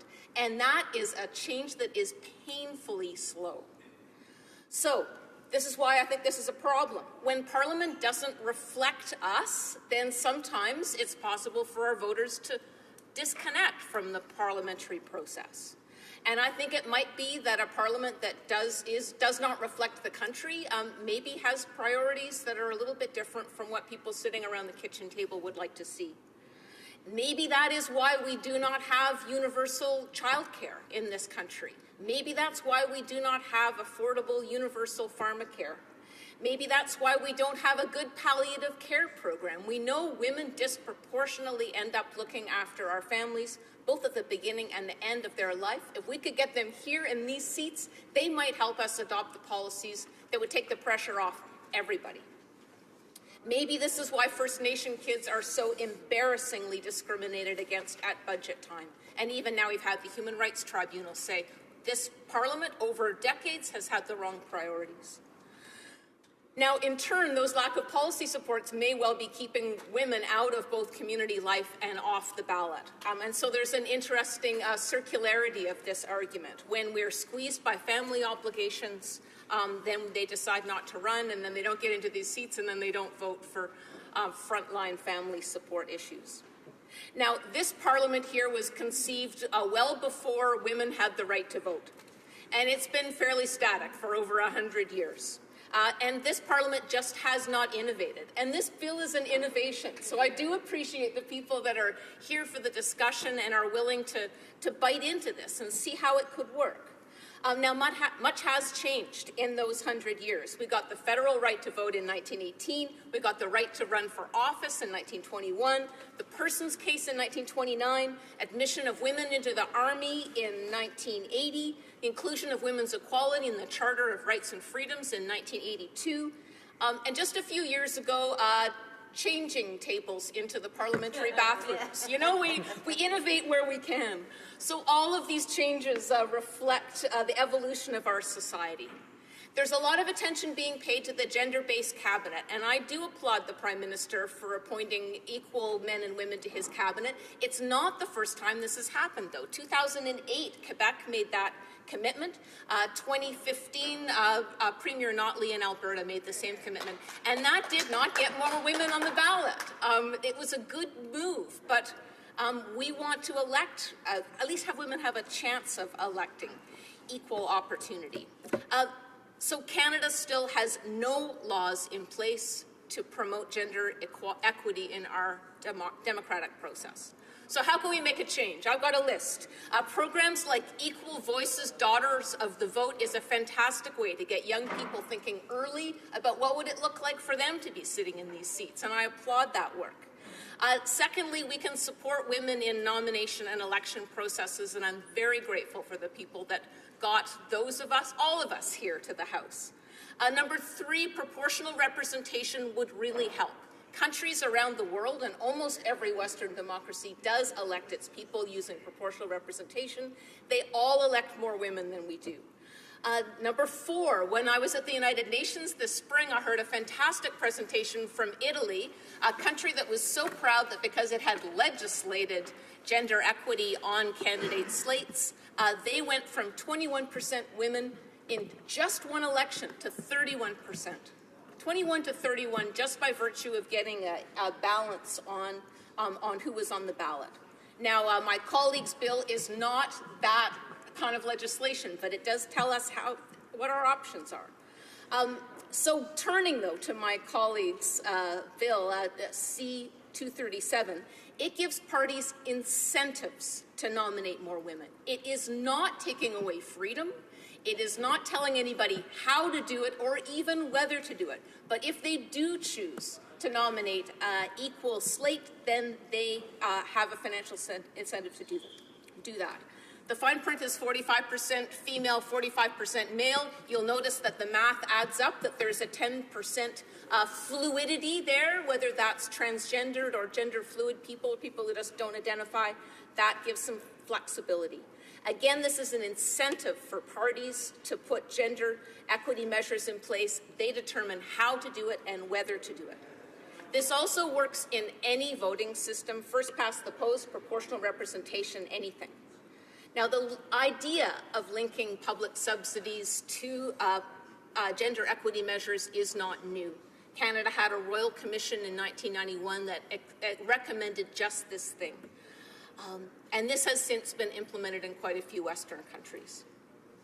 So talking about if we do get to this point that we are electing more women to Parliament, what might the impact be? We could enact policies that would appoint equal numbers of women to our crown corporations and our agencies. We could establish a national action plan to end violence against women, something that, embarrassing, this country has not done yet. Even Australia, and places that we don't think of in this way, has already made this connection. We can support more work on domestic violence. We can take action to close the pay gap between men and women. We can ensure safe and equal access to reproductive rights and reproductive health care. And we can address those policies that might be keeping women off the ballot or out of participating in public life. Daycare, home care, palliative care, early childhood education support. Another outcome, the United Nations the UN Security Council did a study a few years ago on peace, security, and women. And part of the conclusion was that when women's groups are able to influence negotiations or push for a peace deal, an agreement was almost always reached. And agreements reached with the participation of women were 35% more likely to last for 15 years or longer. So we want to have women involved internationally around the table and advocating for peace and security as well. I heard at the United Nations Convention on the Status of Women, I was so honored to be part of the Canadian delegation. I'm grateful to the Minister of Status of Women for including me in the delegation. We heard from every woman leader all over the world. We have an unprecedented opportunity in the world right now to bring gender equality. It's not just about us. And we heard again and again that women's rights and social justice are key to global sustainable solutions. If we empower women, if we end violence against women, if we bring and educate young girls into the system, we solve some of the difficult problems that this planet is facing, whether that's environment, food security, anything. We need all hands on deck, full participation, all intellect, all diversity, and opinions to solve the problems that face us. And in closing, as Equal Voice says, women got the right to vote 100 years ago. It should not take another century for women to have an equal voice. Thank you. Resuming debate, the honourable member for Ottawa West Nepean. Thank you, Mr. Speaker. I would like to congratulate the Honourable Member for Burnaby South on bringing forward Bill C-237, the Canada Gender Equality Act, and initiating a very important conversation about how to achieve gender parity in politics in Canada. Having spent much of my professional career working with women around the world, I have studied best practices in how to increase women's representation in parliaments. Legislative solutions, such as those outlined in Bill C-237, including financial incentives or penalties to encourage political parties to nominate more women, are considered by UN Women, UNDP, the Inter-Parliamentary Union, and other major international organizations to be commonly recognized methods to achieve greater gender parity. In fact, I facilitated an international roundtable in Oslo on financing rules for women in politics in 2009, and this was one of the key recommendations. Many countries around the world are going much further than this bill in their legislative frameworks. Today, Canada ranks 61st in the world when it comes to women in Parliament. We rank behind countries like Sudan, Iraq, and Cuba. In virtually every case where countries have achieved gender parity in Parliament, it has been done using mandatory legislated measures, regardless of the electoral system. In Canada, at the current rate, even with party leaders who have a strong commitment to electing more women, we will not achieve parity for another 90 years unless we make some changes, which in my view cannot be left solely to the goodwill of political parties. I am proud to rise and speak here in Parliament with men and women who are fighting for gender equality. There are more women in this Parliament than in any previous Parliament. We have a cabinet which is unprecedented in its composition and which represents all Canadians. The political parties have undertaken new measures to encourage more women to run as candidates, and many of those who were elected worked very hard to establish new networks and support systems. But as a nation, we are not a leader, and we cannot trust that the situation will fix itself, or trust that the right hand will always be on the tiller. Never held more than 26% of the seats in this House. We have not seen a dramatic increase in representation since 1993. It is true that we have seen progress, but we cannot just assume that progress will be inevitable. If we choose to settle for the incremental, then we risk losing everything we have accomplished. Globally, in the period following the 1995 Beijing Declaration, there were significant increases in women's representation, largely as a result of the introduction of quotas and other temporary special measures in many countries. But since 2010, many countries have reached a plateau between 25 and 30%, and in some regions, they've even regressed. Canada is falling further and further behind as countries outside of Europe and North America begin to advance beyond the 30% mark. Confronting inequality demands the deployment of unequal measures. As a demographic, women in Canada continue to become highly educated and still continue to make only 73 cents for every dollar that men make. Women in Canada have less access to money networks from which to fundraise for political campaigns, but studies have found that elected women in Canada outspend their male opponents by about 10%. This means that women in Canada need to work harder and spend more money than men to achieve the same results. Financial incentives to political parties for nominating more women would only be rectifying an existing imbalance.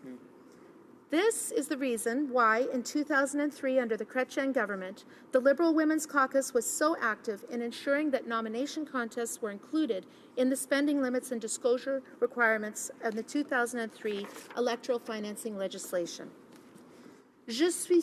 I am proud of the historic and permanent commitment of our government to present bills and laws that have had a tangible impact on electing women. The importance of the Electoral Financing Act of 2003 cannot be overestimated. In the last election, 29.7% of candidates were women, and these women went on to win 26% of the seats in Parliament. Studies undertaken by Equal Voice have indicated that when women are on the ballot, they are elected almost 50% of the time. The Canadian public are not gatekeepers. The problem is getting onto the ballot in the first place. And it's not at the electoral level that women must face the greatest inequality. Women have to face unique financial restrictions and have a lack of access to informal political networks. Despite all of the proof to the contrary, they must face preconceptions, and they have to deal with a political culture that is still very masculine. Does not propose a solution to all of these problems. It is not all-encompassing. In fact, it is by necessity minimalist in its scope, but it does initiate an important conversation. And it would be a true disservice for us to allow that conversation to end without being studied in committee. As I have traveled the globe talking to women on 5 continents, managing a network with staff spread over 8 countries, the barriers faced by women were the same, differing only in degree. Women, even in Canada, still carry a larger responsibility for caregiving than their male counterparts. That is why the Procedure and House Affairs Committee is studying how to make Parliament more family-friendly. We have heard from several witnesses who have indicated that measures such as more efficient work schedules, better childcare facilities, and reducing heckling would lead to more women on the ballot.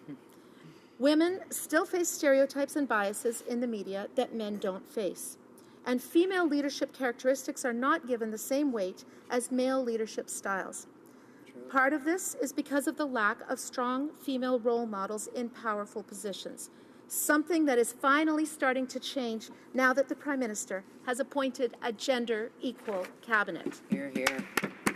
Recruitment and training are essential for women in politics, and several parties have implemented measures to ensure that women are being recruited, including mandating that women be included in the candidate search committees or refusing to allow a local association to hold a candidate selection meeting unless there are women on the ballot. Many parties also have specific funds to raise money for women candidates. The electoral system is also a major obstacle to seeing more women elected. The 10 countries in the world with the lowest number of elected members who are women are all countries that use the first-past-the-post system. As we consult on modifying the electoral system in Canada, this point must be taken into consideration. All the other reforms that can improve women's representation, the evidence continues to show that regardless of the type of electoral system, there are limits to the effectiveness of voluntary measures by political parties. The most common argument against mandatory legislative solutions is autonomy of political parties, but the overwhelming evidence goes against this. Sweden is the only country I am aware of that has achieved parity by relying on voluntary measures, and in that case, the parties have willingly adopted a zipper system where every second candidate must be a woman, something that is not possible under our current electoral system. This bill would not put Canada right at the head of the line. However, it is a good catch-up measure. Financial incentives are one of the least intrusive measures that can be used to achieve political equality. It would maintain the liberty of political parties in choosing their candidates and their nominations. More than a matter of justice or optics. Equal political participation is a precondition for policy and principles that are truly democratic and inclusive. This is not a matter of symbolism. I have seen women the world over risking their own person, their own families, their own bodies to take their place at the table. And I've personally experienced what a difference it makes having women in the room. Different experiences, different perspectives must have a voice at the table or they will not be represented. I believe that Bill C-237 is a positive contribution to the ongoing dialogue that will lead to a future where women's voices will be equal to men's in this House and in the country. Thank you, Mr. Speaker. Resuming debate, the honourable member for South Surrey, White Rock. Well, thank you very much, Mr. Speaker, and I know my time is limited with this debate. I'm pleased to rise to speak on this private member's bill and the Candidate Gender Equality Act. Mr. Speaker, let me first begin by clearly outlining what this bill will do. Section 4 of this bill will change the Canada Elections Act to require political parties to run an equal number of male and female candidates. If the party fails to keep the difference between male and female candidates to fewer than 10%, then the party will be punished by being provided with a reduced subsidy following an election. Now, Mr. Speaker, we want to encourage more women to seek office. I don't think there's any doubt about that. And of course, we want to see women in positions of power that are engaged in business, in politics, and in the private sector and the public sector. And, you know, when I heard my previous colleague there say that, you know, we now have women role models because the Prime Minister appointed gender equity cabinet. I would argue the fact that there are many women, not only in this House, on both sides of this House, and within the private sector and the public sector, that are excellent role models. You know, when I ran in the federal election, there were 5 candidates, 4 women, 1 male. And as the first elected female mayor of the city of Surrey, along with the majority of women councillors, in fact, my political party had more female candidates than male candidates, and we were all elected as a majority of women since 1996. And I've had the privilege over the years to work with many young women. In fact, I felt that it was incumbent upon myself as a woman to make sure that younger women and younger girls had the opportunity and had every opportunity we could afford them, and make sure that we were empowering them and encouraging them to pursue their dreams and to help them reach their full potential. In fact, Mr. Speaker, I am sure that all of my female colleagues in this place, regardless of political affiliation, would agree that we all have a distinct privilege of being in positions where we can provide support, mentorship, and guidance to women, not only within our own country, but around the world as well. And Mr. Speaker, all of my female colleagues stand in this House today not because a political party was required to fill a female quota to get their expenses covered, but rather because they earned the respect and the trust of their constituents who believed that they were the best candidate to represent them in Ottawa. I want to see more women stepping forward in politics, not because a political party wants to make sure their expenses are covered to the full amount, but instead because they believe that they are the best person to represent their community. I want to see people from all walks of life, regardless of age, ethnicity, or gender, representing Canada in this House. You know, the Conservatives appointed the first Canadian female cabinet minister in 1957. Half of the candidates who ran as the Conservative interim leader last year were female. And at present, the Conservatives are the only party with official status in the House of Commons who have a female leader. All of these successful women got to where they are because they were the best for the job, not because there was a female quota to be filled. Furthermore, Mr. Speaker, this bill will erode democracy by forcing political parties to have a hand in local nomination races. This will do nothing to encourage parties to run the best person to represent the people in the riding. It is for this reason, Mr. Speaker, that I cannot, as a woman, support this bill. I support the efforts of women who want to make their lives better, who we should help make their lives better, but I cannot support a bill that will force me and my fellow colleagues into a quota system. It is not democracy, and that is not progress. The time provided for the consideration of private members' business has now expired, and the order is dropped to the bottom of the order of precedence on the order paper. Pursuant to Standing Order 38, a motion to adjourn the House is deemed to have been moved and seconded at this time. Therefore, the question is that this House do now adjourn. The Honourable Member for Regina Leuven. Thank you, Mr. Speaker. The collapse of commodities has led to layoffs in resource industries. Statistics Canada's latest labour force survey indicates that over the past year, the number of unemployed Saskatchewan workers jumped by 49%, by far the largest increase of any province. Statistics Canada's latest employment insurance figures indicate that claims have increased more in Saskatchewan than in any other province over the past year. It also indicates that fewer than half of unemployed workers in Saskatchewan and across Canada are receiving EI benefits. That is the result of previous Conservative and Liberal governments cutting benefits and draining the EI fund. Mr. Speaker, we need to ensure that workers who paid into EI have access to decent benefits and help struggling Saskatchewan families. That's why the first issue I raised in question period after being elected was improved EI for laid-off resource workers. I'm proud that the NDP used one of our 3 opposition days after the election to propose protecting the EI fund to finance increased access based on a national entrance requirement of 360 insurable hours. Despite campaigning to fix EI and having previously promised an entrance requirement of 360 hours, the Liberals voted against this motion.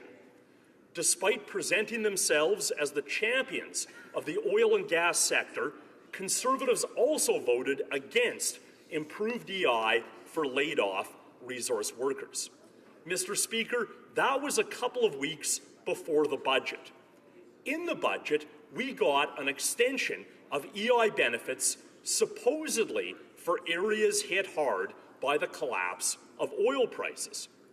But the measure left out Edmonton, Regina, and southern Saskatchewan, where most of our province's oil patch is located. I asked about this exclusion in the first question period after the budget. The only thing stranger than the lack of response from the Liberals was the silence from Conservatives. Not a single Conservative MP from Edmonton or southern Saskatchewan stood up to ask why their constituents were excluded. Then, 10 days after the budget, the member for Regina Qu'Appelle sent out a press release belatedly questioning the exclusion.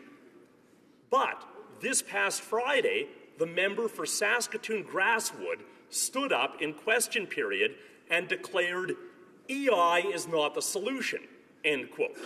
Mr. Speaker, we can all agree that EI is not the ultimate solution.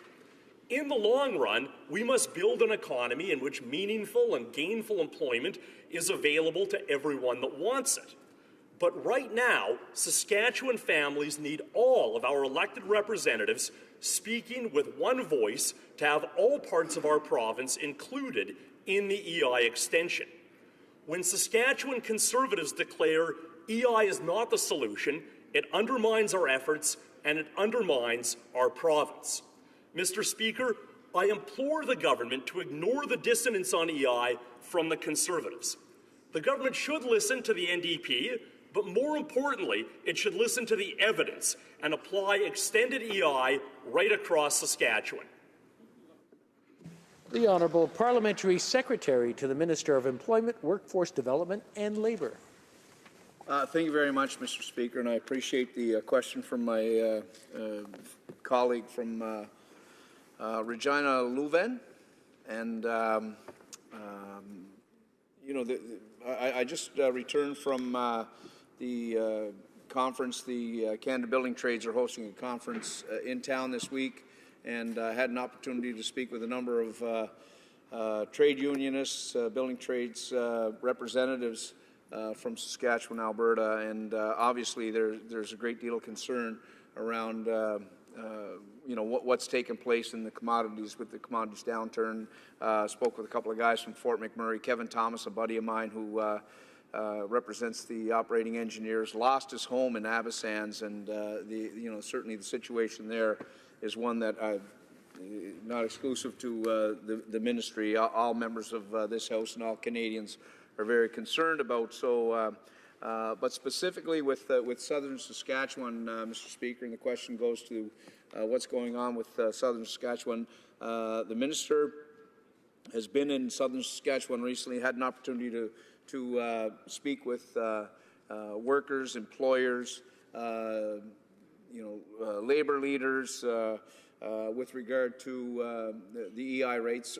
Certainly, as my colleague had referred to, the most recent numbers that have been published, they show the national numbers have been fairly steady.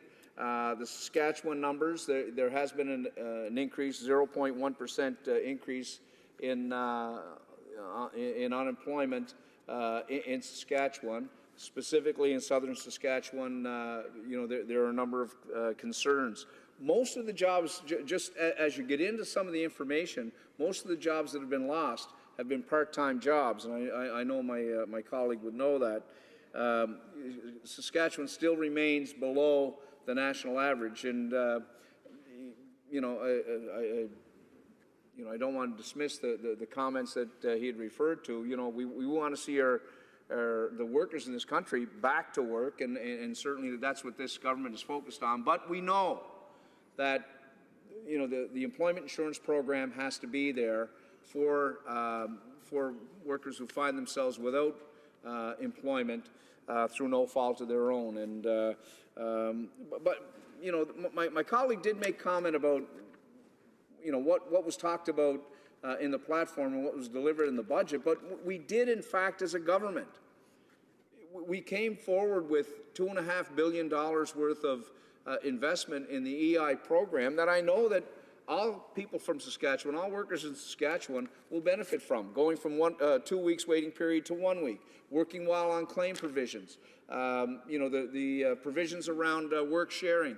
Those are all very important investments that this government has made. But if I could assure the member that the most recent statistics, the numbers that have recently come out, that they're being assessed by the department, and I look forward to working with them going forward. Thank you, Mr. The honourable member for Regina Leuven. Well, thank you, Mr. Speaker, and I certainly appreciate the government's response. And unsurprisingly, there was a mention of some EI measures in the budget. I would make the point that the budget document itself projects that employment insurance benefits will be held below employment insurance premium revenues for 4 out of the next 5 years. So I believe there is room to do more, and I think one of the obvious ways to do more is to include Saskatchewan's oil patch in this temporary extension of EI benefits. Another one of the points we heard is that Saskatchewan remains below the national average in terms of the overall unemployment rate, and that's fair enough, but this temporary extension of benefits was not about an extension for those regions that had the highest unemployment rates. The duration of benefits already varies based on the regional unemployment rate. The stated objective was to provide additional help to regions that had seen a particularly large increase in unemployment, and Southern Saskatchewan. The Honourable Parliamentary Secretary to the Minister of Employment.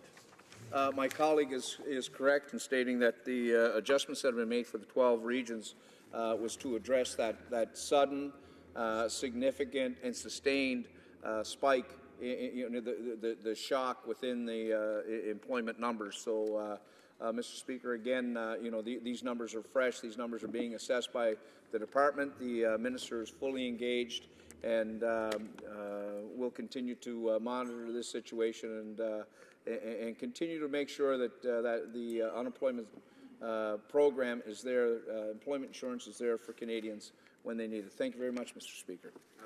The honourable member for Nanaimo Ladysmith. Thank you, Mr. Speaker. I'm picking up a conversation that we were having with the government back in March in relation to failure to respond to First Nations leadership letters around the federal process on the Site C dam. So, moving back, the New Democrats, along with many other Canadians, have believed that the Government of Canada has intense and responsible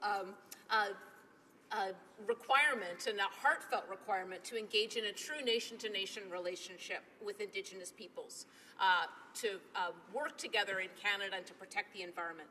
And the Liberal Party, the government elected, campaigned along the same lines. So I want to delve into this a little bit more. In the mandate letter to cabinet ministers, the Prime Minister indicated this is their highest responsibility. He's repeated this deep commitment to the nation-to-nation relationship being the most important relationship to him, and a deep commitment of this government. And we need this as a country to work well. So I stand here in support of that intention. Back in March, along with a number of other New Democrat colleagues, we met with representatives of Treaty 8 First Nations, among them Helen Nod, who's the great-great-granddaughter of Chief Bigfoot, who is the last chief to sign Treaty 8.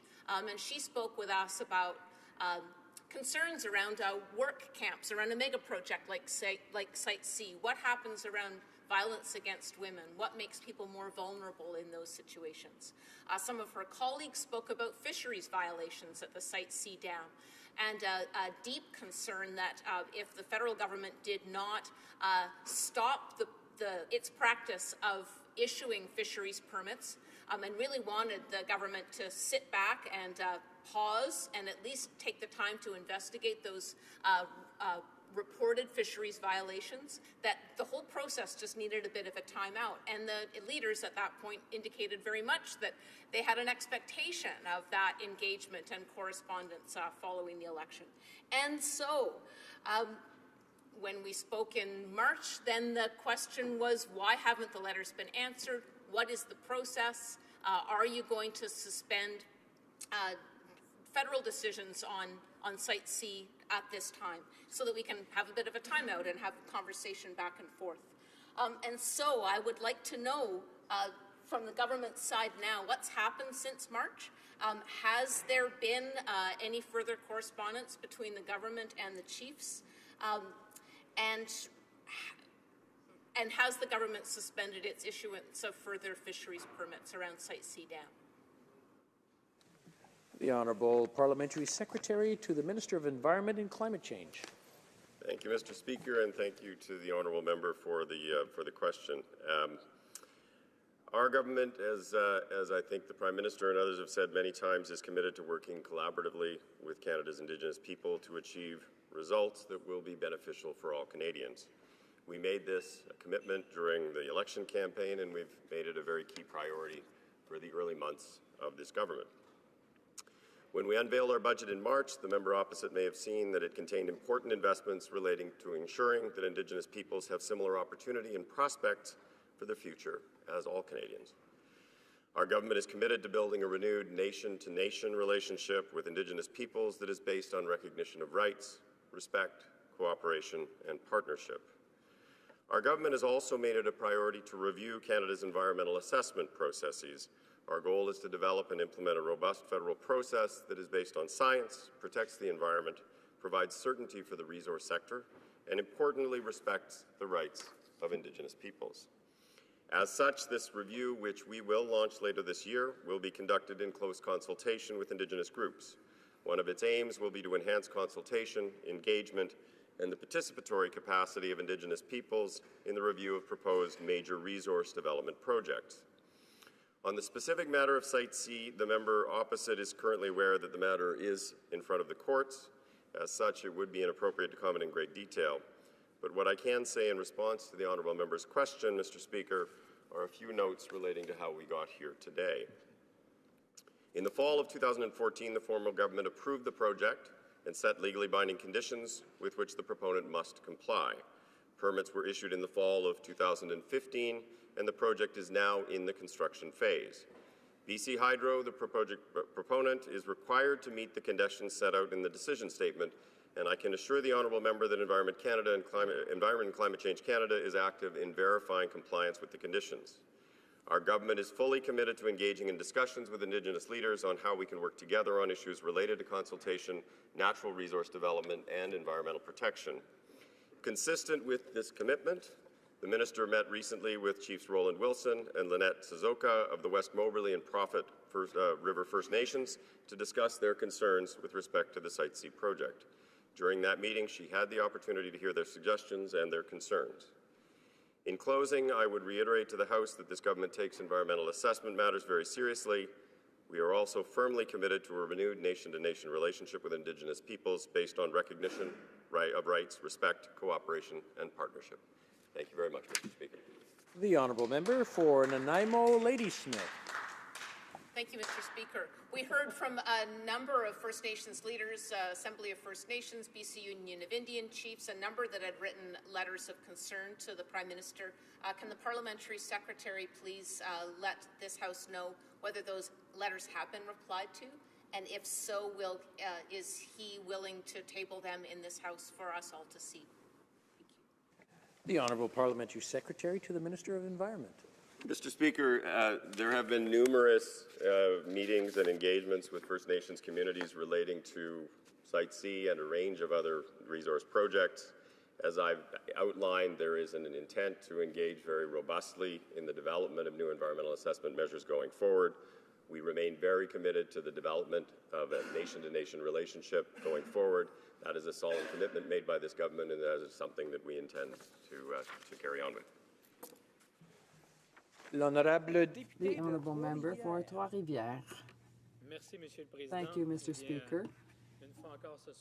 Once again tonight, I'm going to pursue my crusade so that the parotite victims in Trois-Rivières will get some financial assistance that they are entitled to.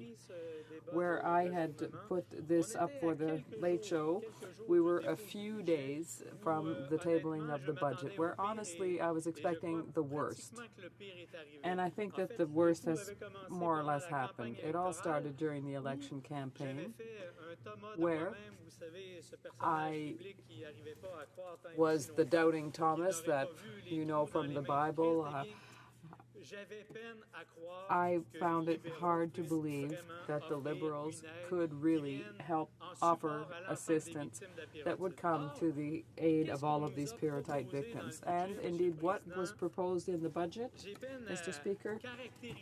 I have trouble characterizing this offer, but objectively speaking, there's $30 million final offer that's being offered, $10 million per year over the next 3 years to come to these people's assistance. Now, concretely speaking, if you put that into the lives of these people suffering from this, with that $30 million sum, we'll be able to help 75 people per year for 3 years. So 225 people in total on the potential of 4,000 families who've suffered from this same scourge. Now, I imagine, and I wait with impatiently the government's response, I imagine that the way in which they want this $30 million to be sent over to the provincial program be something that looks like really a charitable act, where the federal government is taking absolutely no responsibility for the disaster that's unfolded there. And just to illustrate what I'm talking about, I'll give you two comments that the member for Saint-Maurice Champlain, who is in the neighboring riding to mine, during the campaign and after the tabling of the budget, had two different things to say. During the campaign, he said that we are going to help the victims because we tell ourselves that misery has no boundaries nor jurisdiction. After the budget, What my colleague was saying was that this is primarily a provincial issue. So the answer that I heard over 4.5 years from the Conservatives, and this was their main reason for not paying anything out, was that it's provincial area of jurisdiction. The difference was that the Liberals will spend $30 million, but they still are claiming it's an area of provincial jurisdiction. So the thing I really want to get an answer to here tonight, a very clear and specific one, is does the Liberal government recognize that they have a share of responsibility for this disaster that has affected 3,000 to 4,000 families in the Mauricie? Secretary to the Minister of Families, Children and Social Development. Thank you, Mr. Speaker, and I want to thank the honourable member for Trois-Rivières for his question and for his commitment on the pyrrhotite issue. Our government recognizes this is a very important matter for people in the region of Mauricie and for other regions of Quebec. The pyrrhotite problem has been known for some time now, since the mid-1990s, when contractors in some parts of Quebec began to use concrete containing this mineral to build foundations. Pyrrhotite can cause swelling over time as concrete slabs are exposed to water. This has led to deterioration of the foundations of homes where pyrrhotite is present in the concrete, along with some commercial and institutional buildings. In June 2014, the Quebec Superior Court concluded that the technical consultants, suppliers, and contractors, Mr. Speaker, involved in the supply of the faulty concrete were responsible for this calamity. Nevertheless, it is the individual homeowners who continue to suffer financial hardship. This is not a problem that can normally be repaired with caulking or sealant. It is usually necessary to replace the foundation. Mr. Speaker, we can all understand the distress of a homeowner who would feel after making the most important investment of his or her life, only to find that its foundation is falling apart. The Government of Canada recognizes this distress, Mr. Speaker, and we are committed to working with the Government of Quebec to help the people of Mauricie affected by this problem. That is why in Budget 2016, we provide up to $30 million over 3 years, starting this year, to help homeowners who are dealing with the consequences of pyrrhotite. The responsibility for regulating the design and construction of new homes and buildings and for enforcing the existing building codes and standards falls under provincial and territorial jurisdiction. As honourable members may know, the Government of Quebec has already provided $30 million in funding to help homeowners repair or replace foundations damaged by pyrrhotite. Mr. Speaker, I would encourage members from across the way to join with this government and support the Budget Implementation Act that sets forth budgetary measures that can benefit Canadians from coast to coast to coast, and specifically for the middle class. Our government cares about Canadian homeowners, Mr. Speaker, and is investing in their well-being. Although the Government of Canada bears no responsibility or liability for this situation, this does not mean we are willing to ignore the plight of affected homeowners. When the Prime Minister visited the Mauricie region, he acknowledged that the people struggling with pyrrhotite were victims of both a human and an economic tragedy. This is a situation that they did not create, nor do most homeowners have the financial means to extricate themselves from it. The Prime Minister promised to make the necessary investments to help affected homeowners, and Budget 2016 fulfills that commitment. Thank you, Mr. Speaker. The Honourable Member for Trois-Rivières. Thank you, Mr. Speaker. I thank my colleague for his expose on pyrrhotite. It's a subject I'm well acquainted with.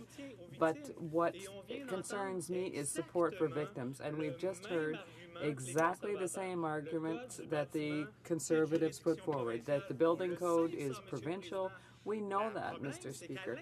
The problem is that within the building code, the standards that are part of it, therefore, the concrete standards are federal, and that is where the federal government's responsibilities come into play. Can the government commit to changing the standard to ensure that this will never happen again anywhere in Mauricie or anywhere else in Canada?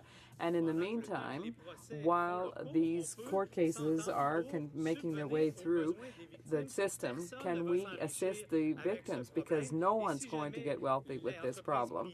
And if ever private businesses pay, the people are going to turn to the government. We're not talking huge sums. These children and social development. Mr. Speaker, the previous Conservative government did not allocate $30 million as we have, but I want to thank the honourable member for his concern for homeowners in the Morrissey region whose foundations have been damaged by the presence of pyrrhotite, and I can assure him that we are also concerned on this side of the House, and we intend to take action. We applaud the Government of Quebec's commitment to help these homeowners and a pledge to work with the province on this pressing issue by providing up to $30 million over 3 years to help homeowners who are dealing with the consequences of pyrrhotite. The Government of Canada is effectively doubling the financial assistance that has been offered to affected families and individuals. This is the right thing to do, Mr. Speaker, and I am proud that our government is contributing to the solution. Thank you, Mr. Speaker. La motion portant que la A Chambre motion to adjourn the House is now deemed adopted, and accordingly this House stands adjourned until tomorrow at 2 p.m. pursuant to Standing Order 24-1.